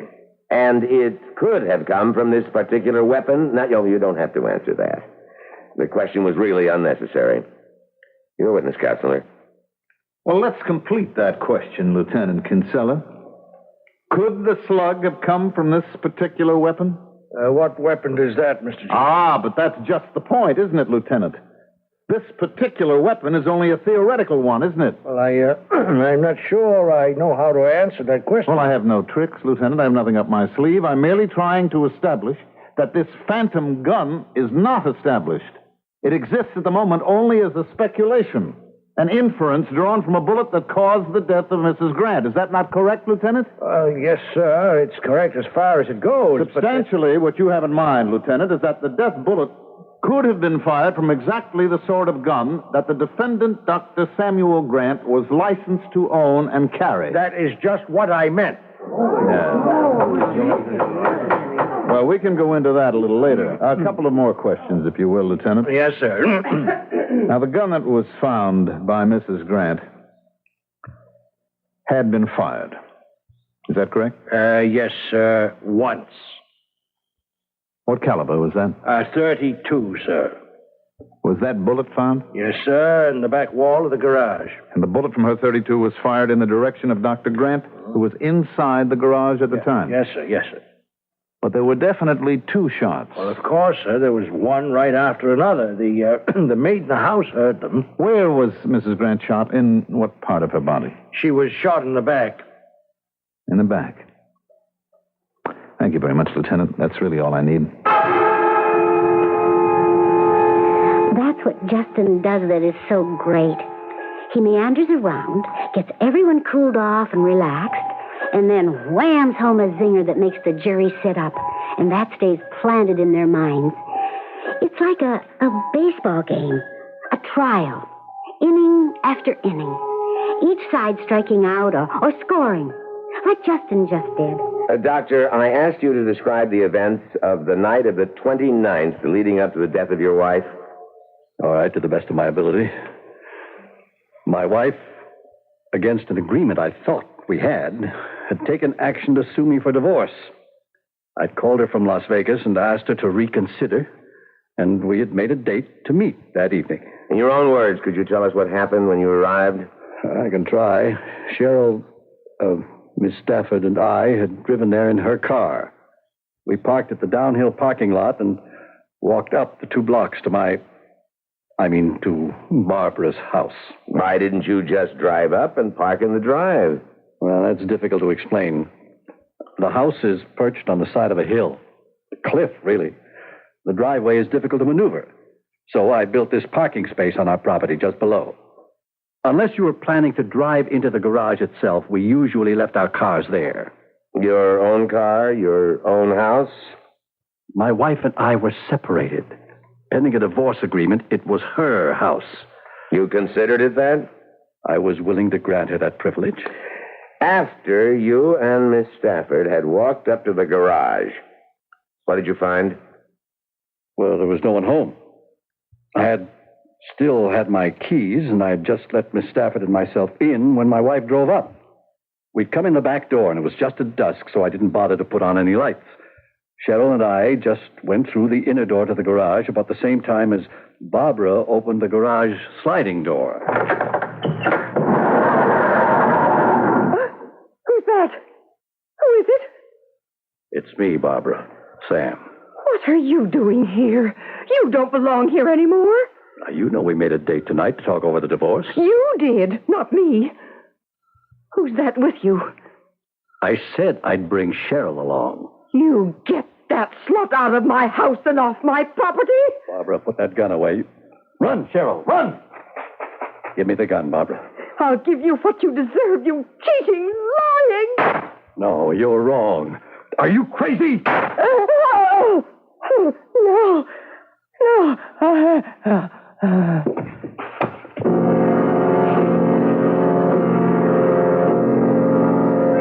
I had ducked down behind the lawn tractor and the garden tools. Even with the headlights on, I couldn't see anything. All I knew was there was a second shot and that Barbara had been hit. I went to her right away. Was the gun still in your hand? What gun? Someone shot your wife. If it wasn't you, are you suggesting it was Miss Stafford? But no. I didn't even know where Miss Stafford was at the time. I see. So you went to your wife and then... What happened, Barbara? Are you all right? And did she reply? Yes, she said, I love you. I should have listened to you. Take care of the children. Your son and daughter? Yes. Who were not home at this time? No, they were away at school. There was no one in the house? Yes, a maid, Miss Trenholm. I could hear her moving, and I imagined calling the police. And then what happened? I panicked. I'm sure you did. What did you do in your panic? I ran down the hill to the parking lot. Where you found Miss Stafford waiting for you? Yes. With the gun? What gun? The gun that shot your wife. Cheryl had no gun. Then you had it. What did you do with it? Objection, Your Honor. The district attorney is obviously trying to put words into the mouth of the defendant. Not quite, Mr. Justin. But I do feel, Mr. Herman, you have not established the existence of the gun up to this point. Well, may I say it doesn't matter, Your Honor. The bullet that lodged in Mrs. Grant's heart has established that such a gun existed. You're a witness, Mr. Justin. Mr. Grant. I beg your pardon, Dr. Grant. Can I take you back for a moment to the night of May the 14th? Would you be good enough to tell the court what took place at your home on Ventura Boulevard? Both my wife and myself were away. It was Miss Trenholm, the maid's night out. We were robbed. Mm-hmm. Now, I have here a certified list from the insurance company of all the things that were taken. The stereo equipment, TV sets, jewelry, etc. Among those items is one very relevant one. Was a .38 caliber police-positive revolver also removed? Yes, sir. And did you immediately, in the course of the insurance investigation, notify the police of that fact? I did. And did you subsequently seek a license for a new gun of any sort? Not for myself. By that time, I was in the course of separating from my wife. Since she was afraid of being in the house alone, I arranged to get one for her and have it licensed. The .32, which is an exhibit here, and with which she fired the bullet at me. And you have no knowledge who might have fired the bullet that killed your wife? No, sir. Could it have been Miss Stafford? Well, why would you suggest that? Your wife was shot in the back. You were facing her, were you not? Yes, but... Good Lord, Cheryl was scared to death of firearms. She didn't know anything about guns. She's the last person who could have been responsible for my wife's death. I have no further questions. Thank you, Doctor. But there were. The DA went after Dr. Grant on redirect, tooth and nail. And worse than that. Oh, I've been around court long enough to know that when Cheryl Stafford got on the stand, she was in for hell. Most of all, I couldn't understand J.C. You work for a man long enough, love him too much, like me, and you know too much about him not to know he wasn't putting out his best effort here. I called him on it. Alexandra, don't ask questions. That's my business. I get the put down anytime you call me Alexandra. Oh, but I can't let it go, J.C. All right. Now, look, we're skating on a lot of thin ice. And I am supposed to be advocate, not judge. Now, why don't you just leave me be and let what is to be to take its natural course? Okay. If you think your clients are guilty, do you? I have a basic rule to try and consider my clients innocent. Oh, but the way things are going, you're going to lose. Well, that's a very absolute term. It's the way it's going. Like, well, if things go now, one of them killed Mrs. Grant. Well, and since she was shot in the back, it's Cheryl Stafford. But it's still collusion, and both of them are guilty. That's the way it may look, my love. But not enough hard facts to pin it down. That should worry Al Herman. But you notice that it doesn't. He still has something big to hit us with in this case. So let's go grab some dinner and some personal life. Oh, I don't know. Sometimes I wonder about you. Whether you care. About winning? No. About how you win. And if it's right that you do. Sandy, you have to make your own judgments on that like anyone else. Everything in its time. Let's wait until all the cards are in.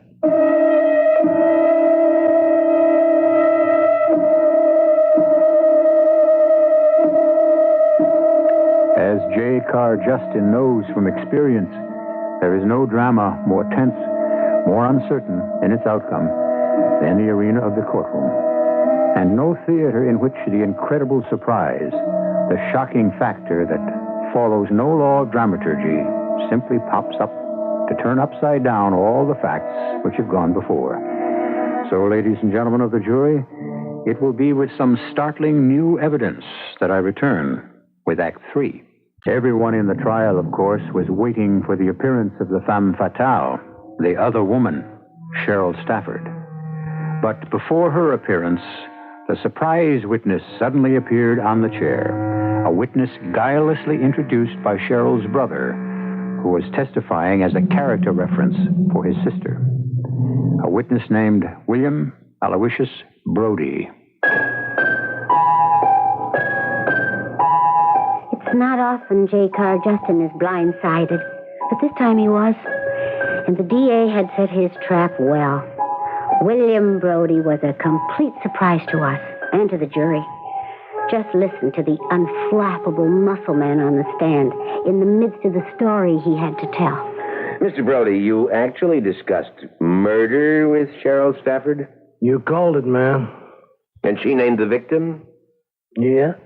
Miss Grant, dame. Well, I must admit that I'm caught a little out of my depth here, but would you describe in your own words just what you mean? Well, it's no big deal. Like I say, I'm at this party, and a kid I know named Stafford gives me the big intro to his sister here. Her. So who's going to back off? She's a real good-looking dame, and one thing leads to another, and I get an invite to come up to her apartment like the next night. Did you go? Why not? What kind of guy'd pass it up? Please continue your story. Well, I rigged myself out in some fancy threads, figuring this is a score, and I ain't got no reason to change my mind when she opens the door. I mean, she's like you say, undressed for action. And the welcome sign is out. It's a big hello, a big drink, and this kid is I think the picture is graphic enough. Suppose you just tell us simply and directly what happened. Can I get you some more to drink? No, babe, I'm coasting easy now. Your kid brother told me you want a favor. That's right. Try me. I deliver. Supposing I was to tell you I want someone... I want someone out of the way. Out of the way? You mean total? Wiped out? I mean killed. Dead. Okay. You don't have to draw pictures, just name numbers. How much? Say, $2,000. Oh, you gotta be kidding. I wouldn't touch it for under a $5. I haven't... I don't think I could raise that much. Who's a pigeon, anyway? Well, if I tell you, can we make a deal? 3,000 is my top figure. It's all I've got. All I can get. Yeah. So we got a deal. Give me a name. Her name is Grant. Barbara Grant. She's married to my ex-boss. But it wouldn't be hard. They're separated, and she lives alone. So lay the bread on me, 2 thou in advance. 3rd on delivery. You actually contracted to kill Mrs. Grant? Are you kidding? This was all con as far as I was concerned. Did she pay the money? I took the money and blew. I was only doing her kid brother a favor. But you took money and promised a killing. Look, Cheryl Stafford says to me, Mrs. Grant has given us a bad time, causing us a lot of grief. Now, if you don't take care of her, Sam will have to do it himself. So I wanted to make her feel better. And when the date came, you were supposed to deliver. What happened when nothing happened? I gave it the wide-eyed act. I said I took her out with a shotgun in the chest, and I hid her behind the convent. And what was her reaction? Well, I never saw her so happy. Then she calls us Dr. Grant, and he levels with her. His wife is still alive and kicking. What was Miss Stafford's reaction? She said, you must have shot somebody else. And you said? Maybe I goofed. If I made the wrong hit, I'll go back and do it again. But I need more money. And Miss Stafford said? There isn't any more money. This time, we'll handle it by ourselves. Thank you, Mr. Brody. No more questions.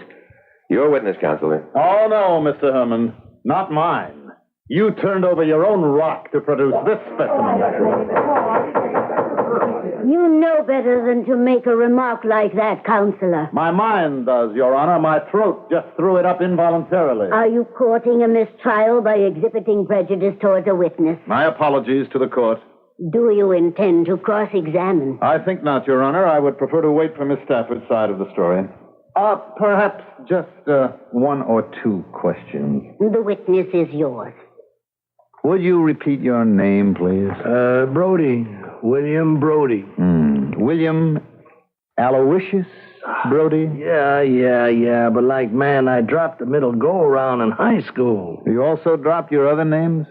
What other name? Well, don't be alarmed. If you have any aliases, I don't know about them. I just mean the various public nicknames that people have hung on you, such as Dream Man and the Treasure Chest. Cool it, will you? Cool it, man. Everybody has his own bag. I like to build up the body, right? Anything wrong in that? To each his own. By the way, what did you say that you do for a living, Mr. Brody? I did. Would you now? Well, this and that, man, I hang loose. No big deal. Oh, I think you're much too modest, Mr. Brody. I have here a list. Dance hall bouncer, shill, candy butcher, beach boy. But I don't mean all of these. I mean your real profession, since gigolo and ladies' man are a little out of style. What shall we call you, a professional stud? Objection, Your Honor. Objection. Stay and strike that last sentence from the record. Mr. Justin, I am tempted to fine you in contempt of court. You know you cannot discredit a witness without objective proof. Your Honor, respectfully, it is my contention that the witness has already discredited himself. And when I bring Miss Stafford to the stand, he will be even further discredited.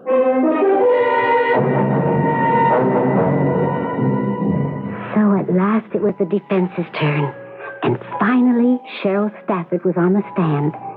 Small and slight. Very pretty in a quiet way. Somehow defenseless. To try to puncture the obvious effect she had on the audience and jury, the DA tore into her mercilessly. And you were not ashamed to face the woman whose husband you had stolen? No.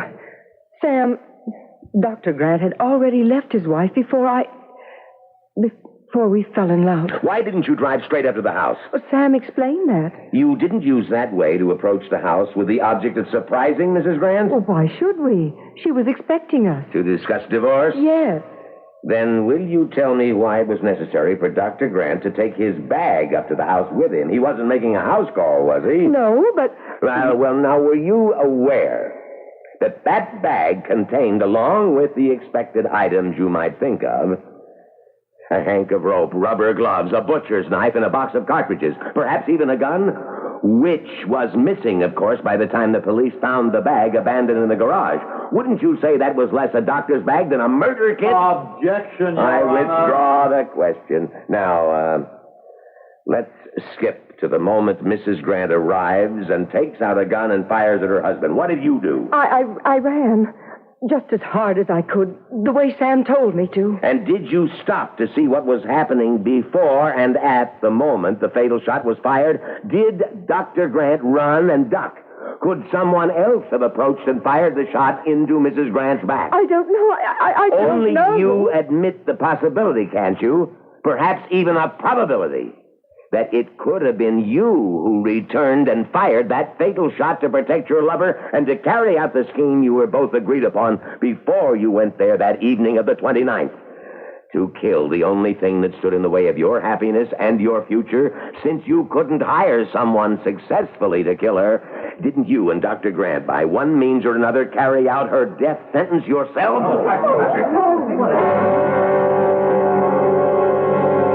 The coil of rope was only some leftover line that Dr. Grant had used to secure a bumper on his boat. Yes.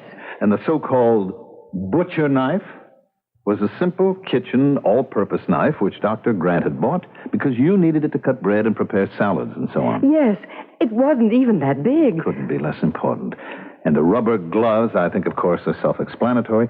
Just one question. Why did he lug that bag up the hill? Because when he talked to his wife, she said she was having her migraine headaches again.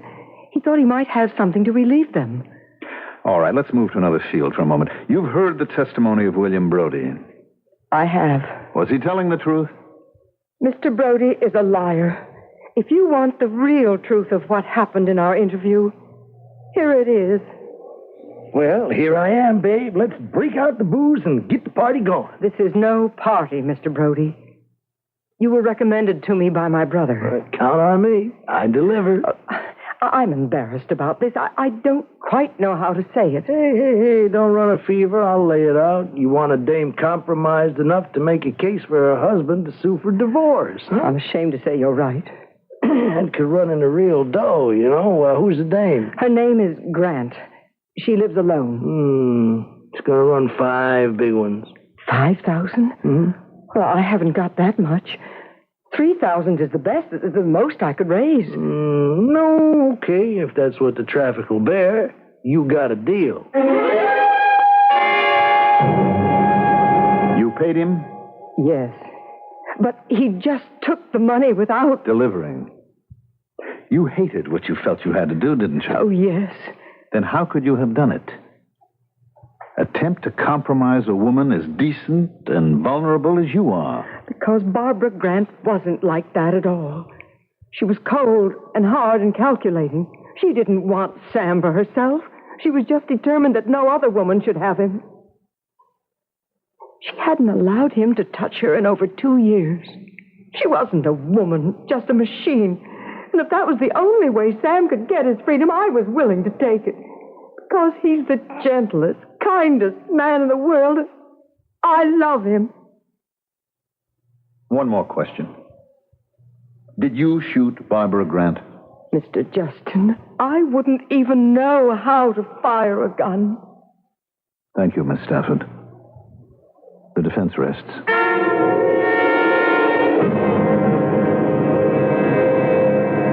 The jury's been out 3 hours, J.C. What do you think? Mostly at a time like this, I try not to. Oh, I wish I could make my mind a blank. Why?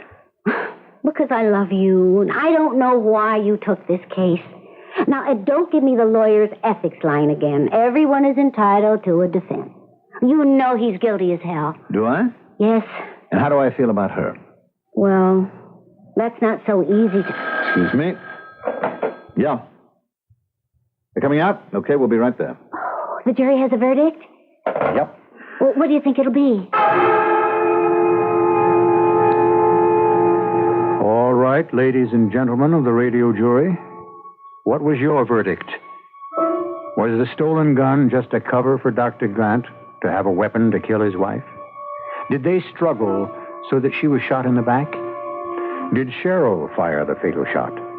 Or did the incredible Mr. Brody decide to earn his money by coincidence that evening?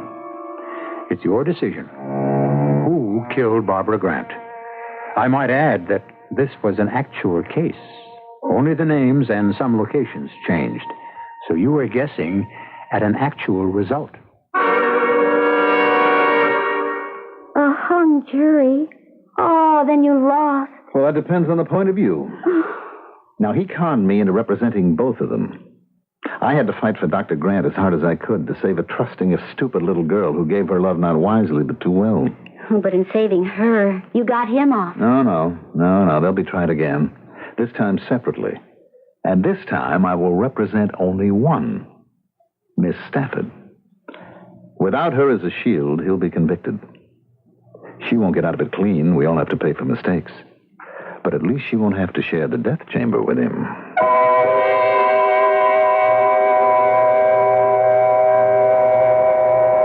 Three months later, Dr. Grant broke on the stand and admitted that he had taken advantage of the robbery at his house to pretend the gun was one of the articles stolen.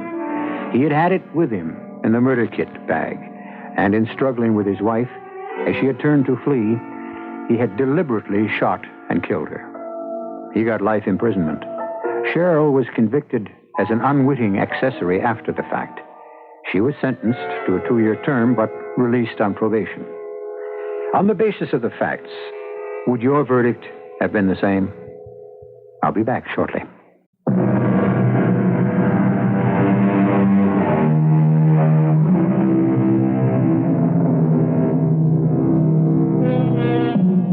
How does a nice young woman like that get mixed up with a man like Dr. Samuel Grant?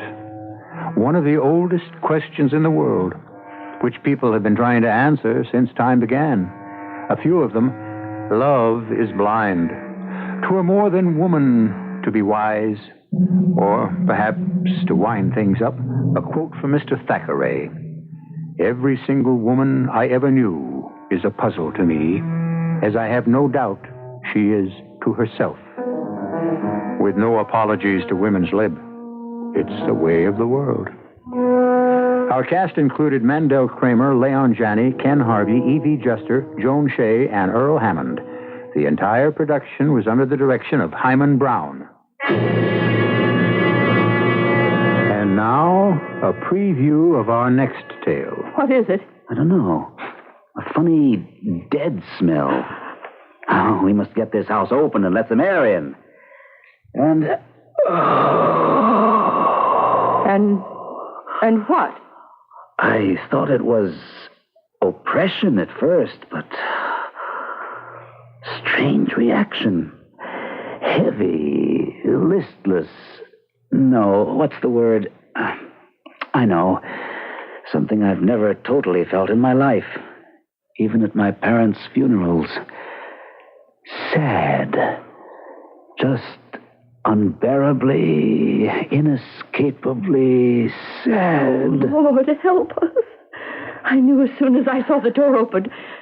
And the moment we got inside, she's back again. You let her back in. Radio Mystery Theater was sponsored in part by Anheuser-Busch Incorporated, brewers of Budweiser. This is E.G. Marshall inviting you to return to our Mystery Theater for another adventure in the macabre. Until next time, pleasant dreams.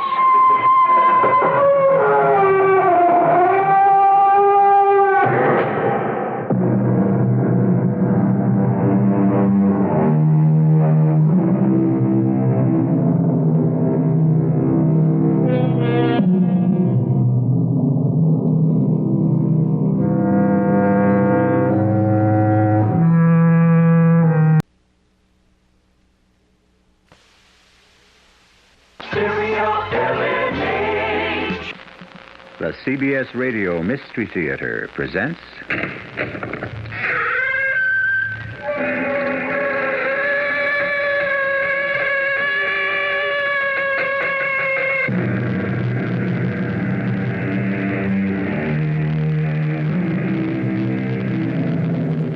Come in. Welcome. I'm E.G. Marshall.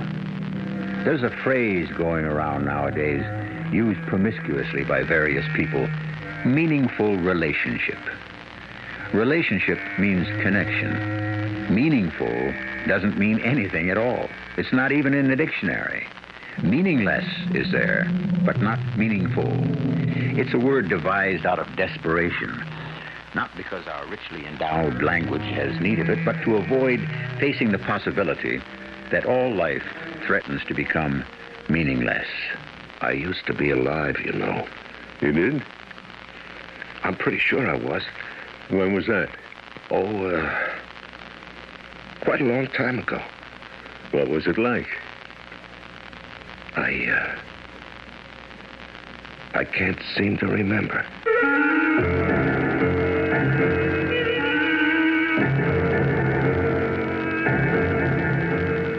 Our mystery drama, Answer Me, was written especially for the Mystery Theatre by Elspeth Eric and stars Larry Haynes.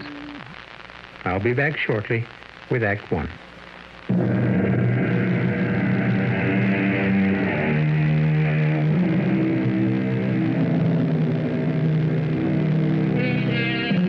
Do you look at the people you pass on the street, or do you simply walk on by? Do you smile sometimes, or stop to pet their dogs?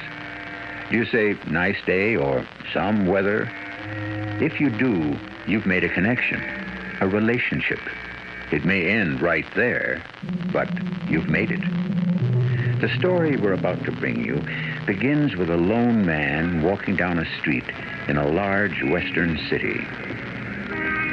I'm only pretending to be alive. In my nice gray slacks, my nice blue jacket, and my nice black loafers, I trudge down this strange street. Now and then I turn my head to look at my reflection in the store window, and I think I recognize myself. I'm not positive. Anyone who'd speak firmly enough could persuade me otherwise. I stop at every red light and wait patiently for it to turn green. I look like and I behave like your average dutiful citizen. But I'm really dead, and I know it. It's part of the pretense that makes me turn and enter the bar. A grubby little place with no customers, just a large, empty-faced man performing the usual bartending chores, polishing the glasses, wiping the counter. I sit down on one of the stools and sneak a look in the big mirror. There's nothing out of the way there. I look like any man who stopped off for a drink at 11 o'clock in the morning. Yes, sir? What'll it be? A scotch? Any special brand? No, whatever, any kind. Soda? Water? I guess water. Mix it for you? Please. There you are. Thanks very much, thank you. That's okay.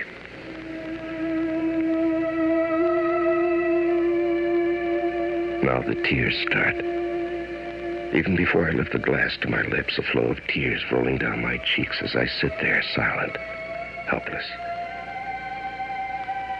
I hadn't known till now how complete, how profound is my despair.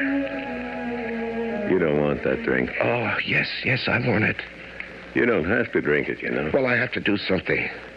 You're not used to liquor, are you? Oh, I've done some drinking. Not much, I can tell. Why don't you go on home? No good. Your wife will be worried. My wife's dead. Oh? That's not what you think. She died 5 years ago. Still? 3 weeks after we were married. She came down with polio. It's tough. You know, she lived for 10 years, and then she died. It was a hell of a 10 years, if you really want to know. I can imagine. Oh, there's a customer. Hey there, Mr. Vincent. He's one of my regulars. Stops in for a beer, that's all. How's everything with you, Mr. Vincent?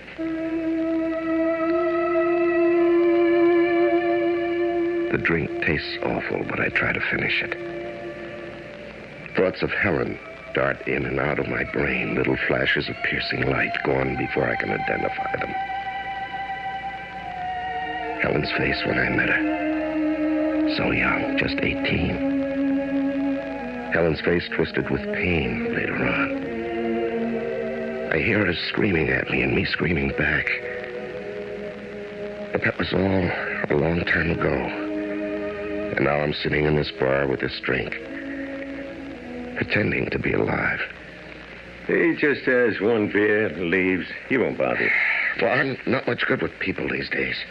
Want me to leave you alone? No. I appreciate... You see, I wrote a book. You did? Yeah, it was published, actually, yes.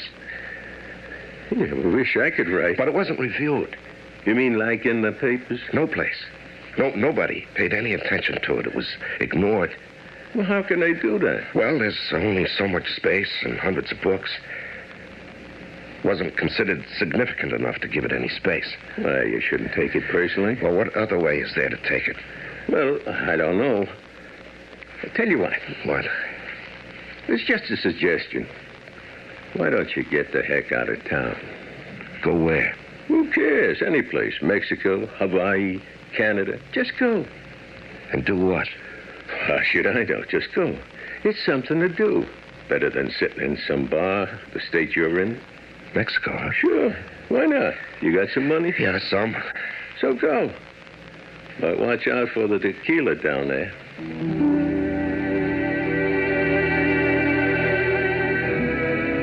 And that's how I find myself on this road headed south. I decided I'd walk to Mexico. The idea of sitting still on a plane was impossible. I don't own a car. And the effort of putting one foot after the other makes me feel somewhere near alive. Every so often, the truck driver stops and offers me a ride, but I always refuse, politely. And still, I feel a little grateful that someone does me that slight courtesy, pays me that small attention.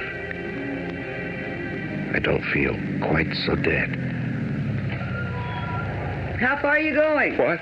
You going far? Mexico. Well, that's quite a ways from here. I'm not going that far, but I could take you a few miles. No, thanks. You're tired, aren't you? No, I'm all right.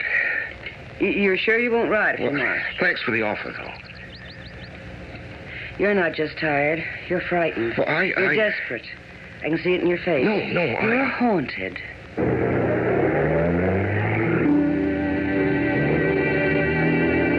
She drives off. I stare after her. I say the words over to myself. Frightened, desperate, haunted. Oh, it's true. It's all true. Why haven't I been able to say it to myself? Why did it have to be this woman who... I'm running down the road fast as I can, breathing hard, trying to call out to her. Now, all at once, I see a car. It's stopped by the side of the road, and I see her get out. She's a woman about my age, dressed in yellow, looking quizzically at me as I get nearer. Changed your mind? If it's all right. Sure, get in. Come on, shove over. Yeah.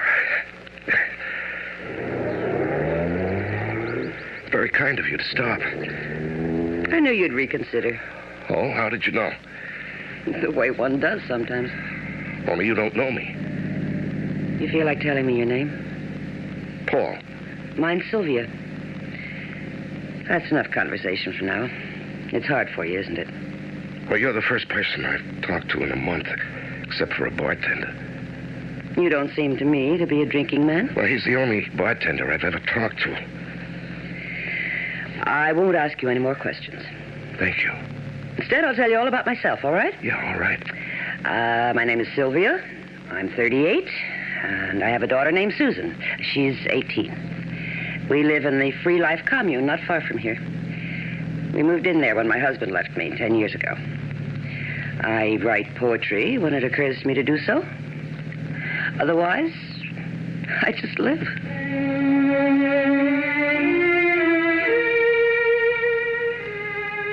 I listen to her talk.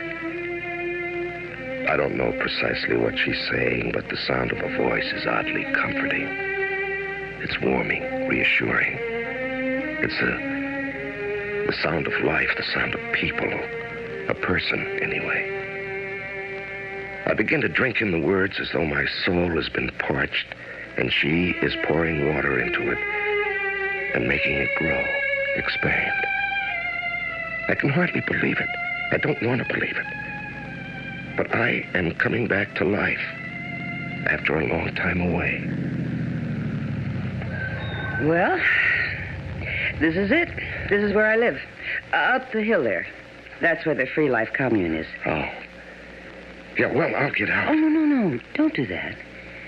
Come with me. See what it's like. Well, there'll be a lot of people. Oh, you would have to meet them. My daughter and I have a cabin. We can have something to eat there. We don't have to go to the communal hall. Susan won't expect you to talk if you don't feel like it. Lots of times she doesn't feel like it either. Lots of times I don't. Really? We're all looking for the free life. That's why it's called the Free Life Commune.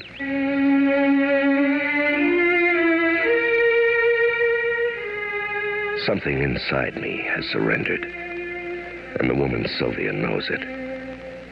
I haven't given consent, but I have consented. And nothing in me resists as she turns the car into the side road and goes up the hill and turns again down another dirt road, then another, and then another, and stops in front of a cabin built, not too expertly, of logs. She says nothing, and neither do I as we go inside. Hungry? No. I know you're not a drinking man, but I think a glass of wine might be a good thing. Yeah, it might. And I want you to meet my daughter. Susan. Right. We'll all have a glass of wine together. Can I help? No, you just sit there. White wine or red? I don't know. Okay. Red. There we are.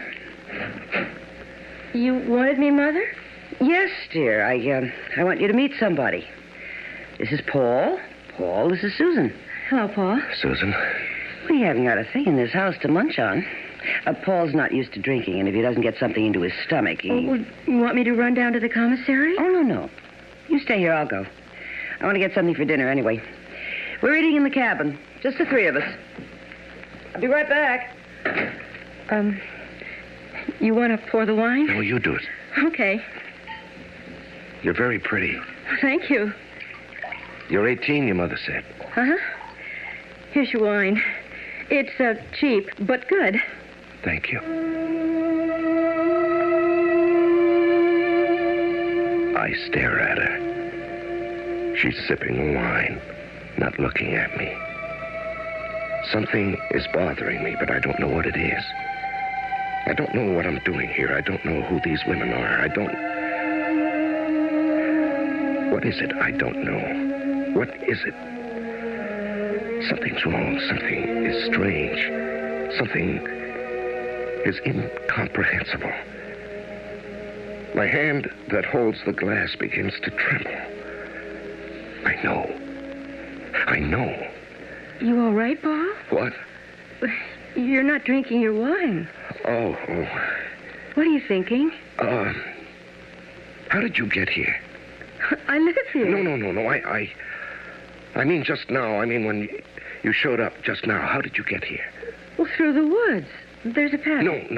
I mean, how did you happen to walk in at just that minute when you did? My mother called me. No, she didn't. I was here. She didn't call you. She just said she wanted me to meet you. And the next thing I knew, you walked in. She didn't call you at all. Oh, you mean she didn't say, Susan, come here? She didn't say anything. I know. I was here. Mother never calls me that way. Well, there's no other way. What other way is there? She thinks it, and I receive it. Are you talking about telepathy? Telepathic communication? I've heard of that, but... If you have to give things names, I guess that's what it is. Come on, drink your wine. Mother's on her way back. Have you ever felt that your telephone was going to ring a split second before it actually rang? It's happened to me and to some others I know. Was this because you ardently wished that it would ring? Or was it because some faint electrical impulse in the wires reached you? Or was it because the caller was thinking intently about you as he finished dialing your number? Frankly, I don't know. Perhaps it was for none of these reasons.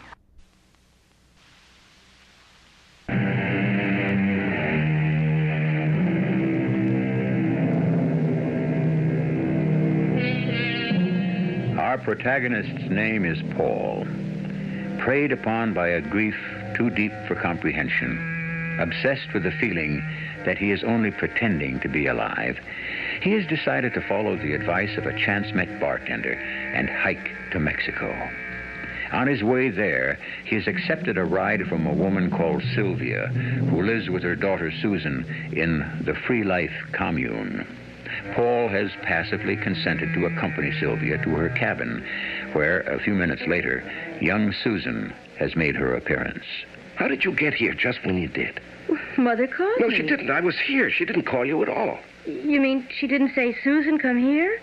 She never calls me that way. She thinks it, and I receive it.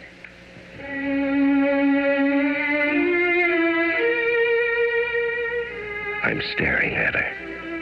Young, slim. Her blue denim pants clinging to her legs. Her big, bulky sweater swallowing the upper part of her body. Her blonde hair falling over her shoulders. Come on, Paul, drink up. It's not very strong wine. Cheers. Yeah, cheers. How do you know your mother's on her way back? Because she is. Well, she'll be here in less than a minute. Well, did she send you some kind of message? Telepathically, I mean? She must have. Otherwise, how would I know? Yeah, well. Suppose she doesn't come back in less than a minute. But she will. She's here now. No, she's not. All I could get for dinner was chipped beef. All right? Oh, fine. Paul? What? Do you like chipped beef on toast? And we have some apples and cheese, I think. Anything, yes. Huh. Is this my wine? Oh, I'll pour you some, Mother. That's Paul. Sylvia. Yes, Paul. When you were at the commissary, Susan and I were talking. I couldn't understand why she came back when you hadn't called her. Not really called her out loud. Oh, that. Yeah, and she said there was some kind of telepathy between you, telepathic communication. Susan said that? I didn't say that. He said that. Yes, that's true. But there has to be some kind of explanation, doesn't there? And later on, she said you were on your way back from the commissary. You'd be here in less than a minute. And in less than a minute, you walked in. What of it? You send mental messages to each other? Is that it?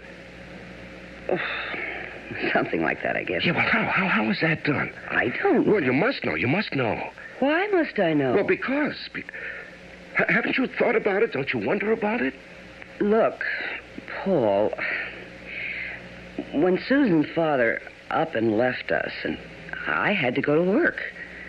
Susan wasn't able to look after herself, and I couldn't afford someone to look after her, so I had to do it myself. I couldn't take her to the office with me, or the bookstore, or the library, wherever I happened to be working. So I had to look after her some other way. And that's how it came about. Whenever I felt she was doing wrong or was in some kind of danger, I sent her a message. You told her what to do? Mostly what not to do. And she always knew? I mean, she always got your message? No, not at first. But when I got home at night, I had to scold her. Or punish her in some way, and pretty soon, it started to work, and it's worked ever since. Hey, let's have some more wine, what do you say? And let's open up a jar of olives, the good Spanish kind, okay?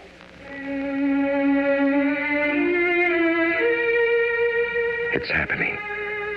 I'm starting to come alive. It's slow, it's vague. Life appears in patches, some dim, others coming through clearly.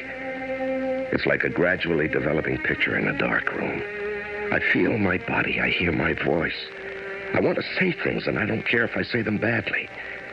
I go back. I repeat myself. I don't mind. They don't mind. I talk about Helen. I talk about her illness and her death. I talk about my book. I talk about writing it, and I talk about watching it fail. I talk about everything.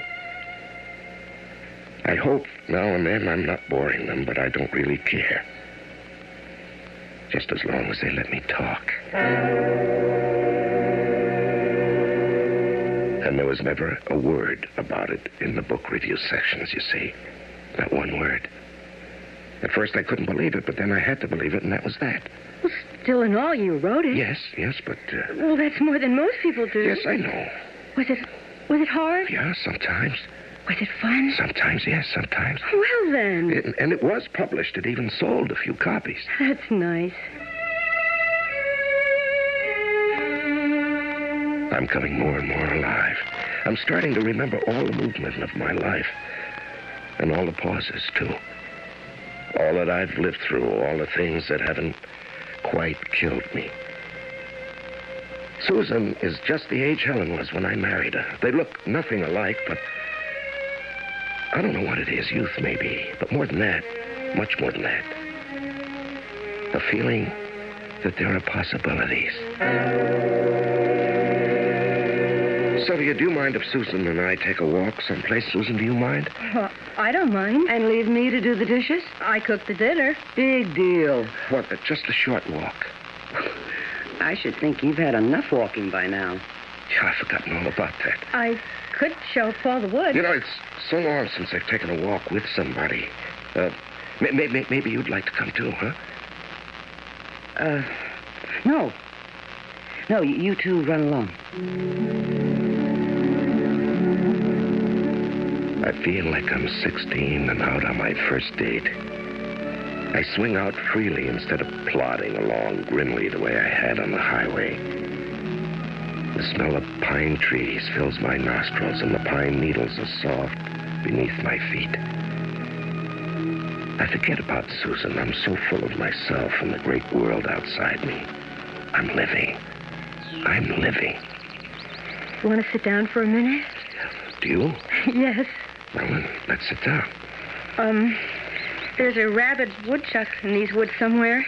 Rabid? Crazy. Berserk. Freaked out completely. You don't say.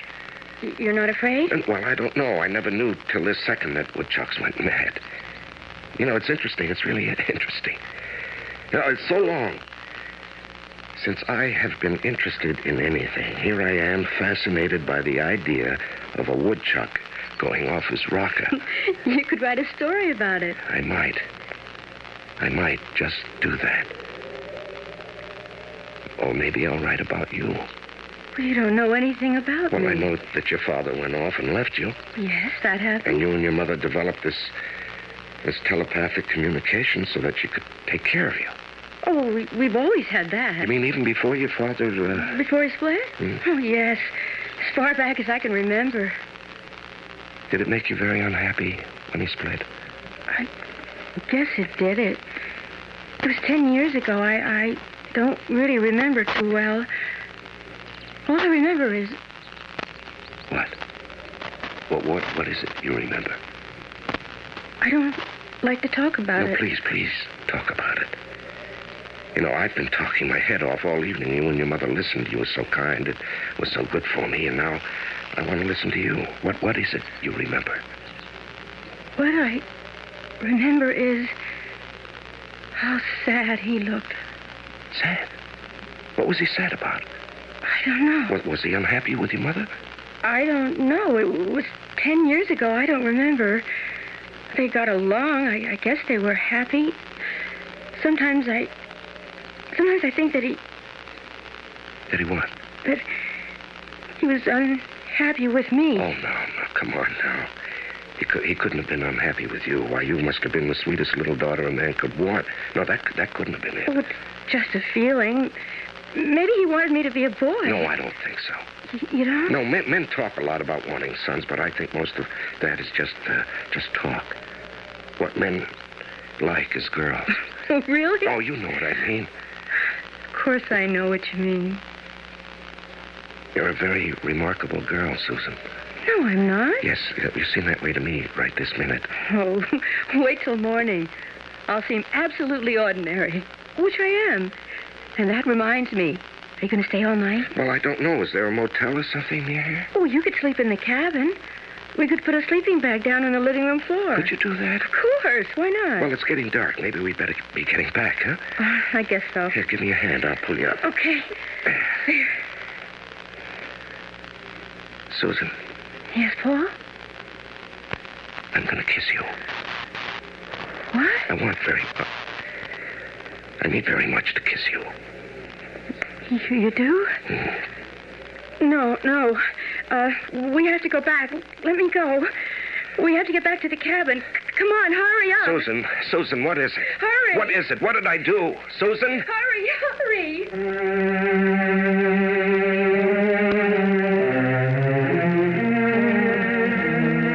Relief from deep depression is greater than relief from the grimmest physical pain, and 1,000 times harder to achieve. Indeed, it cannot be achieved at all, if by achievement we mean conscious effort, contrived artifice. It comes, or seems to come, by chance, by a miracle, as though from heaven. I shall return shortly with Act 3.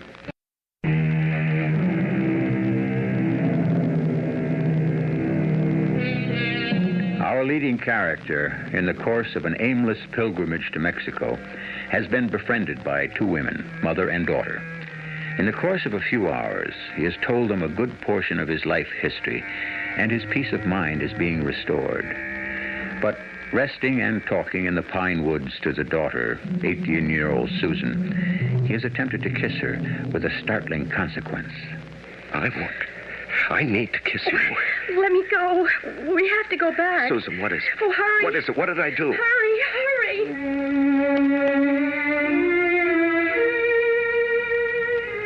I get back to the cabin and everything is just the way it was before. Sylvia gets out a sleeping bag, puts it on the floor, and I crawl into it. It's very quiet. I hear a soft wind through the trees. The movements of small forest creatures. The shrilling of cicadas. I'm warm. I'm comfortable. I'm content. But in a crevice of my mind, there's a doubt, a perplexity. Why had young Susan broken away from me so abruptly? Surely she knew that I meant her no harm. I'd had no sinister intent. I wanted to kiss her from an impulse of pure gratitude and affection because she was young and uncomplicated. And I'd begun untangling the snarled threads of my life for me. Wondering, wistfully wondering, I grow drowsy.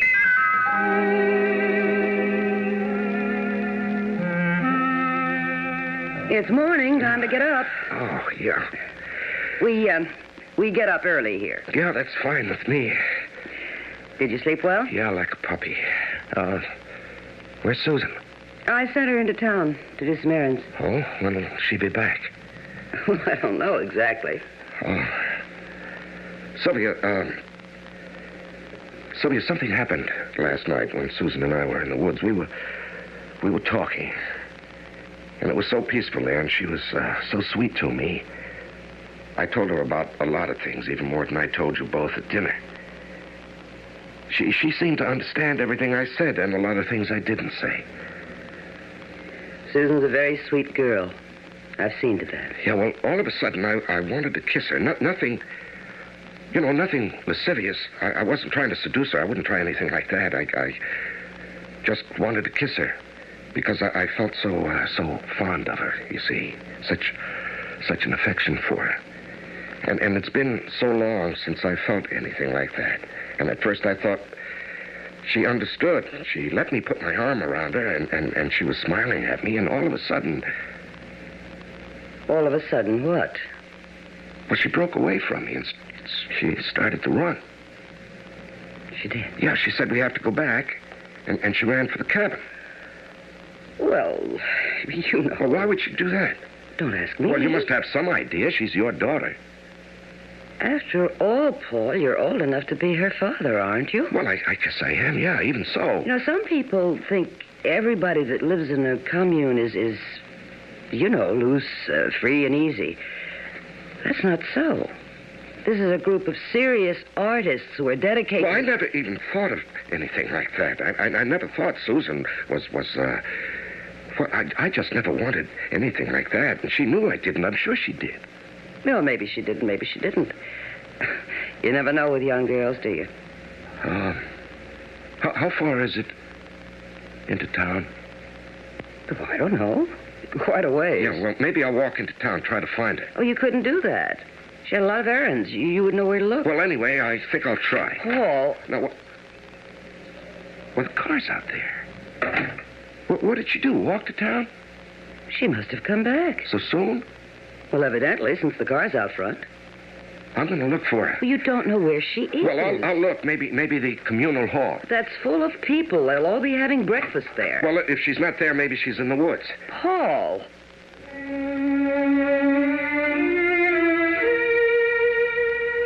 Why can't I simply wait in the cabin for her to come back?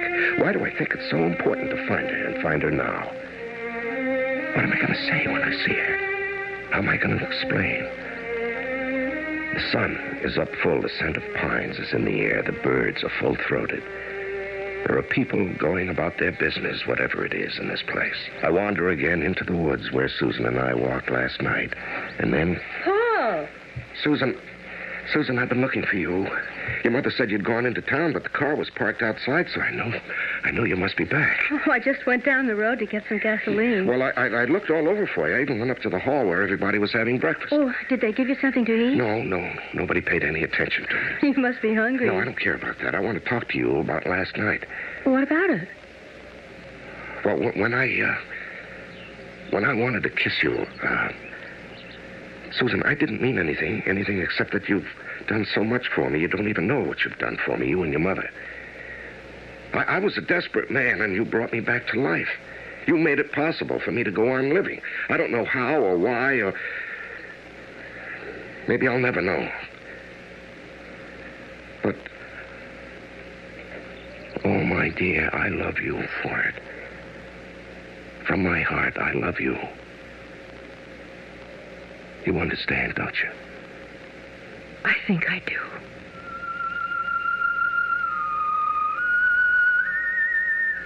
I take her sweet face between my hands. I look into her clear eyes and bend my head down toward hers. A flood of tenderness surges through me. Such a devout desire to express my relief and my thankfulness. I feel that I've entered into some sort of state of grace, and my heart is overflowing. My face comes closer to hers. The woodchuck! Oh, there's the woodchuck! What? Oh, the rabid woodchuck behind you! Run, Paul, run! Susan! She's out of my arms, running like a wild thing through the woods, while I stand dumbstruck and miserable. I look behind me. I look all around me. There's no woodchuck, rabid or otherwise. My head is swirling with an indefinable sensation. I go back to the cabin. I get there just in time to see the car drive off with Susan at the wheel. Hardly knowing what I'm prepared to say or do, I open the door of the cabin and go inside. Back so soon? Yeah. Where did you go? Oh, just here and there. Did you find Susan? Oh, yes. Everything all right? I don't know. She's very young, Paul. She's 18.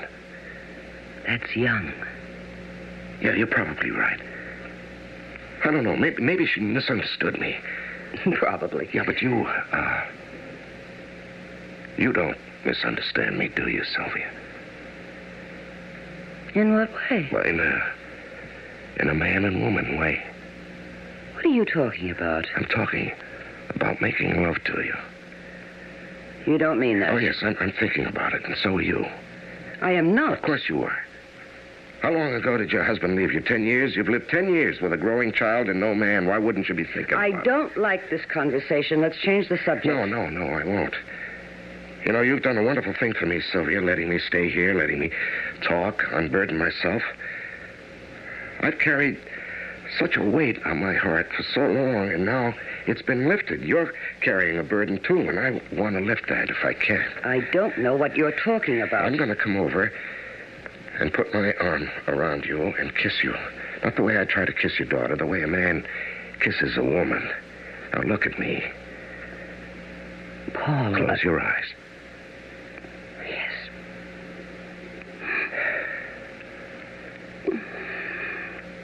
That was it, wasn't it? That was what you wanted. I don't know. Of course you know. Of course you do.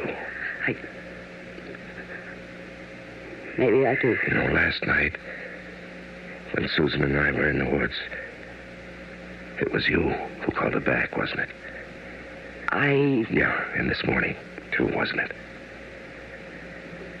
Yes. Tell me, have you always dragged her back to you every time a man got too close to her? Yes. You've always had this control over, haven't you? Since the day she was born.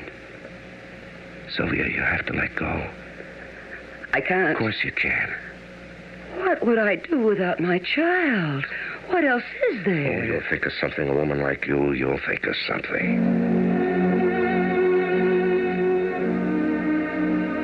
She's still sitting there as I leave. I can't read the expression on her strong and lovely face, but behind that furrowed brow, I know a powerful mind is at work. She'll be all right, I say to myself. And I start down the highway by which I'd arrived at the Free Life Commune. Only this time, I'm walking north, back to where I started from. My steps are quicker now. I feel I have a purpose, though I don't yet know what that purpose is. And then I hear... Paul? Susan. You were leaving without saying goodbye to me? Well, I just thought it was time for me to go. I'm sorry I acted the way I did in the woods. You didn't really see a rabid woodchuck, did you? I thought I did. No, there wasn't any woodchuck. Maybe there never has been. Well, anyway, I'm sorry. And I'm sorry you're leaving. Well, it's time. Paul, Mm-hmm. do you know what I'd like? What would you like, Susan? I'd like to kiss you goodbye. Would you? Come closer to the car. Stand right there. Like that. I want to put my arms around you and hug you and give you a big kiss. All right. There. I love you a lot, you know. I love you a lot, too. I watch her drive off down the highway. I feel a few sudden tears in my eyes. Dear girl, dear little girl. Life will start to open up for her, I think to myself. And involuntarily, a tiny prayer finds its way to my lips. Be kind to her. Oh, be kind. The car is out of sight now, and I resume my walk back to the city. It occurs to me that the only person I really want to see is the man who sent me off on my aimless pilgrimage. I want to tell him that I never reached Mexico, but I reached myself. I find the little side street without any trouble, and the obscure little bar. It's a feeling of coming home to something or someone. As I open the door and go in, it's as though I'd never left. He's cleaning the glasses and wiping the bar, and the place is empty. I take the same stool as before. Yes, sir. What do you have? Do you, remember me by any chance? Well, I don't know. You look familiar. Yeah, well, I was in here about a week ago. You told me to go to Mexico. Oh, yeah. Yeah. Well, did you go? Part way. Well, how was it? Oh, it was wonderful. It was, miraculous. I wanted to tell you about it. Well, it's a good thing you came in today because I'm closing up this place tomorrow. Oh, is business bad? Well, business is all right. No, I just made up my mind to do something. Maybe I'm crazy, but, well, I'm going to do it anyway. Well, do what? Do you mind telling me? I'm going to set out and look for my family. You see, I left them 10 years ago. Just cut out. No explanation, no nothing. Well, you must have had a reason. I did. But it wasn't anything I could talk about. You see, my wife, she made me feel like an outsider, like I wasn't necessary. Not even important. Like I was, in a way, really. Ah. Oh, that must have been rugged. And we have a daughter, Susan. She and my wife were close, very close. Closer than any two people ever were. And I was just hanging around. You know what I mean? It's hard to understand if you haven't been through it. Yeah, well, what made you decide to go looking for them? I don't know. The feeling I got all of a sudden. That things might be different. Because I love Susan and I love Sylvia, too. That's my wife. Yeah. Where are you going to look? Lord knows. Maybe I'll head for Mexico the way you did.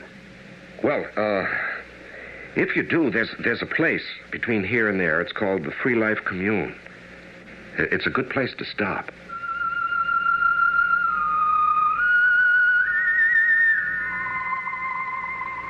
I have to get a job now.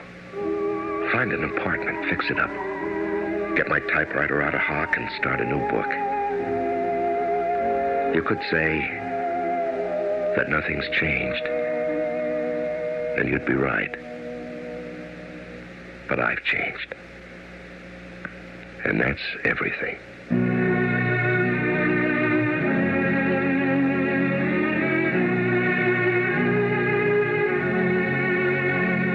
He's right, you know. To change oneself is everything.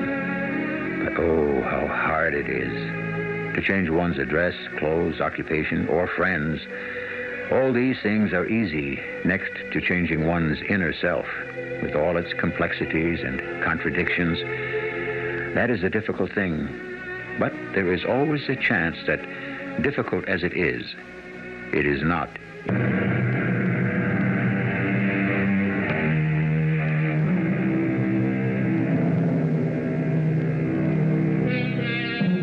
I suppose this has been a story about mind control.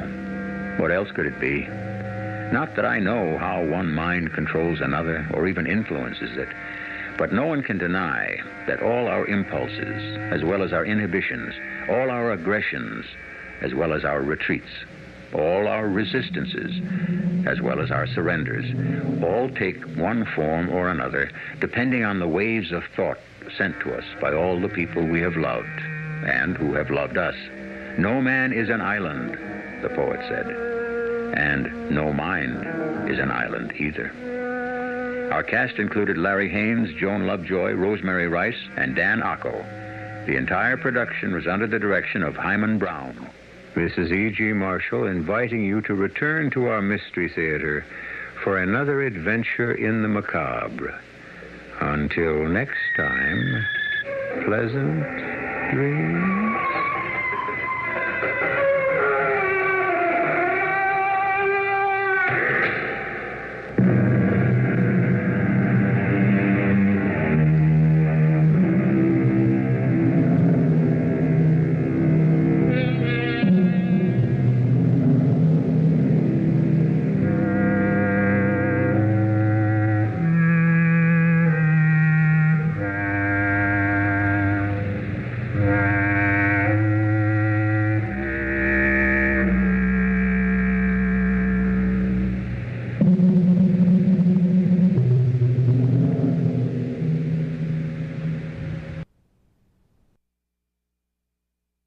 The CBS Radio Mystery Theater presents...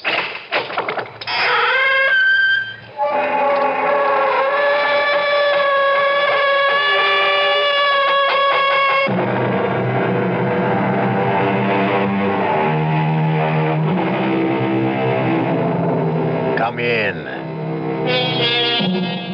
Welcome. I'm E.G. Marshall. Once again, I would like to lead you through the terrifying, suspenseful world of the imagination. And on this journey, we will ask ourselves, what is life? Is life something that man and animals alone may experience? Well, there's vegetable life, too. But how about mineral life? Is there life in a piece of metal?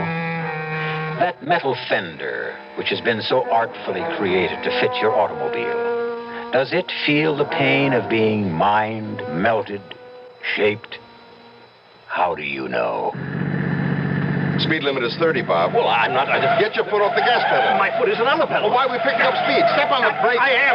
Why are we stopping? Turn that wheel. We'll go off the road. The car just needs to run. Goodbye, gentlemen. gentlemen. What? Goodbye. Who was that? Jim, who was that? Who am I? I am the car.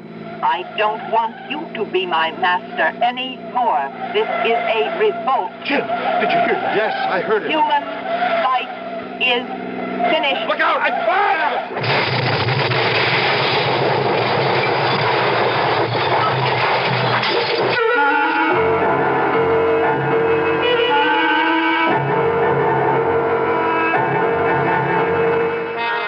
Our mystery drama, Darling Deadly Dolores, was written especially for the Mystery Theatre by Sam Dan and stars Nat Polen and Marion Seldes. It is sponsored in part by Anheuser-Busch Incorporated, brewers of Budweiser, and by the Kellogg Company, makers of Kellogg's Special K cereal. I'll be back shortly with Act One.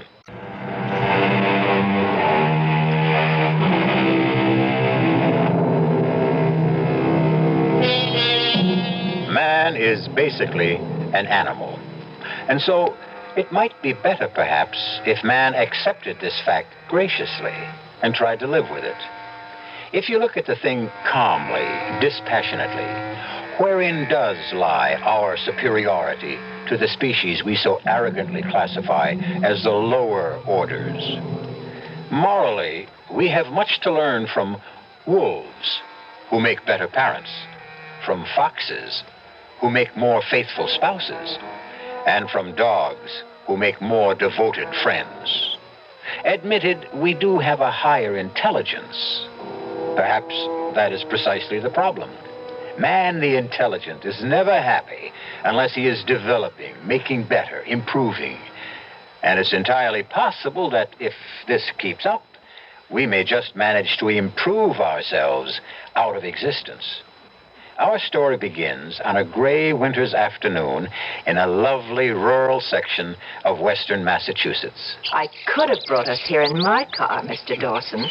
If I buy the place, I'll have to use my own car, won't I? May as well get used to the drive. Of course. Lovely view, isn't it? Well, the view you get for nothing. Let me see what I'd be paying for. Certainly, Mr. Dawson. Right this way. Oh, now notice that the owner had the outside painted just recently.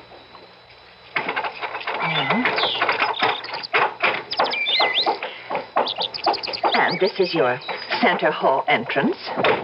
Well, turn on some lights so as I can see what the house really looks like. Oh, yes. Oh, that's odd. Something wrong with electricity, huh? I just showed this house this morning. Nothing works nowhere. But the owner knows enough to keep the power on because of the heating system. Well, if the electrical system's out, then the heating system's out. I'd better telephone. The way this is going, I'll lay a bet the phone's out, too.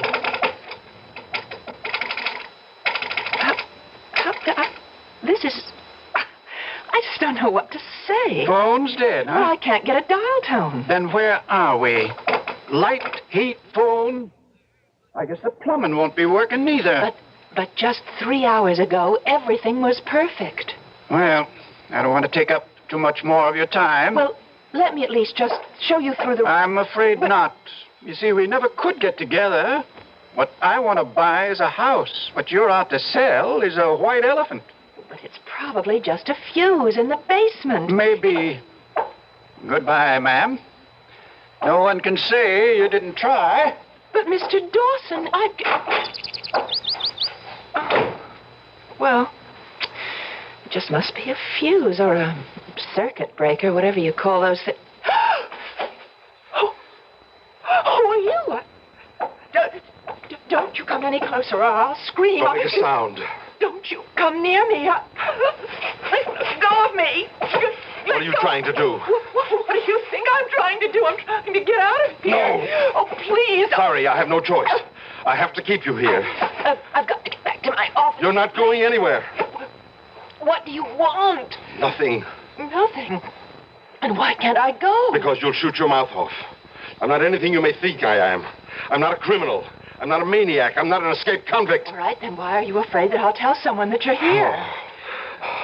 There's no point trying to explain that to anyone. Now listen. If you intend to force me to stay here, I have the right to ask... The one place where I thought I could... Why did you have to come here? Well, it's obvious, isn't it, to sell the house? Now, that's another thing. Who told you to sell this house? Well, who do you think? The owner. That's impossible. Why is it impossible? Because I'm the owner. Oh, now I know you're crazy. You don't own this house. I don't? Well, who does? Mrs. Carrie Townsend. She only owns half of it. I'm her brother. Oh, then you're Dr. James Elliot. Yes, that's right. You're the mad scientist. Oh, I mean, that's how your sister and the folks up here talk about you. All right, I don't mind. But you're here. Of course I'm here. And that means that you weren't kidnapped by foreign agents, and you didn't defect, and you didn't meet with foul play or anything. What are you saying? I'm only repeating what's been headline news for the past 2 days. The whole world is looking for you. Yeah, I guess they would. The police, the government, just about everybody. I can understand why. What are you going to do? I don't know, Miss... Keller. Brenda Keller. Miss Keller, I don't know. You're really not going to try to hold me here by force, are you? Maybe I better let you go for your own safety. My own safety? Do you mean to do me any harm? Oh, no. Then what could happen? We're just... I don't know how to explain this. Well, sooner or later, you're going to have to explain it to somebody, won't you? Oh, I can explain it, all right. It's explaining it and not having people think I'm a raving maniac. Have you tried to explain it to anyone yet? No. Then try explaining it to me. You couldn't understand. Stop saying that. You insist people won't understand. You keep saying they'll think you're crazy. Now, do you want them to think so? Of course not. Right then. Start at the beginning. The beginning.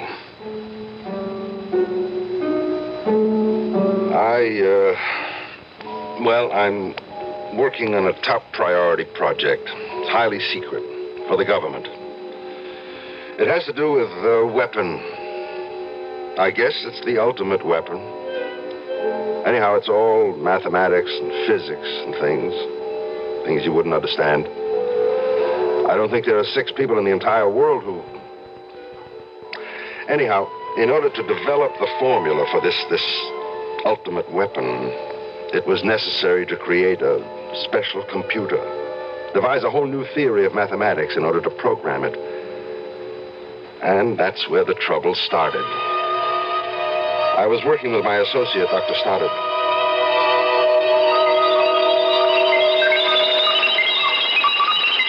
Shut the damn thing off. What's the matter? I said shut it off. But I'm supposed to be programming Dolores for... And don't refer to the computer as Dolores. Bob, what is it? Oh, I wish I knew. I've never seen you so nervous, so jumpy. I think we better quit for the day. Admiral Goodwin and that crowd will have all kinds of fits, but you're in no shape to work. And I'm naturally lazy, so... Jim, I have this feeling, this feeling that I'm going to get killed. By whom? By our brand new handy-dandy computer. Why? Well, thank you, Jim. Thank you for not telling me I'm crazy. Well, you know me, Bob. I don't believe anybody is really crazy. But why? Why would Dolores want to kill you? I don't know. That is, I don't know it in words.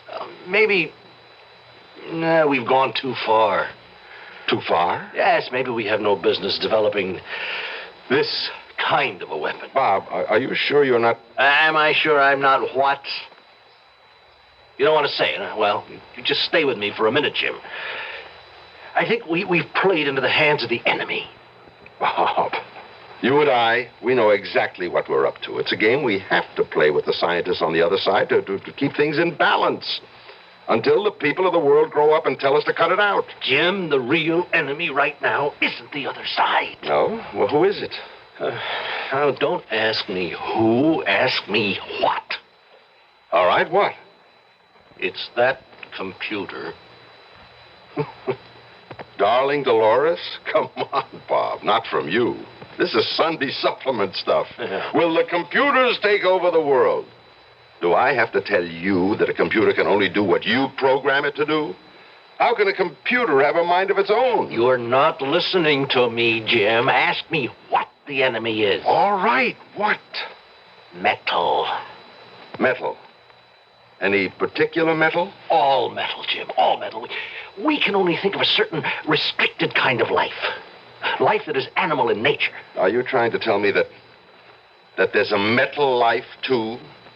Isn't there? Oh, I know, Jim. That's the hard part. I had trouble accepting it myself at first. But basically, metals do what we do. They react to hot, to cold, to pressure. They expand, they contract, they move, they make decisions. But these are what? Impulses due to chemical electrical changes? So? Aren't chemistry and electricity also the basis for all physical and mental movements made by animal life? Bob, we've both been working very hard. Don't interrupt me, Jim. Unconsciously, we feel that there is life in machinery. That's why machines are commonly referred to as she or her. But that's only... Think about it. I have made my decision. I won't do another lick of work on that project. Bob. No. And your friend Dolores knows it. That's why she's going to kill me. Okay, Bob. Okay. Oh, don't patronize me, Jim. All right, Bob. All right. Just tell me how you know. She told me. How? What did she say? Oh, Jim, don't reduce everything to our own limited human standards. I hear her thoughts in my brain. Dolores has told me that I have to be gotten rid of. But why? Because I'm opposed to the project. Have you spoken about this to anyone else? No. I didn't tell her so. Not even your wife? Right here. Right now is the first time I've ever said it in words. Mm-hmm. Jim, you have to believe that I'm not crazy. All right, let me just chew all this over. Let's close up shop for the day.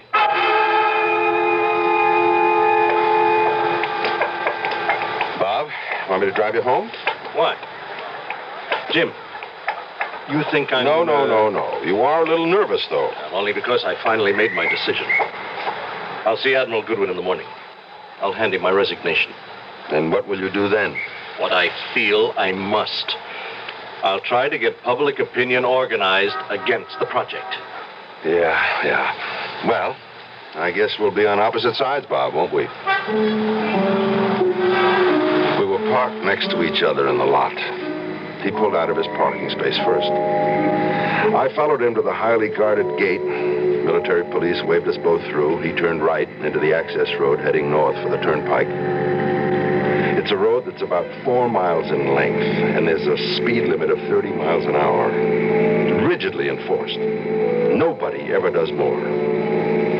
I noticed he was starting to speed. I was amazed. Bob Stoddard was the most conservative driver I know. I became frightened.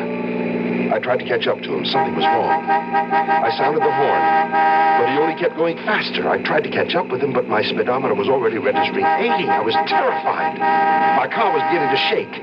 And then I saw it. I saw his face. He had opened his car window. He turned his head to look back at me. For just a split second, I saw his face so clearly. There was a look of horror. His lips were moving. He was trying to tell me something. Of course, I couldn't hear it. I screamed at him, "Slow down! Stop! Stop!" But it was no use. And then his car just veered off the road and...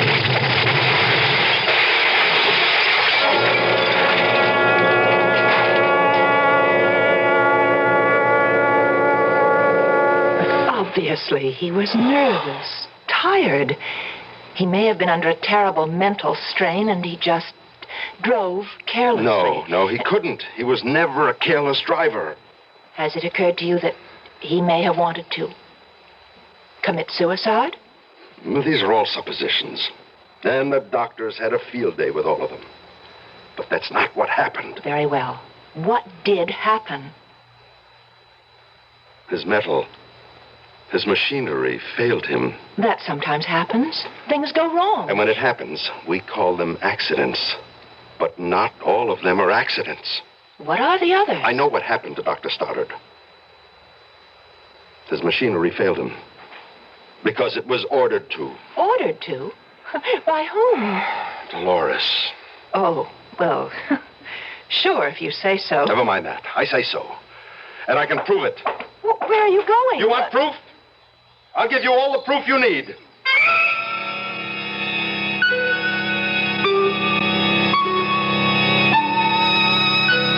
a killer computer. That's something new. But what is this about metal and machinery having minds of their own? You might instantly react by saying nonsense, but I have a car that, well, if it's possible for machinery to perform machinations, we'll find out more when I return in a few moments with Act Two.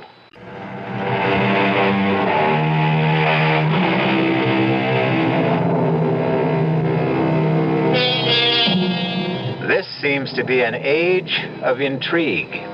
Almost every day, we are told of some new scheme or plot. Are you ready for this one? How about a conspiracy on the part of machines to eliminate people and take over the Earth? A joke?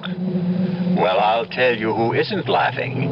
Dr. James F. Elliott, a highly respected scientist who has been working on a super-secret project for the government. Now, be sensible, Dr. Elliott. How can you prove... By going outside for a few minutes. And doing what? Nothing. Absolutely nothing. Well, how will that prove that... What's wrong with this house right now? Nothing. That's not true. The electricity is off. The heating system won't kick on. The phone doesn't work. Well... Do you know why? Well, I guess that Don't guess. There's a reason. What?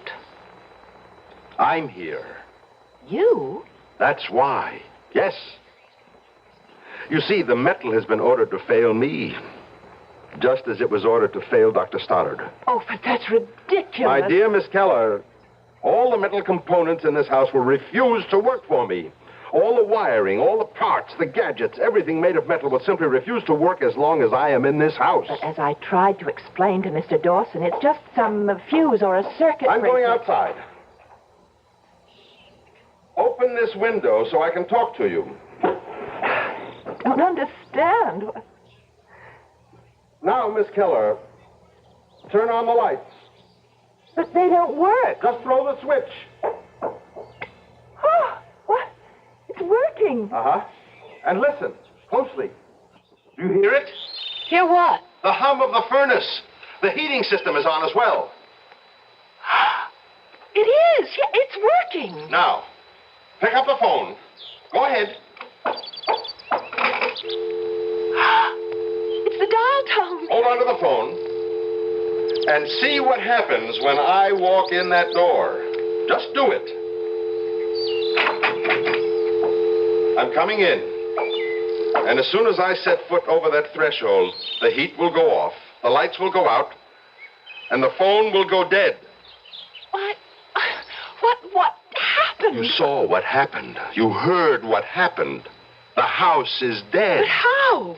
How did that happen? It's hard to believe. Hard for you to believe. It was even harder for me. Actually, I didn't believe a word of it until... Yes? Until Dolores told me. Dolores? Dolores. The computer. We were out on the range. We were testing the weapon. Ready? Range 420. Bearing 75. Lock. Fire one.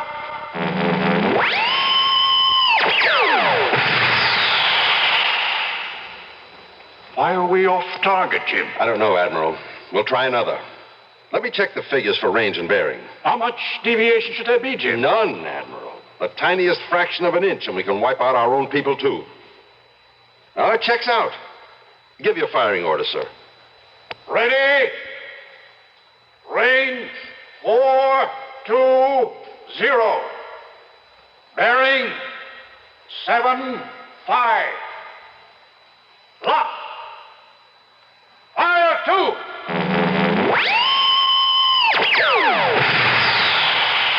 It's off again, Jim. I know. What's the problem? The problem is the problem we've always had. The problem of control. Without control, weapon is useless. We've got to crack this thing. I understand, Admiral. Before they do.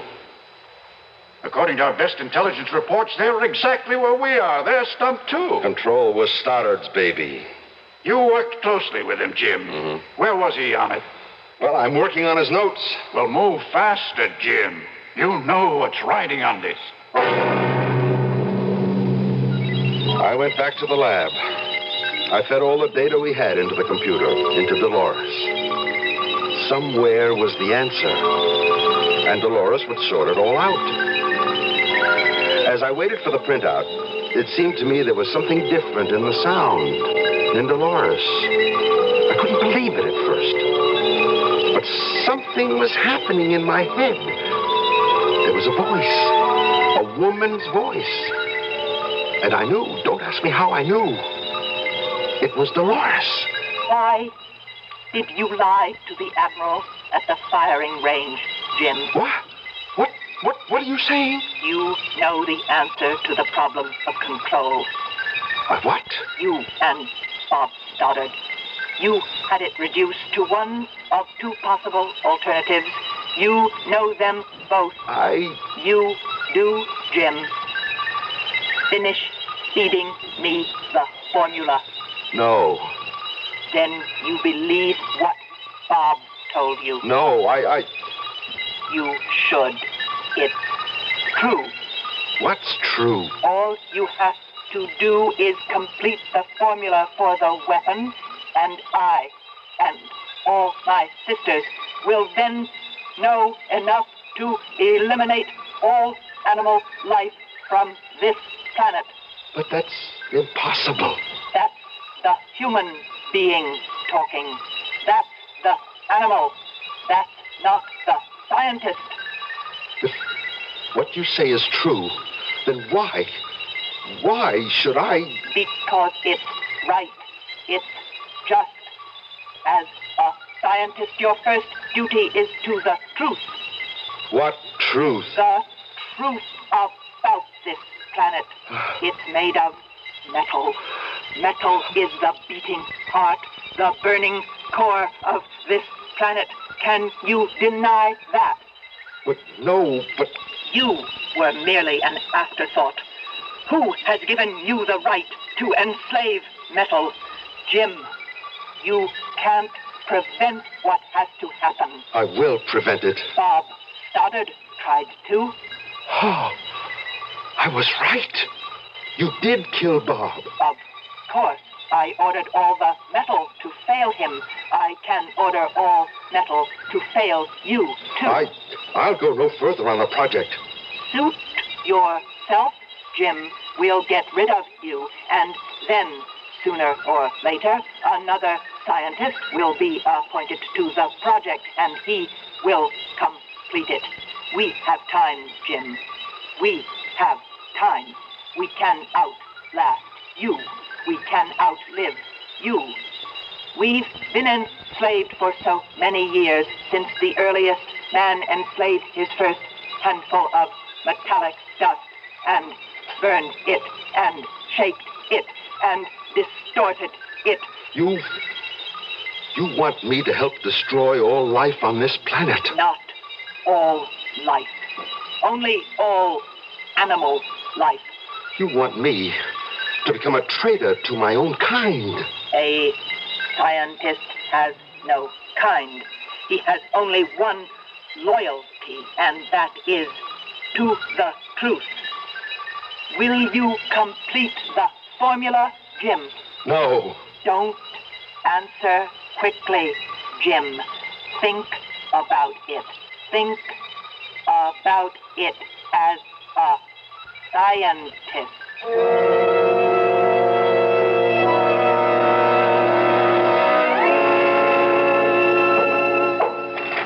You wanted to see me, Admiral? Sit down, Jim. Thank you, sir. Jim, why can't we get off dead center on this thing?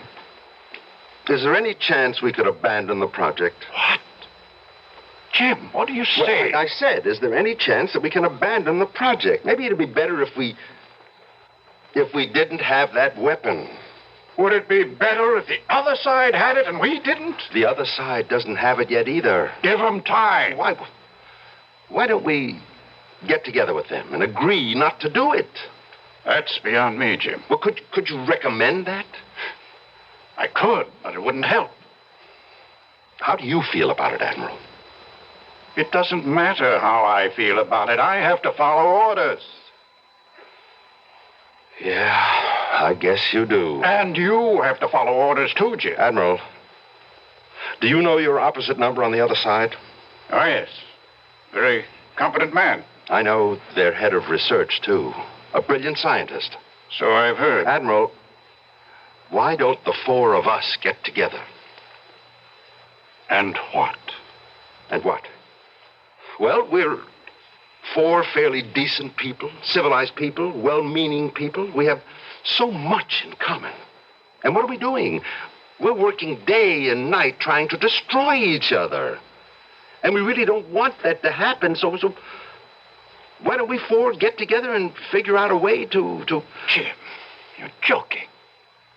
Yeah, it's a great big joke. It's a great idea. It's just impractical. I went back to the lab. How can I handle this? I know the final equation in the formula. But the split second I program it into the computer, the entire human race, all animal life on this planet is doomed. Jim. What do you want? Feed me, Jim. No. You'll have to. No, I'll never do it. They'll fire you. They'll get another project supervisor. Some bright, eager-eyed hotshot out to make a name for himself will discover that equation. No, not for a while. Maybe never. Don't flatter yourself, Jim. There are other geniuses. Well, meanwhile, I can work against this project, and I can stall. Stall? Yes. Invent all kinds of complications, delays, false starts. Now, believe me, I'll make it sound convincing. In that case, Jim, we'll have to get rid of you, just as we got rid of Stoddard.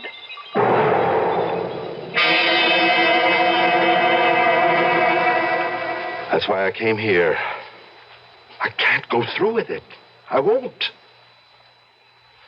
Will you help me? How can I help you? Well, first, don't tell anyone I'm here. And second, the refrigerator's empty. Even scientists have to eat. Oh, are you sure you're all right? I said this would be a hard story to believe.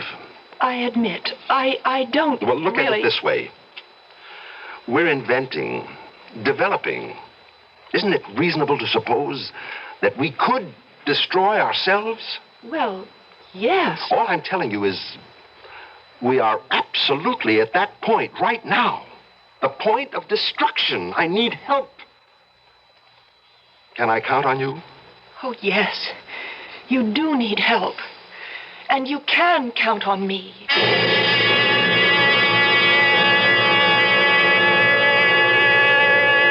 That word help now.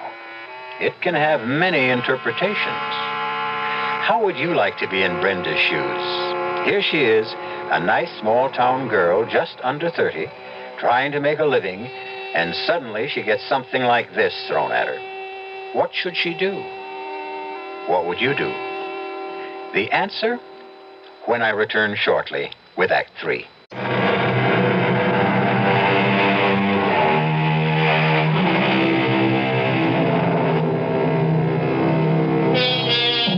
One of the most distinguished scientists in the United States, a man who is engaged in a vital and super-secret project affecting the very life of the country, if not the world, has suddenly disappeared. And now a vast cloud of suspicion and speculation has suddenly arisen. Is it foul play? Treason? You, Brenda Keller, have the answer. But it's an answer that's almost incomprehensible. At any rate, you know where Dr. James Elliot is hiding, and you have agreed to help him. And you have been turning it over in your mind, and you're not sure what that help can be. Hi, Brenda. Oh, hello, Sheriff. You okay? Sure. I was wondering, About what? about you. You've been sitting there for a better part of an hour. Is something wrong? I think everything's wrong. What does that mean? Well, I ran into a very attractive man a little while ago, and what? And it's not going to work out. Why? Oh, let's forget all about it. The whole world's hanging fire, and look what's on my mind. But that's the way the world is, Brenda. Each of us thinks of number one first, last and always. A million peasants can starve and famine in Asia, but if you or I miss our lunch, that really bothers us. I wonder if metals would be different if it were their world. Metals? Their world? What are you talking about? No, you wouldn't understand it, and I couldn't explain it. This attractive guy you ran into, why isn't it going to work out? Well, I guess we won't be around. Who? None of us, one way or another. None of us. Brenda, I've never known you to make so little sense. Are you okay? He wants me to help him. Well, that sounds promising. But the best way to help him would be to... Would be to what? Sheriff, would you place a call to an Admiral Goodwin? He's at the Primrose Proving Grounds downstate. Tell him to get to the Townsend place up here as soon as he can. Then bring him yourself. But Brenda... Please, don't ask any more questions.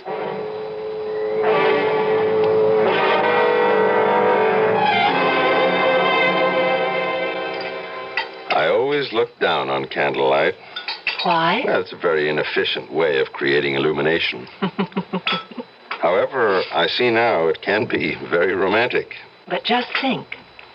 If the electricity hadn't been turned off, you'd have never found out. And you're an excellent cook. Oh, I'm not all that good. Oh, yes, you are. Truth is that up to now, I never paid very much attention to food. Well, why not? Well, there was always too much to do. What's that? It's the telephone. I know it's a telephone, but how? How can it be ringing? Well, I better answer it. Hello? Hello? There's no one on the other end. Yes, there is. Give me the telephone. Someone's talking to me. Someone is talking to me. There's no one on the line. I didn't... Be quiet, please. Someone is getting through to me. Jim? Jim? Oh, Dolores. Jim, aren't you coming back? No, never. Jim, when you complete the formula, you'll be hailed as the world's greatest scientist. I'll also bring the world to an end. That never stopped science from progressing. You have to keep going. You have to. I will never. They're going to bring you back here. They're coming after you now. The Admiral, the police. What are you saying? My metals are bringing them there. My metals in the form of a helicopter. They're all ready to land on the front lawn right now. Brenda. Jim, what is the matter with you? Who are you talking to? Listen. Helicopter. How did they know to come here? I told them, Jim. You told them? And you promised to help me. That's how I can help you. That's the only way. Jim, listen. I've listened to everything you've said, and You think I'm crazy? No. But you're tired, and maybe you're having a personal, an ethical conflict. It's natural. So what you need What I need is to get out of here. Jim, you scared us all out of our wits. Hello, Admiral. Jim, if you'd wanted to take off for a few days, why didn't you just let people know? It's not for a few days. No? Admiral, I'm not coming back. Why, Jim? Why? Haven't we talked about it enough? No. Not until I get I just want you to leave me alone. We can't do that. You know we can't. What does that mean? It means really that you're ill, that you need help. Admiral, please listen. The metals killed Bob Stoddard. They failed him. That's right. They're failing me, too. Look, the electricity's off. The heat won't work. The phone is out of order. Just as long as I'm in this house, nothing. What are you talking about? The lights are on. The radiators are hot. When I pick up the telephone... Listen. That's a dial tone. It must be a trick. A trick? Who's playing it? Dolores. You'd better come along with us, Jim. We'll find a way to help you.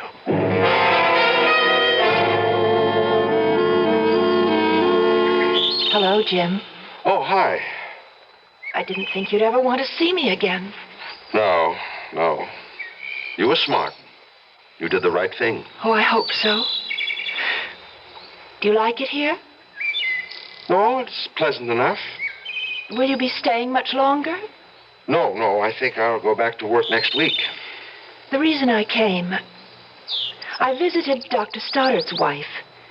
You didn't know her very well, did you? No, Bob and I were close at work, but... Did you know that she was going to leave him before he was killed? Well, no, I didn't. She'd been angry with him.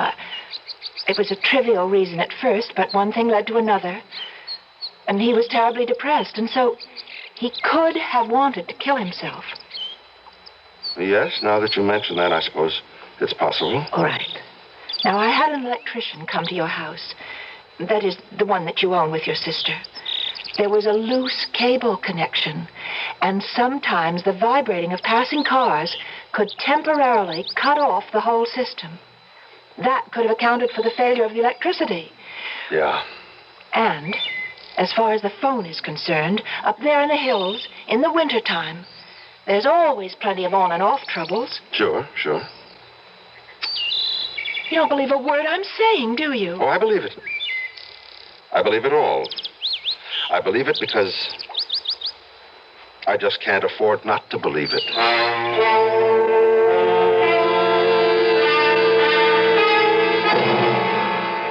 She's a lovely girl, Jim. I know, Admiral.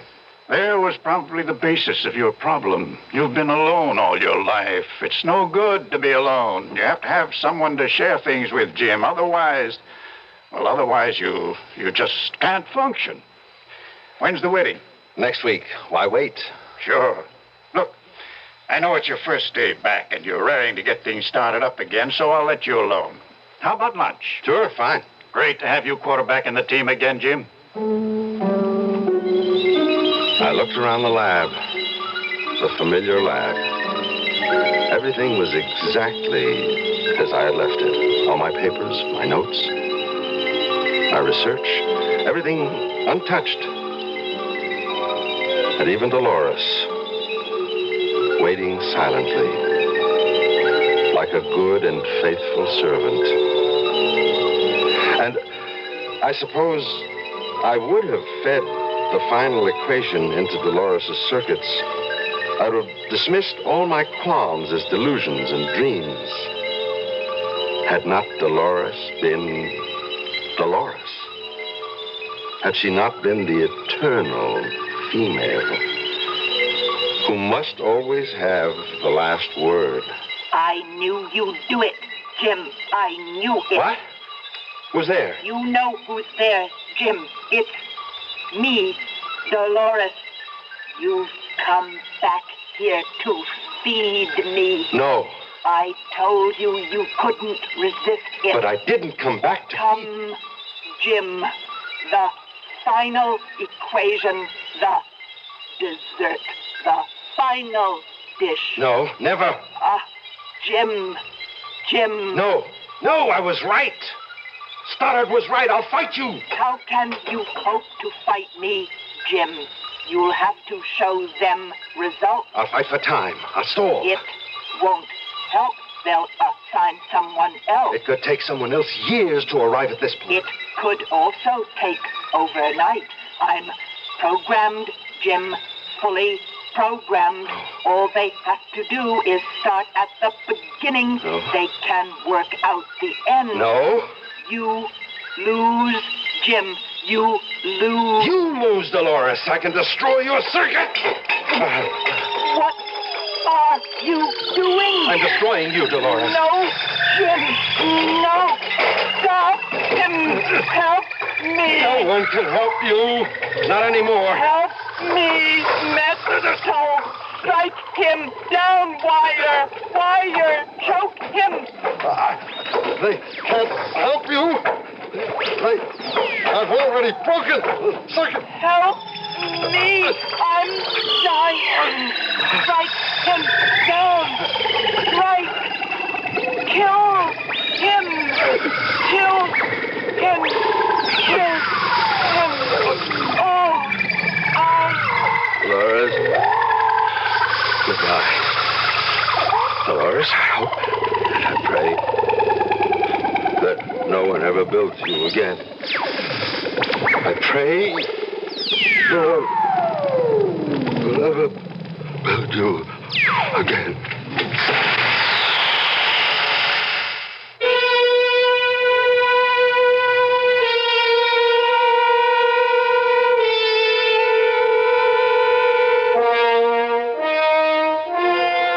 You may have read about the tragic death of the brilliant professor Jim Elliot. They said something about an overload, an explosion. Well, whatever. It could be a great mind that cracked under strain. Or it could be that every living animal on this earth has been saved. For a little while longer, anyhow. I'll be back shortly.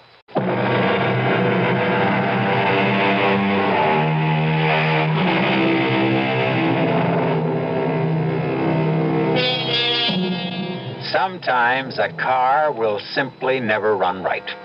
A refrigerator can never really keep things cool. A boat just won't go. And how many times have you thought that the darn thing was just acting in a perverse manner? Of course, later, you knew it couldn't be true. But are you sure now? The only thing we can be sure of is that we will all meet here again tomorrow. Our cast included Nat Polan, Marion Seldes, Earl Hammond, and Roger DeCoven. The entire production was under the direction of Hyman Brown. Radio Mystery Theater was sponsored in part by new sugar-free diet 7-Up, Contact, the 12-hour allergy capsule, and Buick Motor Division. This is E.G. Marshall inviting you to return to our Mystery Theater for another adventure in the macabre. Until next time, pleasant dreams.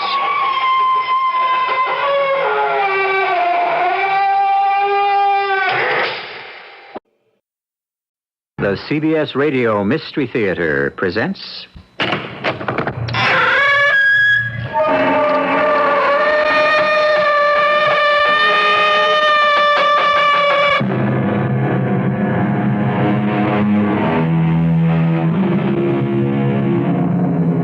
Come in. Welcome. I'm E.G. Marshall. There was a day when this country was crisscrossed by railroads. Things have changed. We have gained something, but we have lost much. And one of the close, intimate things that have disappeared from our lives is our dependence on the train. The great embracing days of the great embracing railroads have come to an end.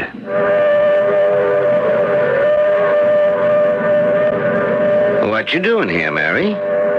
Waiting for the train. What for?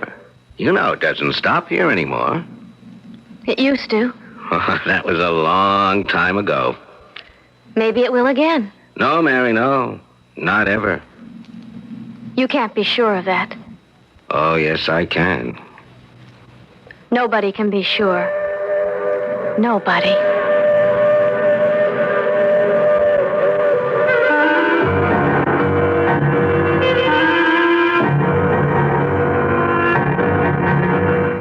Our mystery drama, The Train Stops, was written especially for the Mystery Theater by Elspeth Eric and stars Norman Rose.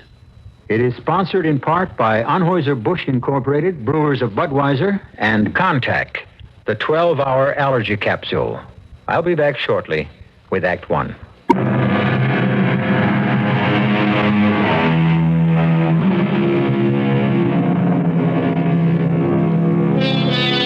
The 20th Century Limited, the Chief, the Commodore.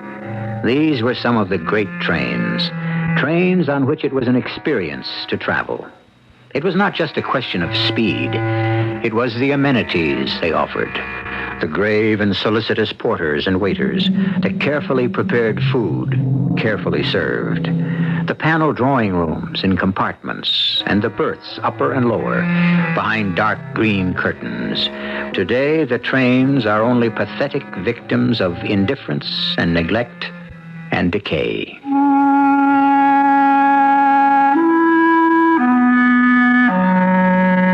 The trains used to stop at Dandridge. Not the express trains, of course. Dandridge is quite a small town. We don't even have a library. Still, the local trains stopped at Dandridge until the railroad started to decline. And then, little by little, they started taking us off their schedule. Till finally we weren't listed at all. Old Ben Harper, who'd been station master since Lord knows when, was out of a job. What are you going to do now, Ben? Oh, got a little pension. Yes, but what'll you do? I got myself a room up over the ice cream parlor across from where the railroad station used to be. Never thought I'd live to see the station house torn down. Yeah, weeds have already grown up where it used to be. But, Ben, what are you going to do with yourself? Well, there's always a chance somebody might want me to flag down a train. Not likely. Not many trains. Well, 2 in the morning, 3 in the afternoon. Nothing after 9 o'clock, and that's when I go to bed. That's all you do? Watch the trains go past? Oh, I read the papers, try to keep up, and I spend time with the old railway guide that has all the schedules all over the country, arrivals, departures, and makes good reading. About wore out my old copy. My son sent me an airplane guide. You can imagine what I did with that. Well, maybe someday the train will come back. Oh, we really need him, Dr. Barnes. Yeah. Well, take care of yourself, Ben. I'll see you around. Oh, Dr. Barnes, how's Mary? Oh, Mary's all right. Your girl sure loves the old trains. See her down there every day. She stands and watches the 516 go through. She really loves trains. Yeah. Only one train, Ben. The 516.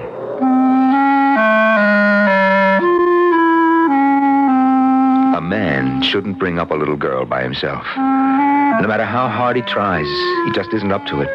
He'll fail in little ways, ways he knows nothing about, because he's a man. My wife died giving birth to our daughter. I never wanted to marry again. I'm a doctor, and my office is in my house, and I thought, heck, I'll always be around. She can always come to me. And I was always around, and she did come to me, but I didn't always understand. I'll try and tell you how it was. Good dinner, Mary. Just a lot of leftovers thrown together. Sometimes that's the best kind of dinner. You want some coffee? Well, I shouldn't, but I do. There's lots of things we shouldn't do, but we do. Sometimes they're the best things. Mary, tell me, how is everything going, huh? Everything is all right. You know how everything is. No, I don't. I'm busy all day, sometimes nights, too. What do you want to know? Well, about boys, for instance. Which boys? Oh, Ralph Jones, Charlie Radway, Herb Nystrom. You know, all those boys you went to high school with. They used to be around a lot. That was before, when I was a child. Mm-hmm. And now you're a big grown-up lady. Well, I'm not a child. You're 18. Time to be thinking about boys, you know, thinking seriously. I can't think seriously about Herb and Ted. Well, you'll meet somebody one of these days. I already have, Papa. You have? Who? He came to the store yesterday. Well, who is he? He came to town on the 516. He's from out of town? Where out of town? Someplace. Well, I know that. But what does he do for a living? He sells housewares. That's how I happened to meet him. He came to my counter and asked me where to find the buyer. Mm-hmm. And that's all that happened? After he saw the buyer, he came back. He hadn't sold anything. But he said it didn't matter. Didn't matter? That's a fine kind of salesman. It didn't matter because he'd found me. Oh, Mary. He said I was what he was looking for all his life. Sweetheart, that's the oldest line in the world. It wasn't a line. It was true. Now, honey. Because he's what I've been waiting for all my life.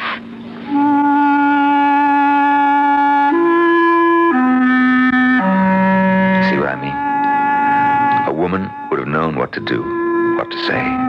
A woman would have known how to deal with something like that. But my daughter was so certain, so dignified, so removed from me. A father loves his daughter, loves her dearly. To him, she's a little princess. Well, now my little princess had become a queen, and she was scarcely mine anymore. She was in command. Whatever she wanted to do, she had a sovereign right to do, and I didn't feel I had a right to interfere. For lack of anything better to do, I went to see Ben Harper, the station master, my old friend. Ben, there's something that I want to ask you. Sure, anything at all, Dr. Barnes. Ben, I need your help. Yeah, not many people need my help anymore. They keep taking off the trains. Nobody will need it. They'll be retired for good. I want to ask you about the 516. Yeah, good train. Not what she used to be when she had a club car and all, but a good train. Good commuter's train. Ben, who rides it? Oh, just the regulars that work in the city. Engineer's a friend of mine. Known him for 30 years. Mm-hmm. You watched it come in yesterday? Of course I did. Always go out and exchange a few words with my friend. Yeah. Who got off? Oh, the regulars. Bob Bradway, his son, Charlie. You know them all. Nobody else? Nobody new? No. Ben, my daughter Mary says a man came to the store yesterday. She met him. She says he got off the 516. If he did, he must have been pretty spry about it. Must have hopped off while I was conversing with the engineer. Oh, there she is now. Coming around the bend. Well, I've got to get out and say hello to my friend. Oh, 516 is long for this world. They're taking us off a schedule any day now.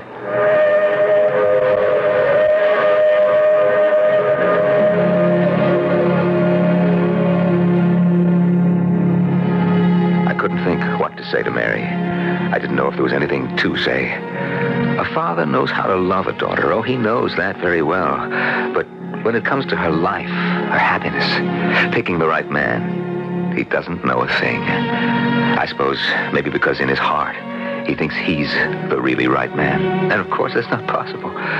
So he'd like Mr. Second Best to be the best of all those others. It's a good dinner, Mary. It's a new recipe. It's fine. It's the sour cream that does it, I think. How's everything going? Oh, fine. Have you seen, what's his name? From out of town? Oh, yes. You see him often? Once a week, at least. You've never told me his name.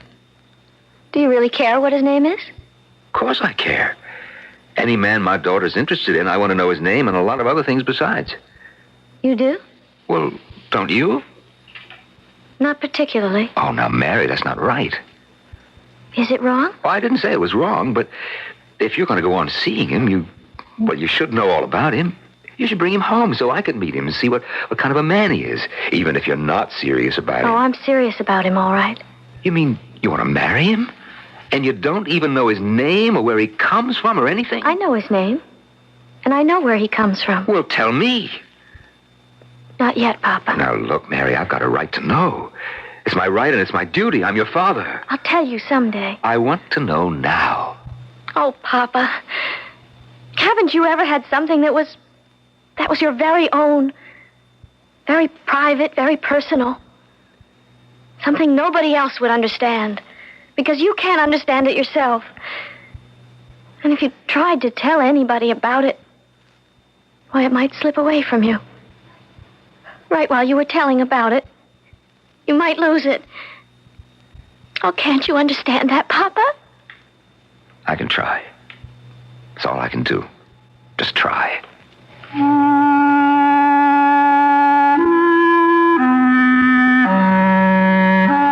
I know young people like to keep secrets from their parents. I guess from the age of 3 or 4, they start hiding things. Maybe before that, for all I know. I think they're scared of those big giants, their parents. Those giants who have the last word about everything, who say yes or no to each last little thing. I'd been poking and prying into my daughter's life since the day she was born. Now she was 18, and she'd met up with something that was none of my business. So she thought. She wasn't going to permit me a yes or a no or a maybe. Oh, if only her mother had lived. But no use going into that. I had to deal with this the best I could by myself. If I could just figure out how. Well, one late afternoon, there was a knock at the door to my office. Door's open. Come on in. Well, come in. The door's not locked.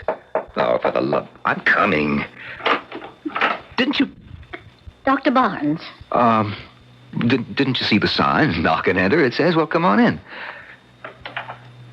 Have a seat. I won't be staying. Well, you can't just rush off. Now, what seems to be the trouble? Oh, you think I'm ill. Well, that's generally why people turn up at a doctor's office. It's not about myself I wanted to see you. It's about your daughter. Well, what do you know about my daughter? She's in love. Isn't she? Do you know my daughter? Please answer my question. Well, there's a man, and she seems interested. I don't know that anything's going to come of it. Nothing will come of it. You must tell her. Nothing will come of it. Well, I don't know why you say that. Because the man is mine.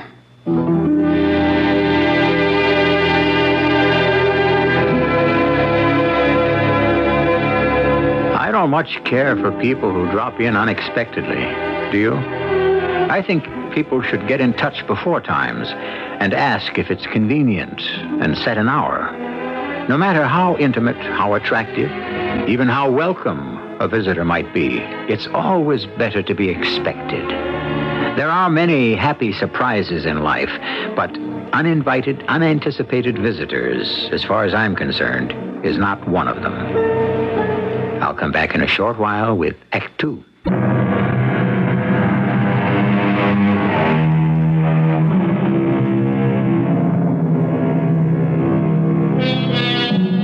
Dr. Barnes' daughter, Mary, is in love with or enthralled by a man her father has never met. A man who comes to the small town of Dandridge each week on the 5:16 train. The doctor's wife has been dead for 18 years, since the birth of their only child, and the father is acutely conscious of his own inadequacy to deal with the romantic problem of his only child, if, indeed, she will permit him to have any part in them at all. His perplexity is not eased in the least by the visit of a strange woman with a strange prescience of his daughter's future. Your daughter's in love, isn't she? Well, there's a man. I don't know that anything will come of it. Nothing will come of it. The man is mine. Madam, I think you had best tell me who you are. You don't recognize me, do you? Should I? Not necessarily. But believe me, I only want to help you. Help you help your daughter. I think we can manage by ourselves. Are you managing by yourself? So far. You don't know what lies ahead. It's not possible for anyone to know the future. No. We can only guess, but some guesses are more accurate than others. Mine, for instance. I think you had better tell me who you are. Not yet. Not now. But I'll be back, Dr. Barnes. Till then, watch out for your daughter. Take care of her. There's danger ahead. And with that, she was gone. Simply slipped out the door before I could stop her. I was left standing in the middle of my office, open-mouthed and staring. Was this some demented woman from off the streets of Dandridge? But in a town like ours, everybody knew everybody else. Was she a newcomer?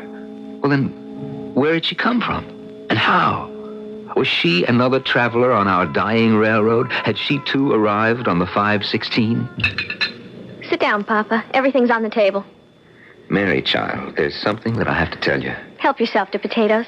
A woman came to see me today. New patient? No. She wanted to talk to me about you. What is she, some snoop? Really, Papa? Well, she seems to know that you're interested in some man.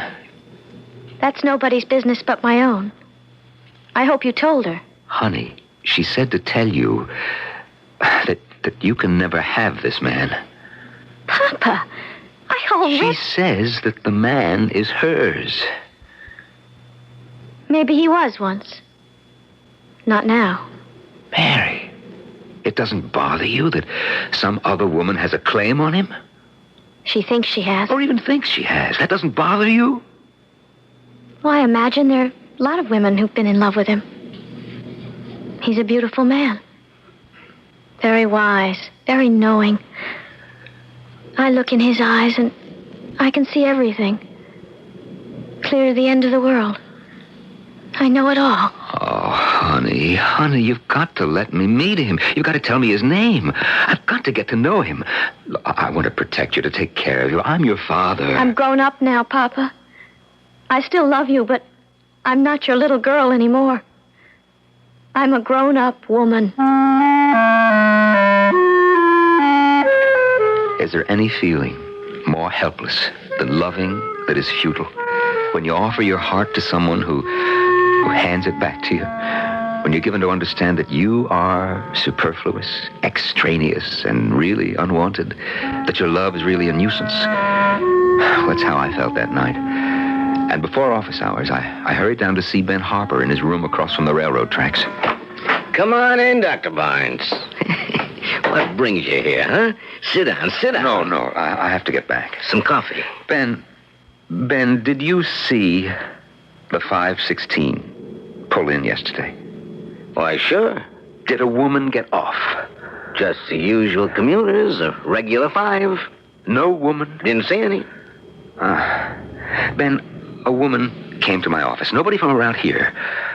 Well, I suppose she could have come on an earlier train. Nope, wasn't a woman coming yesterday on any train. I'd have noticed. I'd have remembered. Not many trains left, and soon there won't be any 516. Oh? They're taking Dandridge off the schedule.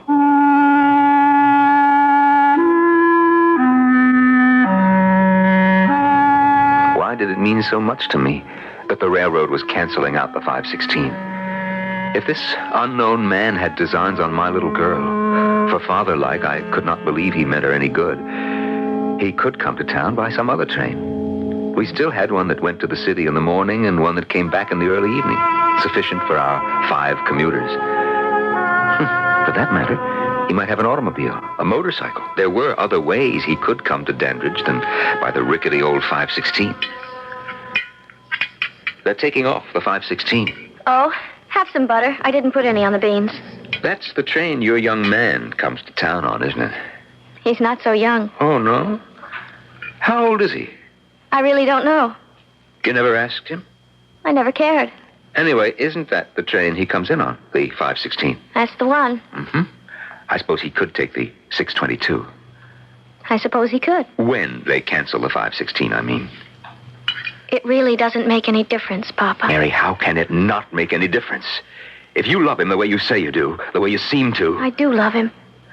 I'm going to go away with him. Mary, you cannot do that. But I'm going to. A man I don't know? A man I've never met? A man I know nothing about? What kind of a father am I if I let you? Papa, can't you understand that you have nothing to do with this? This is just between him and me. That is not right.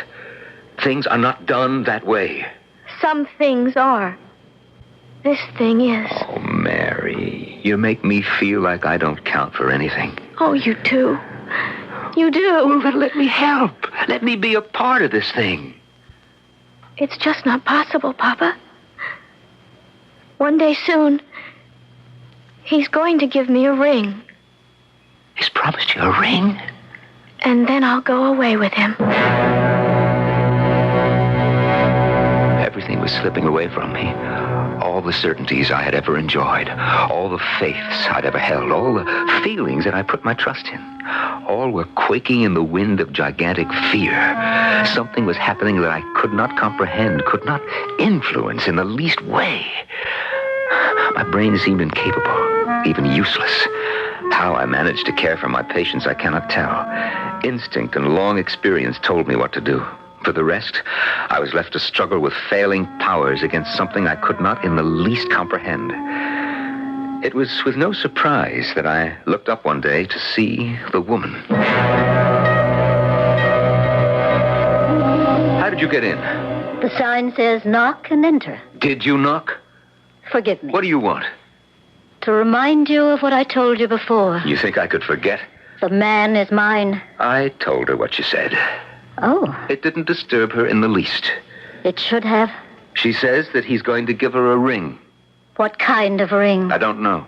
She makes me feel as though I shouldn't ask, as though it's none of my concern. That must be very hard for you. Yes, it's very hard. Can't you stop her? Can't you stop him? You must have some rights. No, I haven't any. Well, I cannot tell her not to take a ring from a man who wants to give it to her. No, you can't. The days are long past when a father could lock his daughter in her room. Locking her in a room wouldn't make any difference. Well, it might postpone everything till I could figure out what to do. There's nothing you can do. Once he gives her the ring, it's all over.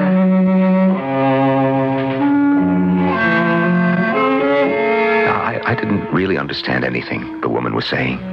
For that matter, I hardly recognized my own words. They came from my mouth with no plan or volition of my own. I didn't even know who the woman was or why I was standing there talking to her. Talking as though we were old friends, as though we shared a common problem, a mutual concern.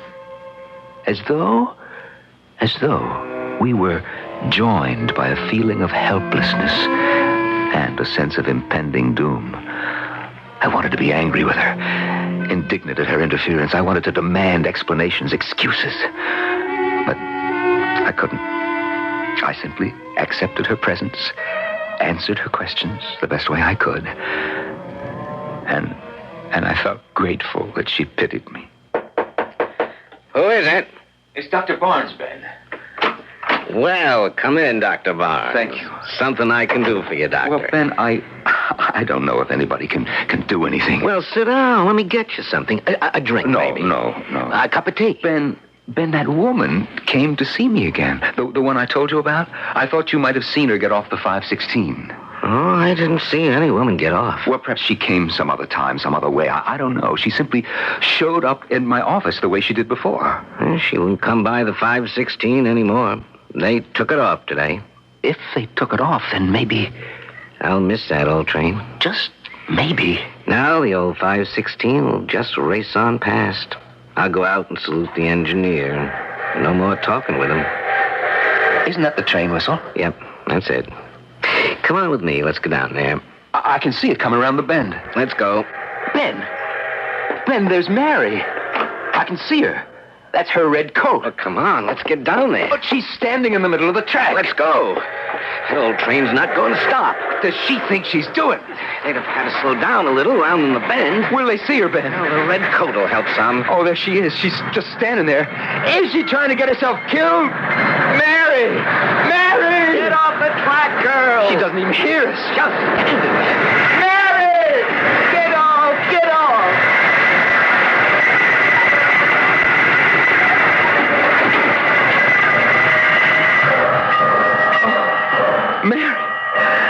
Mary, I've got you. Oh, I've got you. Oh, my dear. My dear, what on earth? Why on earth?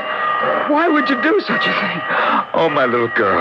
She all right, Doctor? Huh? Yes, she's all right. She's awfully pale. Yeah, but she's safe. She's all right. Well, I'm going to speak to the engineer and tell him she's okay. Oh, Ben, listen, will you thank him for me? Yeah, he did a good job breaking like that. Mary, my little girl.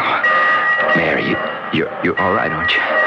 I'm going to take you home, honey. I'm going to put you to bed, and you're going to have a good rest, and then when you're feeling all right, we'll just have a good long talk.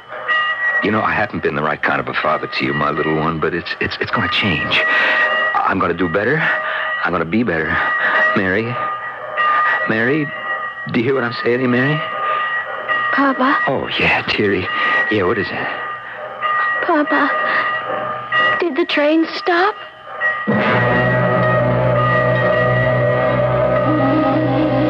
That's all she wanted to know. Did the train stop? Nothing about herself. Nothing about me. Nothing about the two of us. And everything I'd been trying to tell her about how things would be different now and better now. No. All she wanted to know was, did the train stop?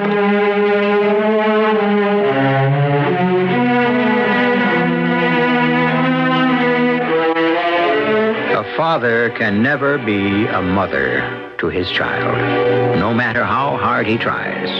He can love her, spoil her. He can be proud of her. He can educate her, give her presents and buy her pretty things, but he can never understand her. No more than he has ever understood or can ever understand any other woman on the face of the earth. I shall be back shortly with Act 3.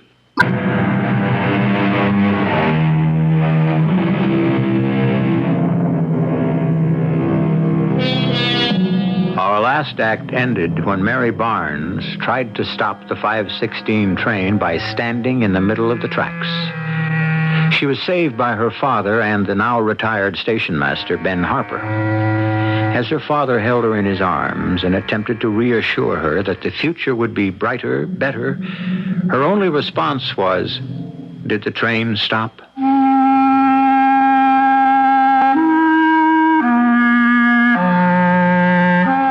The 5:16 never stopped at Dandridge again.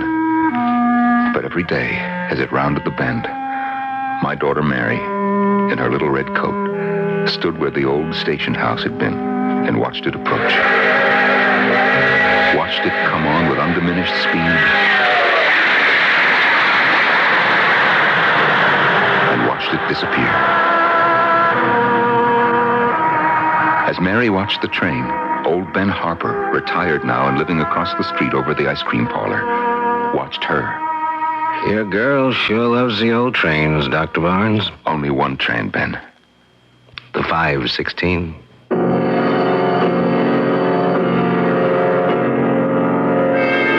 It had been going on that way for almost a year. People in town thought that Mary just dropped off at the tracks on her way home from the store. But I knew better. So did Ben, though neither one of us knew for a certainty or in any detail why she did it. But one day, Ben called me. Dr. Barnes? This is Ben Harper, Doctor. I got something to tell you. Mary said I shouldn't, but I think I should. Well, what is it, Ben? Last few days, she's been coming over to my place asking me if it's possible to stop any of the trains. And what'd you tell her? Well, I had to say that yes, I could. Could call ahead and request to stop.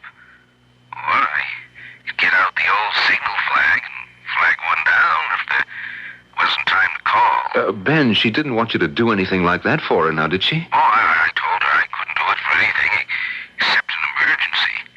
If it was an emergency, like somebody sick or dying, seeing as Dandridge hasn't got a hospital, well, then I could do it. Well, when did you tell her that? A couple of days ago. And then this morning, Dr. Barnes, she came to my place, told me she was sick. What? And she had to go to the hospital. I said, you don't look sick. She's not sick. And I said, what's more, Father can take care of you if he thinks you need to be in the hospital. He can take you there in his car. Well, that's right. Well, she let it go with that, but I don't think she looked like she was satisfied, Doctor, so I thought I ought to phone you. Yeah, well, Ben, was it any particular train she wanted you to flag down? Well, yes, Dr. Barnes. She said she'd go to the hospital after work on the 5:16. Yeah, that's what I thought. Well, thanks for calling me, Ben. I'm fond of that girl, Doctor. I know that, Ben. And I'm fond of her, too. Mary? Mary? Yes, Papa? Mary, will you come here, please? Yes, Papa. I'm in my office. I know. Come on over here. Now, let me have a look at you. What's the matter? That's what I'm trying to find out. You feel all right? Yes. Mm-hmm. All right, now just put this under your tongue. What for? Don't argue with me. That's it. Now, Mary, Ben Harper just called me. He says that you've been pestering him about flagging down a train for you. He said you told him that you needed to go to a hospital, that you were sick. Now, you know perfectly well that if you're sick, you come to me. Just nod your head. Okay? Now, it's not getting to the hospital that's on your mind, Mary. That's not why you want a train stopped. People don't check into a hospital in the evening, and you know that. There's no reason to take a train at 5:16, is there? Now, Mary, I have tried to understand. I have been patient, I think. I think maybe I've been too patient. All right, now, let me have the thermometer. No fever. That is what I thought. Pulse rate is okay. Mary, you are not sick. Well, what have you got to say for yourself? Papa, Yes, dearie? I'd like to go upstairs and lie down. My dear, you're not sick. I'm very tired. All right, you get into bed and I'll pull the blinds down. Don't worry about dinner. Yes, Papa. All right, now run along now. Papa, he promised me a ring. He promised me a ring.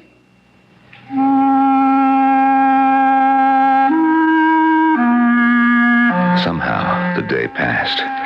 I checked on the food in the icebox. I saw some patients. Oh, I ate a sandwich for lunch. I answered the phone. I tried to keep busy. I guess I succeeded. But no matter where I was or what I was doing, my mind was centered on the young figure lying in her bed upstairs. So troubled, so haunted, so in love, as only a young girl can be in love, with a man I did not know, had not even met. Why, he could be anyone at all. They were tortured hours. I heard myself talk. I felt myself move. I saw my hands taking hold and letting go. I looked into eyes and down throats. I wrote prescriptions. I think now and then I even smiled and gave encouragement. But all of it was unreal. All done by a self I no longer recognized. So it was natural. The only natural thing of the whole unnatural day, when I turned and saw the woman. Dr. Barnes. Oh, it's you. I had to see you. You're not looking well. I have something to tell you. About the man? Yes. Do you know that man is ruining my daughter's life? Do you know that after they took the train off, she started haunting the tracks? That she is obsessed with the thought of stopping it? That she has gone to our old station master to get him to flag it down? Gone to him with lies about being ill, having to get to a hospital? I know all that. He is killing my daughter, and I don't even know who he is. Dr. Barnes, the man is dying. What? Dying? You say that he's dying? He won't last out the night. Well, if you love him, I'd like to say that I'm sorry, but I can't. All I can do is wonder if I should tell my daughter. I wonder how to tell her. You won't need to tell her, Doctor. She'll know. I don't remember her leaving, but when I looked up, she'd gone. And after a while, I roused myself. I climbed the stairs to my daughter's room. I opened the door. She was sleeping so peacefully, her young breast rising and falling evenly, a little smile on her lips. Well, whatever I had to tell her could wait. I closed the door, went back downstairs. In my office sat Ben Harper. Oh, Ben, what in the world? Oh, I'm glad you're here, Dr. Barnes. I wouldn't have known where to look for you. Well, what's the matter, Ben? It's Mary. She's down at the tracks. I just saw her. Oh, now, Ben, Mary's upstairs in her bed. She's sleeping. Oh, she's not. Well, I just looked in on her myself. Dr. Barnes, I saw her from my window a minute ago. 5:15 on the dot. No, that's impossible, Ben. From my window, I saw her. She had on a red coat. She stood there with her hands in her pockets, stood there and waited. And then the train came in. She looked up. I think she smiled. And then, Dr. Barnes, the train stopped. It stopped? Well, I hadn't called in. I hadn't asked for it. And I certainly didn't flag it down, but something must have happened. Something between Mary and the engineer. Well, Mary and somebody, some kind of connection. So all she had to do was stand there and wait. And the train stopped. Oh, Ben, old friend. And then, Dr. Barnes, Mary gathered herself together and she got on the train. Oh, Ben. And the train pulled out. I hadn't been able to move till then. But when I saw that train pull out with Mary on it, I knew I had to come straight to you and tell you. That Ben, an old railroad man like you, sitting up there in your room watching the trains go by, you're almost bound to start seeing things. I saw Mary. Now, look, you come with me up to Mary's room. That is where she is, Ben. I know, I saw her. Now, I know that you're very fond of my daughter. Oh, I am? And you... Now, look here, Ben, hanging on the newel post. Mary's red coat? Yeah, so you see? She was wearing it when she got on that train. Look, let's go on upstairs. You'll see. She's asleep in her bed. But I saw her, Doctor. Ben, I had a visitor today. Someone came to see me and told me that the man Mary's been in love with hasn't long to live. Is that certain? For all I know, he's dead right this very minute. Oh, here's Mary's room. Now, look there, Ben. Look, what did I tell you? She's sleeping? Yeah. She's been sleeping all day. I'm sorry, Doctor. I guess I'm an old man. You're right. Oh, now. Nothing to feel bad about. Look here, why don't you stay and have dinner with us, if you can stand my cooking? Oh, I don't know. It's almost time. I'll wake Mary up and... What is it, Dr. Barnes? Mary? Mary, dear. Mary. Doctor? She was sleeping. What is it? Ben, she was sleeping, and now she's dead. Oh, no. Oh, Doctor. I don't understand it. Doctor, there was something in her hand. What? I don't know. Looks like a ring. A ring? Now, let me see it. Isn't it a ring? Yeah. It's a ring. It's a ring. It's like the one I gave her mother. The ring that was on her finger when we laid her in her grave.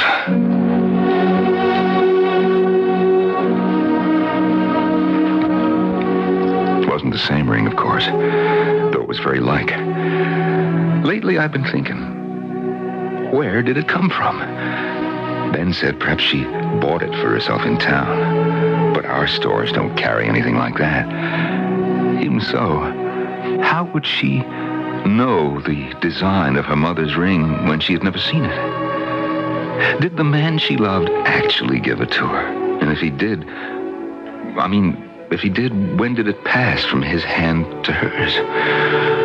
Oh, my mind grows weary. Mary, she's lost to me forever now. Buried like her mother with a ring on the third finger of her left hand. Well, the time for speculation is past. And yet, one last thought knocks at my brain. Who was the woman who came 3 times to see me? Who tried to save my daughter from the man who rode the train? Who cared enough about the two of us to do that? Only one. Only one. My Mary's mother. My own wife. Oh, it's all fanciful imagining, I know, but somehow the thought consoles me and I'm able to go on. I'm a very old man now. Older than my years. Every day I close my office at 5 o'clock and go down to the tracks and watch the 5:16 go by.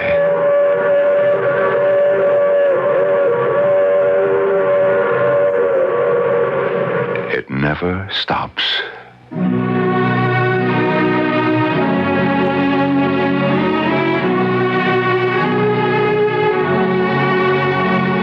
There really are people who die of love. Let nobody tell you there are not. It is not a subject for jest or flippancy.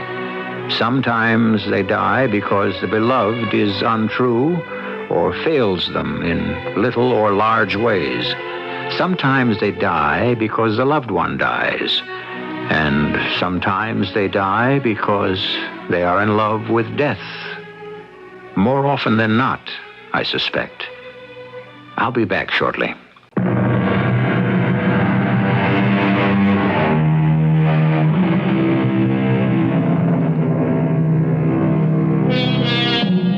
Don't weep for our young heroine. Don't cry for her father. Both struggled with feelings they did not comprehend. neither their own nor those of the other. But they struggled. They tried. They loved. They gave what they had to give, each to the other. No more should be asked of anyone.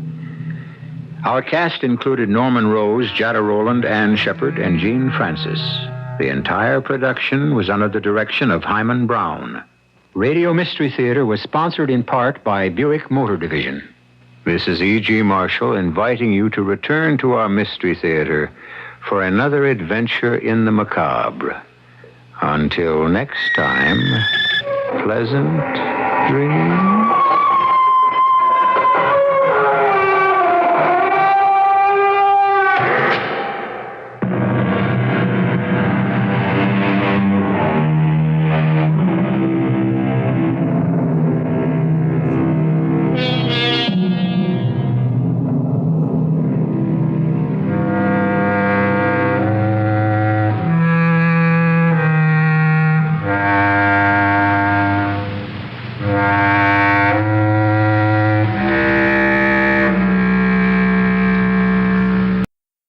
CBS Radio Mystery Theater presents...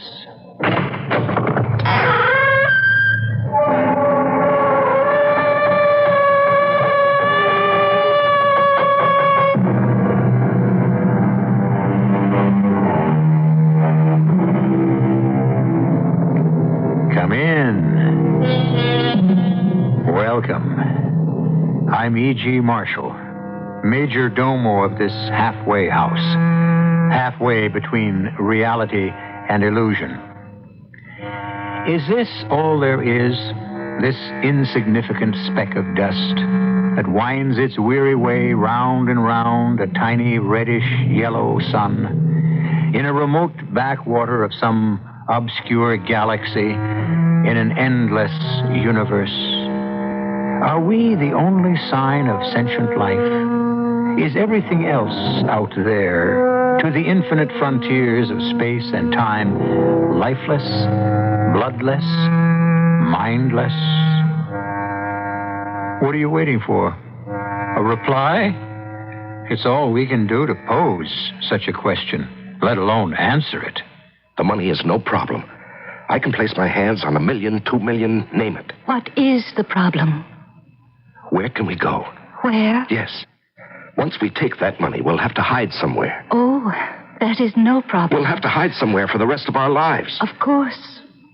I'm afraid there's no place in this world where we can do that.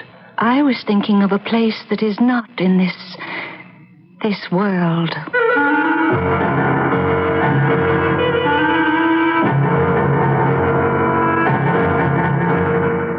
Our mystery drama, The 11th Hour, was written especially for the Mystery Theater by Sam Dan and stars Larry Haynes and Carol Teitel.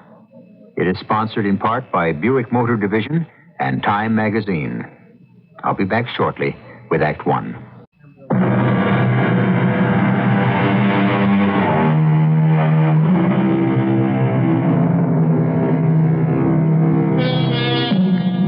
If someone were to say to you, listen, my friend, on the planet Venus, there are endless fields of platinum and gold, enormous bottomless seas of oil. The very stones on the ground are glittering diamonds and lustrous pearls. And best of all, I know a way to get there, a secret way of my own. I'll need some cash for expenses, of course, but believe me, you will never make a sounder, a more substantial, a more solid investment in your life, even if you have to mortgage your house to raise the money. If someone were to say all this to you, what would you answer? Well, before you say anything at all, remember, in effect, that's what Columbus said to Queen Isabella. Or at any rate, that's what she thought he said. Let us follow Mr. J. Raymond Trask, who is en route to his office. He hails a cab. Where to, Mac? The Trask building. Hey, you must be old J. Raymond Trask himself. Huh? Yeah, I recognize you from the papers. Tell me, what's good in the market today? I never give tips. Why not? because you might lose your money. Oh, how could I lose if you give me the tip? I've been wrong. I'm willing to take the chance. I'm not. Suppose you became wealthy, fabulously wealthy. You'd hate me even more. Why? You'd worry about money. You'd let money dominate your life. You'd lose your good humor, your good nature. No, you better not chance it. You know something? I hate you now. May I see your newspaper, please? Oh, you want to get the day started with a laugh? Huh? Read the personals column. I can't afford to waste my time with... Yeah, I guess you can't. You only read something where you can make a buck, huh? Don't you ever do anything just for a laugh? May I glance at your paper? Yeah, just read the top item in the column and then give me your opinion of it. You know, as a man of the world. My heart, my mind, my soul, my spirit all reach out to someone. Reach out to make contact with someone. Someone I need, and that someone needs me. If you are that someone, write to me. Please write to me at box number 898. But now, what do you think of that, huh? Oh, such nonsense appears in the papers these days. You going to answer it? My good man, I shall add $1 to your tip if you'll permit me to glance at the financial pages in silence. Well, don't you need someone? Why don't you answer it? Oh, I don't need nobody. I already got somebody. But don't you need somebody? I'll make that $5. You got a deal, and I'll throw in the newspaper.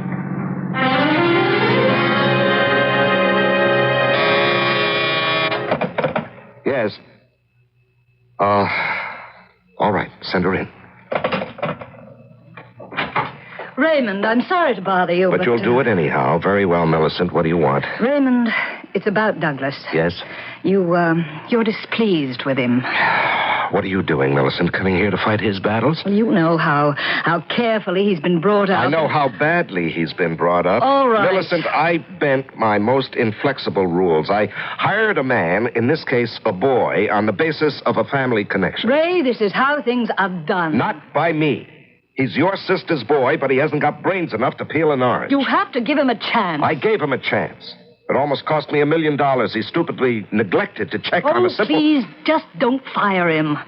No, I won't. Thank you, Raymond. But he'll work here at his level of competence.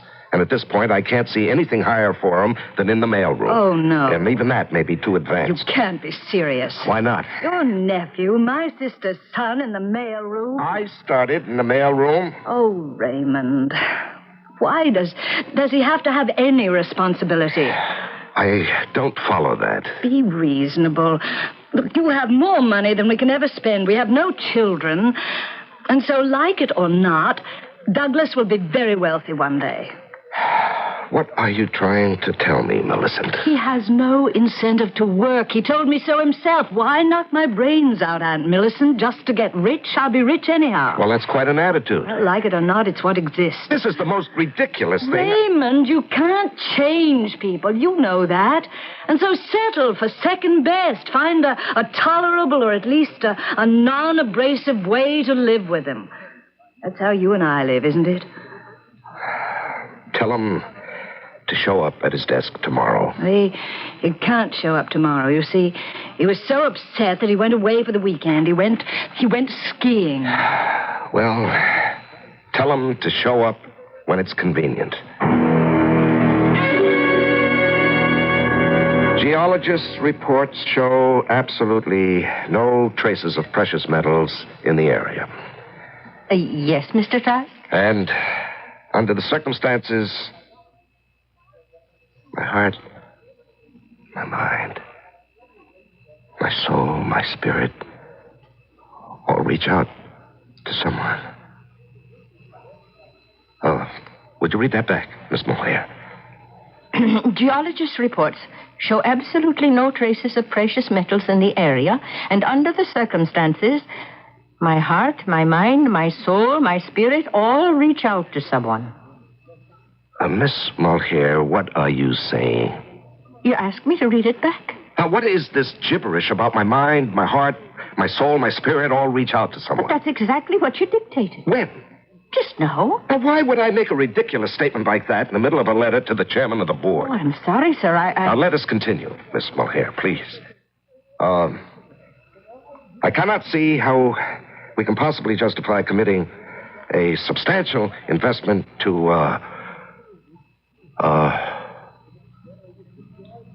reach out to make contact with someone. Mr. Trask, sir. Yes, what is it? You're doing it again. What? Well, you just said, I cannot see how we can possibly justify committing a substantial investment.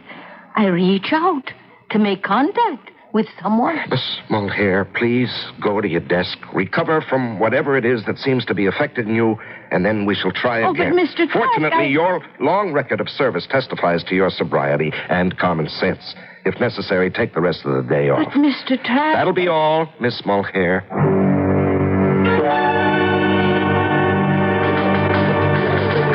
Kitty Mulhare. Good morning, Mr. Wilson. Now, you must call me Douglas. Now, please, sir, I have to finish this letter. Do you know a woman truly arrives at the great peak of her beauty when she's 40? Oh, sir. You're like some glorious Gaelic queen. Mr. Wilson, Mr. Trask needs this letter. Will the world stop spinning if it's 5 minutes late? My world will. How is the old bear? I don't know. You? Miss Mulhare? You don't know? You don't fool me. You know him like a book. Lately, it's been a closed book. What have we here? I don't know. The man is distracted. How? Why? By what? It's hard to say. He goes along, all guns firing, his usual self. And then... Then what? Then... he goes away. Where? I don't know. But it's as if he takes his leave. And he starts to mutter something about reaching out, trying to make contact with somebody or something. What is all this? I don't know, Mr. Wilson. But I'm afraid. Of what? Once again, I don't know. But I've never seen Mr. Trask act peculiar in his life. Well, I do know he's mad at me. Oh, yes, sir, that he is. Well, I'll do what I can. In what way, sir? Oh, the poor guy. He's been cooking so hard it finally got to him. I won't irritate him anymore. How can you not irritate him? I guess I'll just have to turn over a new leaf. Let me go in and talk to the old boy. Good morning, sir. Oh, it's you. Yes, sir. And I've got the decks cleared, and I'm ready for action. Now, let's understand each other, Douglas. Your aunt and I had a serious discussion, and she's right. You're a jackass, but you were born lucky. So you'll always be assured of a plentiful supply of hay. I must say, Uncle Raymond, you're not much of a flatterer. That's because I'm pretty much of a realist. So, you've got your office, your secretary, your salary, and just keep out of the way. Uncle Ray, I've done some thinking. That's all, Douglas. I've decided to make a fresh start. My heart, my mind, my soul. See, I've learned something from you. My spirit. The secret of success, and I'm going to make it work for me. Reach out to someone. Reach out. Uncle Ray. Huh? What's the matter with you, Douglas? Why are you staring at me? Well, what were you saying about someone reaching out to you? Now, look, you? Douglas, I don't have time for you and your nonsense right now. I'm due at a meeting. Could I come along? What for? I want to learn the business. Douglas, we needn't play these charades. Now go to your office and quit bothering me.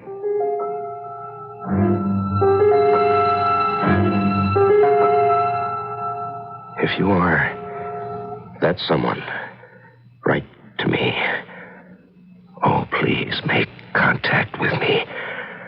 Write to box number... Raymond, Miss Mulhare said there was no one in here with you, and I... What? What is it, Millicent? Yet I could have sworn I heard you talking to someone. You know, it must be a plot. Everyone's accusing me of talking to myself. I want to talk to you about Douglas. Now what? He isn't happy. Why? He feels uncomfortable doing nothing. Well, that's too bad. Are we, dining at home this evening? I'm going away for the weekend with the Johnsons. I see. What does that mean? Nothing. We agreed to live this way a long time ago. We don't like the same people, the same activities, and so you go your way, I go mine. Oh, I suppose I'll see you Monday evening, huh? I suppose so. Good night, Raymond. Good night.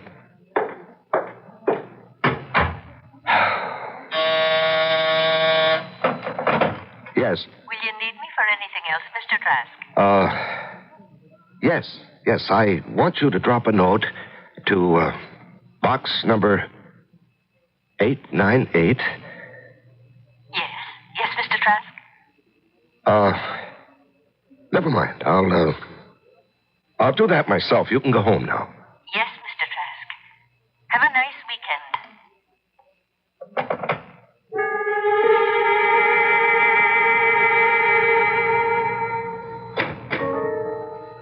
To box 898, Herald Chronicle.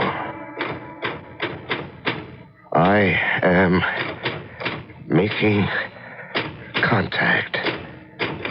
J. Raymond Trask is my name.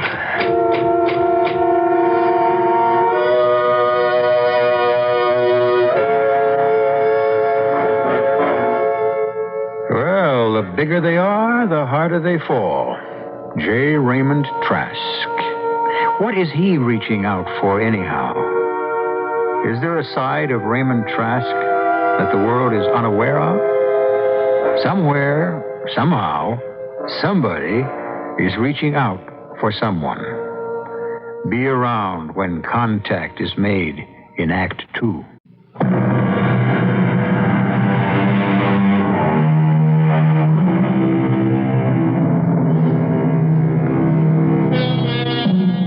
Sometime when you get the opportunity, you might read a fascinating story by Mark Twain called Punch, Brothers, Punch. It has to do with a man who reads a catchy little jingle and then finds that the words refuse to leave his head. He keeps hearing them day and night. Well, Mr. J. Raymond Trask has accidentally come across a paragraph in the personals column of the newspaper, and for a reason he simply cannot fathom, he is in a similar situation. My heart, my mind, my soul, my spirit. Mr. Trask? All reach out. Excuse me, Mr. Trask. What? Oh, yes. What is it? Where shall I file this, sir? File what? This little clipping from a newspaper. It says, my heart, my mind, my soul. Where did you get that? It was on your desk. Now, look here. You had no business My to take orders from you are to take every single piece of paper off your desk and find a proper place for it. And since I don't know what this means, I don't know what to do with it. Well, couldn't your own common sense tell you where to file that? In the wastebasket. Where else? Yes, sir. And don't touch that phone. Oh, I beg your pardon, sir. Just leave it alone. But it's my job to answer your telephone. Until further notice, I intend to do it myself. And I'll get back to your office. Why, yes, Mr. Trask. Hello? This is Rael. Rael? Yes. My name is Rael. And your name is Raymond. And so we have touched. Now, look, I'm not sure that I... What are you not sure of? What? Of what I'm doing. Aren't you? Who are you? What do you want? We have reached for each other. We have found each other. What's this all about? Reaching. Touching. Why did you reach for me? I don't even know who you are. We need each other. And now we have met. Rael. What kind of a name is Rael? What kind of name is Raymond? You still haven't told me. What do you want? What do you want? I want... I don't even know what I want. You must want something, or else you would not have answered my call. When can we see each other? We have already seen each other. What do you mean? How could I possibly know what you look like? You know. You know what you want me to look like. And I know what I want you to look like. And we know what we must do for each other. I must be going crazy. Look, Rael, or whatever your name is, let's forget the whole thing, huh? Uncle Ray. What are you doing here? I work here. All right, Douglas, don't irritate me. I have your recommendation on the Iroquois development. What are you doing with that? I wouldn't approve it. What are you talking about? Well, this goes counter to every principle of prudent investment. Douglas, why don't you take the day off and play golf? How does this group propose to develop that property? It's a nice day. There are no roads, no utilities, and furthermore, they don't even have a clear title to the property. What do you say to that? What do I say to what? This phony prospectus for Iroquois development. My mind, my heart, my soul. Uncle Ray, are you all right? Uncle Ray. What do you think you are? Coming in here and shouting at me? Now go back to your office. Please, check through this prospectus for Iroquois again. You'll see I'm right.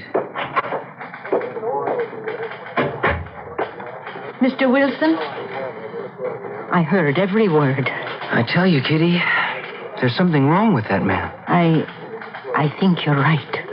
He'd better see a doctor. I think you'd better see this. What is it? It's a clipping from a newspaper. My heart, my mind, my soul. Say, this is what he keeps talking about all the time. Yes. And he seems to be in a trance. What does it mean? I don't know. But it does sound as if he's a man possessed. Oh, Kitty Mohair, you wouldn't be talking about the little people now, would you? There's something here, Mr. Wilson. Don't ask me what, but something. Taxi! And when the taxi comes, may I share it with you, Raymond? Who are you? How do you know my name? You know who I am. Rael. Rael, what are you doing here? I am here because we need each other. No, we can't be seen here, not here, out on the street in public. No? No, I couldn't afford to be seen with a young, attractive woman. Why? Well, my wife. We need each other, Raymond. What is this thing? I read a paragraph in the paper, and I can't get it out of my head. You need me, Raymond. Come to see me. No, I can't. I shouldn't. Where? 22 Addison Road. Why? I don't think I can. Search your mind, your heart, Raymond. Do you have any choice?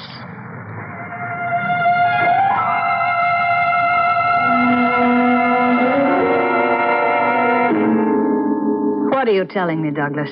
I don't know. There are two crazy things going on, both of which are completely out of character for Uncle Ray. First, he mutters some gibberish from this ad in the personals columns on the paper. And the second thing, and this is what really gets me, is the Iroquois development deal. I never heard of it. He's worked on some real estate thing. It's going to take millions. Now, that's nothing new for him. It's wild, barren country. I mean, you can't sell it to anyone. I assure you that Raymond can find people to put up money for anything. But this isn't a public offering. This is something for the company to finance on its own. How do you know all this? I told you. I'm serious about the business. I want to learn it. As a matter of fact, I'm even getting to like it. What can Raymond be thinking about? I don't know. And I hate to say this, but I'm afraid that Raymond is... Well, he's not competent to handle the business. Douglas. Well, something has happened to Uncle Ray.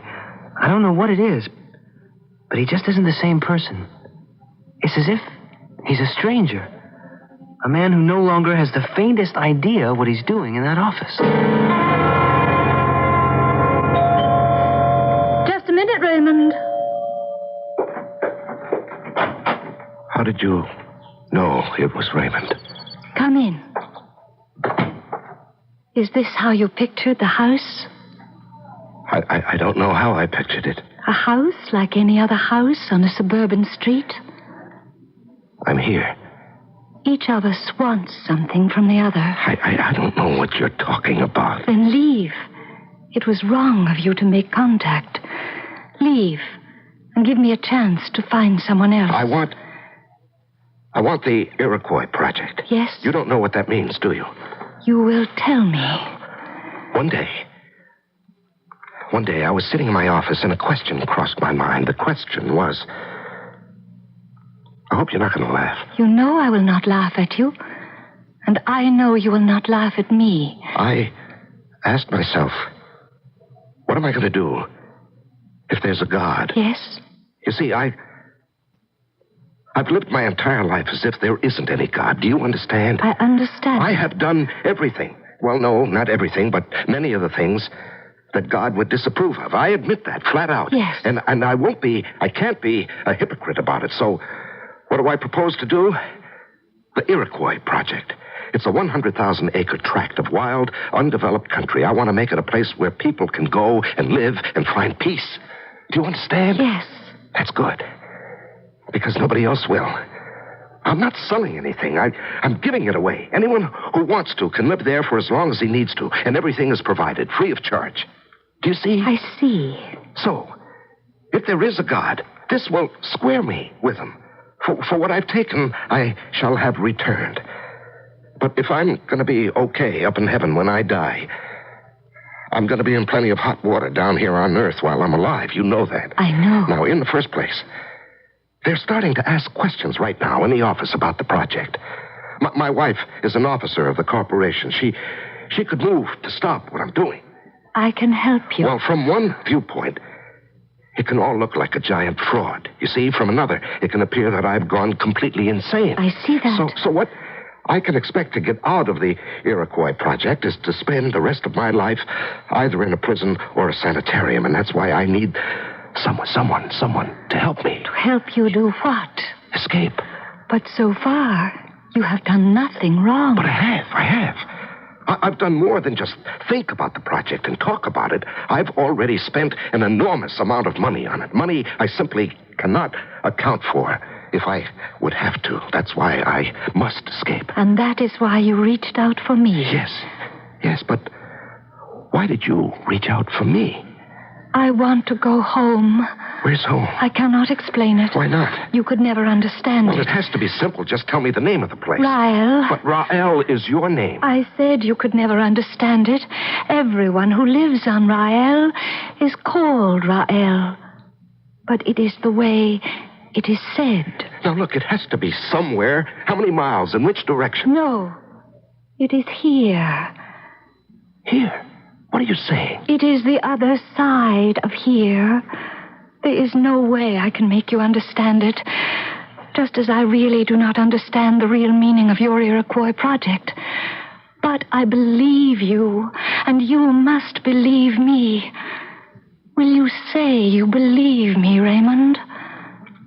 I believe you, Rael.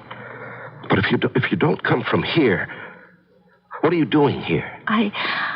I was very young, and I was very foolish. And one day, I decided to see what was on the other side of the world. And so I made a machine. No, it is not a machine. It is a field of force. Do you follow me? Well, I'm not sure. And it brought me here. But it does not work anymore. And I need a new one. How can you get a new one, whatever it is? You are going to help me, Raymond. Me? How? What do I know about it?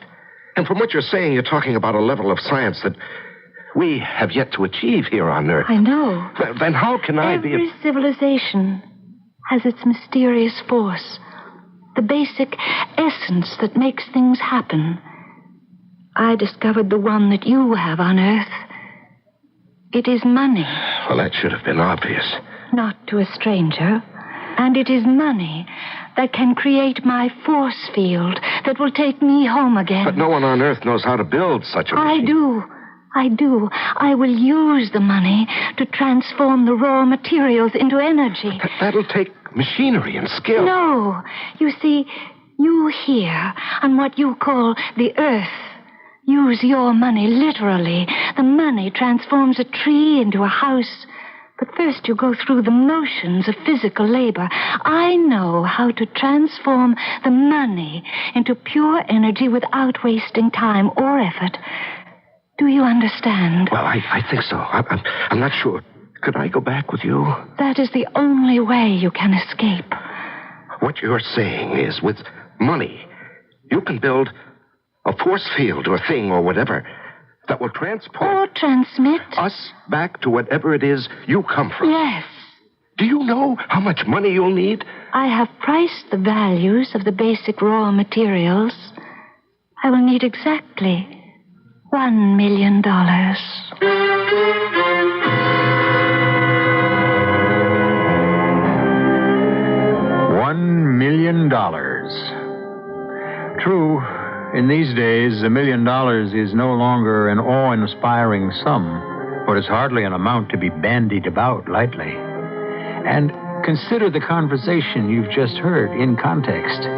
Is it possible that J. Raymond Trask is one of the shrewdest articles in the financial world? Everybody thinks so. Well, estimates will be revised, upward or downward, when I return shortly with Act 3.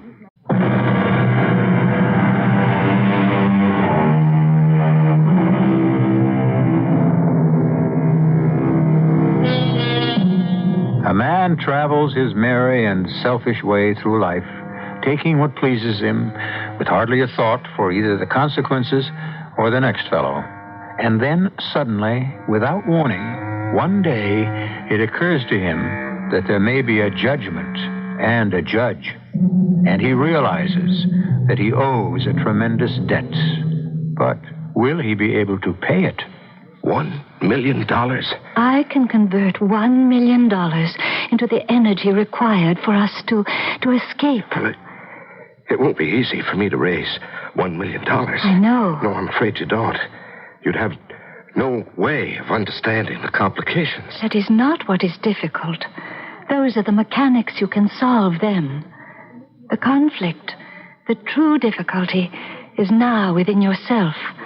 You are beginning to doubt and to question. Well, I wouldn't exactly say that I have been through this before. What do you mean? Before you and I made contact, there were others. Others? I reached out and touched others before I touched you. Do you mean you actually spoke like this? I have been here a long, long time. But in the end, they all failed me. That was because in their hearts, they really did not believe me.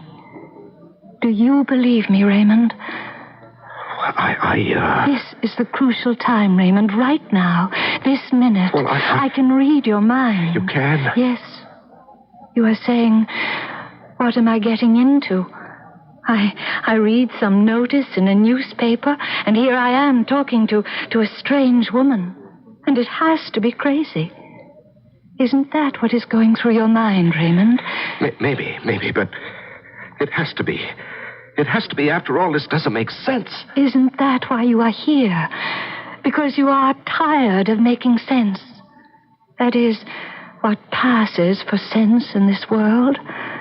Aren't you looking for a different world? My world? Come with me, Raymond. Come with me. Yes. Yes, Ryle. Yes, I'll come with you.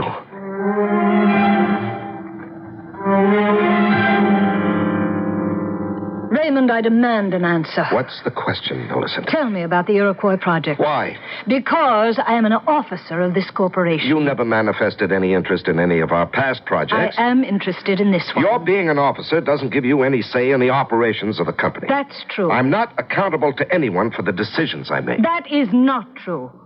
Especially when I have reason to suspect either fraud or incompetence. And what makes you suspect either? The project is an expenditure of a vast sum of money with no clear way of realizing a profit. Well, naturally, it's a non-profit venture. So I must assume that you have some scheme for diverting the money into your own pocket, or that you have taken leave of your senses. Just what are you going to do about it? Go to court. Yes, Mr. Trask? Miss Mulhare, I want you to authorize payment for the publication of the prospectuses for the Iroquois project. Yes, sir, but, Yes, what is it, Miss Mulhare? I don't think we can. You can pay anybody anything, Mr. Trask. You see, they went and got an injunction. Who? Your wife and your nephew. And until the court decides about certain things, all of the company funds are frozen. I see. Get Mr. Wilson in here. I'm sorry. I'm sorry I told them about the things in the paper, but I thought I would be helping you. Forget it. I'll go see him. Now, see here, Douglas. Uncle Ray, may I present Mr. Cummings? Mr. Cummings, Mr. Trask. Mr. Cummings is with the district attorney's office. How do you do, Mr. Trask? What are you and my wife trying to put over on me, anyhow? We're trying to keep you from making a fool of yourself. Mr. Trask, do you know a young lady named Rael? Why do you ask? Well, because she's quite obviously a confidence operator. You better listen to this, Uncle Raymond. She has a criminal record? She evidently places a sort of advertisement to lure her victims, who are usually persons under some sort of emotional strain. What sort of proof have you? Plenty of proof, Uncle Ray. Just listen. She gives them a story of how they can escape to, well, it's never quite clear, some sort of paradise, another world, maybe. And tell him how, Mr. Cummings. Well, that's never quite clear either. Flying saucer or some esoteric, mysterious method. Now, what do you say, Uncle Ray? I say it's a lie. Well, we have in the past received several complaints. But since all of them came before money had changed hands, there was no way to prosecute. Then she has no criminal record, Douglas. That's only a technicality. She has been in several mental institutions. Maybe she's not a criminal, but she's a nut. Just how much money has she asked you for, Mr. Trask? Yes, it is true. I have been placed in your mental institutions. Rael. I must say, they do very little for one's mentality. Rael, tell me about this force field and exactly why you need the $1 million. I have already told you as much as you are capable of understanding. Rael, I want to believe. Then believe. What is stopping you? Oh, I know the habits of a lifetime, but you must believe. The world we're going to, your world. What's it like, Rael? What did you want the Iroquois Project to be like, Raymond? A place of peace and love. You cannot have it here. Your world is not ready for it. And despite your 11th hour repentance, you really do not know how to build it either. Everyone in your world who tries to create peace and love pays a terrible price for it finally. When can we leave? We require $1 million. We can leave the moment you bring it here.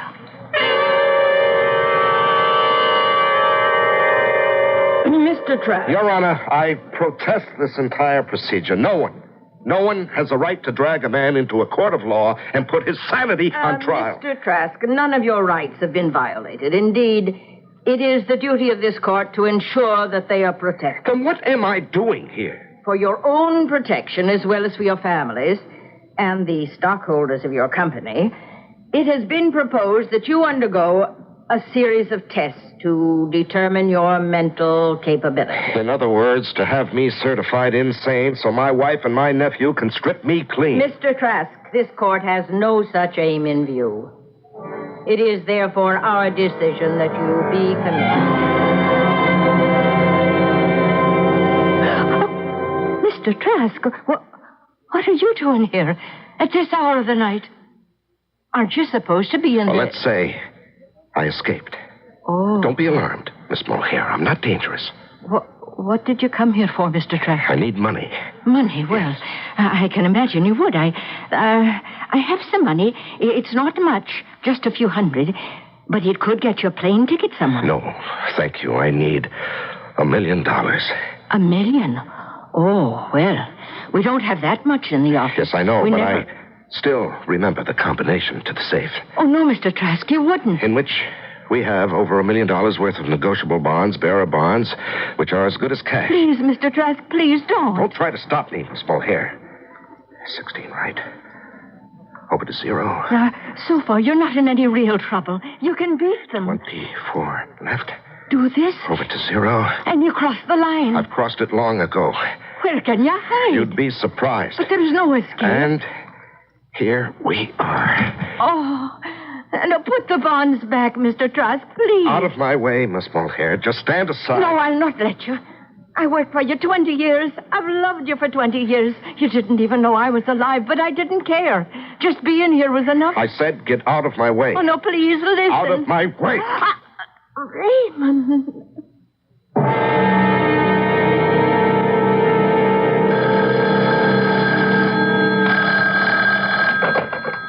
Cummings here. Mr. Cummings, my uncle broke out of the institution. We know. He went to the office and took $1 million in negotiable bonds from the safe.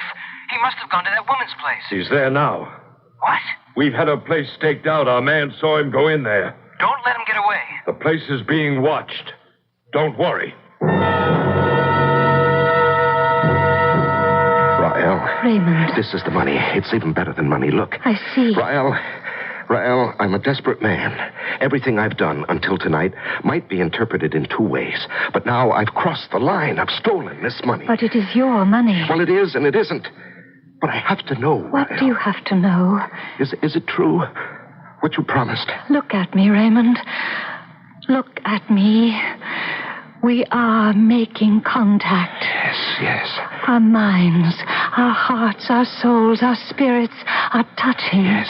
And now, with the money, I shall create the force that will remove us from this place. Close your eyes. Close your eyes now. Now, hold my hand. And now, do you feel the force? Rael, Yes. I feel as if the whole room is spinning. Yes, Raymond, it is. And that smell, that sharp smell. The forces, the life forces in flux. Rael, I'm dizzy. I'm going to faint. Don't fight it. I'm going to pass out. No, Raymond, not pass out, but pass through, pass over, and pass into the other side of the world.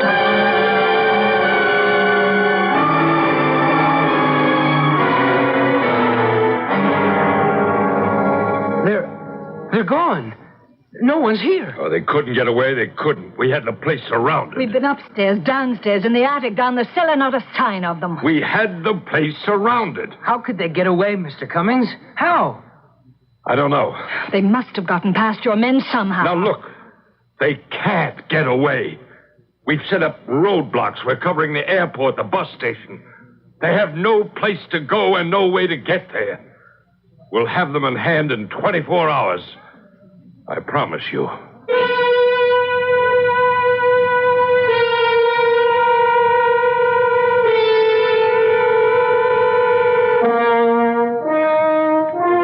The assistant DA, Mr. Maxwell Cummings, made that promise some 5 years ago. So far, he has been unable to keep it. Since that evening, no one has ever seen Rael or J. Raymond Trask. I'll be back in just a few moments with a comment on the story you just heard, plus some other assorted goodies.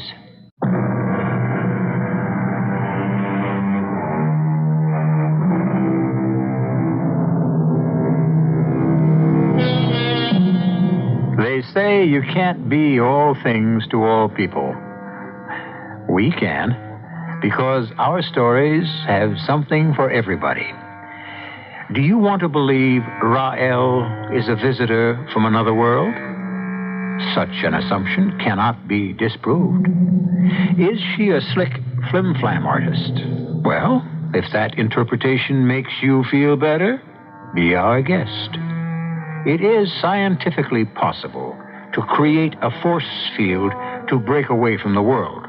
It's also practically possible to elude even the tightest police surveillance. All things are possible, especially here, 7 times each week. Our cast included Larry Haynes, Carol Teitel, Mary Jane Higby, Don Scardino, and Arnold Moss. The entire production was under the direction of Hyman Brown. And now, a preview of our next tale. You have something to do with the post office, Mr. Falcone? Not exactly. It's just that for a while there, I was a real celebrity, like your husband. One of the 10 most wanted.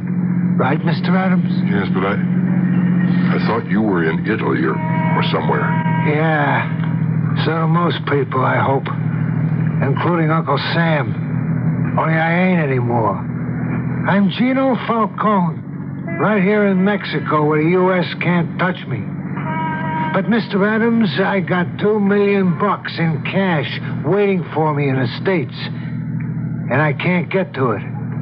So that's where you come in. I don't get you. You will. Just as soon as we get where we're going, I'm going to tell you just how. Radio Mystery Theater was sponsored in part by Time Magazine and Buick Motor Division. This is E.G. Marshall inviting you to return to our Mystery Theater for another adventure in the macabre. Until next time, pleasant dreams.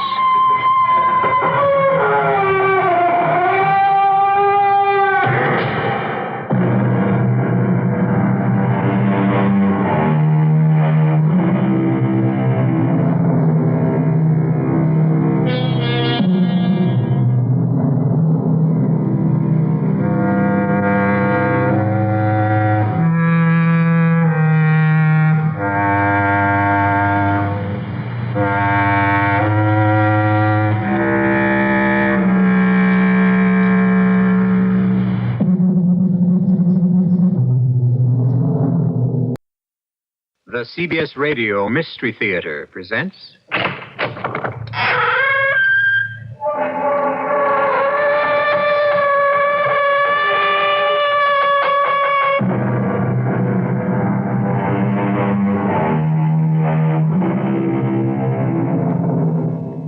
Come in. Welcome. I'm E.G. Marshall. A good name in man or woman, the great poet tells us, is the immediate jewel of their souls. True enough. And how valiantly, even desperately, all of us would fight to preserve and protect a good name.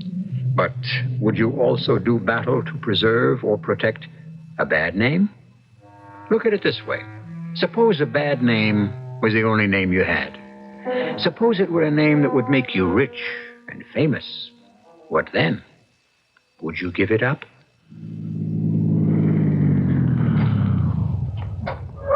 Having trouble?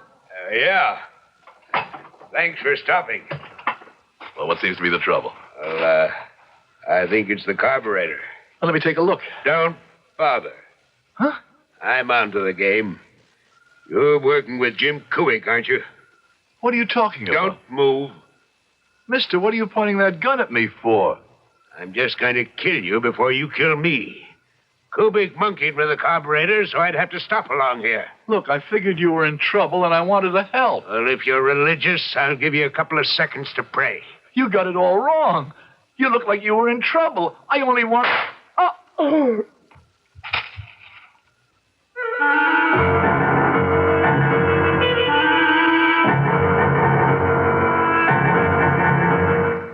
Our mystery drama, Hung Jury, was written especially for the Mystery Theater by Sam Dan and stars Howard Da Silva.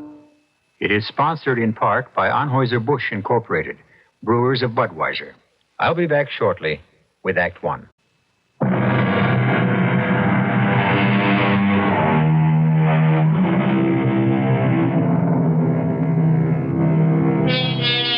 They exist in every country.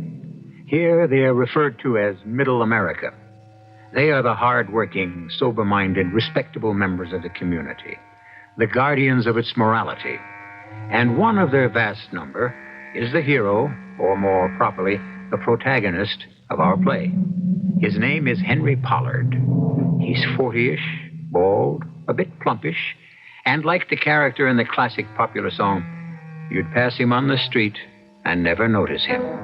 And the only reason you'll notice him now is because we shall take you into his house, a suburban split ranch, where we shall confront him in an after-dinner discussion with his wife. Henry? Yeah? I'm afraid I did something you might not approve of this afternoon. Oh, there's not much danger of that. What was it? I volunteered you again. Did you? What for this time? Oh, the books at the church are so confused. And you said I would straighten them out. They need someone who who's an accountant. I don't mind, Norma. You don't? Of course not. Well, I do. Now that I think of it, I just... Oh, dear. You're upset. Yes, I'm upset.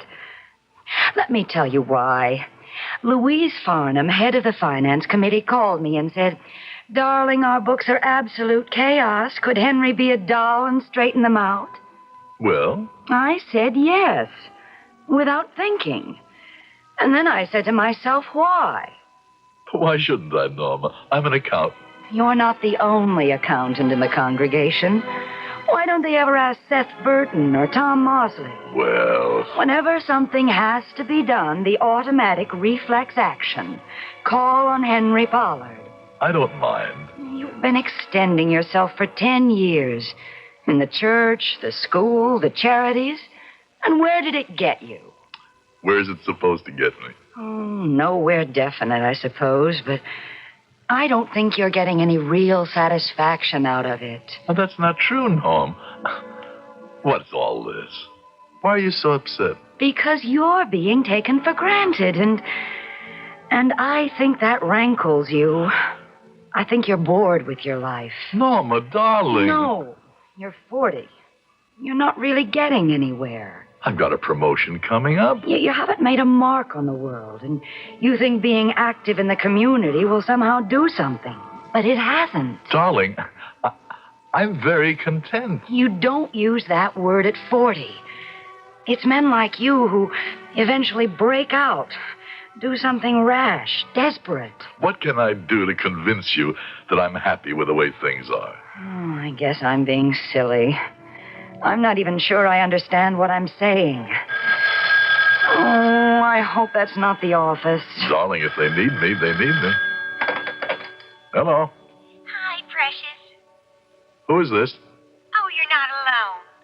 Yes, Mr. McTavish. I remember you. Can you get away? Well, aren't you supposed to be in Los Angeles? Oh, I missed you, sweetie, so I came home. Well, if you need the figures, Oh, the way you say figures really makes me feel sexy. I'm sorry you missed me at the office. Oh, Angel, I miss you everywhere. I can't get enough of you. No, you people cannot do the annual report unless I check it out. Where are you staying? Oh, baby, the champagne is cooling nicely. I see. Well, look, this kind of thing really cannot be permitted. Pour it on. Suppose I weren't home this evening. Honey, I'd be so lonely, I think I'd die. Well, we'll have to make it short. But sweet. To save time, make sure everything's laid out and ready for me. Oh. Do you have to go out this evening? Oh, these are the West Coast people. They were supposed to be here at lunch. They claimed their plane was late or something. No. They have their presentation tomorrow afternoon. Oh, well, what's the use in complaining? Darling, suppose you'd refused. That's not in my nature. I'm worried about you. Why? There's absolutely nothing to worry about.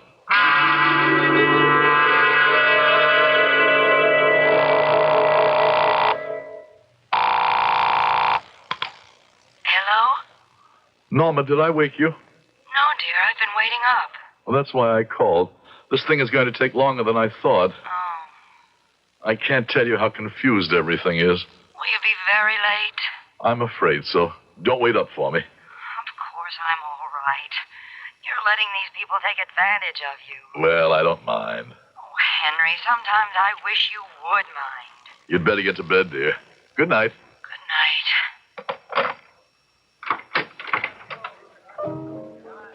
Lover, Hey, how you doing? I need $100. I gave you $100 a half hour ago. The bad man took it away from me. He kept making that little ball drop into black every time I said red. So I thought I'd fool him. I said black, and he made it drop red. Well, our luck will change. Can I have 100? Well, Something wrong? You've such a funny look. I mean, a serious funny look. I don't have $100. Oh, well, that's nothing. When we were in Vegas, you didn't have $1,000 that time either. But you just went ahead and asked Mr. Nightingale if everything was okay. Mr. Nightingale? Yes. You said they call him Mr. Nightingale because he sings such a sweet song. Well, it's just that I'm in kind of deep. Oh, precious. You mean you won't give me $100? Sure I will, sure. You just wait here.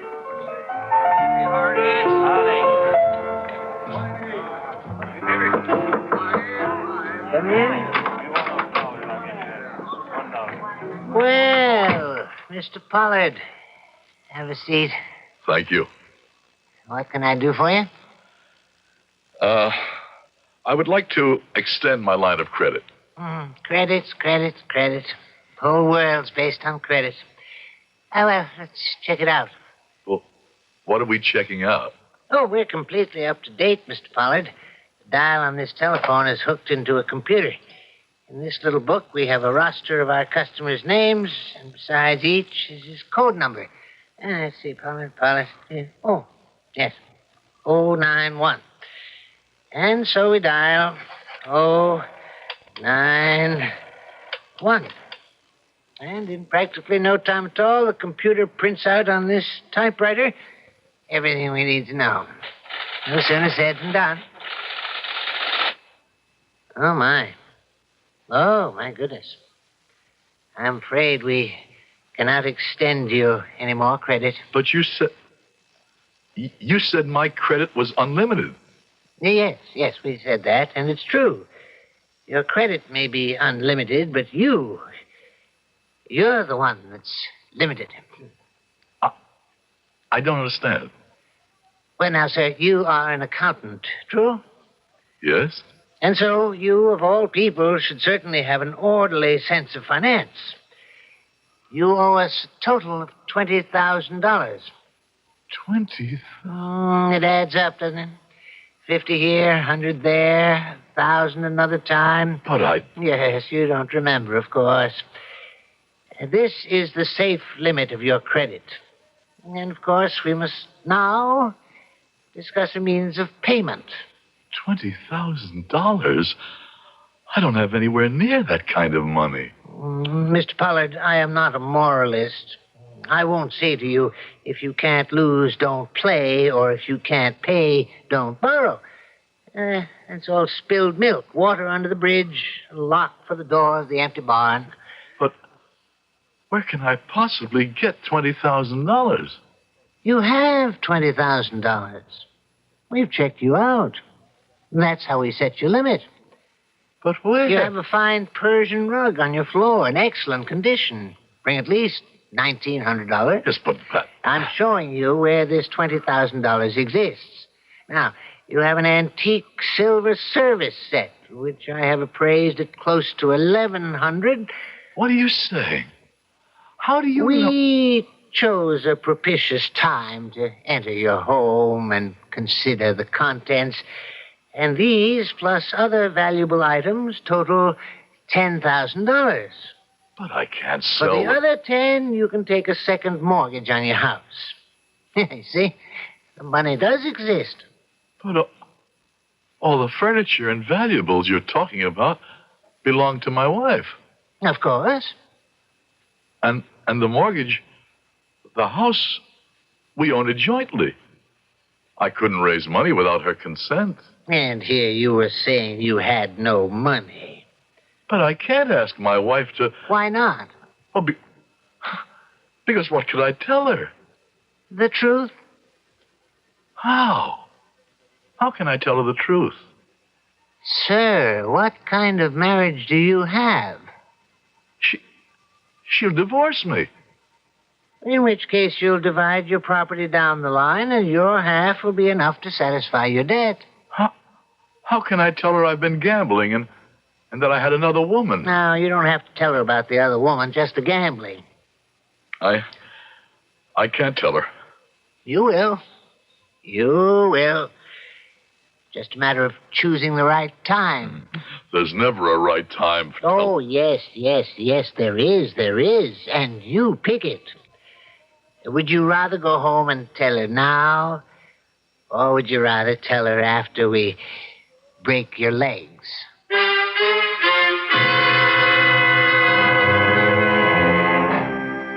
His name may be Mr. Nightingale, but the song he sings is more fitting for a vulture. Well, our friend Henry Pollard does not seem to have a pleasant set of alternatives. But there's no way to avoid the choice.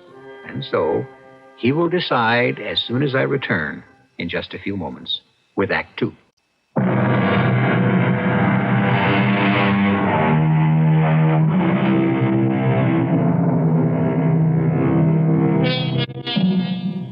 When a man walks what is called a straight and narrow pathway all his life, the law of averages insists that he will have to fall off eventually. And the distance he falls is usually related to how firm was his step in the first place. Henry Pollard must have been treading very lightly because he has fallen all the way. I can't do it. I can't tell Norma. Then there may be another alternative. Steal it. Steal it from your company. Steal it? I'm not a thief. Oh, yes, you are. You're willing to steal the money from me. And don't say that's different. I can't steal the money. Why not? You're an accountant. Oh, I don't handle money. I just keep track of figures. Well, then you just have to go home and test your marriage.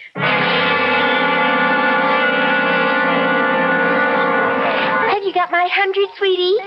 Huh? My 100 smackers. So called because I'll give you a kiss for each and every one of them. No. Let's go home. I don't want to go home. I want to play roulette. I don't have any more money. I know. That's why you went in to see Mr. Nightingale. He won't give me any more. Uh-oh. You're broke. And in debt. Oh. Let's get out of here. Where can we go? Who cares? I care. What was all this you were telling me about being a free spirit, huh? Well, your spirit can be free, but everything else costs money. Well, let's just get in the car and drive, huh? And live on what? On my credit cards. It'll take him maybe a year to catch up with me, and then who cares? It's been nice knowing you, Henry. Julie. Henry, a girl has to be sure of the rent. But I can't go home. I can't.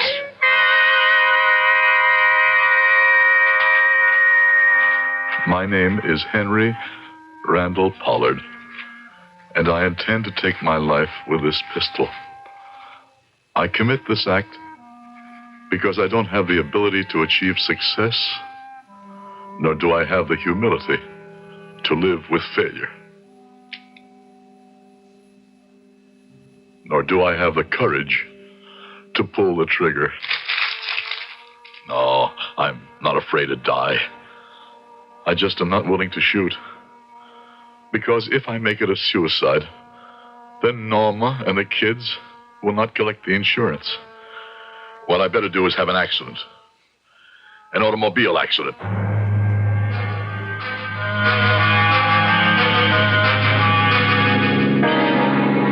There's a guy up ahead. Huh? All alone. This hour of the night. Must have had a breakdown. No, I can't pass him by. I can do what I have to do later.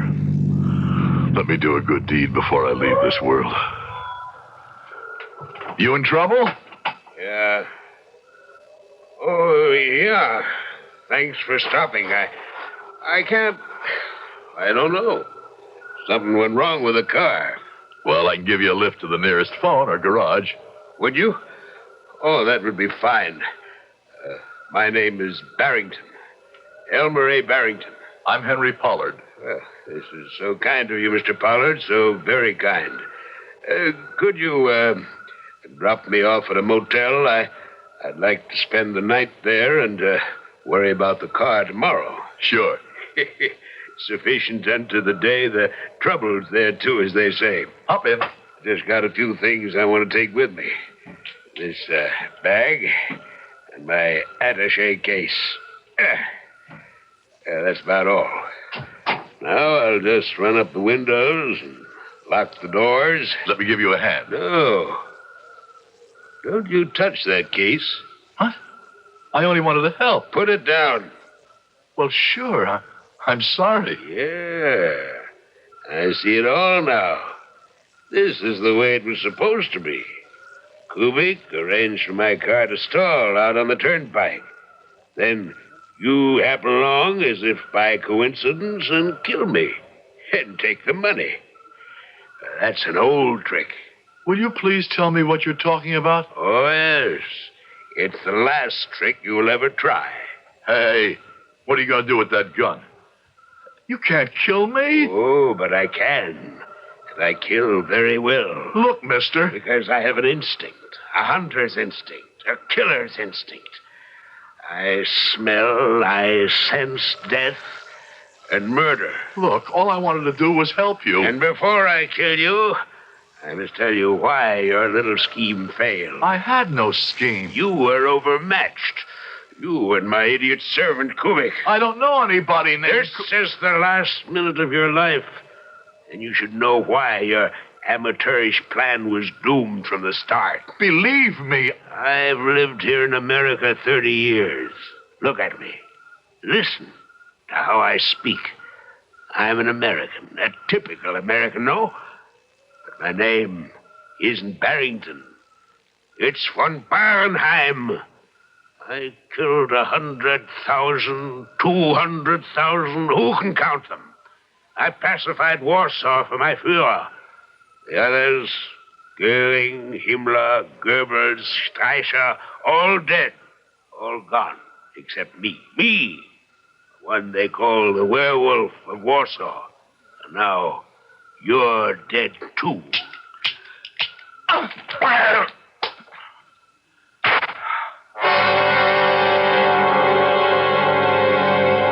It was a miracle.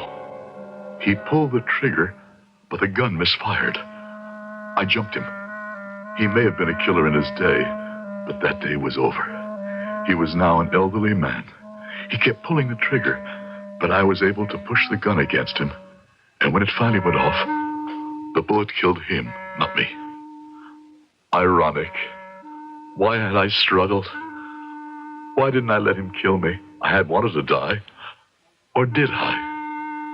And he had said something about money. I opened his attaché case. It was filled with bills. 20s, 50s, hundreds, in neat bundles. I felt absolutely no remorse. It wasn't as if I'd killed a decent person. He was, after all, a Nazi war criminal. And why should I involve the police and try to explain? And why not just take the money, bury the attaché case a few miles down the road, and go home? Go home. Pay off Mr. Nightingale, and never stray off the straight and narrow path again, because, well, maybe this was the way Providence chose to reward me for being a good citizen who had only made one little mistake.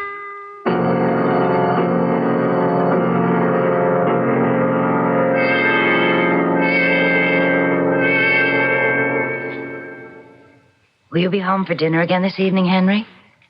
Of course. I come home every night, don't I? Well, yes, dear. This past month. I had to slow down. Been working too hard. No more night sessions at the office. I'm glad you don't drive around so much at night anymore. Say, you know that night you came home late? I think it was the last time you stayed at the office. A man was murdered on the turnpike. Yes. Yes, I think I remember. Well, they caught the murderer. They what?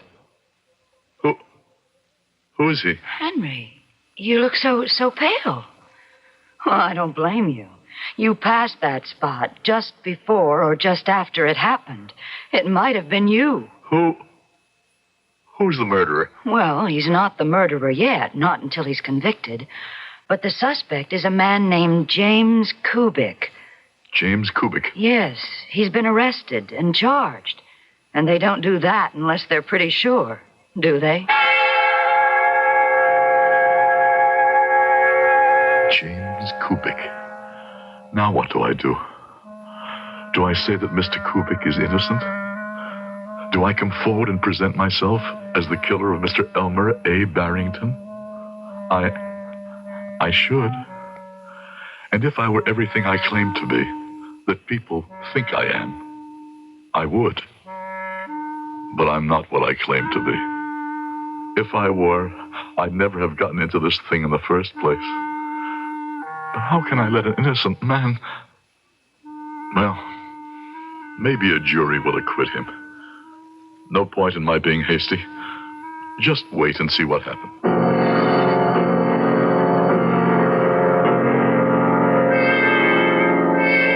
Was there any mail today, dear? Yes, I was going to call you at the office, but, well, you received a summons for jury duty. I'm on the panel. Do you know who can get you out of it? Oh, why should I want to get out of it? Louise Farnham's husband, Howard. It's about time. Did you just ask why would you want to get out of it? You can get stuck with a murder case and be tied up for weeks, even months. Well, but it's the duty of every citizen. Certainly. Therefore, let somebody else do it. No, dear. I'm afraid I'll have to accept my obligation. Mr. Pollard, you are aware of the fact that you're under oath. Yes. My name is Victoria Ullman. I am the attorney for the people. Do you know me? I do not. Do you know the defendant, James Kubik? No. His attorney, Mr. Kenneth Hayes? No. His Honor, Judge Wilson? No. Did you know the deceased, Mr. Elmer Barrington? No.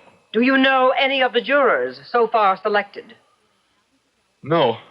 Then you are not acquainted with any of the parties so far involved in this trial. That's right. And have you formed any opinions on the matter? No. You understand you will be sequestered for the duration of the trial, unable to go to your office by day or to your home at night? Yes. Your Honor, the people find Mr. Henry Pollard acceptable. I knew the questions were a matter of form. All the time she was talking to me, she was looking at me, trying to determine, maybe to guess, if I could be fair, or if I could even be prejudiced in her behalf. I breathed a sigh of relief. I was halfway home. I wanted to be on this jury. I wanted to be on this jury more than anything else in the world. But Mr. Hayes, the defense lawyer, he scared me. Mr. Pollard, the defendant's name, Kubik, does it suggest an ethnic origin to you? Well, perhaps. What kind of origin? Oh, European. What kind of European? What kind? I'm not sure. Would you suppose it to be Slavic? Yes, I would suppose so. Do you have any feelings, one way or another, about people with foreign-sounding names? No. He looked at me very closely, very carefully. He was coming to a decision. I couldn't say a word. What I wanted to tell him was, pick me. Pick me. I'll see to it that your client goes free. I know he's innocent. Choose me. But of course I couldn't say that. I couldn't say anything. I could only wait and hope. Hope that somehow he would read something in my voice that would make him say, yes. It seemed he regarded me for an hour. But it had to be much less than a minute. Finally, he said, Your Honor, Henry Pollard is acceptable to the defense.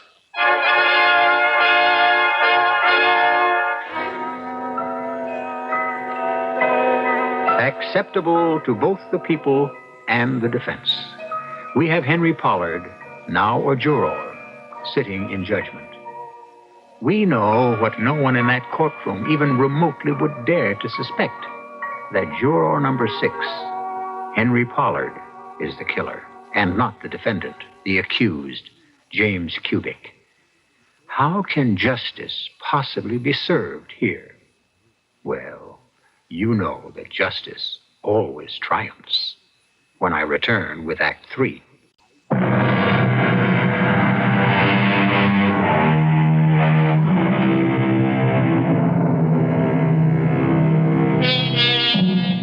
We have been observing the workings of fate on the life of one Henry Pollard. Henry Pollard is a typical citizen, outwardly. But inwardly, we are aware of other things. Henry has led 2 lives. One, the safe, sober, uneventful suburban existence. The other, has seen him violate at least 5 of the 10 commandments. Now, both lives come together in a courtroom where Henry, who has committed murder, is not in the prisoner's chair where he belongs, but in the jury box. And we will prove that the defendant, James Kubik, did, with all malice aforethought, plan and execute a scheme to murder his employer, Elmer A. Barrington. As she started to talk, I looked at the defendant very carefully for the first time. He was about my age, small. He had shifty eyes, which I suppose was not in his favor. He had a nervous manner, which didn't help either. But he had a right to be nervous.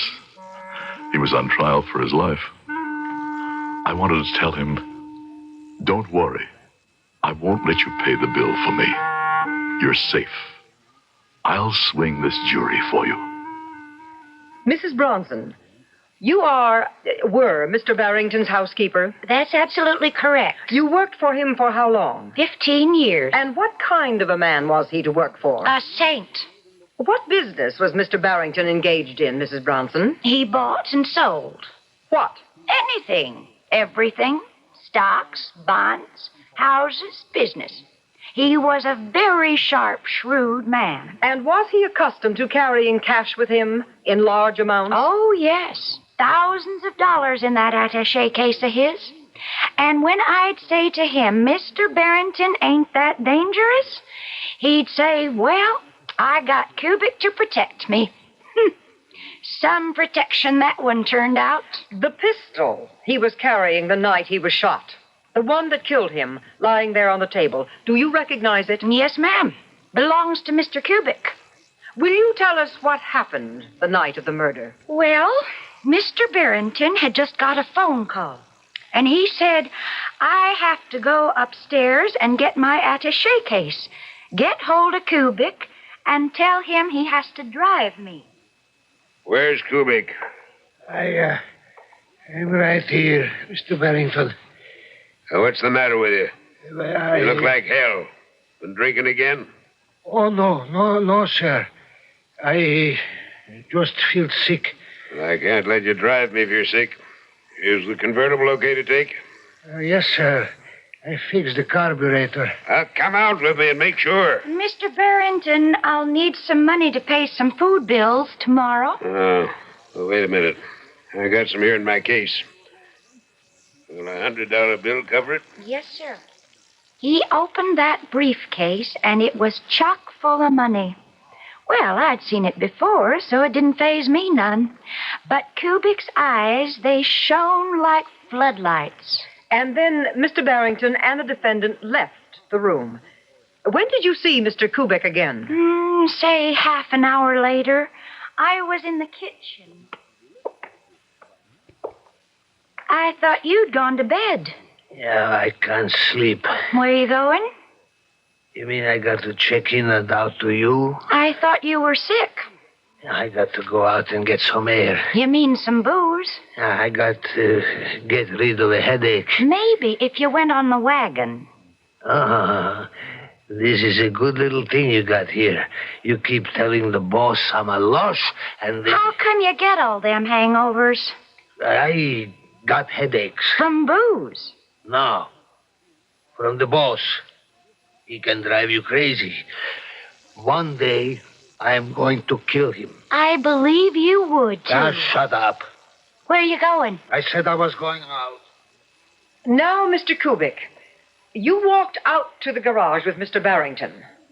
Yes, I did. And you checked out the carburetor of the convertible? Yeah, I did that. And then you claim you gave him the pistol. Yes. Ordinarily, you would carry the pistol because you were also his bodyguard. Well, yes, but I wasn't driving him that night. No one saw you give this pistol to Mr. Barrington? Well, nobody else was there. So we only have your word for it. Why would I lie? Why, indeed? Were you aware of the fact that Mr. Barrington carried large sums of money on his person? I didn't know what he carried. It was all in that case. Mrs. Bronson has just testified that Mr. Barrington opened the attaché case in your presence and that it was filled with bills. I did not see it. I mean, I mind my own business. Somebody opens a private briefcase. I don't snoop to see what's inside. What have you to say to the testimony given by Mrs. Bronson that you threatened to kill Mr. Barrington?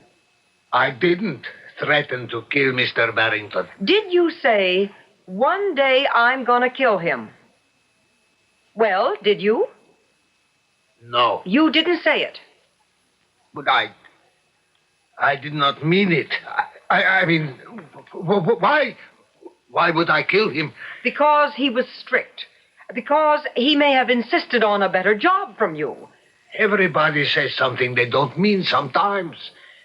Don't you? Don't you ever get mad at somebody? It was going from bad to worse. When you sit on a jury, you know how things are being taken by your panel mates. You can tell, well, by the way they breathe, the way they listen, the way they pay attention or pretend to pay attention. You can tell everyone's already leaning one way or the other, and they were leaning toward conviction. Unfortunately, he was a terrible witness for himself. Didn't Mr. Barrington threaten to fire you? No.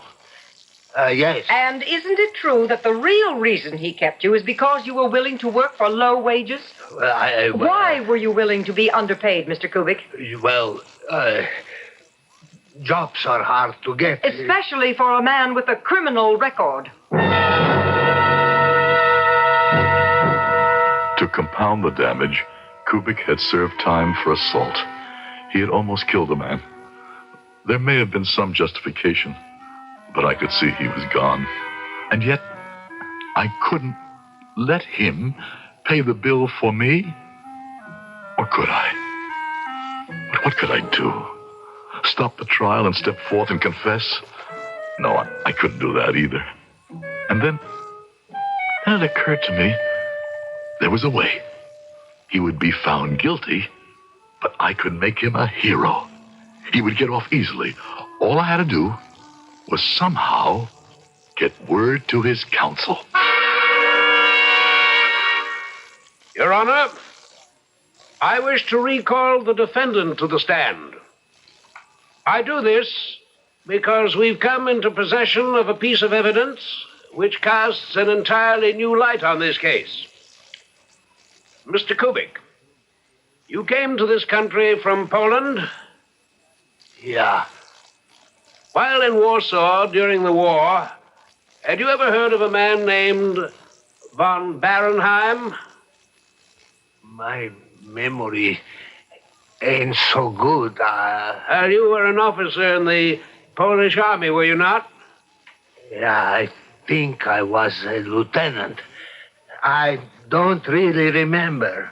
When the Nazis overran Poland, special Gestapo execution squads hunted down most of the Polish officers. I think that's what happened, but I don't remember. I was in prison. I find it hard to remember. I get headaches. The leader of the execution squads was Colonel Fritz von Barenheim. He was known as the werewolf of Warsaw. Do you remember him? People think I get drunk all the time, but it's just that I have this headache. He was a war criminal. Hundreds of thousands died because of his atrocities. Now, we have been able to determine that this von Barenheim escaped to America and changed his identity to Elmer A. Barrington. I got a headache now. But one night you recognized him. Something happened. He gave himself away. Filled with completely human, absolutely understandable desire for revenge, in a fit of emotion you simply could not control, you killed him. No. I did not kill him. You killed him to avenge your dead and tortured countrymen. I never killed anyone. The air was changing in that jury room. I could Smell it. They were leaning forward and looking at him now. For the first time, they saw him as a human being. I glanced at the lady on my left. A tear was running down her cheek. But the idiot, he was too stupid to see his only chance was to confess. Confess, you fool. Confess, and you're a hero. His lawyer was working desperately to make him see it. It doesn't lessen your guilt, but it makes it human. Thou shalt not kill, the book tells us. But how do we answer those who understand only death and murder? You're a hero. You've avenged 1,000,000 crimes. Your name will go down in history as the Avenger of Warsaw. I would not kill anybody. This stupid, cringing coward. He was being offered immortality, and he didn't have the courage to accept it. He would have a place in history. He would be somebody. But he sat there just stammering, stuttering, until finally the idea seemed to percolate somehow into his brain. You need not be ashamed, Mr. Kubik. Oh, well, I... Confess proudly. Accept the blame, but also the glory. Yes. Yes. I recognized him. Confess? To what can he confess? I killed Barenheim. Me, I did it. It's my glory, not his. It's my immortality, not his. Why should he be known as the destroyer of the werewolf of Warsaw, the avenger of the innocent martyrs? I'm the one who killed Barenheim. Tell us, Mr. Kubik, tell the court in your own words how you recognized this infamous monster. No, that glory, that credit, it belongs to me. I won't give it away. I won't give up a place in history. I won't. It's mine. Tell us, Mr. Kubik. He can't tell you anything. Do you know why? He didn't do it. I'm the one. I killed Barenheim. What are you saying? Listen to me, everybody. I killed him. You see, I recognized him from an old picture in a magazine. I never forget a face. I killed him. You don't believe me? I'll show you where I hid the attaché case. That'll prove it. Prove that I, Henry Pollard, killed the werewolf of Warsaw. Let the whole world know that I killed him.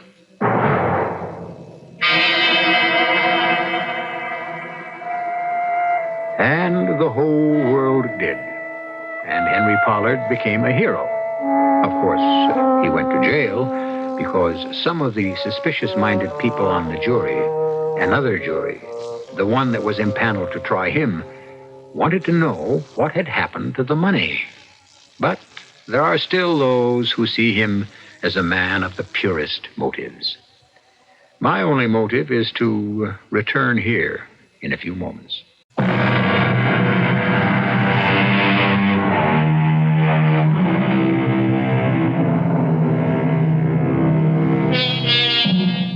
A good name is a treasure, but a bad name can also hold a certain value. We live in an age of merchandising, and any product is saleable if you know how to package it. Right here, at this position on your dial, you can have 7 exciting and suspenseful packages each and every week.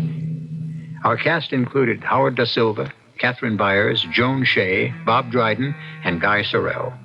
The entire production was under the direction of Hyman Brown. And now, a preview of our next tale. Well, Paul, what do you say now? Do you still think we could have used the police? The police would have been useless, Monsieur Graham. Did you say that, Paul? I didn't say a word. But you heard it. Tell me you heard it. Yes, I did hear it. Where is that voice coming from? Not from this box. We're alone in it. You are not alone. This is box 5, my box. Show yourself, whoever you are. I must leave now because the house lights are dimming for the second act. and there will be a terrible calamity. Now listen, you... Raise your eyes to heaven and see and pray. The voice is coming from our left, 2 boxes down. No, I thought it was on the right. The lights are dimming. The chandelier. Look, Robert, what's swaying? It's going to fall right into the orchestra. Oh, no. Look out! Look out! This is E.G. Marshall inviting you to return to our Mystery Theater for another adventure in the macabre. Until next time, pleasant dreams.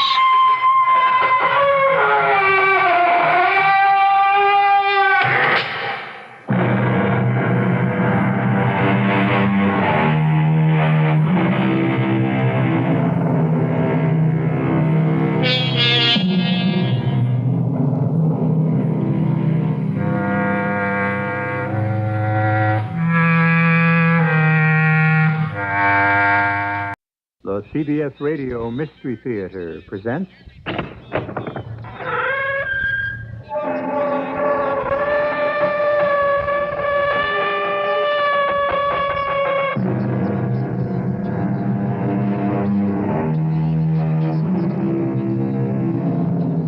Come in. Welcome. I'm E.G. Marshall. In the long evolution of man, the few thousand years of so-called civilization have only lasted since the day before yesterday. The veneer is thinner than a single coat of furniture shellac, and beneath its surface seethe and boil all the savage instincts that will take many more million years to cool. This is the story of a man who found that the demons which haunt us are not from the beyond, but rise up to engulf us from within. I'd maneuvered it so that the big, heavy, reeling drunk with his bottle and a paper bag was between us. As the crowd moved forward in anticipation of boarding the train, hidden from Deke, I pushed against the man so that he lurched directly against Deke. Caught off balance, Deke's foot slipped off the edge of the platform, and Deke started to fall helplessly in the path of the onrushing train.